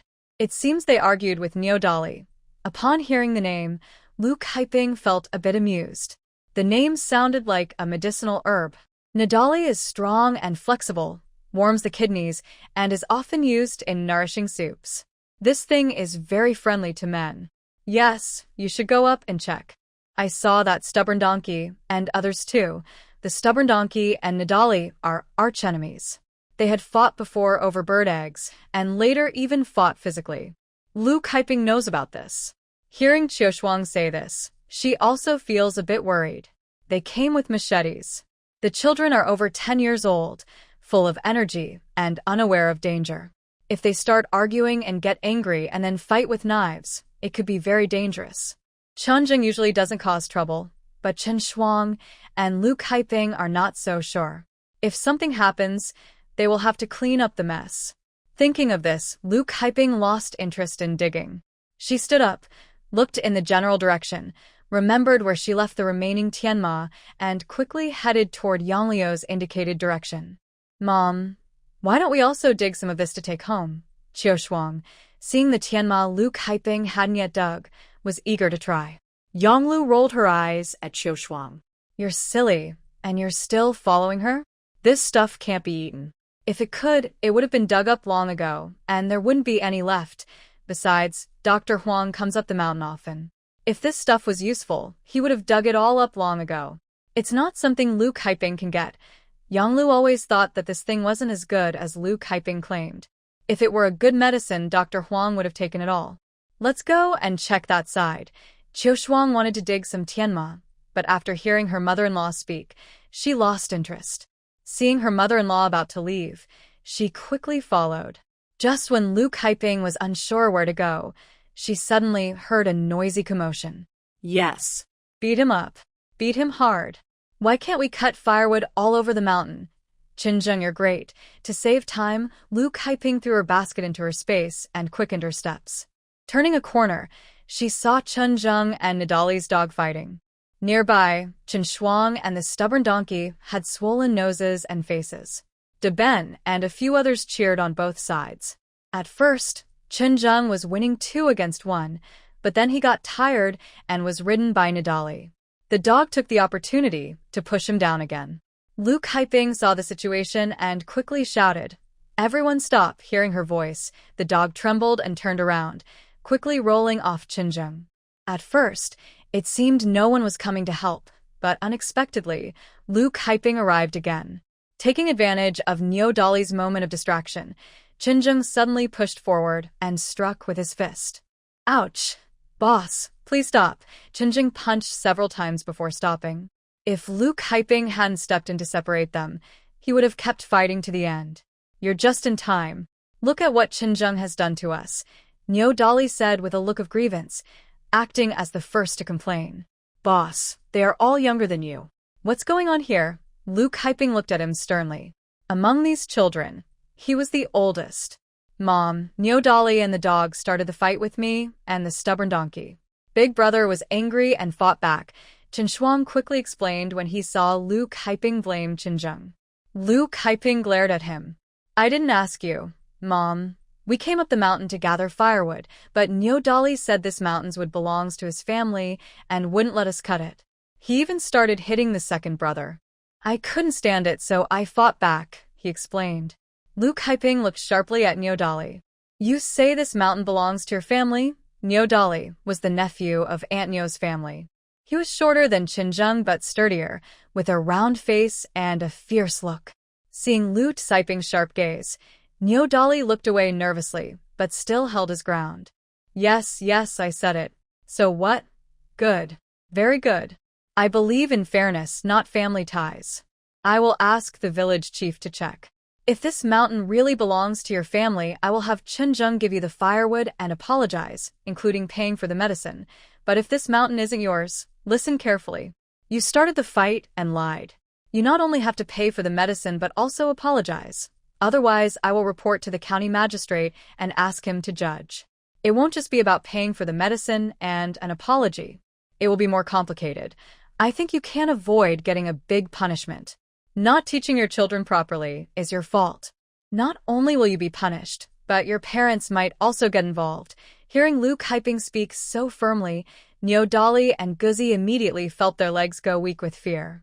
If their parents found out, they might get beaten to death. Guzi quickly shook his head and pointed at Nidali. It's not my fault. It's all because of him. Dali said he wanted to hit the stubborn donkey, and Chen Shuang helped willingly, so we all ended up hitting him together. You're talking nonsense. Nidali got angry. It was you who said we should hit Chen Shuang. I didn't want to do it at first. They pushed and blamed each other, each trying to shift the blame. Luke Hyping knew very well that this was nothing to do with their family. It was just a deliberate trap for Chen Shuang and the others. Enough, both of you stop blaming each other. Let's go back and ask the village chief to settle this. If that doesn't work, we can bring your parents and go together to see the county official. Don't report it to the authorities. When they heard about reporting, Nidali and Guzi's legs went weak and they immediately knelt down. Please don't report it. Auntie, we beg you. It was our fault. Chinjung, please forgive us. We won't do it again. Nidali kept kowtowing as he spoke. If my dad finds out, he'll break my legs. Please don't let him find out. Nidali was fearless about everything except his father. His father, Nio Huang, was a strict man who didn't tolerate any mistakes. Once, he stole corn from someone else's field and was caught. His father tied him to a tree and left him hungry for 2 days and nights, almost causing him to die. His mother, honest and timid, cried so much her eyes nearly went blind, but his father refused to let him go. Finally, his mother asked her older sister secretly to free him and pleaded for mercy, saving his life. Not only Nidali but Guzi was also very scared.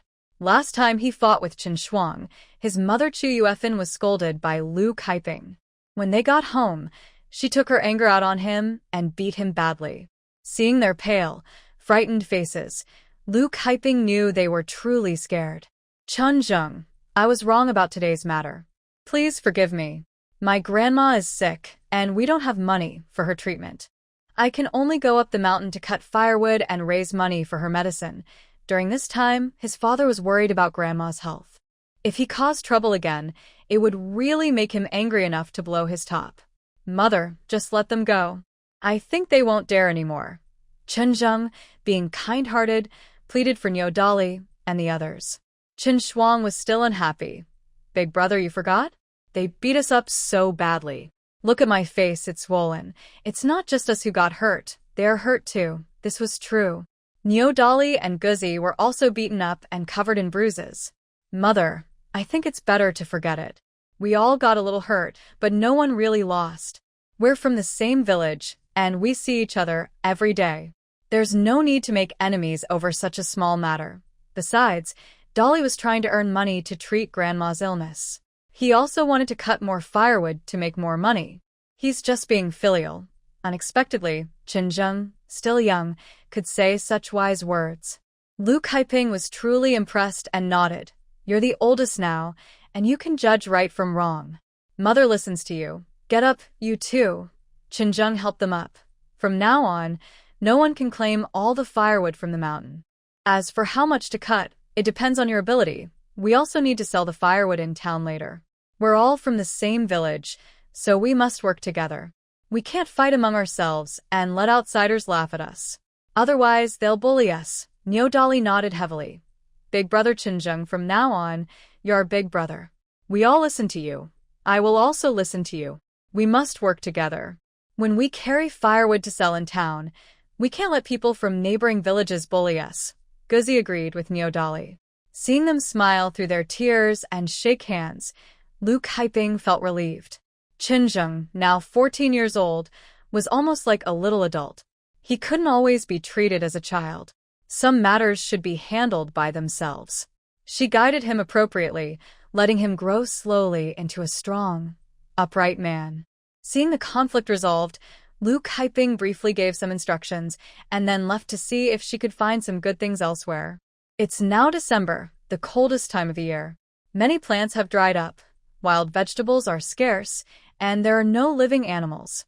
In previous stories about crossing over, people often said there were mushrooms in the mountains, but now, in the cold winter, there's nothing. After searching around, I didn't find anything valuable.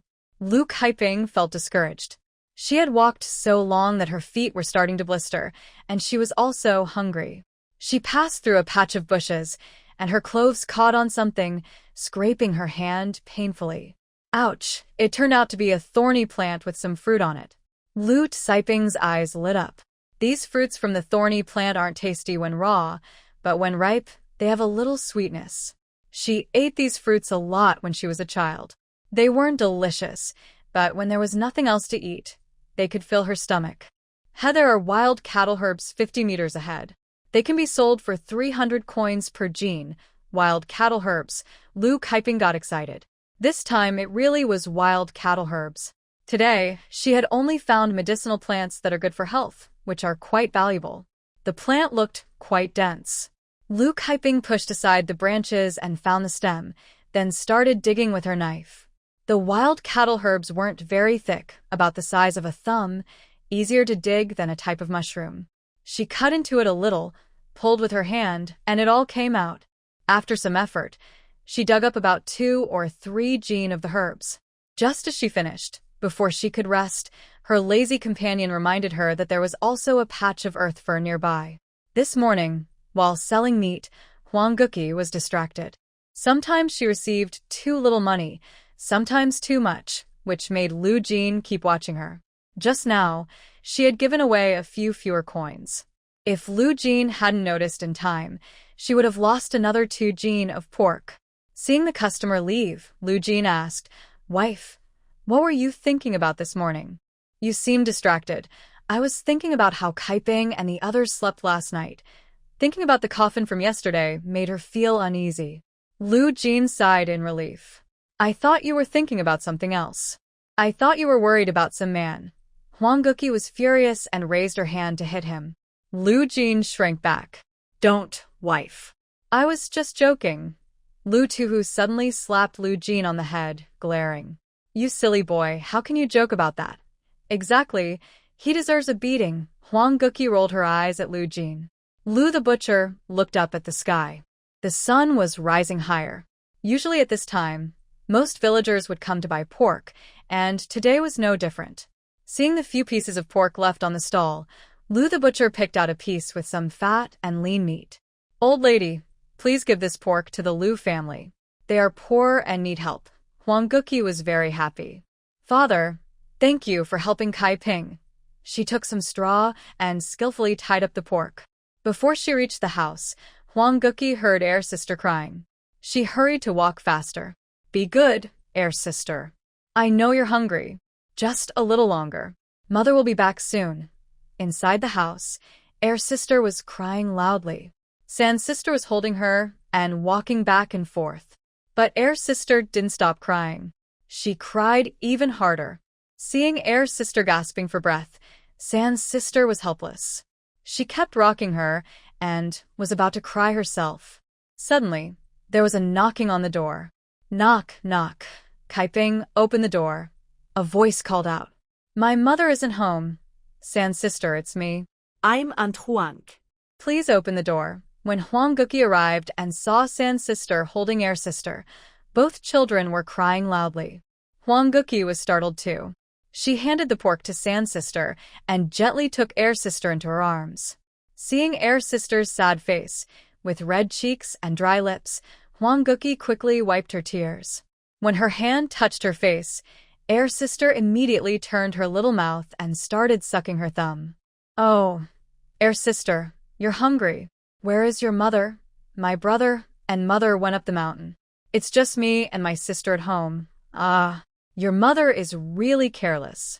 You're so young, and you're taking care of Air's sister alone. What if something happens?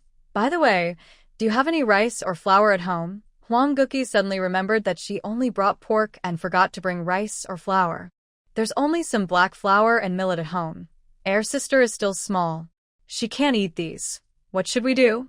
I don't know when my mother will come back. Seeing that no matter what she did, Air's sister wouldn't stop crying, San's sister was about to cry herself. Hold her first. I'll go back to get some rice noodles.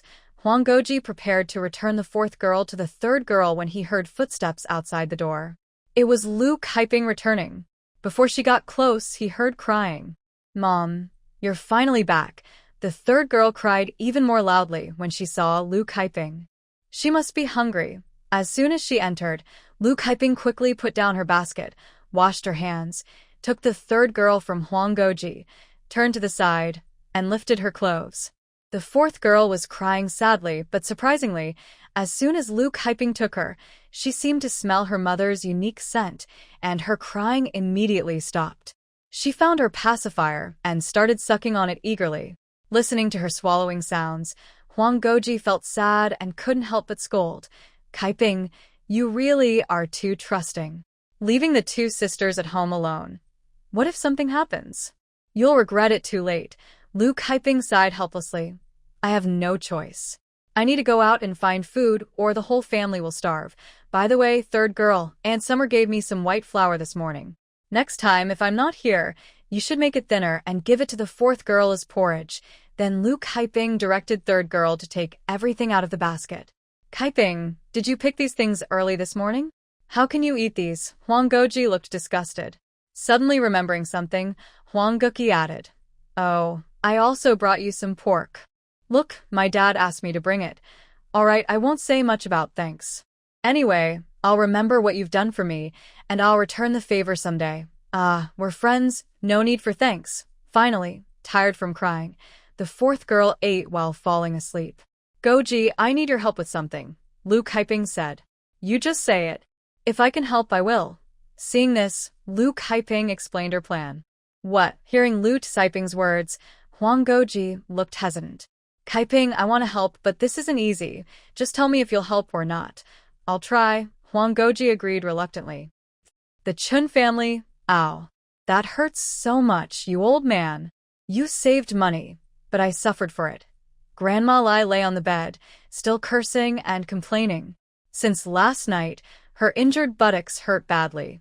She hadn't slept, and her eyes looked dark and tired. Her butt was badly bruised and bloody, stuck to her pants. Grandma Lai asked her son to call Dr. Huang, but old man Chen refused, saying it was a waste of money. Besides, a woman exposing herself to a man for a checkup was not proper. Even though the doctor was a man, old man Chen still refused. Feeling helpless, she had her second daughter-in-law, Xiang, help her take off her pants. Because of the pain, Grandma Lai kept scolding, saying Xiang hurt her. Angry, Xiang decided not to help anymore, leaving some fabric torn and not fully removed. Now, the wound had dried blood, and the fabric stuck to it, causing sharp pain when torn. Old man, we should still call the doctor. Grandma Lai had said this dozens of times, but each time, the reply was, "You useless woman, the doctor won't charge us. You're so precious, but I hurt just the same. Calling the doctor costs a lot of money. Do you think our savings come from the wind? The pain will pass if you just endure it, but after a whole night of enduring, the pain in her butt didn't lessen.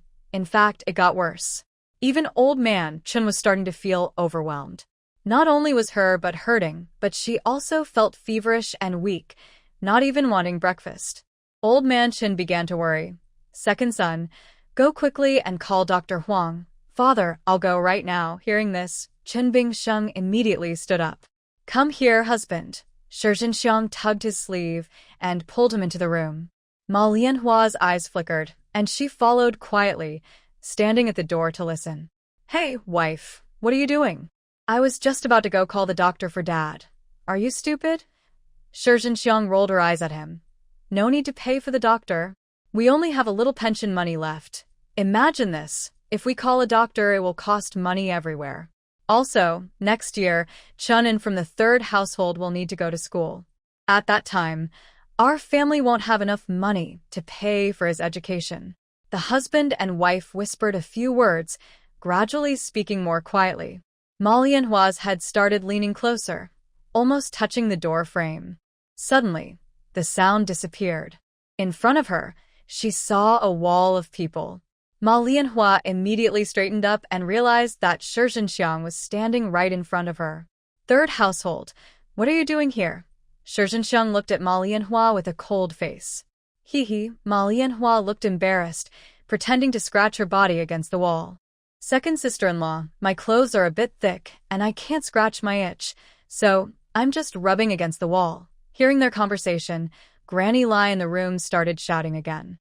"Third daughter-in-law, I think your skin is itchy. What are you two doing? Hurry up and call a doctor." Ma Lianhua responded but didn't move at all.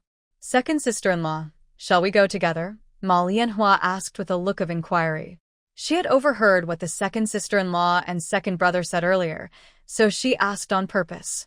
Xiang grabbed Ma Lianhua's hand and lowered her voice. "Oh, going to call a doctor costs a lot of money." "Second sister-in-law, what do you mean?" Ma Lianhua asked knowingly. Xiang rolled her eyes at her. "Our parents only have some minor injuries. They just need to rest in bed for a few days and it'll be fine." In this way, the two women silently agreed. They sent the children out of the house and went about their own business, but no one went to call a doctor. They waited all morning, but the doctor never came. Old Chen felt his eyelids getting heavier and couldn't hold on much longer. Old Chen pounded hard on the bed frame and angrily said, "Second and third, where are you? Why hasn't the doctor come yet?" They called and shouted, but their sons didn't answer. Granny Lai then started calling her daughters-in-law. "Second daughter-in-law, third daughter-in-law, where are you? Li Hua, Dong Mei, Lan Hua." Chen and Granny Lai called everyone in the family, but no one appeared.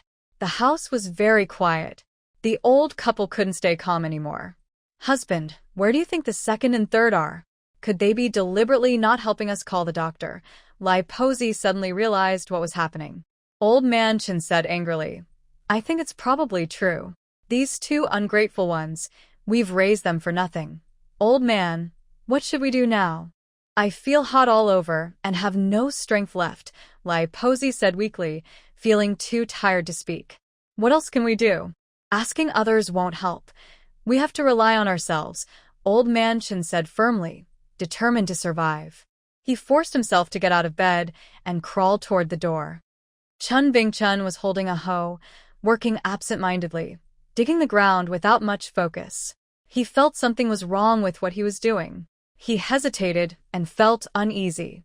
Wife, I think we should go back and check. No, let's listen to second sister-in-law, she replied. Shi Zhenxiang looked at Chen Bingchun and said, Third uncle, do you still want Chen to go to school? If you do, listen to me. Think about it. Hiring a doctor costs a lot of money. Chen Bingxing nodded. Yes, Bingchun, we should listen to second sister-in-law. Second brother, I do want Chen to go to school, but all the money is with our parents. If they get angry, not only Chen but even Qin Qing might not get a penny from them. No, I have to go back. Chen Bingchun couldn't hold back anymore. He picked up his hoe and hurried home. Master, wait for me. Ma Lianhua suddenly remembered. Yes, the money is with the parents, not with second sister-in-law and them. Their main goal now was to please their parents. If they sided with second sister-in-law and angered the parents, they wouldn't get anything. Shi Zhenxiang got anxious. Hey, second house, what are you doing? After Chen Bingchun's reminder, Chen Bingxing also realized the truth. Yes, what the third brother said makes sense. Now all the money is with the parents. If he only listens to his wife talking nonsense and the parents get angry, it will be over. Thinking of this, Chen Bingxing also became anxious. Shi Zhenxiang quickly pulled Chen Bingxing back. Hey, master, where are you going? You can't ask the doctor for help. It costs money. Chen Bingxing got angry, raised his hand, and slapped Shi Zhenxiang. You stupid wife. Long hair, short knowledge. Shi Zhenxiang covered her face, eyes wide. I only do this for Qin Qing. How could you hit me? After speaking, Shi Hengxiang became very angry and started scratching Chen Bingxing's face. Ow! Chen Bingxing couldn't dodge in time, and she scratched several bloody marks on his face. Chen Bingxing got angry. He pushed Shi Hengxiang to the ground and sternly scolded, You foolish woman! Don't stop me. If I end up preventing Qing'er from going to school, I will divorce you. After saying that, Chen Bingxing ignored Shi Hengxiang and hurried home. Shi Hengxiang sat on her thigh, crying loudly, You unkind man. I married you and didn't ask for much, only thinking of our family. And now you say you want to leave me? Next to them, Chen Dongmei and Chun Li quickly went over. Mom, get up quickly. Your father is a heartless man. It's good that you two are fine. I guess I didn't raise you in vain. Nearby, Chen En and Chen Lanhua saw the fierce look on Shi Hengxiang's face. Afraid that their aunt might scold them next, they quickly ran away. Chen Dongmei looked serious. Mom, I think we should listen to Dad. Let's go back quickly. If third aunt goes back first and talks badly about you in front of Grandma, we'll be in trouble. This was truly a wake-up call. Shi Hengxiang suddenly realized that even her daughter understood what was happening, but she hadn't thought it through herself. Oh, you little brat. Why didn't you say so earlier? Chen Dongmei carefully said, Mom, Dad just said you were scolding him. I didn't dare say anything. Let's go. We need to go back quickly. At this moment, Shi Hengxiang finally understood and ran faster than anyone else. The Chen family, when Shi Hengxiang returned home, she saw her husband and the third household standing anxiously in the main hall. Several children gathered outside their grandmother's room, curious eyes peeking inside, and there seemed to be talking. Seeing her return, Chen Bingxing glared at her angrily. Shi Hengxiang was curious and wanted to go forward to check, but Chen Bingxing pulled her back. It's all your fault. I'll deal with you later. What's going on? Shi Hengxiang was puzzled. At that moment, inside the room, Old Man Chen suddenly raised his voice. What? 2.5 taels of silver. 2.5 taels. Everyone present widened their eyes. Shi Hengxiang couldn't hold back anymore and ran to the door of Granny Lai's room. Dr. Huang was inside examining the elderly couple. Madame Lai looked very surprised and said, Dr. Huang, my husband and I only have minor injuries. Why do you need so much money? You know we don't have much. Xiang, feeling anxious, blurted out, "Dad, Mom, what's going on? Dr. Huang must know you have money, so he's trying to cheat us. These injuries are just surface wounds. There's no need for so much silver." Dr. Huang stood up angrily and packed his medical bag. Since you think I'm trying to cheat you, forget it. There are other doctors around here. You should find someone else. He took a few steps, then stopped and looked at them sideways. Let me be clear, family. At first, your parents only had surface injuries, that's true. But because the wound wasn't cleaned properly and treatment was delayed, the wound started to rot. Now, it's not just a surface injury. The rotten tissue has reached the thigh bone. If you don't treat it quickly, it could cause the bone to die. You might not be able to walk, and they could even lose their legs. Also, because of the infection, they are now running a high fever. Their lives could be in danger at any moment. Old Mr. Chen and Madame Lai looked pale. They couldn't believe that a simple injury could be so serious. "What do you mean, amputation?" A group of people rushed in from outside. Dr. Huang shot them a cold look and said casually, "Amputation means cutting off both legs. I've already told you, believe it or not." After saying that, he turned and walked out the door, without looking back. Cut off both legs. Everyone gasped in shock. Madame Lai and old Mr. Chen panicked, feeling faint.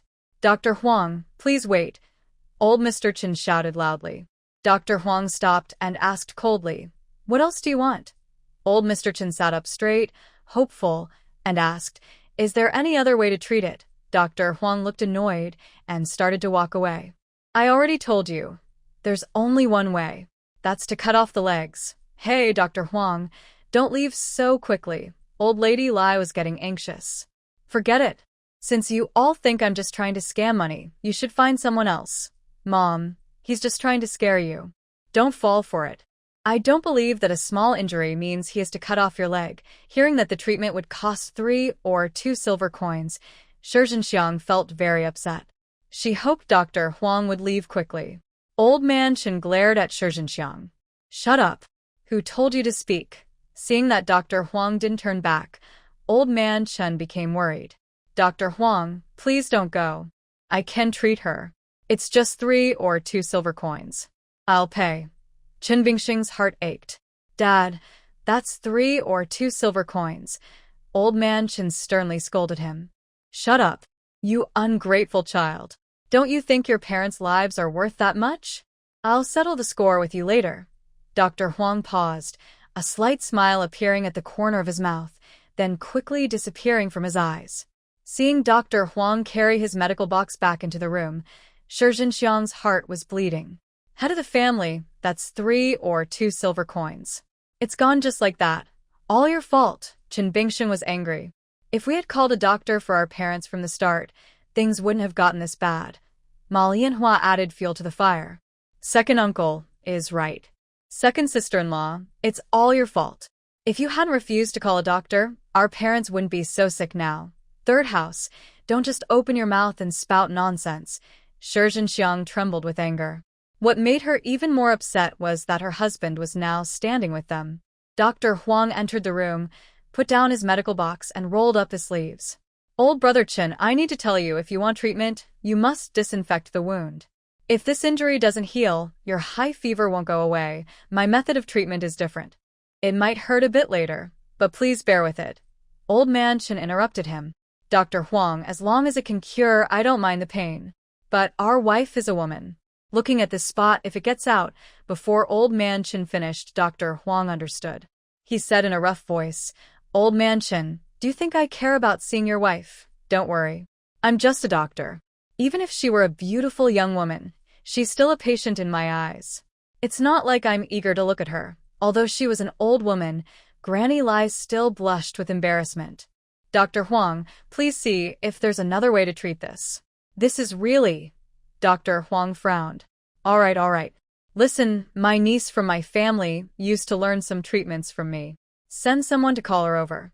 Hearing there was another person who could help, Granny Lai relaxed a little and quickly shouted, "Third daughter-in-law, go quickly and call Lu Tuhu's eldest daughter-in-law." "Yes, mother, I'll go now." Xiang grabbed Ma Lianhua and volunteered, "Third house, I'll go. You stay at home and rest." But unexpectedly, Granny Lai's sharp voice immediately rang out. Second daughter-in-law, stop pretending. Third daughter-in-law, go now. Ma Lianhua smiled and pushed Shi Zhenxiang aside. Second sister-in-law, make way. Then she quickly left, moving smoothly and confidently, which made Shi Zhenxiang steam with anger. In the past, her mother valued the second sister-in-law and always called her first for any matter. Now, when something happened, she was the first to be called. Ma Lianhua felt proud of herself. Fortunately, she ran home early. At that moment, her father-in-law had already come out of the main hall, and she was so scared, she hurried to find the doctor. It was quite a coincidence. She just happened to see Dr. Huang coming toward her. Dr. Huang Guiqi had been waiting at home. When he saw Ma Lianhua approaching and heard her speak, he sneered immediately. Someone like her deserves it. There's no way I'd do something like that for her. Mrs. Huang, we don't seem to have done anything to offend you. Why do you act like we're enemies? That's right. You haven't wronged me, but you've treated Kai Ping badly. That makes you my enemy. Guiqi didn't hide his feelings and spoke honestly. Mrs. Huang, we might have disagreements, but I haven't offended you. Besides, it was Dr. Huang who asked me to come here. Fine. If it weren't for my uncle's face, I wouldn't bother going. After saying that, Guiqi quickly stood up. Ma Lianhua thought for a moment, but felt something was wrong, though she couldn't quite figure out what. When Guiqi and the others arrived, many people had gathered outside the Chen family's yard. Hearing loud shouts from inside, some people rushed over to see what was happening. Guiqi hurriedly called out, "Hey, everyone, please make way, make way. I need to get in." "Hey, Huang, what are you here for?" "Exactly, what are you doing at the Chen family?" Huang Guoji looked mysterious. "I'm here to treat an illness." Everyone suddenly started talking loudly. What? "You can diagnose?" "Come on." "Exactly," someone disagreed. "But still, she's Huang's niece. Maybe she really can do it." Everyone fell silent. Inside, Old Man Chen had already fainted from the pain. Seeing Old Man Chen faint, the old woman, Lai, became even more anxious. "Dr. Huang, what's wrong with our old man?" "Don't worry, he'll wake up soon." "Now it's your turn. Guoji, come here." Dr. Huang beckoned Huang Guoji over, handed her a bamboo tube, and whispered a few words in her ear. Lai's heart lifted. Huang Guoji and Mrs. Liu are usually friends. She probably isn't taking revenge under the guise of helping. "All right, I understand." After giving instructions, Dr. Huang took some medicine and left. She told Ma Lianhua to prepare a decoction, and some fresh herbs needed to be crushed and applied externally. "Lai, it might hurt a little later. Please bear with it." Huang Guoji smiled kindly and approached Lai. But Lai saw that smile as something sinister. Her voice trembled. "Huang, don't do anything reckless. Don't worry, I'll do exactly as Dr. Huang said. You're old, I'll take care of you." With that, Huang Guoji pulled back the blanket. The sudden coolness made Lai shiver, unsure if it was from fear or cold. Her teeth chattered. Lai wasn't wearing pants. A cloth covered her upper body. The blood had dried, some areas looked like they had pus, and bits of clothing and debris stuck together. "Lai, I'm going to start now," Huang Guoji said, opening the bamboo tube and pouring the liquid onto Lai's buttocks. It was white alcohol. As soon as it touched her skin, Lai screamed loudly. It hurts, it hurts." Pouring the alcohol was partly for disinfection and partly to clean the cloth strip stuck in her flesh. The whole process lasted about 15 minutes. Lai Grandma's loud, pig-like screams were heard throughout the entire mountain village. These continuous shouts caused villagers outside the courtyard to discuss eagerly. "Is that Lai Grandma's voice? Why does she sound so terrible? It's really frightening."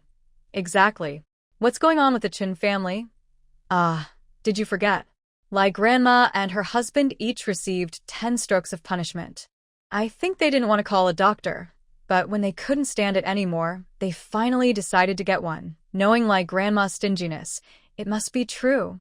Serves her right, because the eldest son isn't her biological child. Even the daughter-in-law and grandson don't get along with him. They took his pension, but didn't give a penny to Mrs. Liu, leaving her and her children to live in an abandoned house. That's right. When the leadership is corrupt, the lower levels go wrong too. Their second and third wives are also scheming, making the main family do all the dirty and tiring work while they take all the benefits. I believe they will face consequences someday. The villagers' words grew more and more harsh, and the people inside the house looked angrier and angrier. Shi Zhenxiang was already angry inside, and hearing the villagers' words made her even more furious. She picked up a broom and stormed into the yard, swinging it forcefully and kicking up dust. As she swept, she cursed, "None of you brush your teeth in the morning, and your mouth smells so bad. Are we eating your food or digging up your ancestors' graves? All of you are just talking nonsense. Hurry up and get out of here. Get out," Aunt Hong sneered sarcastically. "Sure, family, we're just trying to help you. Why don't you appreciate it? By the way, how is Lai Grandma's injury? Is she okay? My mother's fine. Don't pretend to be kind now. Leave quickly. If you don't blame me for being rude." After saying that, Shi Zhenxiang waved her broom and slapped the ground hard, causing everyone to quickly step back. At this moment, Lai Grandma, who had been shouting earlier, suddenly stopped making noise. The room became strangely quiet, and everyone looked at each other, eager to see what would happen. Shi Zhenxiang didn't bother to chase them away anymore. She quickly turned back into the house. "Lai Grandma, wake up quickly." Huang Guqi was patting Lai Grandma's face. After a while, Lai Grandma slowly opened her eyes. A burning pain shot through her backside, making her grimace. "You're awake now, that's good. My uncle said you need to pay first before applying medicine." Lai Posey weakly said, "You should apply the medicine first. Surely you can't refuse." "Refuse? If I don't give it, you'll have to have your limb cut off." Huang Guqi learned this trick from Dr. Huang. I'll give it, Lai Posey hurriedly replied. Her heart was bleeding as she fumbled and counted out 3 taels of silver from her belongings. Huang Guqi didn't hesitate to take the silver, then crushed the herbs and applied them to her wound. Instantly, a cool sensation spread, and Lai Posey immediately felt much better. Coming out of the inner room, Dr. Huang took a bottle of ointment and several sets of medicine from his box and handed them to Shi Zhenxiang. Apply this ointment for half an hour each day. Then clean the wound and apply this healing ointment to keep the area dry. Also, prepare a bowl of the medicinal broth to drink morning and evening. After speaking, he carried his medicine box on his back. Guqi, let's go. Dr. Huang, just this small amount of medicine costs 3 taels of silver. That's too expensive. Shi Zhenxiang couldn't help but complain. Dr. Huang rolled his eyes at her. Humph. The most valuable thing I have is this healing ointment. Without it, your mother-in-law and father-in-law's injuries won't heal. This medicine is worth more than 3 taels of silver. You're getting a good deal. I didn't ask you to treat them. If you don't want to, forget it. Second daughter-in-law, shut your mouth, came Lai Posey's angry voice from the inner room. Shi Zhenxiang quickly closed her mouth. Whatever she said now would be wrong. While Huang Guqi was healing Lai Posey and the others, Lu Kaiping was in the kitchen frying fragrant pork, and the smell filled the air. She was worried about not having oil, but luckily, Huang Guqi brought some meat. The meat was about a jin, half a kilogram. Lu Kaiping separated the lean and fatty parts. The fat was used to fry lard, which yielded about half a bowl of pork fat. Don't underestimate this small bowl of pork fat. If saved, it could last half a month. Nowadays, people rarely eat meat, relying on that little bit of pork fat to keep their stomachs from feeling too empty. The pork fat was fried until crispy, then mixed with the lean meat and stir-fried until fragrant. Since it was cold outside, she kept the meat fresh. Each meal, 2 pieces per person, saving a bit meant the meat could last a week. Having meat at every meal was better than eating until full once in a while. She also cooked some millet porridge and fried some pancakes with a mix of black and white flour. Sanya ran in, still frightened. Mother, I think I just heard Grandpa and Grandma calling.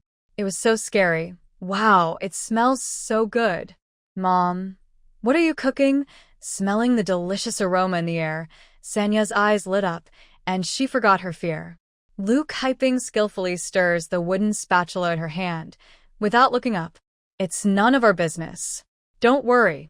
Mom is cooking pork. Hearing the savory smell, Sanya's eyes shone brightly, and she drooled.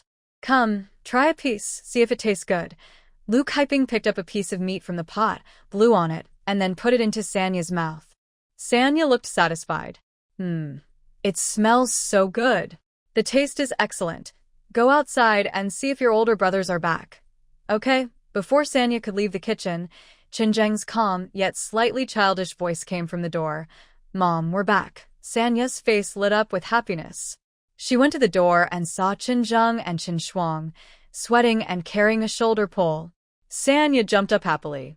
Big brother, second brother, you're finally back. Today, Aunt Huang brought pork over and we get to eat meat. Meat! The brothers exclaimed in surprise together. Luke Hyping brought out the dishes. Seeing Chen Zheng and Chen Shuang's faces flushed and foreheads sweating, she smiled reassuringly. You're back. Wash your hands quickly and come eat. Okay. Chen Shuang wiped the sweat from his face and sat down at the table. Wow, there's porridge, flatbread, and meat. Mom, today's meal is even more abundant than New Year's. Luke Hyping smiled. That's nothing. When New Year's comes, we'll eat even better. No matter if Luke Hyping's words were true or not, the three siblings couldn't help but laugh foolishly after hearing her. Chen Shuang proudly said, Mom, we carried back 4 loads of firewood. Each piece was as thick as a fist. Good. Luke Hyping nodded in approval. Suddenly, she remembered something and asked, Oh, by the way, did Nyo Dolly cause trouble for you guys again? Chen Zheng's eyes shone brightly. No, he wouldn't dare. But later, he helped us chop firewood and carried a load for us. Mom, he and Guzzy still call me Big Brother. They said that in the future, we'll go up the mountain together and everyone will look out for each other. Seeing Chen Shuang talk excitedly, Luke Hyping couldn't help but smile. Come, eat some meat. Luke Hyping scooped 2 pieces of meat into each of their bowls. Mom, this meat is really delicious. Sanya smiled happily. Not only is the meat tasty, but the pancake is also very good. I've never had such delicious pancakes before. If you like it, eat more. Once I earn some money, we'll have meat at every meal. Mom is so kind. Sanya smiled from the heart. Understanding and thoughtful, Chen Zheng couldn't hide his smile. Mom, from now on, old second and I will go chopping wood every day. That way, our family will have more income. You don't need to go every day. You're still growing and you can't carry heavy loads. Besides, I will find ways to earn money. Come on, eat more so you can grow taller. Seeing Luke Hyping's caring face, Chen Zheng and Chen Shuang felt a warm feeling inside. Such a caring mother is really good, much better than before. In the past, to please Grandma, she often looked stern and got angry with them. Not only Grandma and others treated them badly, but their mother did too. They often felt life had no hope. But now, things are different. With the family broken apart, life feels hopeful again, and they have more energy to do things. Suddenly, Chen Zheng remembered something. He looked up at Luke Hyping and asked, Mom, I just heard someone say that Grandma and Grandpa were shouting loudly inside the house. I wonder what happened. Luke Hyping's face was calm. Big brother, don't talk about those unpleasant things during meals. Remember, they have nothing to do with us now. Yes, we'll remember. Chen Zheng nodded heavily, secretly feeling relieved. Luckily, Mom didn't blame him. By the way, tomorrow is market day. Mom plans to go to town. Do you want to go with her? If you do, come along. Go to the market? Mom, you said you want to take us to the market? The 3 siblings stared wide-eyed, hardly believing their ears. Yes, Luke Hyping nodded firmly. Do you want to go? If not, Mom will go alone. Yes, we want to go. Although Chen Zheng is only 14, he's almost a young man. He's only been to the Huangmei market once before, and that was with his father. I'll go too. The 3 siblings almost said at the same time. Little San's eyes sparkled brightly. Mom, I haven't been to Huangmei market yet. I dream about going there. I heard from Dongmei and Lanhua that the market has lots of tasty food and fun things, and there are performances with singing and sword dancing. It's really exciting. Luke Hyping knew that over the years, the eldest family worked hard like a beast, while the second and third families relaxed and drained their resources. Not only had the children never been to the market, but even Luke Hyping herself rarely went because she was always busy with chores and had no money. Seeing the children's hopeful faces, Luke Hyping felt happy too. All right. It's settled. We'll go to the market together tomorrow. Although Chen Zheng's parents were nearby, they didn't feel any love from them. On the contrary, because no one cared for or loved them, living in their own home felt like living as a guest. Everything had to be done carefully, and a small mistake could lead to scolding. She understood this feeling very well. She and her brother had been left behind children, with parents working away. They only came back during the new year. She had also lived at her uncle's house for a while, but her uncle and aunt weren't kind to her. Luckily, her grandfather treated her well. When her parents returned when she was 10, she finally felt the warmth of a home. She never expected that before she got married, she would suddenly find herself here, taking over the original owner's body and becoming their mother. Well, since she was here, she would do her best to play this role well. Wow, Kaiping, your cooking smells so good. The family was happily chatting when Huang Guqi's voice came from the door. The door was not locked, which was common in this remote village. Villagers usually avoided this place and wouldn't come in unless they had to, so Lu Kaiping felt safe. Seeing Huang Guqi, she stood up. Guqi, you came at the perfect time. Come, eat with us. There's some porridge in the pot, and I also made some pancakes. After saying that, Lu Kaiping was about to go to the kitchen to get more porridge for her. No need. Huang Guqi quickly stopped her. I came specifically to tell you that I finished the task you asked me to do. Really? Lu Kaiping was overjoyed. That's great. No, you must stay here with us today. After saying that, Lu Kaiping told Qinjing to go to the kitchen and bring another bowl so Huang Guqi could eat with the others. Lu Kaiping quickly pulled Huang Guqi to sit beside her at the makeshift dining table.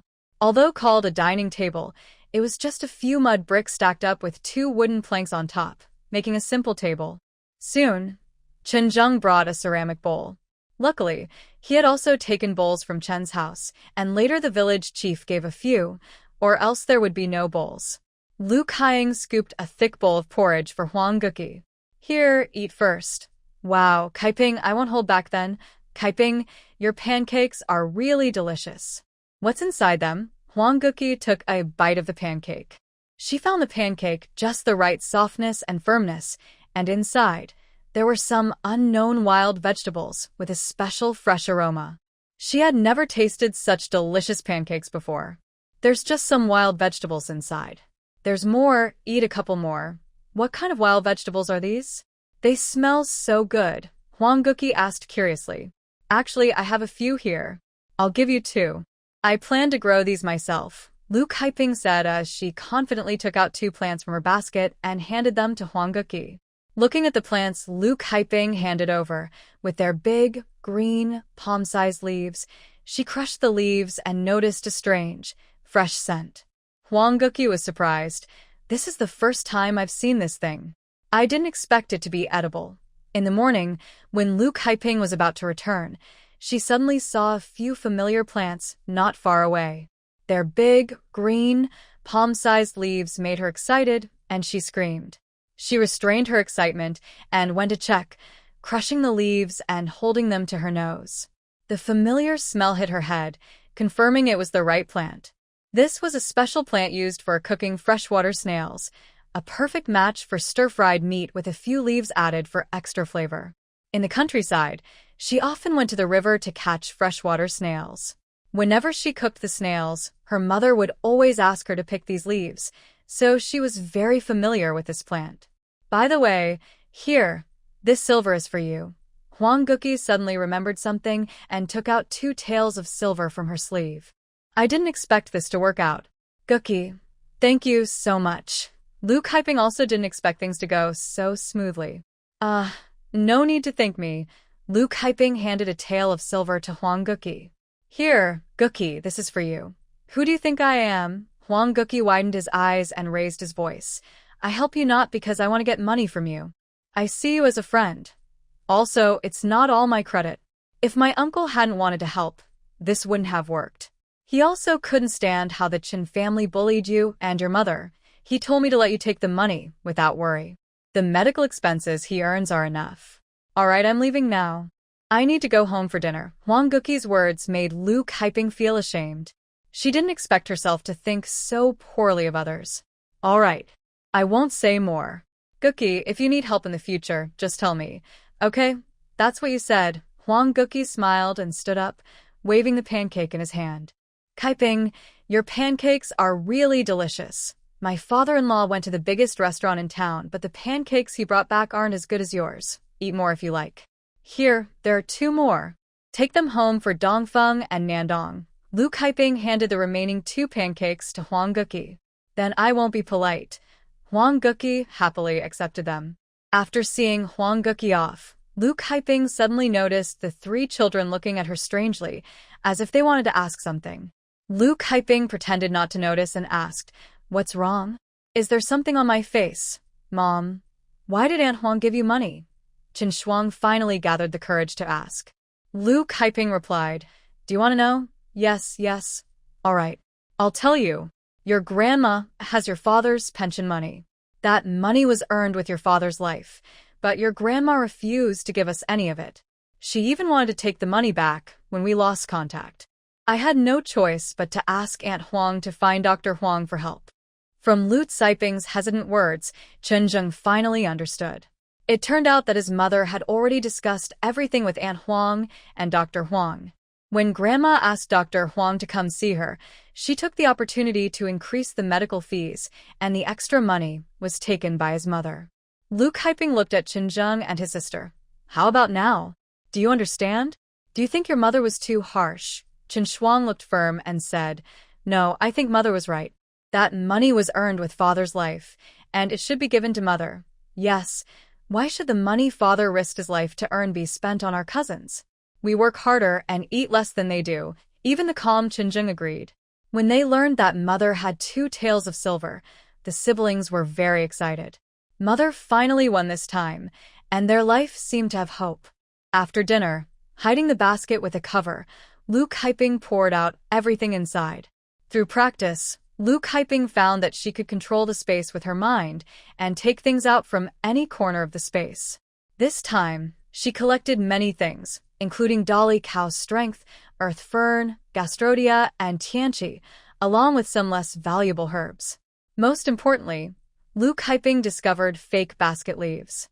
She found these on a cliff edge and picked a few from the plants nearby. There is a large area below the cliff, but it is dangerous, so they can't pick there recklessly. Seeing all these things on the ground, the children were amazed. "Mother, how can your basket hold so much? It's not just a basket, it's like a treasure pot." Haraha. Lu Kaiping also laughed happily. Yes, it's like a treasure pot. The Lu family Lu Tuho had been killing pigs for over 20 years. Their family was quite well off, one of the richest in Dea village, living in a big house with blue bricks and tiles. Usually, by this time, the Lu family would have finished lunch, but today they hadn't eaten yet. It wasn't because the food wasn't ready, but because the meal was prepared, and everyone was still not there.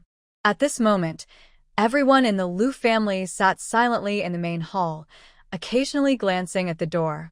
"Mother, I'm hungry." 6-year-old Lu Yen broke the silence. He was so hungry that his stomach was growling. He touched his belly and looked at his mother, Shen Mei. Shen Mei was Lu Tuho's second wife. She looked at Lu Tuho, who hadn't spoken about starting the meal, and comforted her son. "Wait a little longer. Your eldest aunt hasn't come back yet." Lu Yinshen, the second son, couldn't hold back anymore. He looked at Lu Jin and asked, "Big brother, where did sister-in-law go?"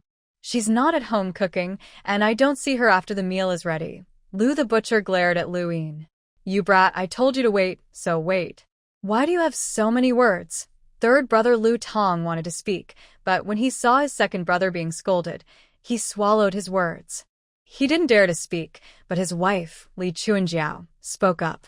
"Father, I just heard earlier that the eldest sister-in-law went to help that lazy woman see a doctor. What's going on? And she's not close to that Lu family either.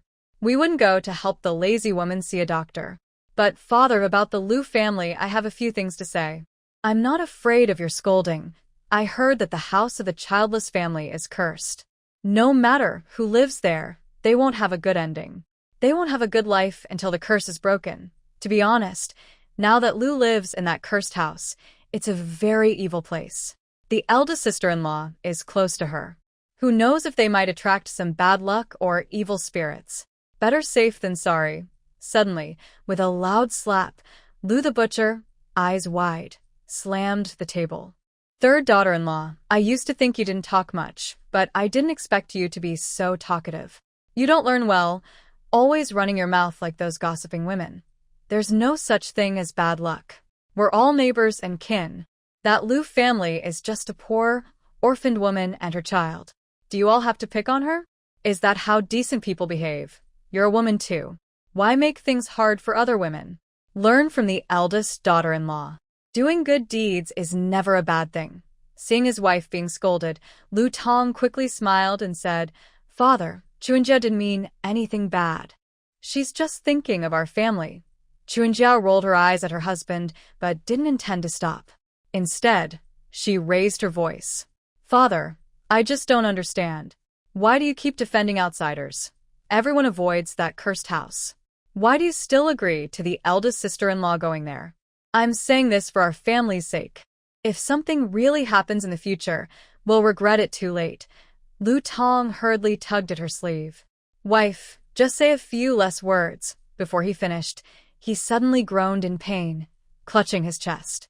It turned out that Li Chuanjiao, angry, had elbowed him hard in the chest. Unexpectedly, his wife was so fierce. Lu Tong grimaced in pain and rubbed his chest hard. Lu Jin is an honest man. When he saw that his wife caused a family argument, he felt guilty and said, Dad, let's not wait anymore.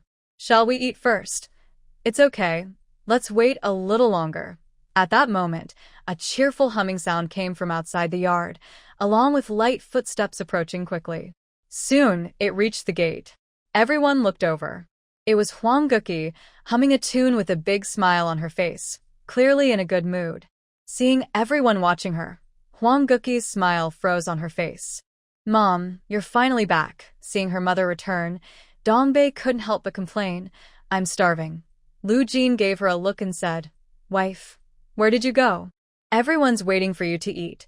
Seeing the different expressions on the faces of the people in the main room, the younger brother-in-law and the sisters-in-law looked unhappy. Huang Guqi awkwardly smiled and said, Dad, I just came back from Siping's place.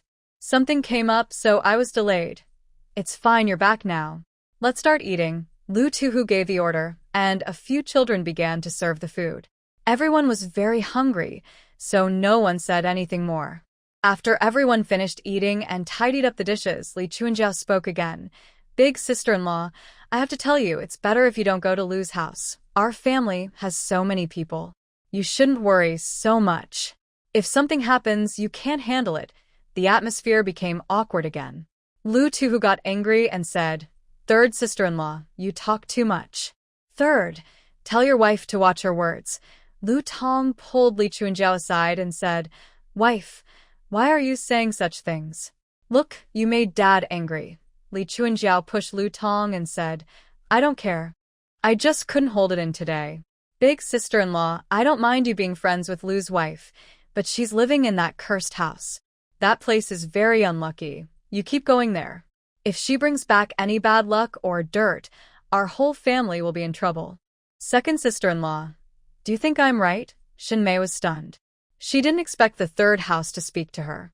Now she was caught in the middle, unsure of which side to take, feeling uncomfortable inside and out. Hee, Xin Mei awkwardly smiled and said, Actually, the Lu family is quite poor too. We should help more if we can. But older sister-in-law, Chen Jiao has a point. Xin Mei's words showed her neutral stance. Now Huang Guqi understood why they looked so strange when she returned earlier. It was because of her.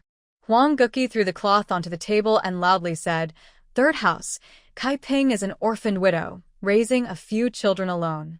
Why can't I help her?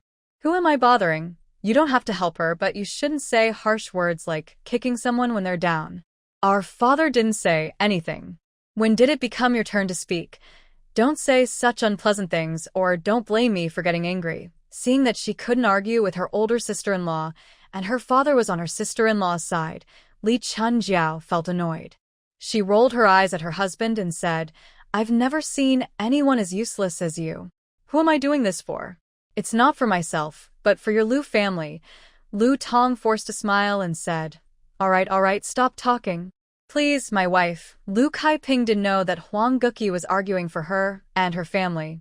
If she had known, she wouldn't have let Huang Guqi come, to avoid making her uncomfortable. At this moment, she was shopping in the market and found some notebooks for sale very cheap, only 3 coins each. Lu Kaiping specifically bought a pencil and a notebook and made a price list of the things she gathered, based on the market's buying prices. This way, it was clear at a glance, making it easier to compare prices when she went out. She would sell to the higher bidder. Knowing she needed to go to the market, Lu Kaiping planned to wake up early the next day. But before she could get up, she heard the sounds of pots and pans in the kitchen. Wow, they woke up even earlier than she did. When she went to the kitchen, she saw Chen busy making batter. The water bucket and the clothes she changed last night were gone. Of course, her brother and sister had gone to fetch water and do laundry. Lu Kaiping took a piece of charcoal from the kitchen, crushed it into powder, and used it to brush her teeth with a toothbrush. This is a simple toothbrush, but actually, it's just a piece of bamboo tied with a cloth strip. First, I wet the toothbrush, then stick some bamboo charcoal on it and scrub my teeth back and forth. I have no choice because my mouth smells really bad. Not brushing my teeth makes me feel uncomfortable inside. Since the original owner didn't brush their teeth, when I first arrived, Lu Kaiping almost fainted from the strong smell of their yellowish breath. After several days of rubbing with charcoal, I slowly removed some dirt and my bad breath improved a little. To completely get rid of these tartar and stains, I still have a long way to go. So now I brush my teeth every day, adding bamboo charcoal powder. After brushing, I take a deep breath and feel much fresher and more comfortable. Second brother, remember to brush your teeth later. Lu Kaiping reminds Chen Shuang after finishing. When Chen Shuang hears his mother say he needs to brush, his face immediately falls. Mom, can I skip brushing? Lu Kaiping cuts him off without thinking. No, if you don't brush, your teeth will turn yellow and your breath will smell bad. When you speak, it will be very unpleasant. When it's time to find a wife, it will be hard. Chen Shuang pouts. Mom, I don't want to get married. What's so good about having a wife? It's better to be alone. Then I can sleep in a bigger bed. Lu Kaiping laughs and gently taps his head with her finger. What are you thinking? You don't want to marry? Do you think wives are easy to find? Come on. Stop talking back and go brush your teeth. Lu Kaiping gives each of her 3 children a toothbrush and tells them to brush with bamboo charcoal powder. Every time they brush, their faces scrunch up in disgust. Chen Shuang doubts. Mom, this black charcoal looks gross. Can this dark stuff really make the toothbrush white? Lu Kaiping rolls her eyes at him. If I tell you to brush, just brush. No more nonsense. Your mouth smells terrible. If you don't think it's disgusting, I do. Do you not want to brush your teeth? Fine, no brushing means no food. If you want to eat, you have to brush. Mom, I won't brush my teeth, is that okay? Chen Shuang tries to be soft since he can't win with firmness. No. No negotiations. Seeing that Lu Kaiping won't compromise, Chen Shuang reluctantly takes the toothbrush, dips it in the charcoal powder, and brushes his teeth. As soon as the toothbrush was put in and brushed a couple of times, Chen Shuang felt a wave of nausea and couldn't help but gag. Lu Kaiping pretended not to hear, because brushing teeth was something she had to do thoroughly, no matter what. She couldn't skip it. While Chen Shuang was brushing, Lu Kaiping took out a few eggs from her space and made fried eggs and pancakes. She added some wild herbs inside. Soon, the house was filled with a nice smell. She planned to carry these pancakes as snacks. When they got hungry later, they could eat them to fill their stomachs. Not long after, Chen Zheng and third sister also came back. After a simple breakfast, as they prepared to leave, Chen Zheng suddenly remembered an important question. Mother, we're going to the market. What about fourth sister? It's okay. I'll carry her. Lu Kaiping took out a piece of cloth, which was a sling. Chen Zheng offered. Mother, I have a lot of strength. Maybe I can carry her. Lu Kaiping shook her head. Fourth sister is still small. You don't know how to carry her properly. Let me do it. You can carry this basket on my back. She had already thought of a way to take care of fourth sister. She could feed her milk and then put her into the space to sleep. It wouldn't be cold inside, and she just needed a blanket. Since fourth sister was in the space, Lu Kaiping could watch her anytime, so she wasn't worried. Every market day in Day Village, Grandpa Nyogwa, who owned the ox cart, would take passengers at the village entrance. It cost 2 coins per person to ride the ox cart to the town. The cart could hold 8 people. If they went late, sometimes there was no space left. On the village road, many people carried baskets. It was obvious they were going to the market in town. Seeing the mother and son, many people looked at them strangely, some out of curiosity, others to watch a joke. "Hey, Lu family, where are you going?" "To the market." "Oh, that basket looks heavy, probably filled with good stuff." Aunt Lu Hua, who loved gossip, leaned over to look. "Nothing special. We just went up the mountain to dig some things, see if we can trade them for money. Show me what you dug up." Aunt Lu Hua wanted to open Chen Zheng's basket, but Lu Kaiping quickly grabbed her hand. "Aunt Lu Hua, children know not to go through others' things. Besides, you're already old. How come you don't understand this?" Aunt Lu Hua chuckled. "I just wanted to see if you could trade those things for money. Otherwise, carrying them all the way to town and not getting any silver, what's the point? This small matter is not worth bothering Aunt Lu. By the way, we need to hurry and catch the carriage, so we are leaving now." After saying that, Lu Kaiping told the children to walk faster. When they heard that Lu Kaiping and her family had money to ride in an ox-drawn cart, the women behind them started talking loudly. Riding in an ox cart costs 2 coins per person. There are 4 people in her family, so that's 8 coins. Where did Lu get that money? Exactly. People who can't even afford food still have money for a cart. Luckily, they arrived just in time. When Lu Kaiping and her group reached the village entrance, they saw Aunt Hong, Gao Sanyang, Chu Yuefan, and Lai Posi's sister-in-law Xiao Jindi sitting in the cart. Lu Kaiping counted and saw there were 4 empty seats. She felt relieved. Seeing her get on the cart, the others couldn't believe it. Chu Yuefan spoke first. "Lu family, riding in an ox cart costs money. Do you have enough?" "Humph." Looking down on others, she seemed to look at Lu Kaiping with disdain. Lu Kaiping didn't want to bother with her. Seeing Lu Kaiping stay silent, Chu Yuefan felt embarrassed and shut her mouth angrily. Old Neo was also worried that Lu Kaiping couldn't pay, so he quickly said, "Lu family, you might not know, riding in my ox cart to town costs 2 coins per person. You know, I'm getting old, and it's not easy for me to make this trip." Lu Kaiping understood what Old Neo meant and smiled. "Old Neo, don't worry. I won't owe anyone money. Rest assured." "'Tis it." "That sounds better than singing." "Old Neo, be careful not to get tricked," Chu Yuefan said, stirring trouble. For a moment, Old Neo didn't know who to believe. "Old Neo, here are 8 coins for you," Lu Kaiping said, taking out some copper coins to ease his worries. "Good. Everyone hold on tight," Old Neo said, swinging the whip, turning the cart around, and heading toward Huangmei Market. It was winter and the mountain air was cold. Sitting in the ox cart, Lu Kaiping suddenly felt a chill. Fortunately, she had put on all her clothes and wore a hat, or she would have been very cold. "Thinking that I am still resting after giving birth, I keep running around. Maybe I'll get sick later, but for now I have no choice." "Chen Zheng's mother, you're carrying Sia in a strange way. Quickly bring her over here," said Xiao Jindi kindly as soon as she sat down. Xiao Jindi is the sister-in-law of Lai Posi, which makes her Chen Bingnan's second aunt. She is small and looks kind, with a friendly smile. After speaking, she eagerly wanted to help Lu Kaiping put Sia down. "Second aunt, I can do it myself." Lu Kaiping pretended to thank her, but inside she was annoyed at Jindi's meddling. She had originally carried Sia on her back and placed her safely behind her, but now she was made to hold her in front. Seeing everyone's eyes on her, Lu Kaiping had no choice but to move Sia from her back to her chest to avoid gossip. Luckily, Sia had eaten well. She twitched twice and then went back to sleep. "Oh, let me see this little girl."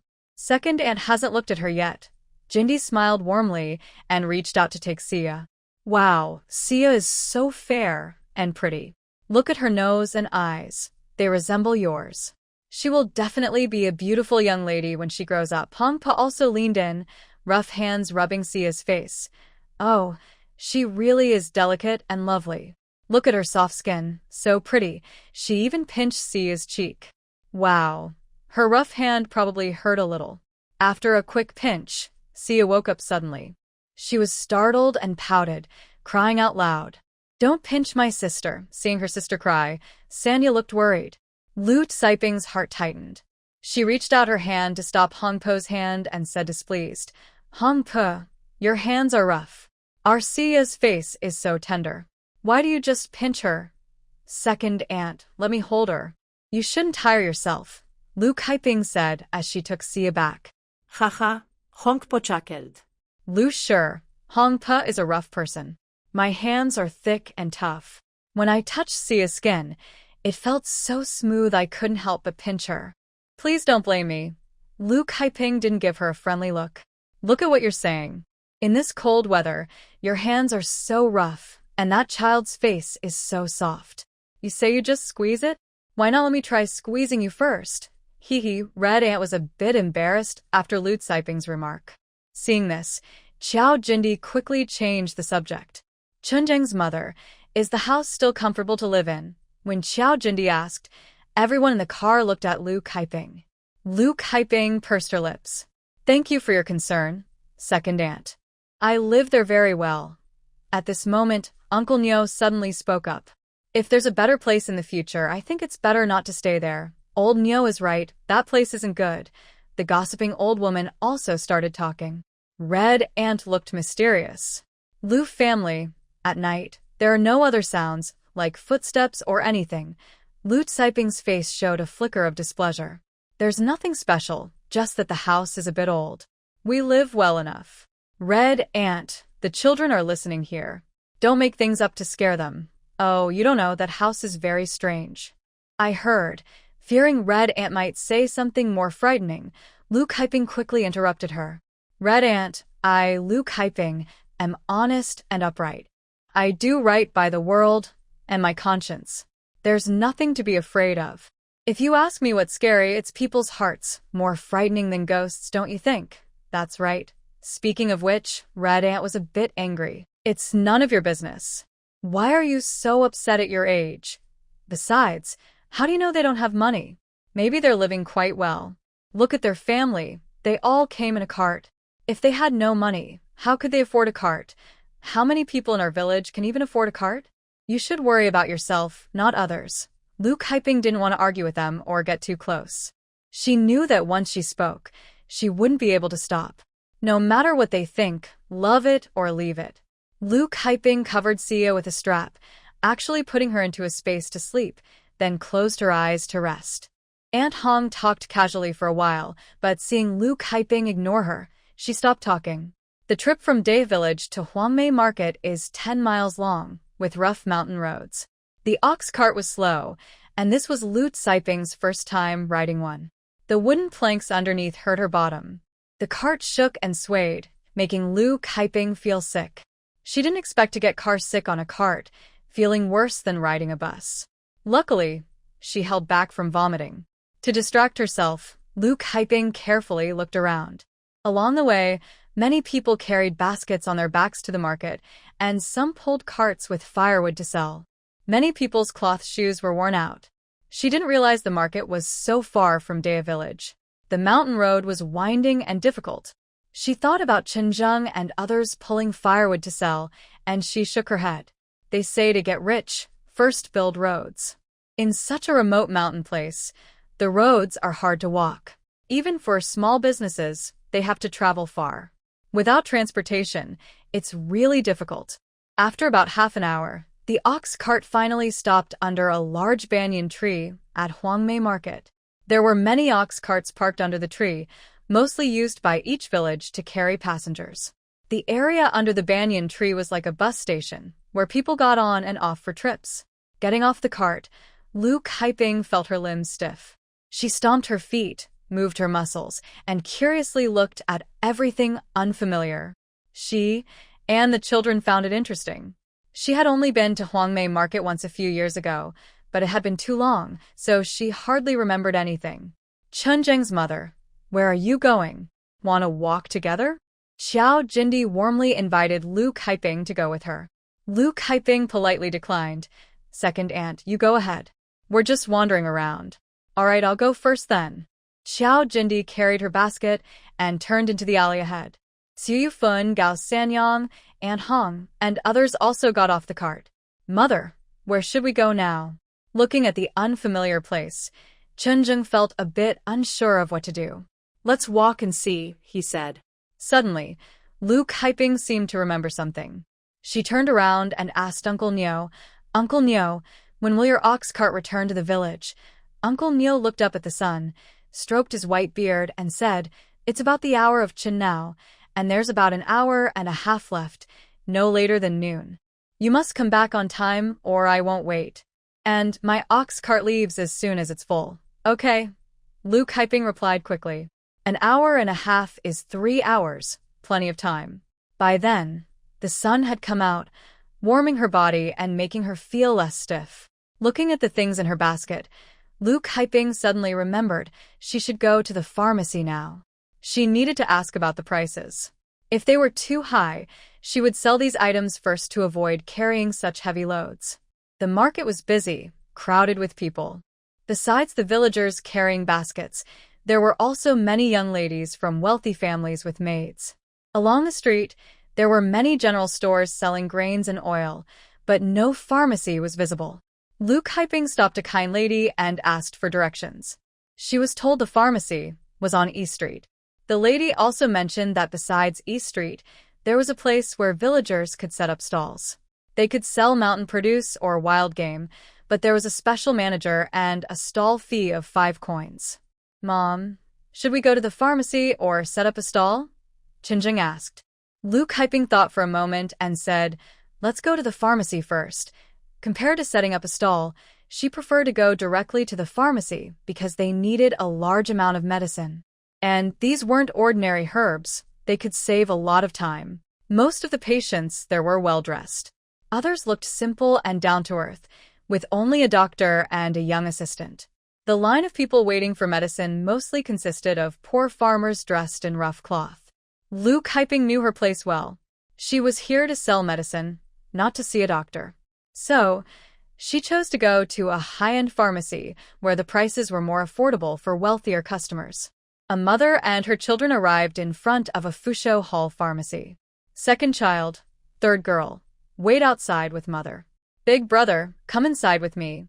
Luke Hyping carried her basket and went into the pharmacy with Chinjung. The pharmacy looked quite large. A man who looked like a doctor was sitting at a desk, checking the pulse of a beautiful lady. Behind them, several patients waited in line. These patients dressed very well, probably from wealthy families, and they had maids and servants with them. Luke Hyping and Chinjung entered with their baskets, looking out of place here. When the doctor saw someone enter, he looked up at Luke Hyping. The young shop assistant smiled and was about to greet them. But when he saw Luke Hyping's rough clothes and her basket, his smile faded. Hey, what are you two doing here? This is a pharmacy, not a general store. Luke Hyping remained calm. I'm not blind. I know this is a pharmacy. The young assistant lifted his chin, looking down at them. If you know, then why are you here? Just so you know, our consultation fee isn't cheap. No matter the time period, people always respected appearance first.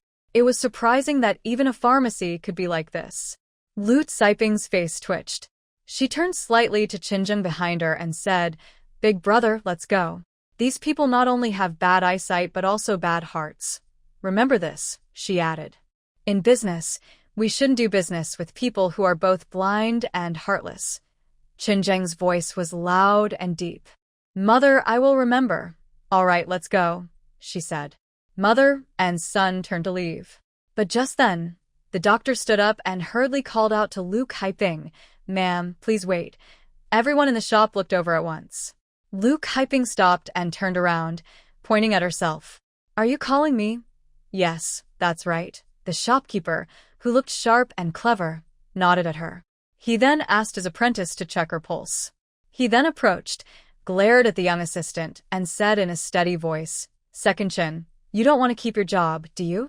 I've told you many times, people are equal, no matter their status. Stop turning customers away. If you do it again, I will make you leave immediately. What are you standing there for? Hurry up and apologize to this lady. Chen looked surprised. Usually, he often did this, but he had never seen Dr. Wei speak to him like that. However, being experienced, Chen knew there was a reason behind the doctor's words. He quickly bowed and smiled politely. Sorry, madam. Please forgive me. You are a generous person, so please don't take it to heart. Mother, let's go, Chen whispered, tugging at Lu Caiping's sleeve. Although the doctor looked friendly, Chen felt uncomfortable because the doctor's eyes seemed to be examining them closely. Lu Caiping noticed Chen unease and patted his hand gently. Don't worry, big brother. Let's listen to what the doctor has to say. Dr. Wei looked at Lu Caiping carefully. She was dressed plainly, but she carried herself confidently and politely in front of him.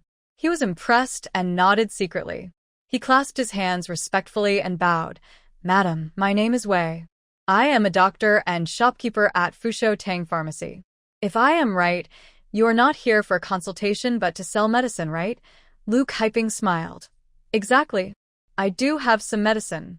I just want to know how much you would pay for it, Dr. Wei. Please come with me, madam. Dr. Wei gestured politely, inviting Lu Caiping to follow him to the backyard. He led her to a side door, pushed aside the curtain, and turned into the backyard. Unexpectedly, the backyard was quite spacious. There was a well, some dried herbs laid out in the sun, and 2 large iron pots boiling medicine. The yard was large, with an open space in the middle. Madam, may I see what herbs you have in your basket? Dr. Wei asked. Lu Caiping smiled. Dr. Wei, no rush. First, I want to ask about the prices. How much do you pay for Tianqi, Tofuling, and Yodali? Hearing these names, Dr. Wei's eyes lit up. It was true. People shouldn't judge by appearances. These herbs might not be as precious as ginseng or lingji, but they are used often and in large quantities. Whether for medicinal use or nourishing soups, they are all useful. Most of the patients here are ladies or gentlemen from wealthy families who can afford the prices and are willing to pay for the medicine. However, since these medicines are wild and not farmed, sometimes the stock runs out. They have to replace some medicines with others, which reduces their effectiveness. Dr. Wei smiled and said, Madam, as long as your medicine is good, we can discuss the price. Lu Caiping was not convinced. Dr. Wei, let's talk about the price first. It's easy to take out these things from the basket, but putting them back is quite troublesome. If the price isn't right, there's no need to talk further, so we don't have to keep going back and forth. Seeing that Lu Caiping didn't seem interested in buying the medicine, Dr. Wei had to compromise. Alright, these items are quite expensive when dry. Since yours are wet, the price is a bit lower. I'll sell the Panax Nodo Ginseng for 200 coins per gene. As for the Tianma, the price is a bit higher, 800 coins per gene. The Nyodali and Tufuling are 300 coins per gene. And this. Lu Caiping took out her previous price list and compared it roughly. She found that the prices were similar, except that the Tianma was 200 coins cheaper per gene than in the market. If calculated like this, it might be better to sell directly to the market, saving the trouble of traveling so far and carrying such heavy loads. But she still needed to make a show of bargaining. She nodded and said, Boss, take out the things from the basket. Chen quickly put down the basket. He had brought 2 baskets, both filled with herbs. Lu Caiping also set down her basket and started sorting the herbs inside. Soon, the ground was covered with herbs. Seeing the herbs spread out on the ground, Dr. Wei was amazed and stunned. He didn't expect these mother and son to be able to carry so many herbs. The backyard was filled with them. Even Chen found it strange. The load didn't seem heavy when carried, so how could they bring out so many herbs? Dr. Wei, you're only offering 800 coins per gene for the Tianma. That's a bit cheap. How about adding a little more, say, 1 silver coin per gene? If you won't increase the price, I won't sell you the Tianma. This won't do. This Tianma is mainly used to treat headaches and migraines. Many women from wealthy families after giving birth often suffer from headaches. Tianma is the most important ingredient for this purpose. Moreover, I currently lack this ingredient. The lady just now needed Tianma, but I didn't have any on hand, so I had to use a substitute. It was a difficult choice. Now that I know this sister-in-law has some tianma, I definitely can't miss the chance. Otherwise, I wouldn't know when I could get more. Looking at her tianma, it seems to be about 2 jin, a Chinese weight measure, roughly as thick as a thumb. Such high-quality tianma has strong medicinal effects. Dr. Wei clenched his teeth and said, "All right. 1 tael of silver for 1 tael of tianma." He asked another assistant to bring a scale. When weighed, the most valuable item was the tianma, 1 jin and 8 liang, about 1.2 jin. Since 1 tael of silver equals 1 jin of tianma, that's 1,800 coins. Adding the other items, the total came to 3,562 coins. Converted into silver, that's about 3 taels and 562 copper coins. Additionally, Lu Kaiping noticed that spices like star anise and cinnamon, which are also sold as medicinal ingredients, aren't very expensive. Thinking they could be used for cooking as well, Lu Kaiping bought a little of each, spending a total of 50 coins. Both sides exchanged money and goods, settling the deal completely. When the shopkeeper handed over the silver, Chen Zheng's eyes widened in surprise. He didn't expect these seemingly insignificant items to be worth over 3 taels of silver. "Big sister-in-law, you should come often. If you have any medicines, just send them to me. I promise the price won't disappoint you." "Okay." Seeing Dr. Wei's enthusiasm, Lu Kaiping agreed straightforwardly. "Take care, big sister-in-law." Dr. Wei was very friendly and kept seeing her off to the shop's door. Chen Er, standing nearby, watched with wide eyes. When Dr. Wei turned around, he couldn't help but ask, "Shopkeeper, who is that big sister-in-law? Why are you so polite to her? You good for nothing. I haven't even settled accounts with you yet. Do you think just because we run a pharmacy, we can look down on villagers? Tell me, what does our pharmacy rely on?" Chen Er scratched his head. "That's obvious, of course. It's because the doctor's skills are excellent." No, wrong. Dr. Wei glared at him. "A pharmacy sells medicine. Without medicine, we can't run a pharmacy at all. Where do our medicines come from? They are mainly gathered from mountain villagers who pick herbs to sell. So, remember this. In the future, you can't just chase away customers because they carry baskets on their backs. Do you understand?" "Shopkeeper, we understand." Several young assistants replied in unison. Chen Er wiped his sweat. Luckily, the shopkeeper didn't blame him, or he might have lost his job. Chen Jing straightened up and left the pharmacy. Once outside, he was very excited. "Mother, I never thought that something so simple could sell for a few silver coins." Lu Kaiping smiled. "This is just the beginning. Our days will get better and better." Mother, older brother, seeing Lu Kaiping and Chen Jing come out, Chen Shuang and Sanya finally relaxed. They had been worried because they hadn't seen them come out after a long time. "How did it go? Are all the herbs sold?" Chen Shuang asked, looking at the basket Chen Zheng carried. Chen Zheng couldn't hide his excitement. "They're all sold out. Great." Chen Shuang exclaimed happily. He was worried they wouldn't sell well. "Come on, Sanya, give the 4th sister to Mother." Lu Kaiping took the 4th sister, who was sleeping soundly. She couldn't help but smile. This little girl sleeps a lot and is very quiet. Lu Kaiping placed the 4th sister into the basket. It looked like she was just putting her inside, but actually, she was hiding her in a secret space using the basket as cover. "Let's go. We'll buy some things and then go home." Lu Kaiping led them out of East Street, which was right by the street. The street was busy with people. There were restaurants, clothing shops, general stores, street stalls, and many snacks. Everyone looked around like Lu Lao Lao, entering the Grandview Garden. Everything was new and interesting. Lu Kaiping looked at her worn-out clothes and then at the clothing shop nearby. She made up her mind immediately. "Let's go to the clothing shop. It's almost New Year. I will buy 2 new outfits for each of you." She understood this feeling because, when she was young, her family was poor. She never wore new clothes. They were all hand-me-downs from her older cousin. But she was much happier back then because her old clothes had no patches. Now, the clothes they wore were all patched and mended. Later, when her mother went out to work, she finally got to wear new clothes during the new year. She still remembered how excited she felt when she first wore them, just like Sanya and the others. The clothing shop had many customers, including a few women who looked like wealthy ladies. They had fair skin, beautiful faces, detailed makeup, fancy clothes, and maids following behind them. The shopkeeper and the young clerk were busy showing those women the clothes and fabrics. When Lu Kaiping and her group entered, they immediately seemed out of place. The young clerk saw them, but didn't go to greet them. Lu Kaiping ignored this and walked straight to the fabrics, examining and touching them carefully. One woman, dressed in a pink-purple dress and pregnant, looked like she was about to give birth. Seeing Lu Kaiping and her group wearing patched clothes and carrying baskets, she frowned in disgust. She took a handkerchief, waved it under her nose as if there was a bad smell coming from them. She then said to the shopkeeper nearby, "Shopkeeper, your store is really low class.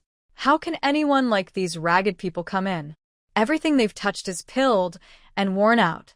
How can we sell those?" A few other women nearby flattered her, saying, "Exactly.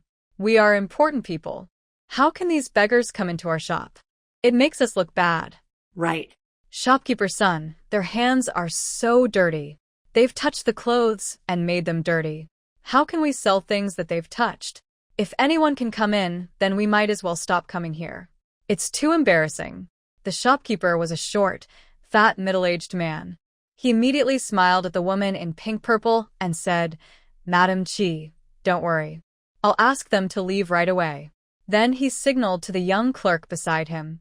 The young clerk understood and walked forward, looking impatient as he drove Lu Kaiping's group away, saying, "You all should leave now. This isn't a general store. You can't afford these clothes anyway. Don't touch randomly. These are all silk fabrics. With your rough hands, you'll damage the silk and cause damage. Be careful, or you'll have to pay for it. Hurry up and leave." "Mother, let's go," Sanya said nervously, hiding behind Lu Kaiping when she saw the fierce-looking shop assistant. Lu Kaiping patted her back. "Don't be afraid. Your mother is here." It was clear that among the ladies, the woman in the pink-purple dress held the highest status. The others were busy flattering her. Although the woman in the pink-purple dress was pretty and fair-skinned, upon closer look, she had thick makeup on her face. Not only that, but her hands and joints were large, showing she probably used to do rough work. But now, she had risen in status. Lu Kaiping sneered. Does a person with status really say such shameless words? High status isn't just spoken about, it's shown in actions. "Madam, if I'm right, I think you used to be a common girl. You just got out of that life, and now you look down on others. Your faces are really thick-skinned. I'm embarrassed for you. Shop assistant, you don't need to chase me away. I don't care about your shop. Everyone looks fancy on the outside, but they're not doing honest work. Let's go," Lu Kaiping said, and turned to leave. Qi Xiaoyan was so angry she was trembling. She couldn't believe a country girl looked down on her. What made her even angrier was that the girl recognized her past as a common girl. The other women saw Qi Xiaoyan angry and felt a bit pleased, but they still smiled politely. "Second madam, there's no need to argue with these country folks." "Exactly. They're inexperienced. We shouldn't waste time on them." They called her a country girl left and right, as if mocking her behind her back. Qi Xiaoyan stared at them. "Now you're all so eloquent. Why didn't you speak earlier? Calling me a country girl left and right. Are you doing this on purpose? Are you trying to insult me behind my back?" She was the sister-in-law of the county magistrate and the second wife of Master Feng. Many wanted to flatter her, but she was looked down on by a rural woman. The few women were talking incoherently. "We didn't mean that. We were just talking about that woman earlier." With this disturbance, Qi Xiaoyan lost interest in buying clothes. He turned and left the clothing shop, watching her walk away angrily. The other women also followed out. The shopkeeper was truly at a loss, feeling like crying but unable to do so. He hadn't expected to offend those ladies, who were all important customers. Meanwhile, Lu Kaiping went to another clothing shop. This shop looked similar in decoration to the previous one and seemed quite upscale. The difference was that the shop assistant here did not look down on customers. As soon as Lu Kaiping entered, the shop assistant warmly greeted her. "Madam, what would you like to buy? We have fabrics and ready-made clothes. Do you prefer one or the other?" Just the good attitude of service made Lu Kaiping feel very positive about the shop. Madam, we have everything sorted. Over here is fine cotton fabric, this is silk, and over there is coarse cloth. The prices vary for each type. Please take a look and see what suits you. We also have ready-made clothes and fabrics. Ready-made clothes are a bit more expensive. Coarse hemp cloth is cheaper, costing about 50 coins per set. Fine cotton clothes cost around 100 coins per set. For children, the price is lower. If you find it too expensive, you can also buy fabric, whichever you need. The shop assistant was very enthusiastic, explaining each type of fabric carefully. Lu Kaiping touched the fabrics and decided that fine cotton was the best choice. It was pure cotton and softer than coarse cloth. After some bargaining, Lu Kaiping decided to buy ready-made clothes because they could be worn immediately and weren't much more expensive. Since it was winter, Lu Kaiping let her siblings each choose 2 sets of clothes so they could alternate wearing them. When they had more money later, they could buy more. Hearing about buying 2 sets for each person, Chen started calculating in his mind. The cotton clothes cost about 100 coins per set. If each person bought 2, that would be 4 sets for their family of 4. That totals 800 coins, almost 1.5 silver coins. They had just earned a little over 3 coins, and now they had spent more than half of it. They hadn't even bought grain yet. At 20 coins per jean of grain, this 800 coins can buy 40 jean of grain. Thinking of this, Chen quickly objected. Mother, we have clothes to wear, so we don't need to buy more. The new year is coming soon, and the most important thing now is to buy grain. As for clothes, just wear what we have. Although Chen Shuang and Sanya also wanted new clothes, they quickly shook their heads when they heard their older brother say this. Mother, my brother is right. We must buy grain.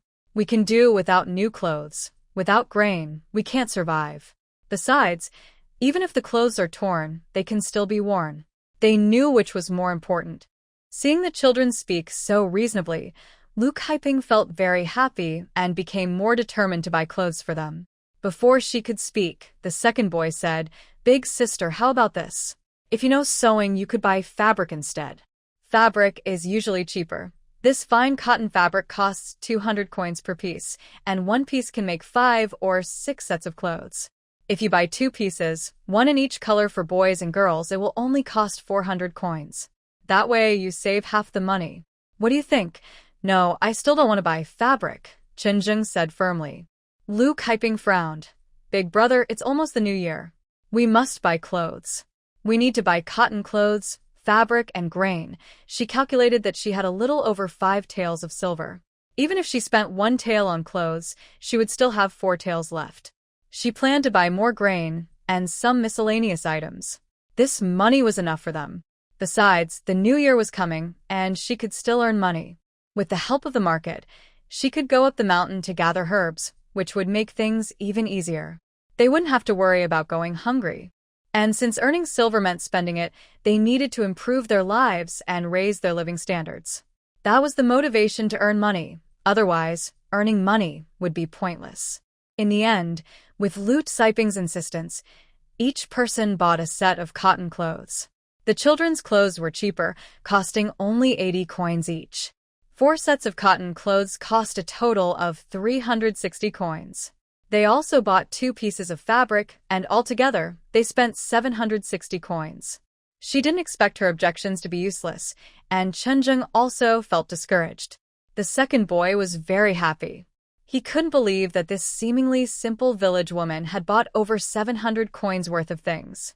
Luckily, he listened to the shopkeeper's advice. People shouldn't judge by appearances. The siblings looked at each other with different expressions.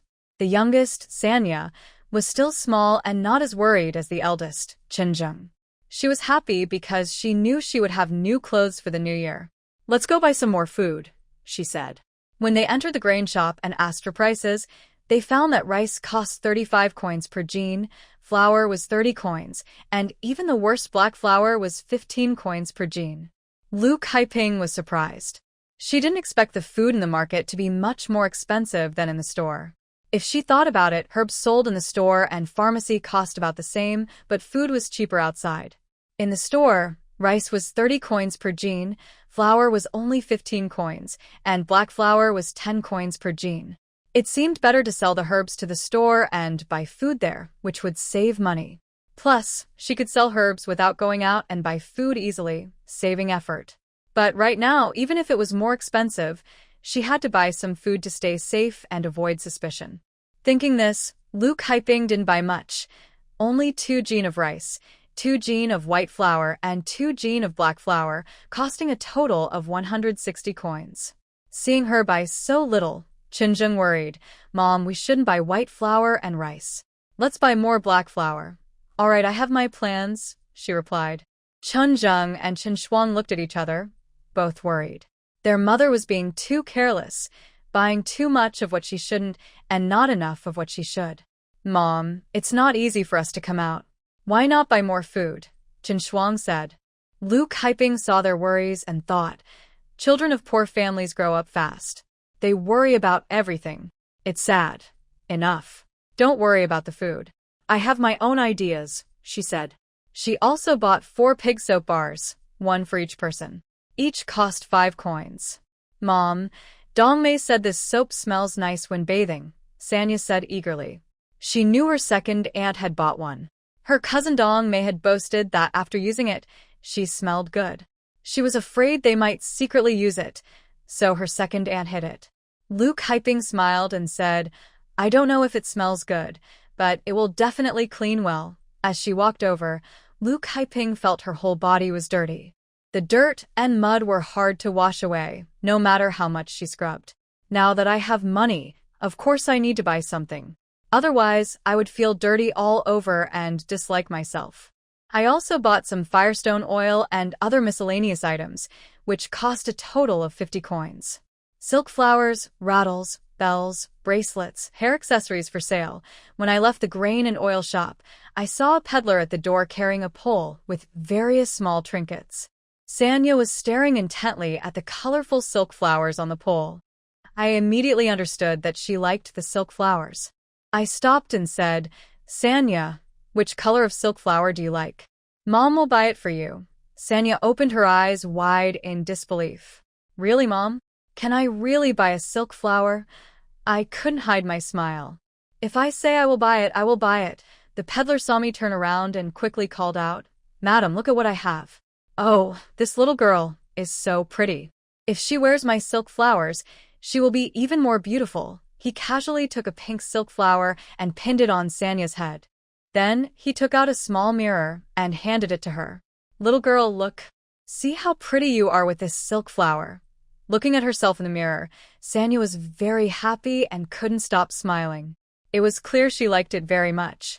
I asked the shopkeeper the price. Sir, how much for one of these silk flowers? Madam, this silk flower costs 3 coins. 2 coins each. If that's okay, I want to. All right, here you go.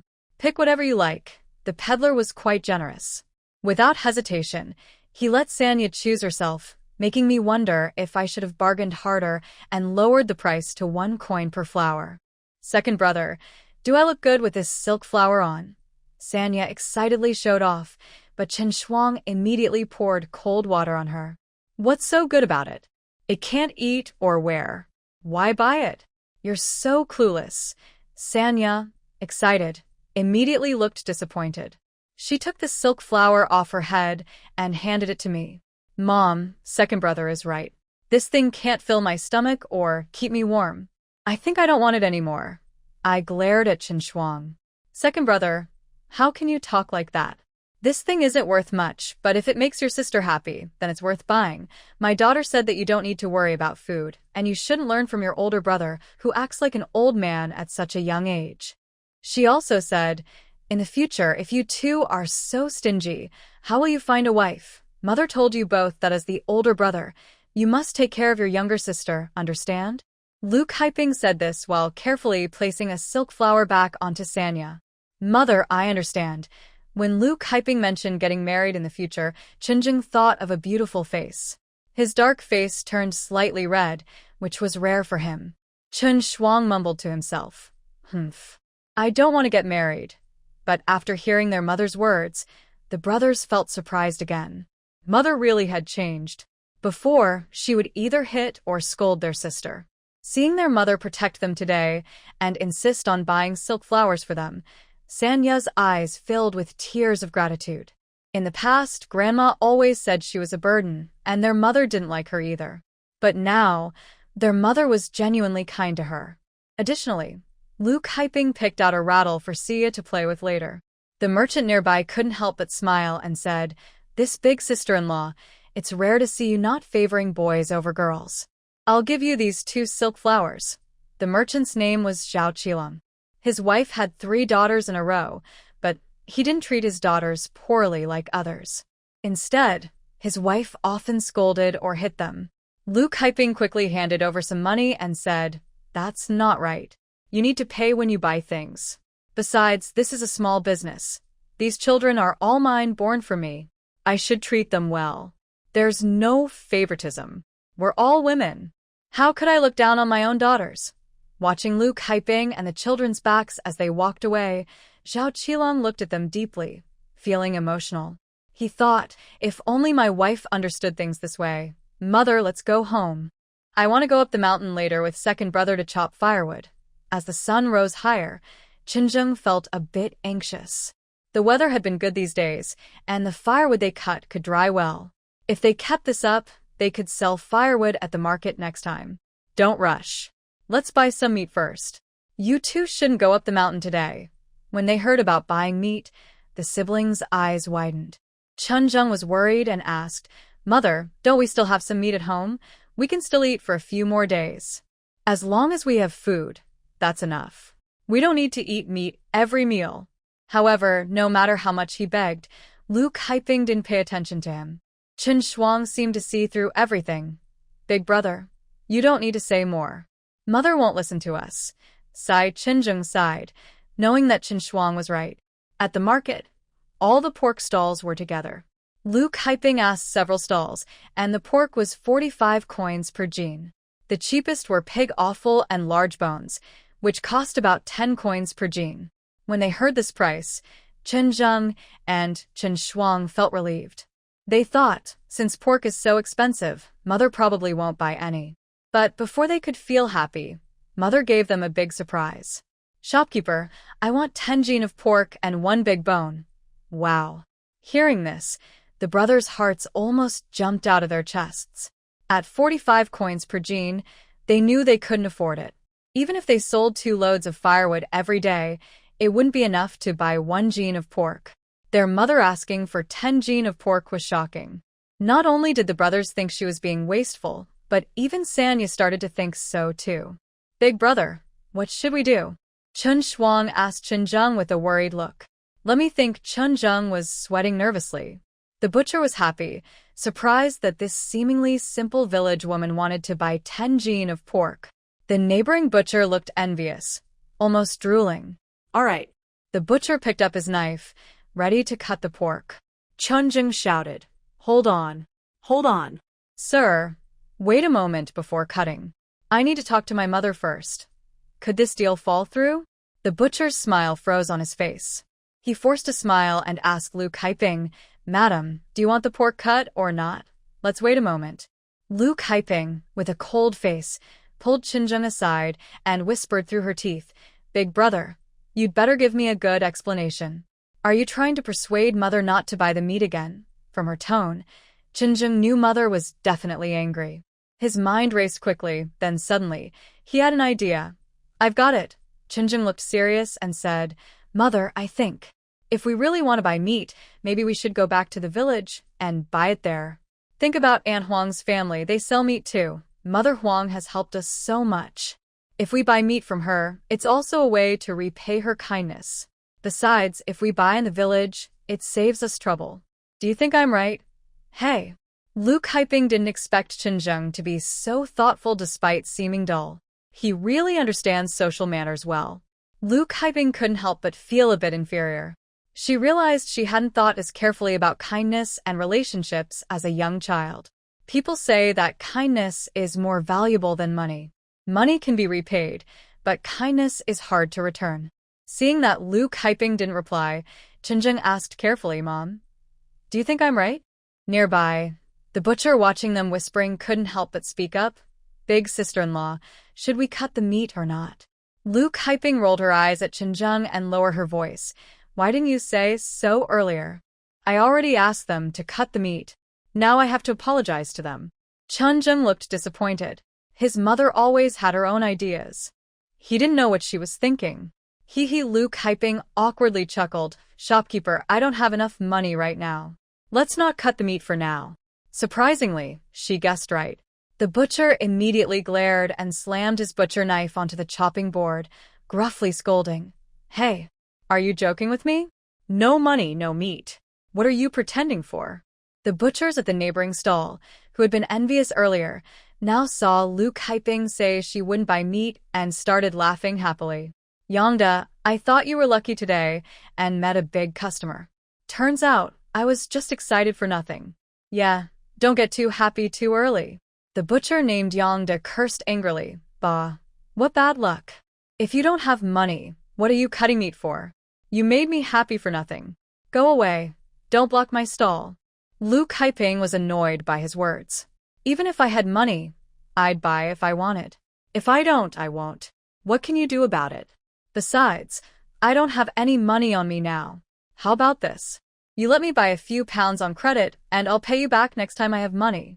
Luke Hyping learned a trick from Leisure. Being shameless makes you invincible. The butcher was angry. He didn't expect Luke Hyping to ask to buy on credit. He got even angrier, shouting, no money, no meat, and you still want to buy on credit? Get out of here. Girl, let's go. Someone might have a knife. Seeing the fierce butcher with a butcher's knife on the table, Sanya felt scared and grabbed Luke Hyping.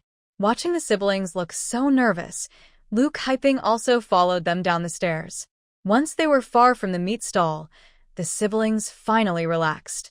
Since it was still early, Luke Hyping wasn't in a hurry to go home. She wandered around the street. She wanted to see if there were any good ways to make money. Besides the shops along the street, there was also a small food street. Many food stalls were set up there, selling fried dough sticks, sweet rice balls, candied fruit rings, bread, rice cakes, mung bean cakes, radish cakes, water chestnut cakes, sticky rice cakes, noodles, dumplings, and wontons. Luke Hyping didn't expect that even in this era, there would be so many delicious foods. She was also thinking about making some special snacks herself, but seeing all these options, she realized that might not work. People say food is the most important thing in life. Many people gathered around the food stalls. Not only well-dressed people, but also farmers in rough cloth clothes. The air was filled with various tempting smells, and Luke Hyping's stomach was growling from hunger. What do you want to eat? Mother will buy.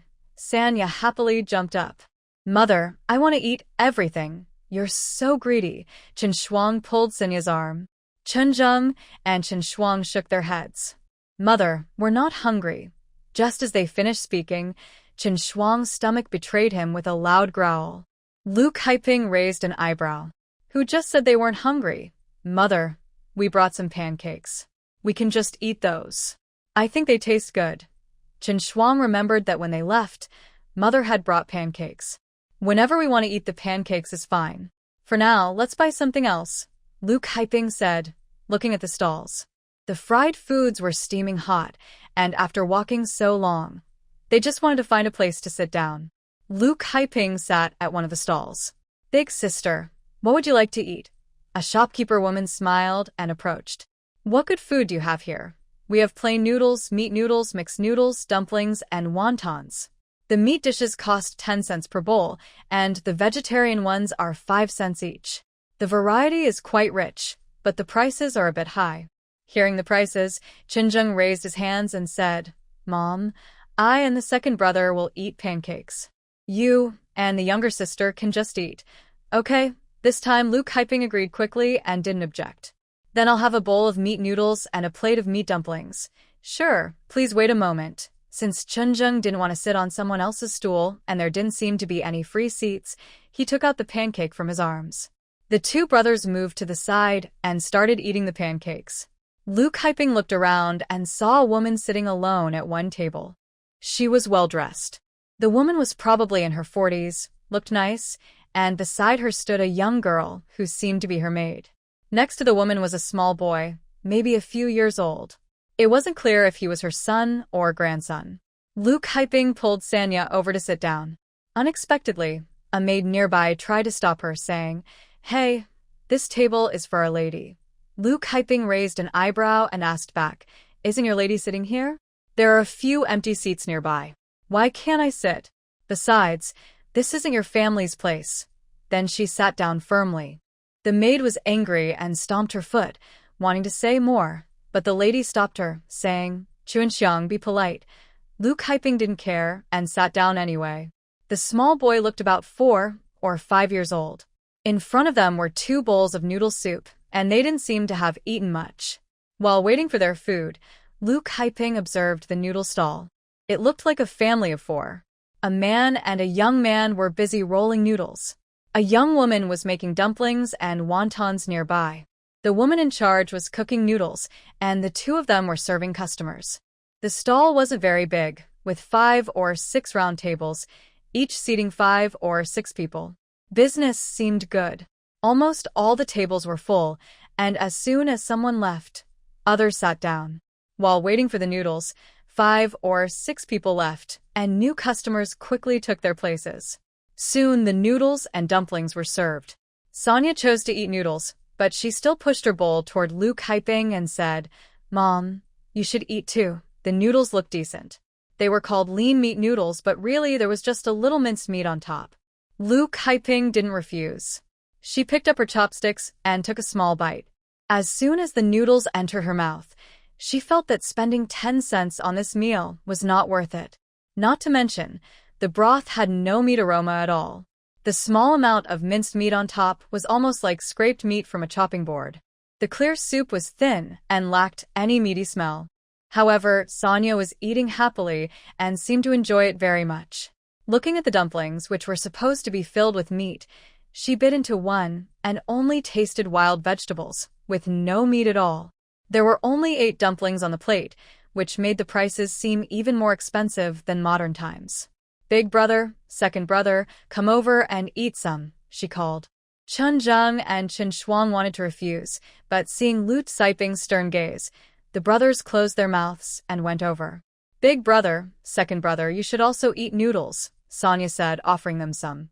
The 2 brothers took a small bite out of the noodles as a token gesture. Chen Shuang, being straightforward, said, "Mom, I still prefer your pancakes," and then moved to the side. Watching Chen Shuang happily eat his pancake, the little boy suddenly pointed at the pancake in Chen Shuang's hand and said, "Mom, I want to eat the pancake that brother is holding. Why are you so rude? There are noodles here, and you're causing trouble," the woman scolded. "Mom, I just want to eat," the child insisted. "This is food that has been touched and has saliva," she replied. "No, I want to eat," the boy kept insisting. The woman's face darkened. "If you keep doing this, I won't pay attention to you anymore." But this trick didn't work on the boy at all. Seeing everyone's eyes fixed on them, the woman grew annoyed and was about to scold him. Unexpectedly, the little boy was actually her son, probably born after she was older. Lu Kaiping took a pancake from her pocket and handed it over. "Madam, I have one more here for you." The woman smiled. "That's too kind of you." Just as she was about to refuse, her son suddenly grabbed the pancake and stuffed it into his mouth. Seeing her son eating happily, the woman didn't say anything else. She took out some silver coins from her purse. Looking at Lu Kaiping with a shy smile, she said, "Big sister-in-law, you can keep this money. Consider the pancake I bought as my gift." I didn't expect to meet someone so wealthy. Just one pancake was given with so much silver. Lu Kaiping tried to refuse, saying, "Oh, it's just a wild vegetable pancake. It's not a big deal and you gave too much." "Exactly, ma'am. It's just one pancake and you're giving so much," Chuanxiang chimed in. "Big sister-in-law, just keep it. I don't want to take advantage of anyone. Besides, Art Songra likes it." Since the other person had spoken so plainly, Lu Kaiping stopped refusing. She took the money and also took out the remaining pancake from her pocket, handing it to the woman. "I have 2 more here. Take them." "Mother, I want more." Ding Chui didn't expect her son Zhizhong to still want to eat. She casually took the pancake. "Mother, this pancake is really delicious." Seeing her son eating happily, Ding Chui couldn't help but be curious. It looked like an ordinary wild vegetable pancake, but what did it taste like? She still had one pancake in her hand and couldn't resist taking a bite. To her surprise, this bite completely overturned her expectations. She never thought this pancake, which looked plain, could taste so good. It must have some filling inside, with a fresh aroma that made people want to keep eating. It seems Art Songa was right. Your pancakes are really tasty. How about this? I'll pay you 10 coins for each one. You make 100 pancakes like today's and deliver them to Lingyun in the day after tomorrow. That will be a deposit of 500 coins. Seeing the money the woman took out, Lu Kaiping almost couldn't believe her ears.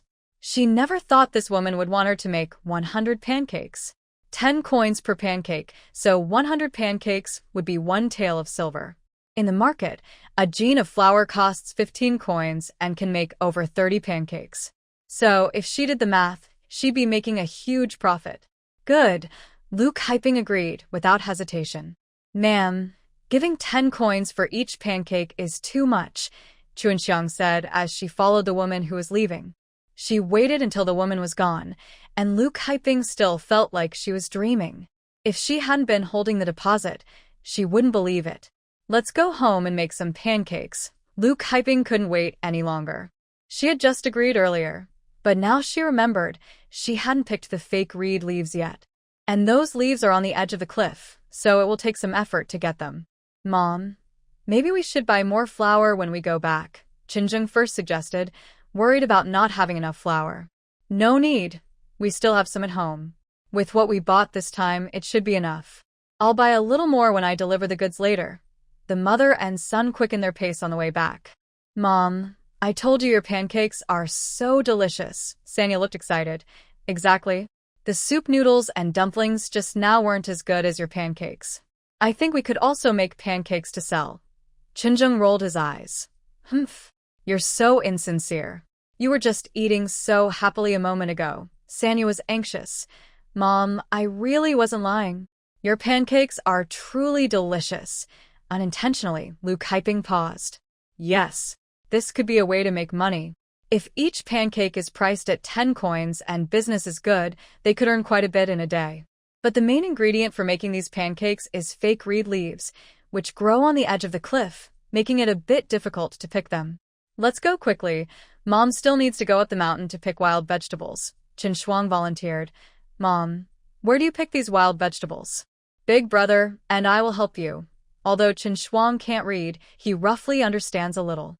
He said that a load of 50 jean of firewood sells for 20 coins, but if Mom makes these pancakes to sell, each pancake sells for 10 coins, which makes money faster and is less tiring. Okay. Seeing Chen Shuang so excited, Lu Kaiping didn't want to discourage him. Let them go and see if they can find these leaves elsewhere. Wow, you guys are back so soon? Are the goods sold out? Back under the banyan tree, Uncle Nyo was sitting leisurely smoking dried tobacco, chatting with an old man nearby. Sold out. Sanya couldn't help but show off. If Chen Shuang hadn't pulled her, she might have proudly shown off more. Uncle Nyo saw Lu Kaiping and the others returning first and was surprised. Seeing they carried so many things out, he thought they would come back later. Uncle Nyo, when will we go back? After getting on the carriage, Lu Kaiping started urging them to leave.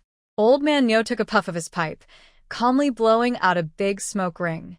Don't rush. Not everyone is here yet. Of course. Old Man Nyo was not worried, but Lu Kaiping was anxious.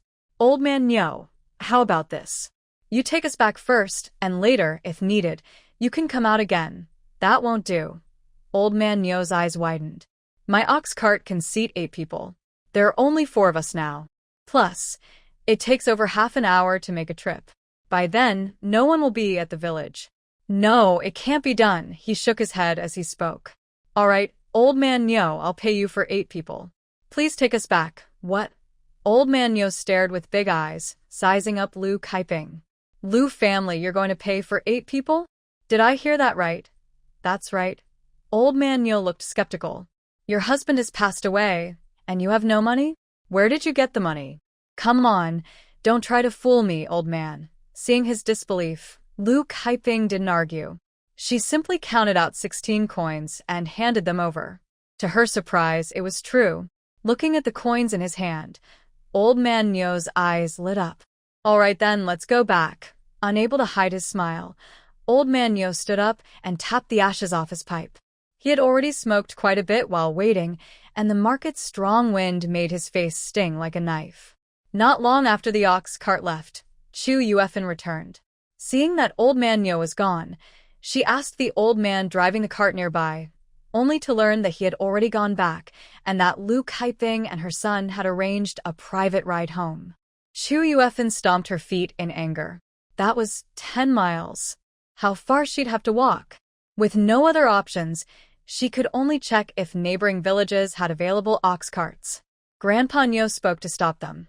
Hey, I tell you, you gossiping women, don't look down on people. Chen Zheng's mother carried a lot of things out this morning and even hired a car to bring them back. His words left everyone stunned. No way? What did she sell that's so valuable? Look at how heavy her load is. It seems she bought many good things. Lu Kaiping ignored what the others were saying behind her. Her main thought was to get up the mountain quickly.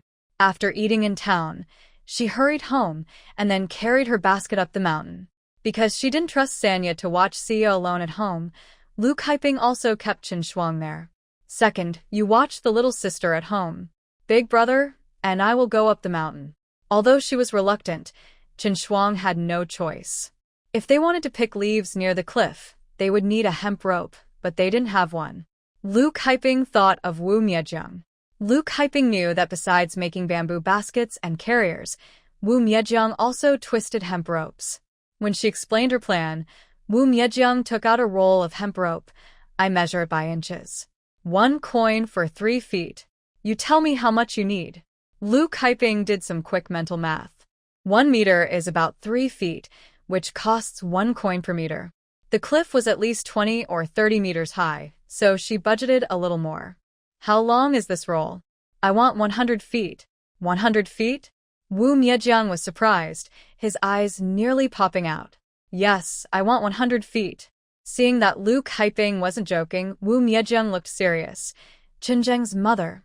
Why do you need so much hemp rope? Please don't do anything dangerous. Lu Kaiping's mouth twitched. Of course I need it for something useful. Don't worry, it's not for hanging yourself, and even if it were, I wouldn't need that much. Chen Zheng hurried to explain. Grandpa Wu, my mother and I are going up the mountain to gather some things. Buying hemp rope is for convenience and safety. His explanation made sense, so Wu Miezheng didn't say anything more. Chen Zheng's mother, it's really a coincidence. This roll is exactly 100 feet. Wu Miezheng kindly reminded her. But I have to tell you, I've heard that there are many fierce tigers and wild animals in the Black Wind Gorge near Nyo Bay Mountain. You, as a woman, must not go to that place. If you don't have money, just owe it for now. When you have enough, you can pay me back. No need, I have money. Lu Kaiping doesn't like owing favors, especially since she currently has money. All right. Is there anything else you need? Please exchange my basket for a new one. This one is quite old. The total cost for these 2 items is 35 coins. After leaving the Wu family, mother and son head straight to Nyo Bay Mountain. Using her memory, Lu Kaiping quickly finds the patch of fake vine leaves. Looking at the deep cliff edge, Chen Zheng is surprised. Mother, all these are near the cliff. How can we pick them? Don't worry, I have my ways. Lu Kaiping remembers there is indeed a tree near the cliff. Estimated, it's about 20 meters from the edge. Chen Zheng's face turns pale. Mother, you don't mean to go down, do you? No, let me do it. Although he says that, seeing how deep and unfathomable the bottom of the cliff is, Chen Zheng can't help but tremble. He can't even stand steadily, let alone go down. Lu Kaiping ties a hemp rope around herself, with the other end secured to a big tree, looking calm and confident. Don't worry, I'm not old yet. You hold the rope up here tightly and don't let anyone move it. If necessary, pull me up. Okay, Chen Zheng understands how important this is. If his mother is hanging down with the rope above is extremely crucial. If someone unties the rope at the top, the consequences would be terrible. Although the cliff is deep, there are rocks protruding that can be climbed. Lu Kaiping has also practiced rock climbing before. Brave, careful, and agile, she quickly reaches her destination. From above, the patch of fake vine leaves doesn't seem very large, but once inside, Luke Hyping realizes it is actually quite wide. Moreover, the terrain here is very favorable. The cliff is made of stone, but this patch is all soil. This special environment has led to only fake vine leaves growing here, with no other places having them. Fortunately, this spot is accessible for standing, and it's not as terrifying as it looks from above. Seeing this large patch of tender leaves, Luke Hyping thinks of money. She quickly starts picking, gathering quite a few. Watching her mother arrive safely, Chen also breathes a sigh of relief. Suddenly, he felt something was wrong. It seemed like something was watching him. He quickly looked back to check. When he looked, he was almost scared out of his wits. He saw a big wild boar with sharp tusks staring at him closely, slowly moving closer. "Don't come any closer," Chen panicked. He had no weapons in his hands. What should he do? He looked around and found a stick on the ground. He quickly picked it up and waved it in front of him, warning the wild boar, "Stay back." Unexpectedly, this made the wild boar angry. It thought Chen was trying to attack it and charged at him. Chen was quick and dodged left and right. The wild boar failed to catch him and suddenly became very aggressive. At this moment, Luke Hyping didn't know what was happening on the edge of the cliff. She was still picking leaves. By now, she had almost finished. Since she was only here to gather some leaves and the space had a preservation function, Luke Hyping decided to pick a few more to store for later. Suddenly, Luke Hyping felt something fall on her head. She looked up and saw it was dirt. Not only dirt, but she also saw small stones rolling down from the edge of the cliff. She was very shocked. "Boss, what's going on up there?" Chen knew he couldn't hide it anymore. He was also running out of strength. He shouted loudly, "Mom, there's a wild boar up there." A wild boar? Luke Hyping was surprised when she heard this. The original owner had been to nearby mountain many times, but never encountered a wild boar. She didn't expect Chen to run into one this time. "Why didn't you say so earlier?" "Wait for me. I'll come up now." Worried that Chen was in danger, Luke Hyping quickly put the leaves in her hand into her space and started climbing up. But it was already too late. Chen was exhausted and gasping for breath. He saw the wild boar getting closer and closer, forcing him to the edge of the cliff. "Mom." Chen looked at the deep, bottomless cliff behind him, trembling. He didn't want to die. Knowing the situation was urgent, Luke Hyping's mind raced. Suddenly, she had an idea. She shouted, "Quick! Climb the tree." Now Chen was backed into the corner of the cliff. Besides the big tree at the edge, he had no other choice.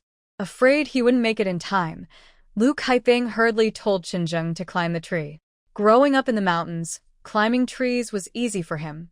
Seeing the wild boar staring closely at her, Chen had no choice but to throw his wooden stick at the boar to attract its attention. While the boar was distracted, Chen quickly ran to the big tree and started climbing. By the time the boar reacted, Chen was already up in the tree. Seeing Chen safe, Luke Hyping at the bottom of the cliff let out a sigh of relief. But unexpectedly, what happened next with the boar made them both very nervous. Suddenly, there was a loud crash as the big tree shook violently. Chen was so scared he almost lost his senses. The boar, in a frenzy, started headbutting the tree again and again. Chen face turned pale, feeling his stomach churn and his head throb. He clung tightly to the trunk to avoid falling. "Boss, hold on tight," Luke Hyping shouted from below. The boar grew more agitated. Seeing Chen stuck in the tree, it then noticed Luke Hyping below the cliff. The boar, as if it had become clever, spotted the rope tied to the tree trunk and began biting at it with its sharp teeth. Chen voice trembled. "Oh no. The boar actually knows how to mess with the rope." Fortunately for safety, Chen had tied several knots, making it hard for the boar to untie the rope. The boar grew more frustrated and started biting harder, causing Chen to break out in cold sweat. Luke Hyping, at this moment, didn't dare to relax. She moved quickly with her hands and feet, climbing up fast. If the rope were to be bitten through and break, she might not be able to climb up. If she couldn't climb, Chen might also fall from the tree. The boar had a strong desire for revenge. If angered, it might stay at the bottom of the tree and refuse to leave. Chen couldn't hold out against it. Lu Kaiping knew how important this was. She was now racing against time, not just for Chen but for herself. Their lives were now tightly linked. The boar's teeth were extremely sharp, but luckily, Wu Mijong's thick hemp rope was strong enough to give Lu Kaiping a chance. Her hands moved quickly as she climbed the rocks. Although the rope above looked vertical, she didn't know how much of it had been bitten through by the boar, and she dared not rely on the rope for support. With strong willpower, Lu Kaiping climbed step by step. Her hands bled from scraping against the sharp rocks, but she dared not stop. 10 meters, 5 meters, the ground is getting closer and closer. Lu Kaiping's heart is in her throat. Chen, in the tree, dares not breathe loudly, worried about distracting his mother or attracting wild boars, which could put them both in danger. 2 meters, 1 meter. Suddenly, the wild boar stops eating because it smells blood, which makes it even more agitated. The blood is coming from Lu Kaiping's hand, and the smell draws the wild boar's attention. The wild boar begins to lean over the edge of the cliff. At that moment, Lu Kaiping looks up and meets the wild boar's big, bell-shaped eyes. She is so scared her heart skips a beat. The ground is right above her head. Everything depends on this moment. In panic, Lu Kaiping quickly calms down, steps on the rocks below, and with all her strength, leaps upward. She suddenly grabs a nearby tree with both hands, then kicks the wild boar's throat with her feet. Using the force, she rolls forward and lands steadily on the ground. This smooth, quick action surprises even Lu Kaiping herself. It proves that human potential is limitless. Especially when facing danger, a strong will to survive can help you do things that seem impossible in normal times. The wild boar, startled, tries to step back. Before it can react, Lu Kaiping kicks its throat hard, causing it to scream. Before the wild boar can recover, Lu Kaiping pulls out her knife and stabs at its throat. The knife cuts in, blood flows out. The wild boar screams loudly. Lu Kaiping doesn't give it a chance to react, quickly stabs a few more times. Blood splatters on her face. Finally, the wild boar falls to the ground. It struggles for a while, then stops moving. Seeing the wild boar dead, Lu Kaiping feels exhausted. She slumps onto the ground, her hands still trembling slightly. She was so close to death just now. Now that the danger is gone, she feels alive again. Her eyes fill with tears of relief and excitement. A voice suddenly sounds, "Master, this wild boar sells for 80 coins per gene at the market.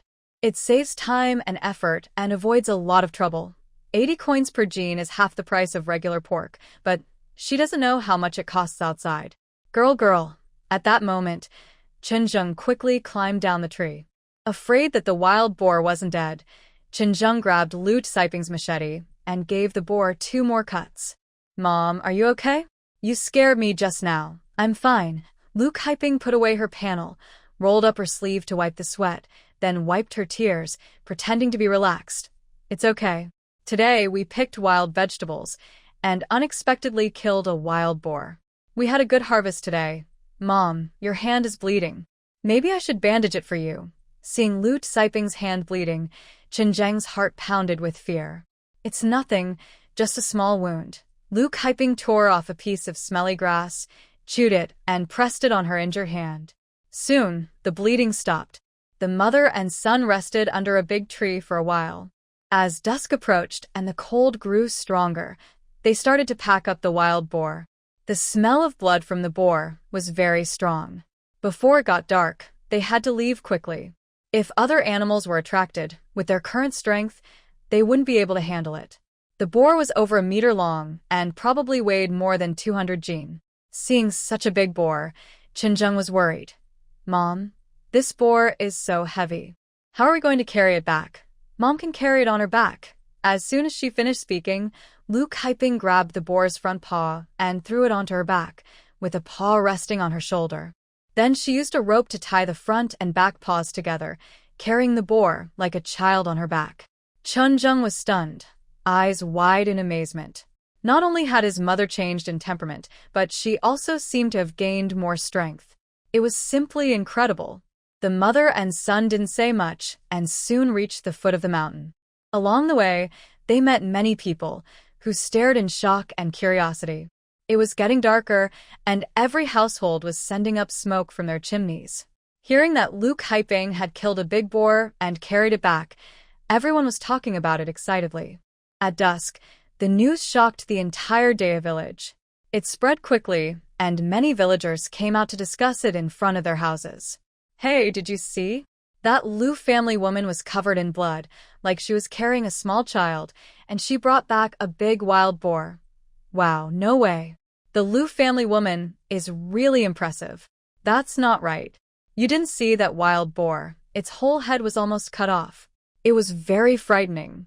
Liu Kaiping's story about catching a big wild boar also reached the Chen family. Granny Lai's eyes turned red with jealousy. She had heard from others that the boar weighed over 200 jin. Over 200 jin. If she kept it to eat herself, how long would it last? Even if she sold half, she would still have a lot left. Now, pork could sell for over 40 coins per jin. If she sold 100 jin, she could get about 4 or 5 taels of silver. Even if she kept 100 jin, it would last a long time. Granny Lai started thinking about the wild boar and considered taking it for herself. Old Chen saw her thoughts and guessed her plan right away. He warned her old wife, "I think you shouldn't go. Our wounds still haven't healed." She argued, "Think about that 200 jin boar. She can kill it, so she might also kill a person. I am a person, and I am her mother-in-law." Old Chen reminded her, "Don't forget, we've already cut ties with her." Granny Lai stared with wide eyes. "So, what if we've cut ties?" "I raised her. That's a fact. Such a big boar, of course I want some." Later that afternoon, she heard from others that her daughter-in-law had carried 2 big baskets of goods to sell in town. When she returned, she and her son took the old ox cart back from the town. Unexpectedly, the daughter-in-law was quiet but had a wallet and a cart. It seemed she found many valuable things in the mountains. "Old wife, our wounds still haven't healed. Why don't you let the second daughter-in-law and the others go instead?" Old Chen thought it over and decided that was safer. Granny Lai didn't expect that her husband was more thoughtful than she thought. "All right, that's settled then." At dinner that night, Granny Lai brought up the matter at the table. Shi Zhenxiang and Ma Lianhua exchanged glances. It was clear they didn't want to go. Ma Lianhua hesitated and said, "Mother, now the eldest sister-in-law is like a different person. We shouldn't think about her things. I'm afraid we might not come back alive. Mother, I want to eat meat.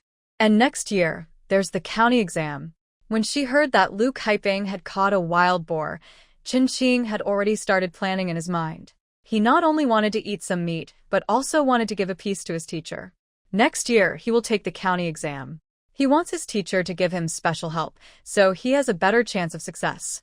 Hearing this, Shi Zhenxiang immediately understood her son's meaning. Nothing is more important than studying. She can skip eating meat herself, but her son will take the exam next year after studying for 2 years. The goal is the exam. Seeing that Ma Lianhua was reluctant to go, Shi Zhenxiang said to her, "Third house, you want Chen to go to a private school next year, right? I heard that Teacher Liu only accepts students he likes. Not everyone is willing to be accepted. These days, giving gifts is very important. If you don't have anything, Teacher Liu might not look at you. Big sister-in-law's wild pig is so big, so we can ask her for a little. It's not too much." Ma Lianhua is very clever. She understood what Shi Zhenxiang meant after hearing her. Second sister-in-law just wanted to bring her along as a companion. But what she said was partly true. Teacher Liu is not an ordinary teacher. He doesn't have the pride of typical scholars. He only cares about benefits. If there's something good for him, he will look at you favorably. Her son will start school after the new year, so now is the perfect time to build good relations. "Okay, second sister-in-law, I'll go with you tomorrow morning." "All right, it's settled then." With Ma Lianhua's confident reply, Shi Zhenxiang was very happy. At this moment, Liu Kaiping doesn't know that the Chen family has their eyes on her wild pig. At the same time, Lu Tuhu also has his eyes on her pig. The pork from this wild pig is worth more than regular pigs. Earlier, Liang Yuanwei from Yangshi village next door came to find him, asking if he could get wild pig meat, willing to pay 150 coins per gene. He wanted to earn this money, but where could he find wild pigs? The wild pigs in the mountains are very fierce. Many hunters have lost their lives trying to catch them. He had asked the village hunter Chow, who agreed to find wild pigs but almost lost his life in the process. Now he hears that Lu Kaiping has caught a wild pig, and he's very happy. But he's also worried that she might not sell it, so he calls his eldest daughter-in-law, Huang Guqi, to come along. After dinner, Lu Kaiping asks her siblings to wash the false gourd leaves. She is worried about the wild pig. Such a big pig is really hard to handle. With the new year approaching, she decided to keep a part of the big wild boar for herself, sell some, and also give a piece each to the village chief and Huang Guqi's family. Knock, knock, knock, someone was at the door. Mom, Aunt Huang is here. It turned out that Huang Guqi and her father, Lu Tuhu, had come together.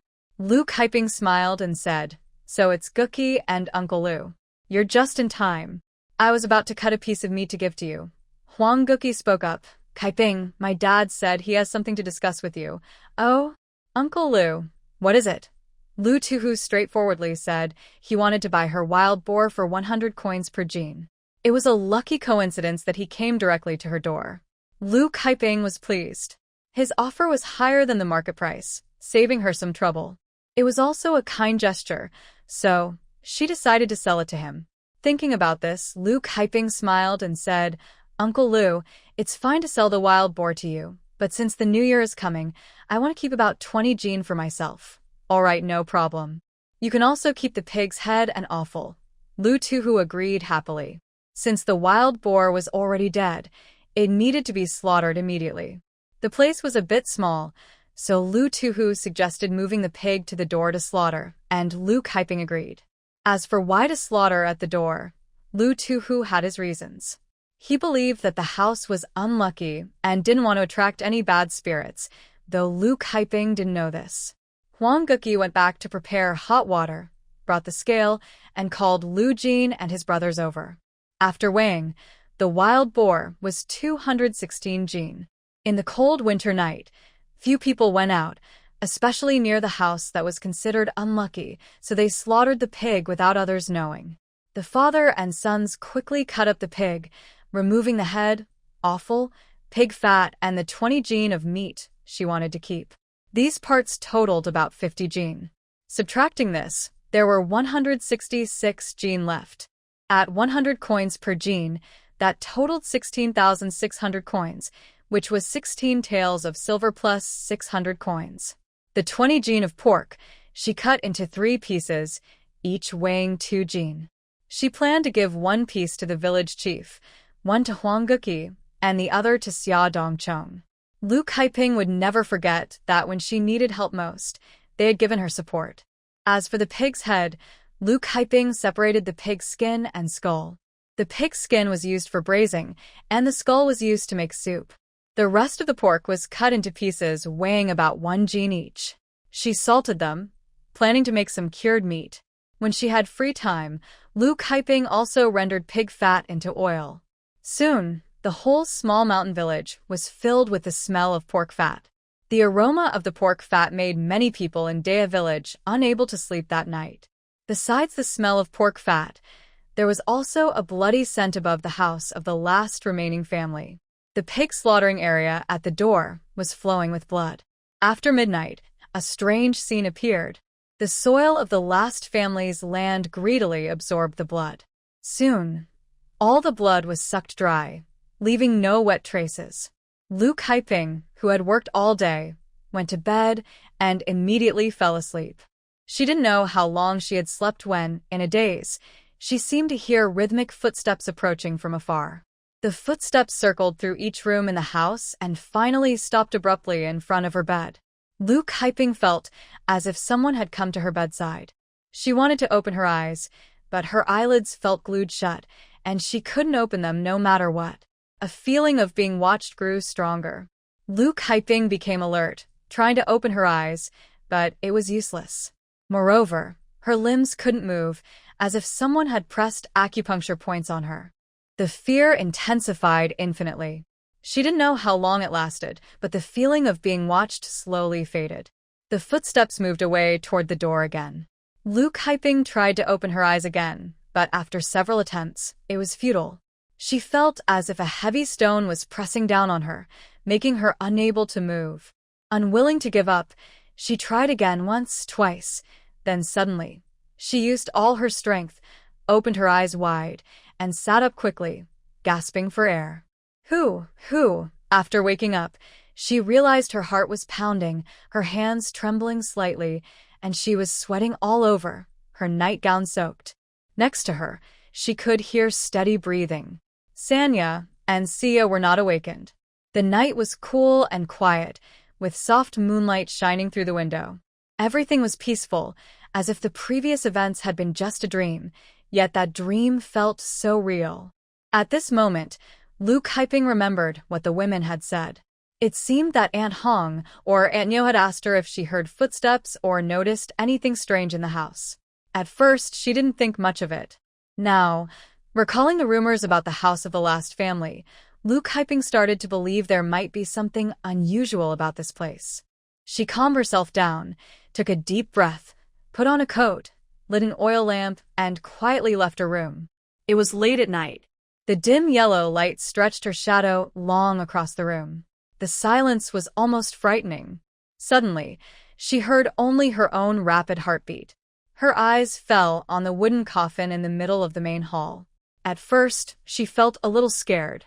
After all, there was a coffin in the house, which was quite taboo for her, especially since she had no connection to the previous owner.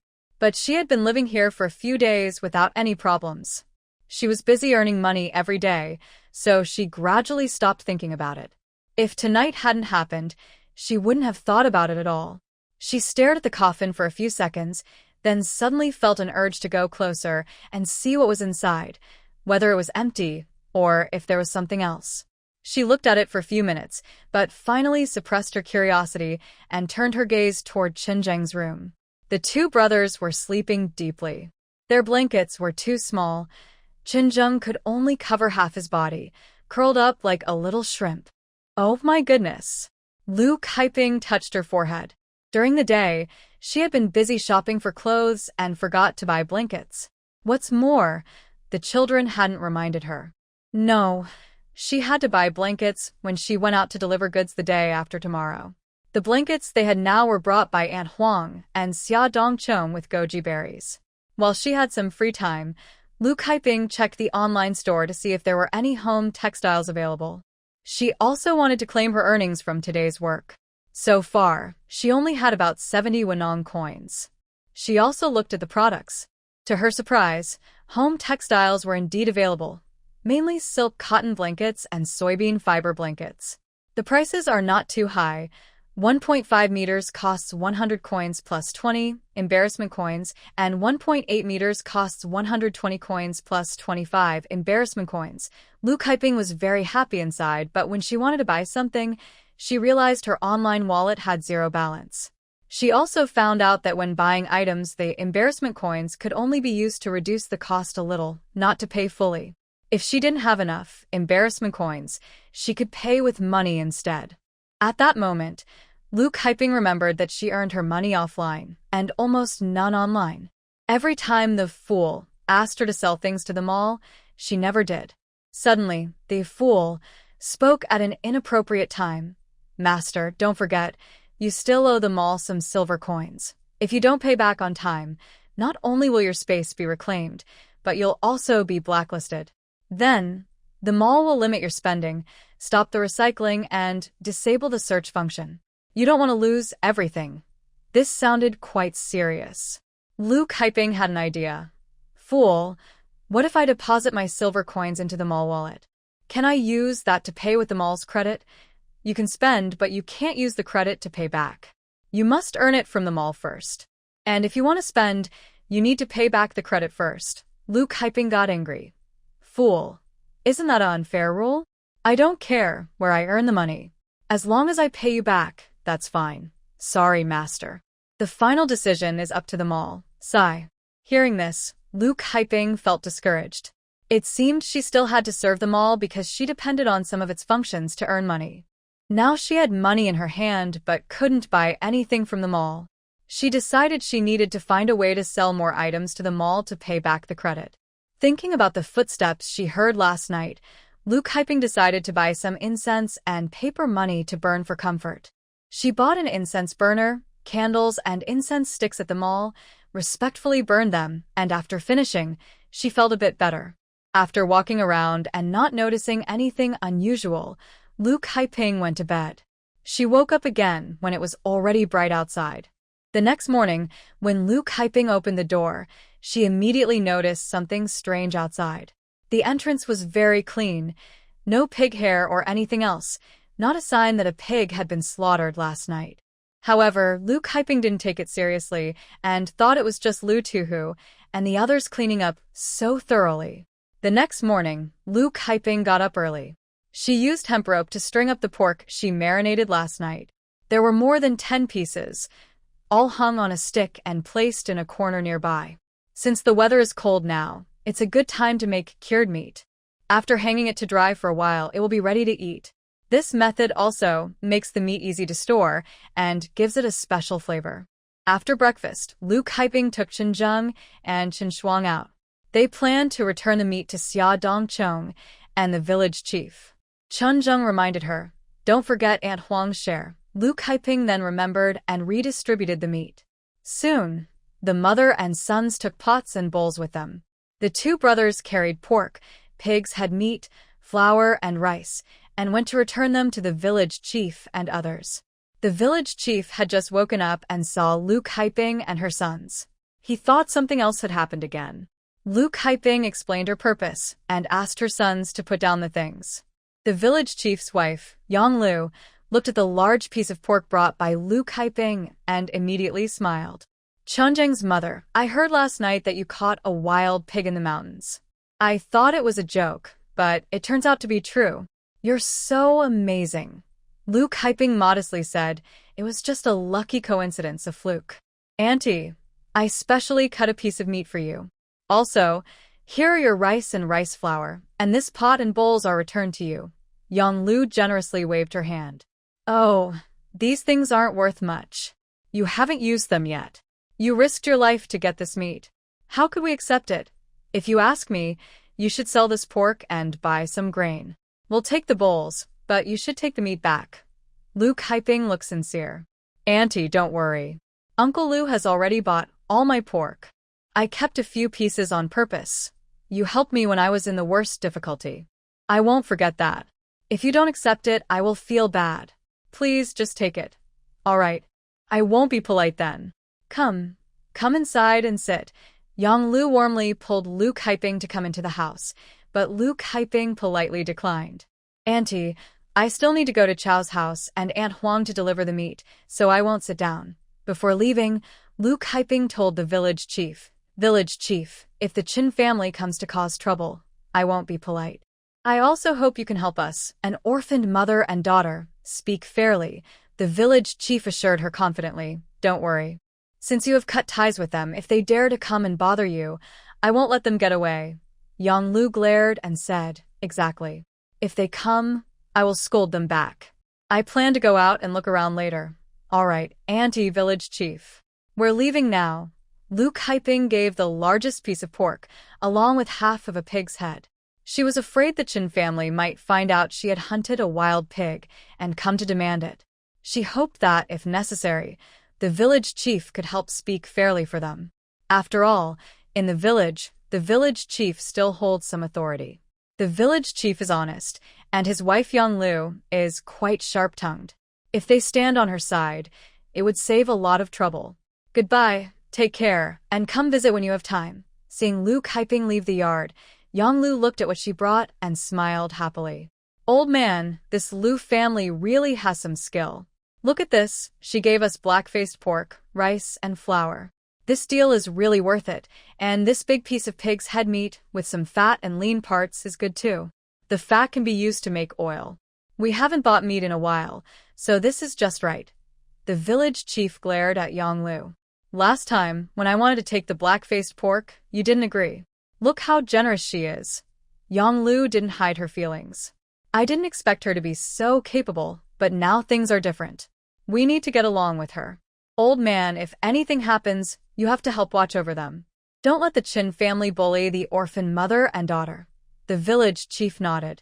Of course, big sister, second sister-in-law. Hurry and put this meat away. We're having meat today. Mother, here she comes. The two daughters-in-law happily came out of the inner room. After giving instructions, Yonglu was about to leave quickly. Hey, wife. Where are you going? The village chief asked hurriedly as he saw her about to go out. Old man, right now, the mother and son are going door to door delivering things. Only the three sisters are at home. I'm worried that that lazy woman might come and cause trouble. The village chief listened and agreed, quickly standing up. Hey, wait for me. I'll go with you. Not long after Lu Kaiping and her son left, Shi Zhenxiang and Ma Lianhua arrived. On the way, they were thinking about how to start talking. When they looked outside the door, they saw only Sanyo at home. Lu Kaiping and Qinzheng were not there, which made Shi Zhenxiang very happy. In the corner, a row of pork was hanging high. The two women saw it immediately and greedily looked at it a few times. Sanya, where is your mother? Hearing someone speak, Sanya looked up and saw Shi Zhenxiang and Ma Lianhua. Their eyes were fixed on the pork in the corner. Sanya immediately became alert. Auntie second and Auntie third, my mother went to get something from someone. She will be back soon. Since she was a child, Sanya didn't think too much and told the truth. When they heard that Lu Kaiping and her family were not home, Ma Lianhua and Shi Zhenxiang exchanged glances and saw happiness in each other's eyes. The opportunity was here. They were still thinking about how to start talking. Shi Zhenxiang pretended to look worried. Sanya, you know your grandma and grandpa were beaten a few days ago. Their injuries haven't healed yet. Dr. Huang said they lack nutrition. If they eat some meat, they will recover faster. I heard your mother caught a wild boar, so second and third aunt came over boldly. Sanya understood immediately. Second aunt wanted to get some pork. Her eyes lit up, and her voice was clear. My mother said they are no longer related to you. Our family caught a wild boar, and it has nothing to do with you. Ma Lianhua explained nearby. Child, your mother was just angry when she said that. Think about it, your father was raised by grandma. Now that your father is gone, you should be more filial to grandma. People can't be dishonest. Otherwise, they will be struck by lightning. If your father knew you weren't being filial to grandma, he wouldn't be able to rest in peace. Those evil spirits would throw him into a hot oil pot. Shi Zhenxiang lowered her voice and interrupted Ma Lianhua. Enough, stop bothering her. They will be back soon. Shi Zhenxiang went straight to the pork and picked up a fork nearby. Sanya saw this and became anxious. Hey, no. That's our family's pork. If you want it, wait until my mother comes back. This meat must not be taken away from them. The wild boar was only brought back after my mother and older brother fought very hard. You children were only taking a little for grandma to eat, just 2 pieces. You have so much pork at home, and you're not showing respect to grandma. Heaven will punish you for that. This is our family's pork. We have nothing to do with you. You're not allowed to take it. Although she was just a child, Sanya was not fooled by their words. She stepped forward to stop them. Shi Zhenxiang gave Ma Lianhua a quick look. Ma Lianhua hurriedly grabbed Sanya and said, You stubborn kid, listen to me. This meat is for your grandma.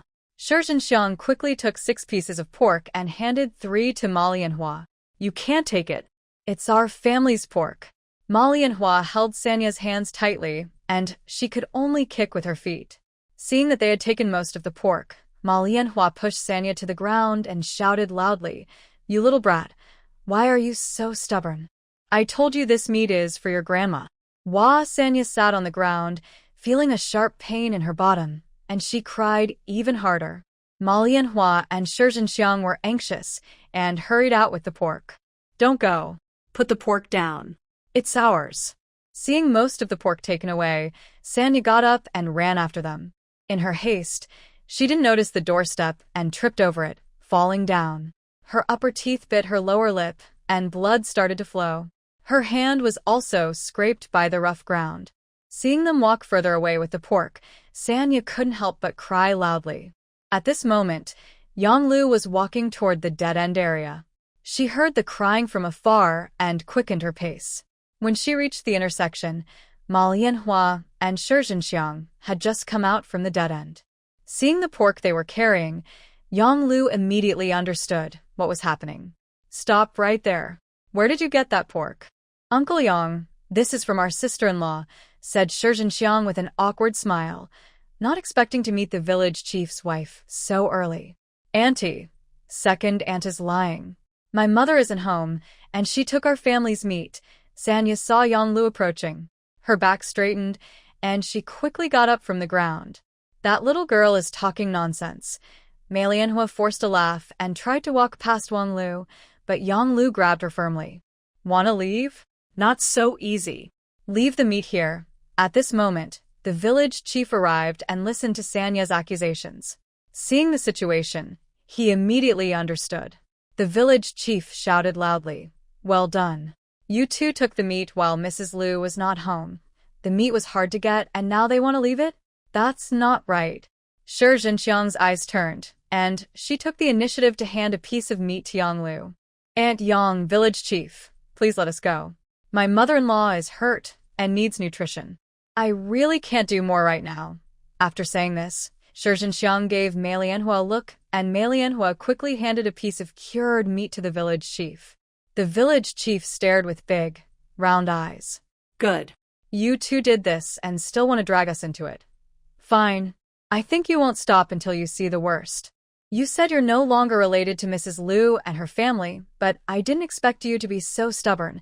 At this time, many villagers who had woken up early heard the loud noise and came over to see what was happening. "Disgusting. I can't believe they did such a thing." "Exactly. They saw someone catch a wild boar and got greedy. You two broke the village rules. Taking what isn't yours is like stealing." Hearing the village chief's words, Shi Zhenxiang and the others turned pale with fear. If they were treated as thieves, they would be tied up and paraded through the streets, and they might even be beaten. Yes. Catch them and beat them first. Right? Catch them now. Not only was the reputation of Liposi bad, but Shi Zhenxiang and Mei Lianhua's reputation in the village was also poor. They always sided with their mother-in-law and caused trouble. It wasn't just outsiders who looked down on them. Even the villagers were fed up. Now that they finally had a handle on them, they wouldn't let them go easily. "Hey, Mrs. Liu is back." Some sharp-eyed villagers saw Liu Kaiping and her children returning. Liu Kaiping had just finished her errands and was coming back. From a distance, she saw a crowd gathered at her house's entrance. She quickly told her two sons to walk faster. "Mother, you're finally back." Seeing Liu Kaiping return, Sanya rushed over. She looked at her mother's face and hands covered in blood, which startled Liu Kaiping. "My daughter, second aunt, and third aunt came to our house to steal meat." Hearing Sanya say this, Liu Kaiping immediately understood what was happening. Seeing Shi Zhenxiang and Ma Lianhua holding the meat, she was furious and quickly stepped forward, slapping both of them across the face. "How dare you? In broad daylight, you come to my house to steal meat, and you even beat up our Sanya. Are you tired of living?" Chen Zheng and Chen Shuang reached out to grab the meat, but Ma Lianhua and Shi Zhenxiang held on tightly. Unexpectedly, they received a slap. Shi Zhenxiang's face burned with pain, and she was so angry she felt ashamed and furious. "Big sister-in-law, we are all family. You gave us such a big wild pig, and this is just a little. It's not too much. Besides, Sanya fell down by herself. We didn't hit her. You can't blame everything on us." At this moment, Ma Lianhua stopped pretending and glared at Liu Kaiping fiercely. "Exactly. You all enjoy good food and drink, while our parents suffer at home. If you keep doing this, there will be consequences." Liu Kaiping sneered. "Bah, we're not family anymore. We cut ties long ago, and we have no relationship. You know very well how they got hurt. This is their punishment.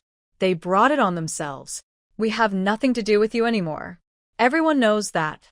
The village chief is here too, and he can testify for us." The village chief loudly scolded. Sure family, ma family, let go now.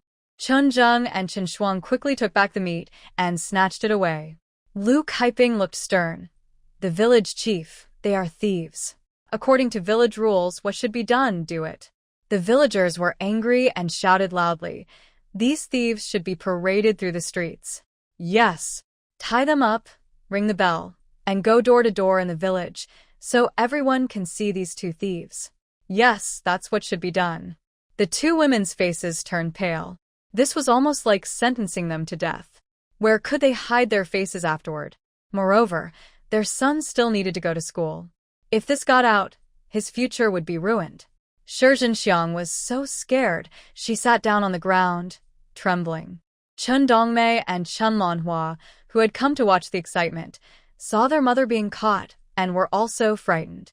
They quickly turned around and ran back home. When the two granddaughters came back and said their mother was caught, the old woman was so angry she cursed loudly. Second and third, look at the good daughters-in-law you two found.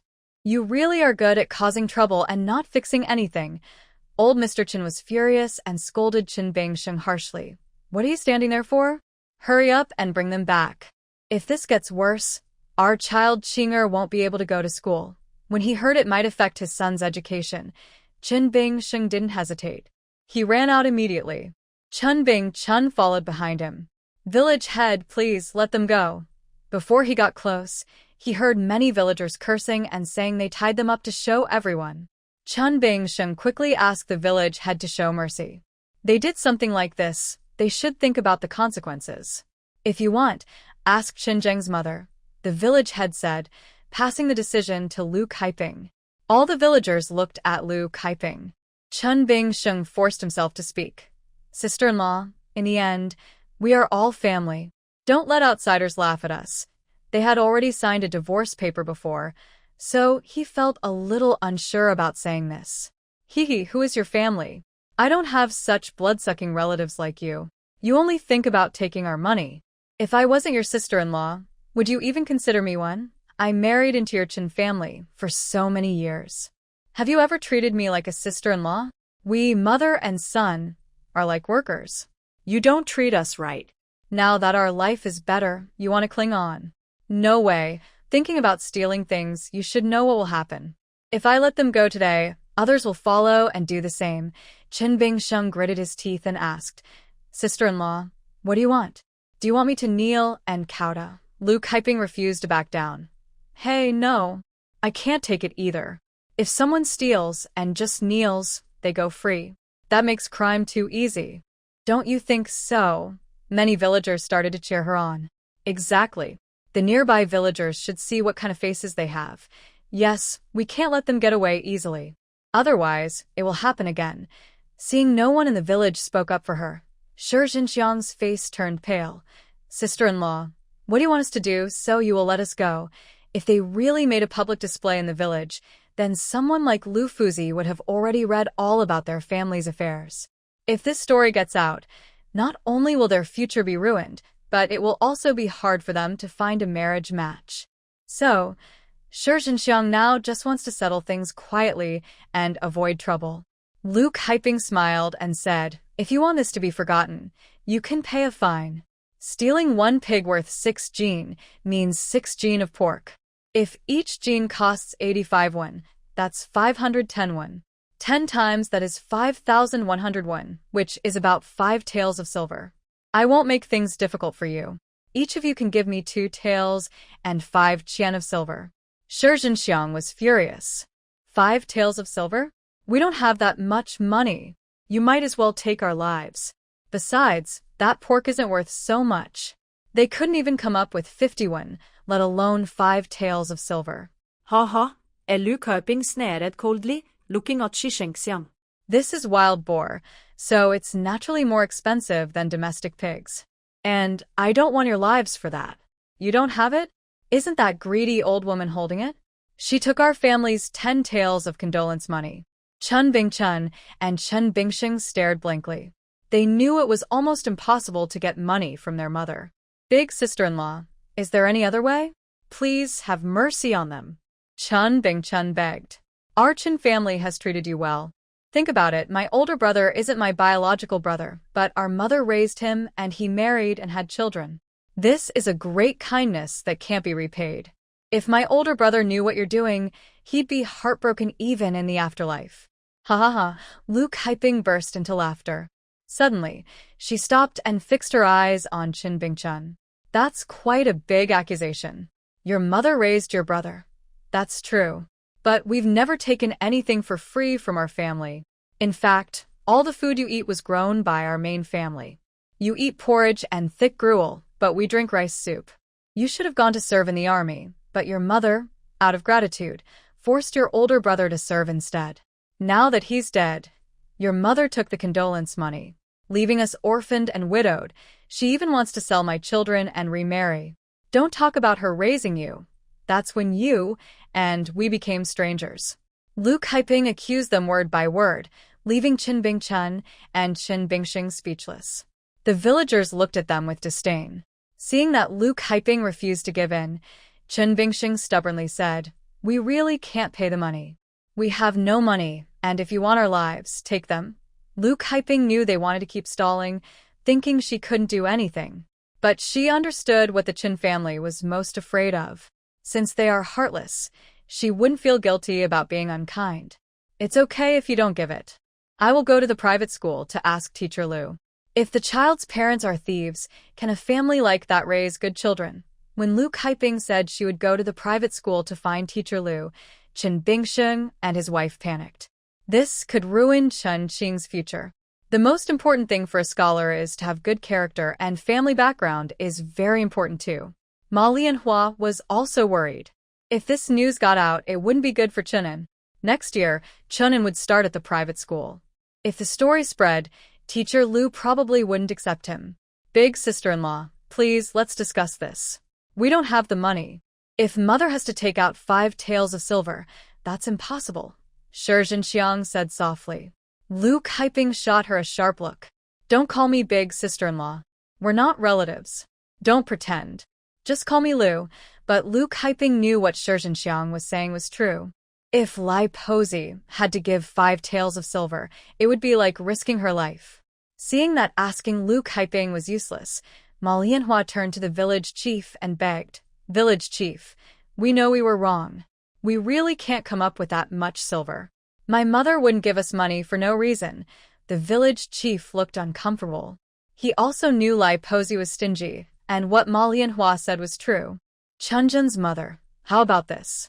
Since they didn't take the meat, and considering my position, let each of them pay 1 tael of silver."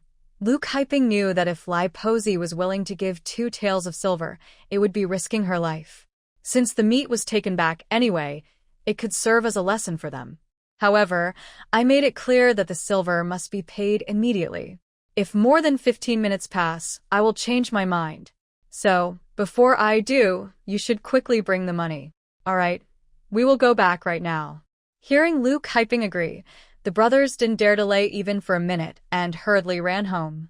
When they heard about paying money, the old woman, Lai Posey, cursed the sky, cursed Luke Hyping, and also scolded her 2 sons and daughters-in-law harshly. Chen Bingsheng and Chen Bingchun knew they were in the wrong and didn't dare to breathe heavily under her scolding. If it weren't for her sore bottom, Lai Posey would have jumped up and gone straight to fight. But now, her injuries weren't healed, and she couldn't move easily. Any tug on her bottom made her very painful. Seeing Lai Posey curse and dawdle without handing over the silver, Chen Bingsheng felt very anxious. "Mother, my sister-in-law said if it takes more than 15 minutes, the amount will be more than 2 taels of silver. Please hurry." Lai Posey looked distressed and pounded her chest and stomped her feet. "How did I give birth to you two? You're good for nothing and cause trouble everywhere. The money from the big brother isn't even warm yet, and you've already wasted it all. Enough. Enough, stop crying." Old Chen said angrily. "I told you not to cause trouble, but you insisted on it. Look at the result now, no pork to eat, and we lost the money instead. Now, the eldest daughter-in-law is like a clever person, trying to get some benefit from her. That's hard to do. What can we do? Give her the money. Otherwise, our son Qing's future will be ruined." Although she was unwilling, For the sake of her grandson, Liposi finally cursed and grumbled as she took out 2 taels of silver. Only then did the matter settle.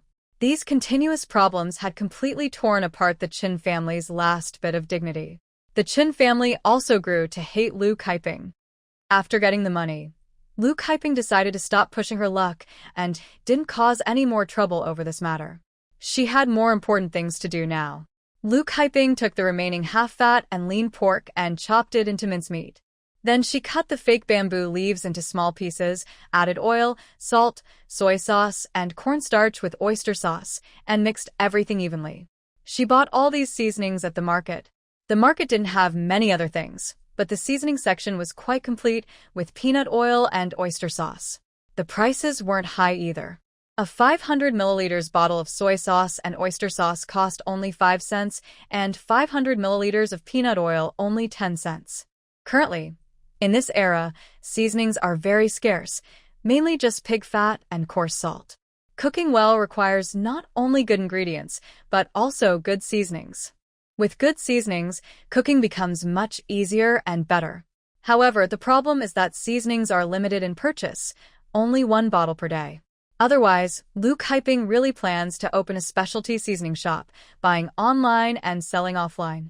Although there is a limit, Lu Kaiping also plans to buy and store some for future use. Maybe one day she will open a restaurant, and then these supplies will come in handy. Fortunately, she has space to store the seasonings she bought.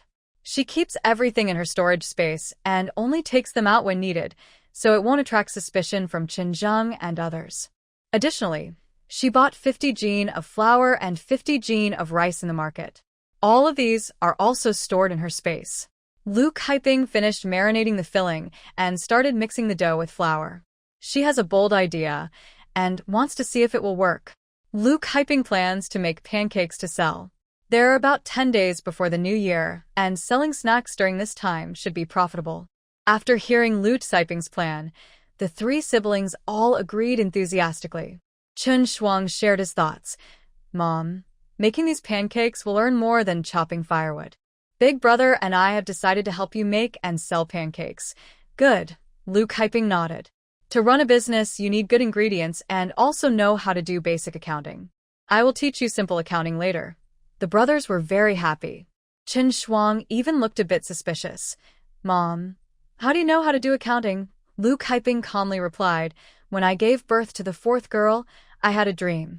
I saw a female bodhisattva who said she was the star of literature and arts, and she said her family would become very rich and powerful. She also taught me to recognize some characters and do basic math, and she showed me a few self-defense moves. Really? The brothers were half convinced.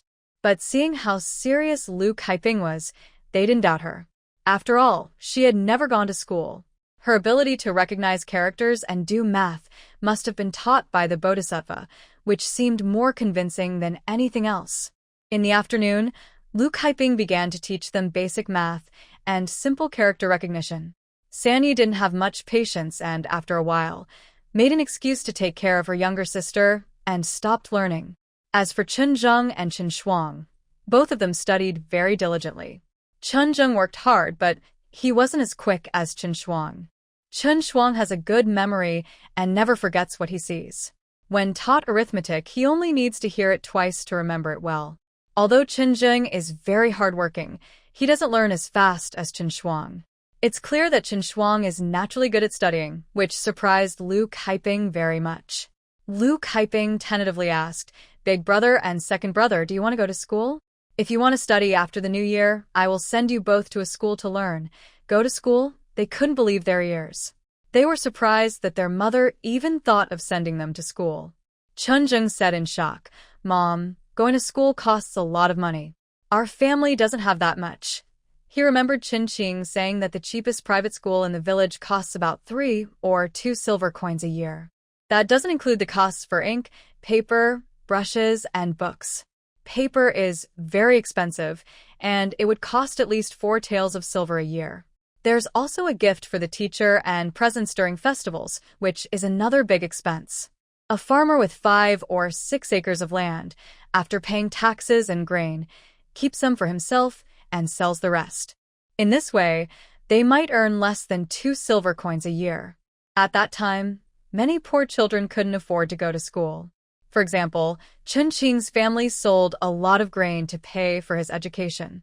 They ate wild vegetable porridge and dark bread every day.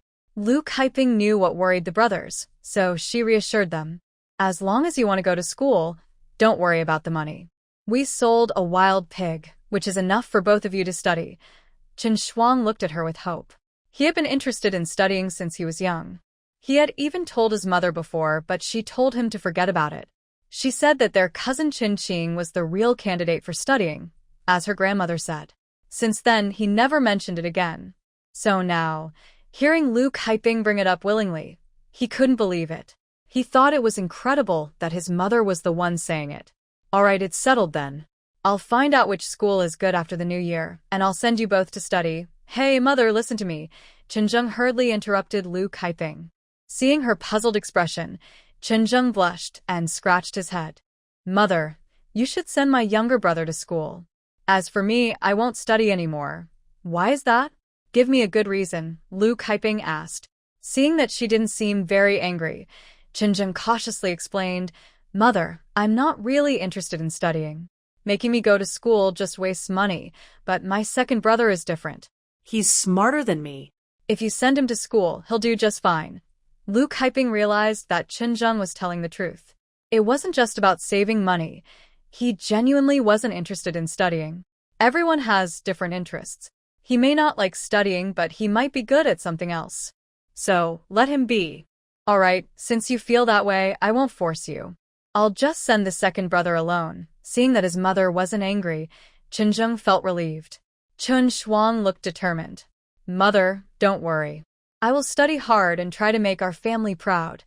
After dinner, the meat had been marinating for a while and was flavorful.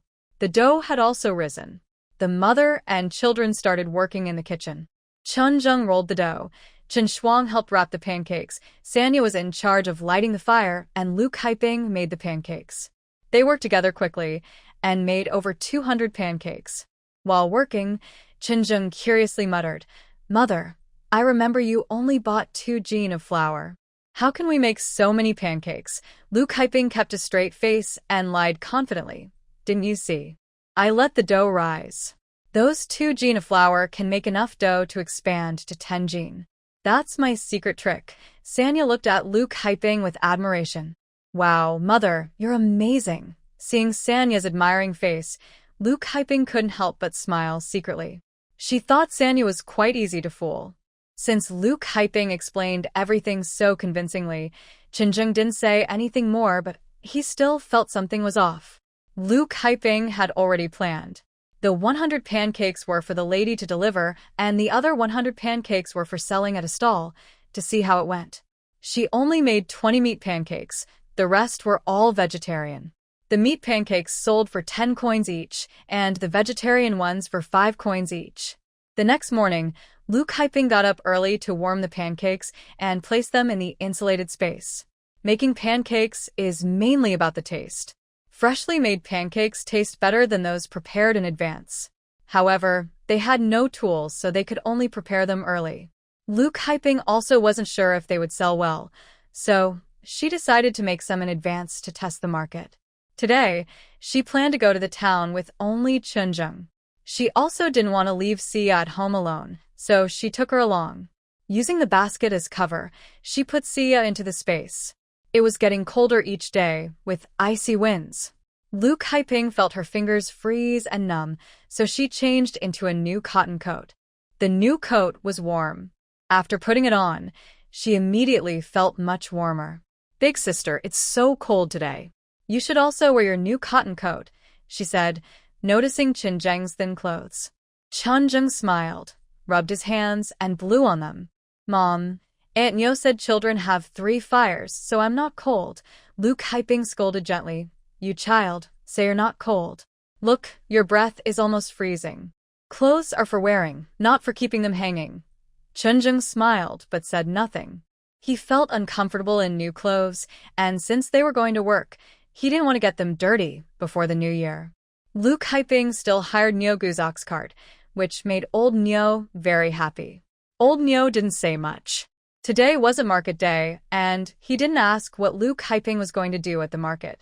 Seeing Luke Hyping and her son get on the cart, he didn't delay and waved his whip to leave. Old Neo was not talkative, which made Luke Hyping very happy. Unlike others, who always tried to find out secrets. The morning air was foggy and felt very cold on her face. Luke Hyping lowered her hat, pulled up her collar to cover her neck, and finally put her hands into her sleeves, which made her feel warmer. Today wasn't market day, so there were fewer people on the road. They didn't meet anyone along the way. Probably because there were fewer people on the cart and the oxen moved faster. They reached the town in less than half an hour. Luke Hyping asked Old Neo to wait for them under the big banyan tree at the market entrance. The mother and son carried their baskets and walked away. The town was small, with only a few streets, so Luke Hyping quickly found Ling Yun in. "Hey, madam, are you here to stay?" Seeing Luke Hyping early in the morning carrying a basket, the young clerk looked at her with suspicion. "I'm here to find someone. I'm looking for a lady," Luke Hyping said, realizing that the lady hadn't told her surname, so she could only describe her appearance from memory. "Oh, you're looking for Madame Ding, right?" The clerk suddenly understood. After hearing Luke Hyping's description, the clerk immediately said, "Yesterday, the maid Chunxiang told me about it. Come on, I'll take you upstairs." She was just here to find someone, but she didn't expect the clerk to personally lead the way. It seemed this lady was not an ordinary person. "Thank you, then. I appreciate your help," Luke Hyping said. The Ling Yun Inn was quite large and decorated quite nicely. Before going upstairs, Luke Hyping glanced at the price list behind the counter and was surprised.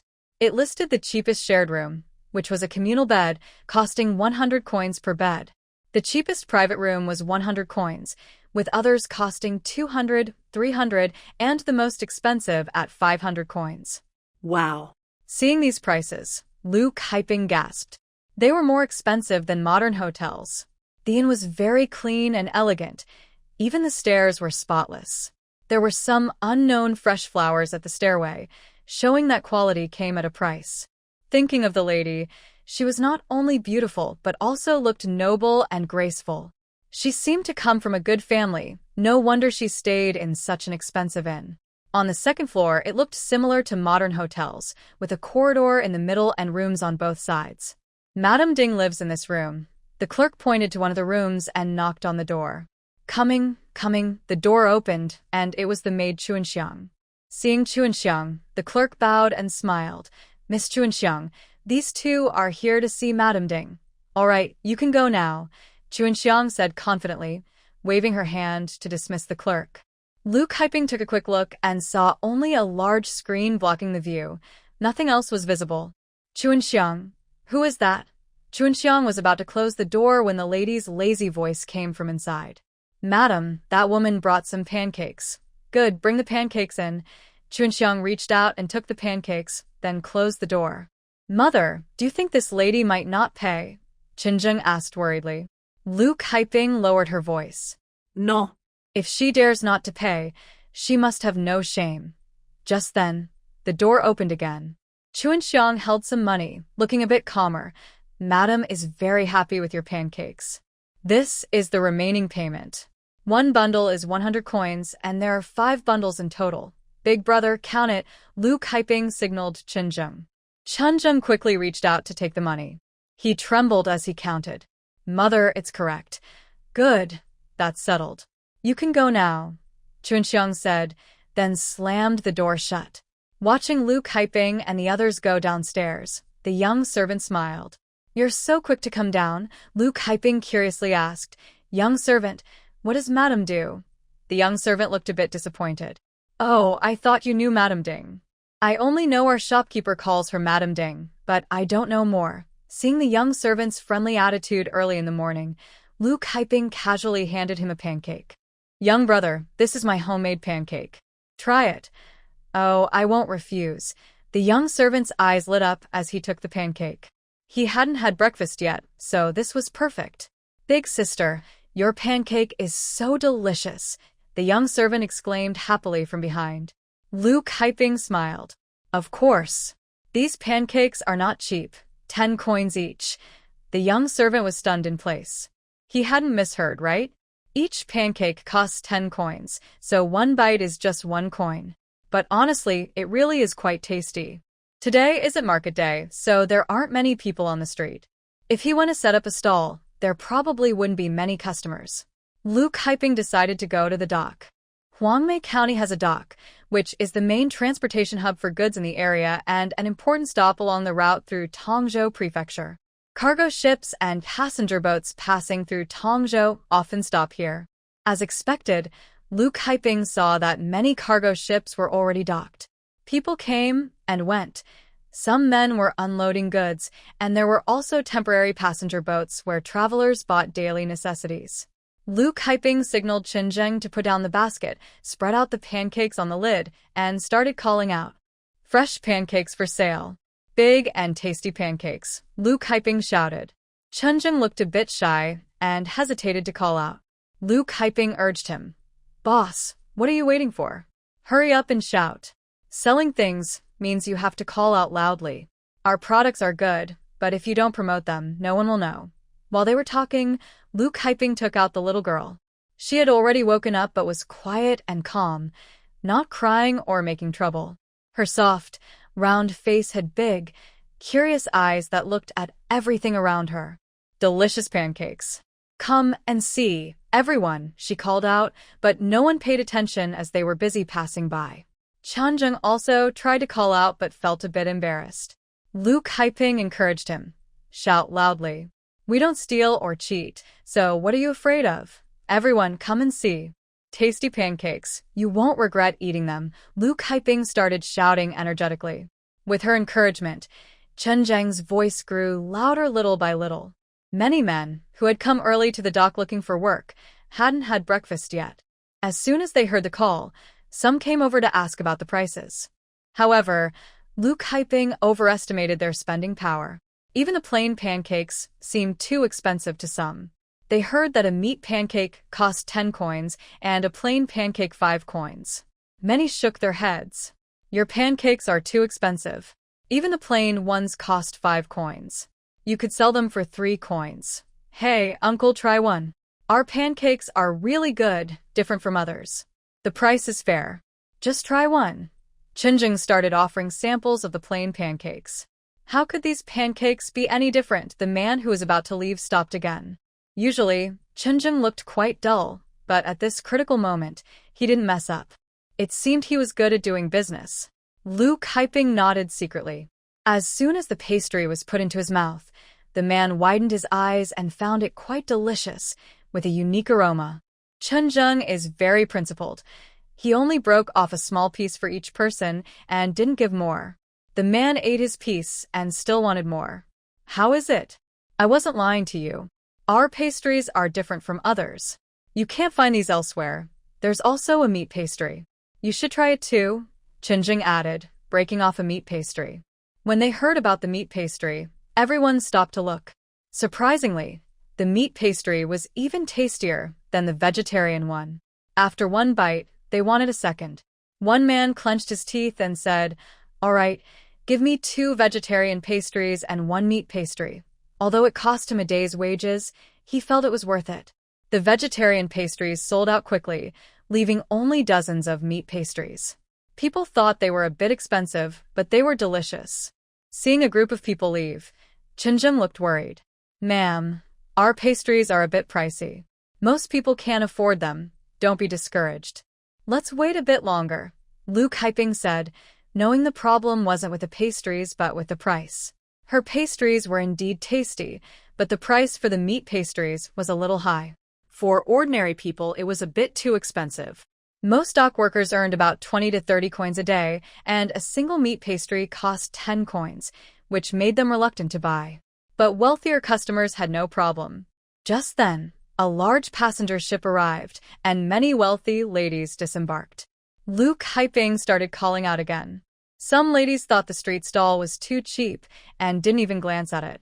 Then one lady stopped and asked, "Hey, is this a local specialty snack?" "Yes." "Madam, try it. Our pastries are different from others. Only we sell these. This is a unique shop," Luke Hyping and Chinjung began promoting. Yes, they are quite good. The lady nodded repeatedly while eating. Seeing this, some other ladies also stopped to look. Madam, our meat pastries are 10 coins each, and vegetarian ones are 5 coins. But the vegetarian pastries are sold out. Chen quickly mentioned the prices. Give me 10 meat pastries, the lady said, getting more and more addicted to the taste. Give me 5 too. I want 10. I want some too. Sorry, we're out of stock. Soon, dozens of meat pies were sold out. Some people arrived late and couldn't buy any, feeling regretful. Boss, you did well today, Luke Hyping said with praise. Mom, you won't be mad if I share the pies with them, right? Of course not. That's one way to sell things. If you don't let people taste, they won't know if it's good or not. After hearing Luke Hyping's praise, Chen felt happy. He was worried his mother might scold him. After selling everything, mother and son strolled along the dock. Many passing ships were unloading goods and selling some of them.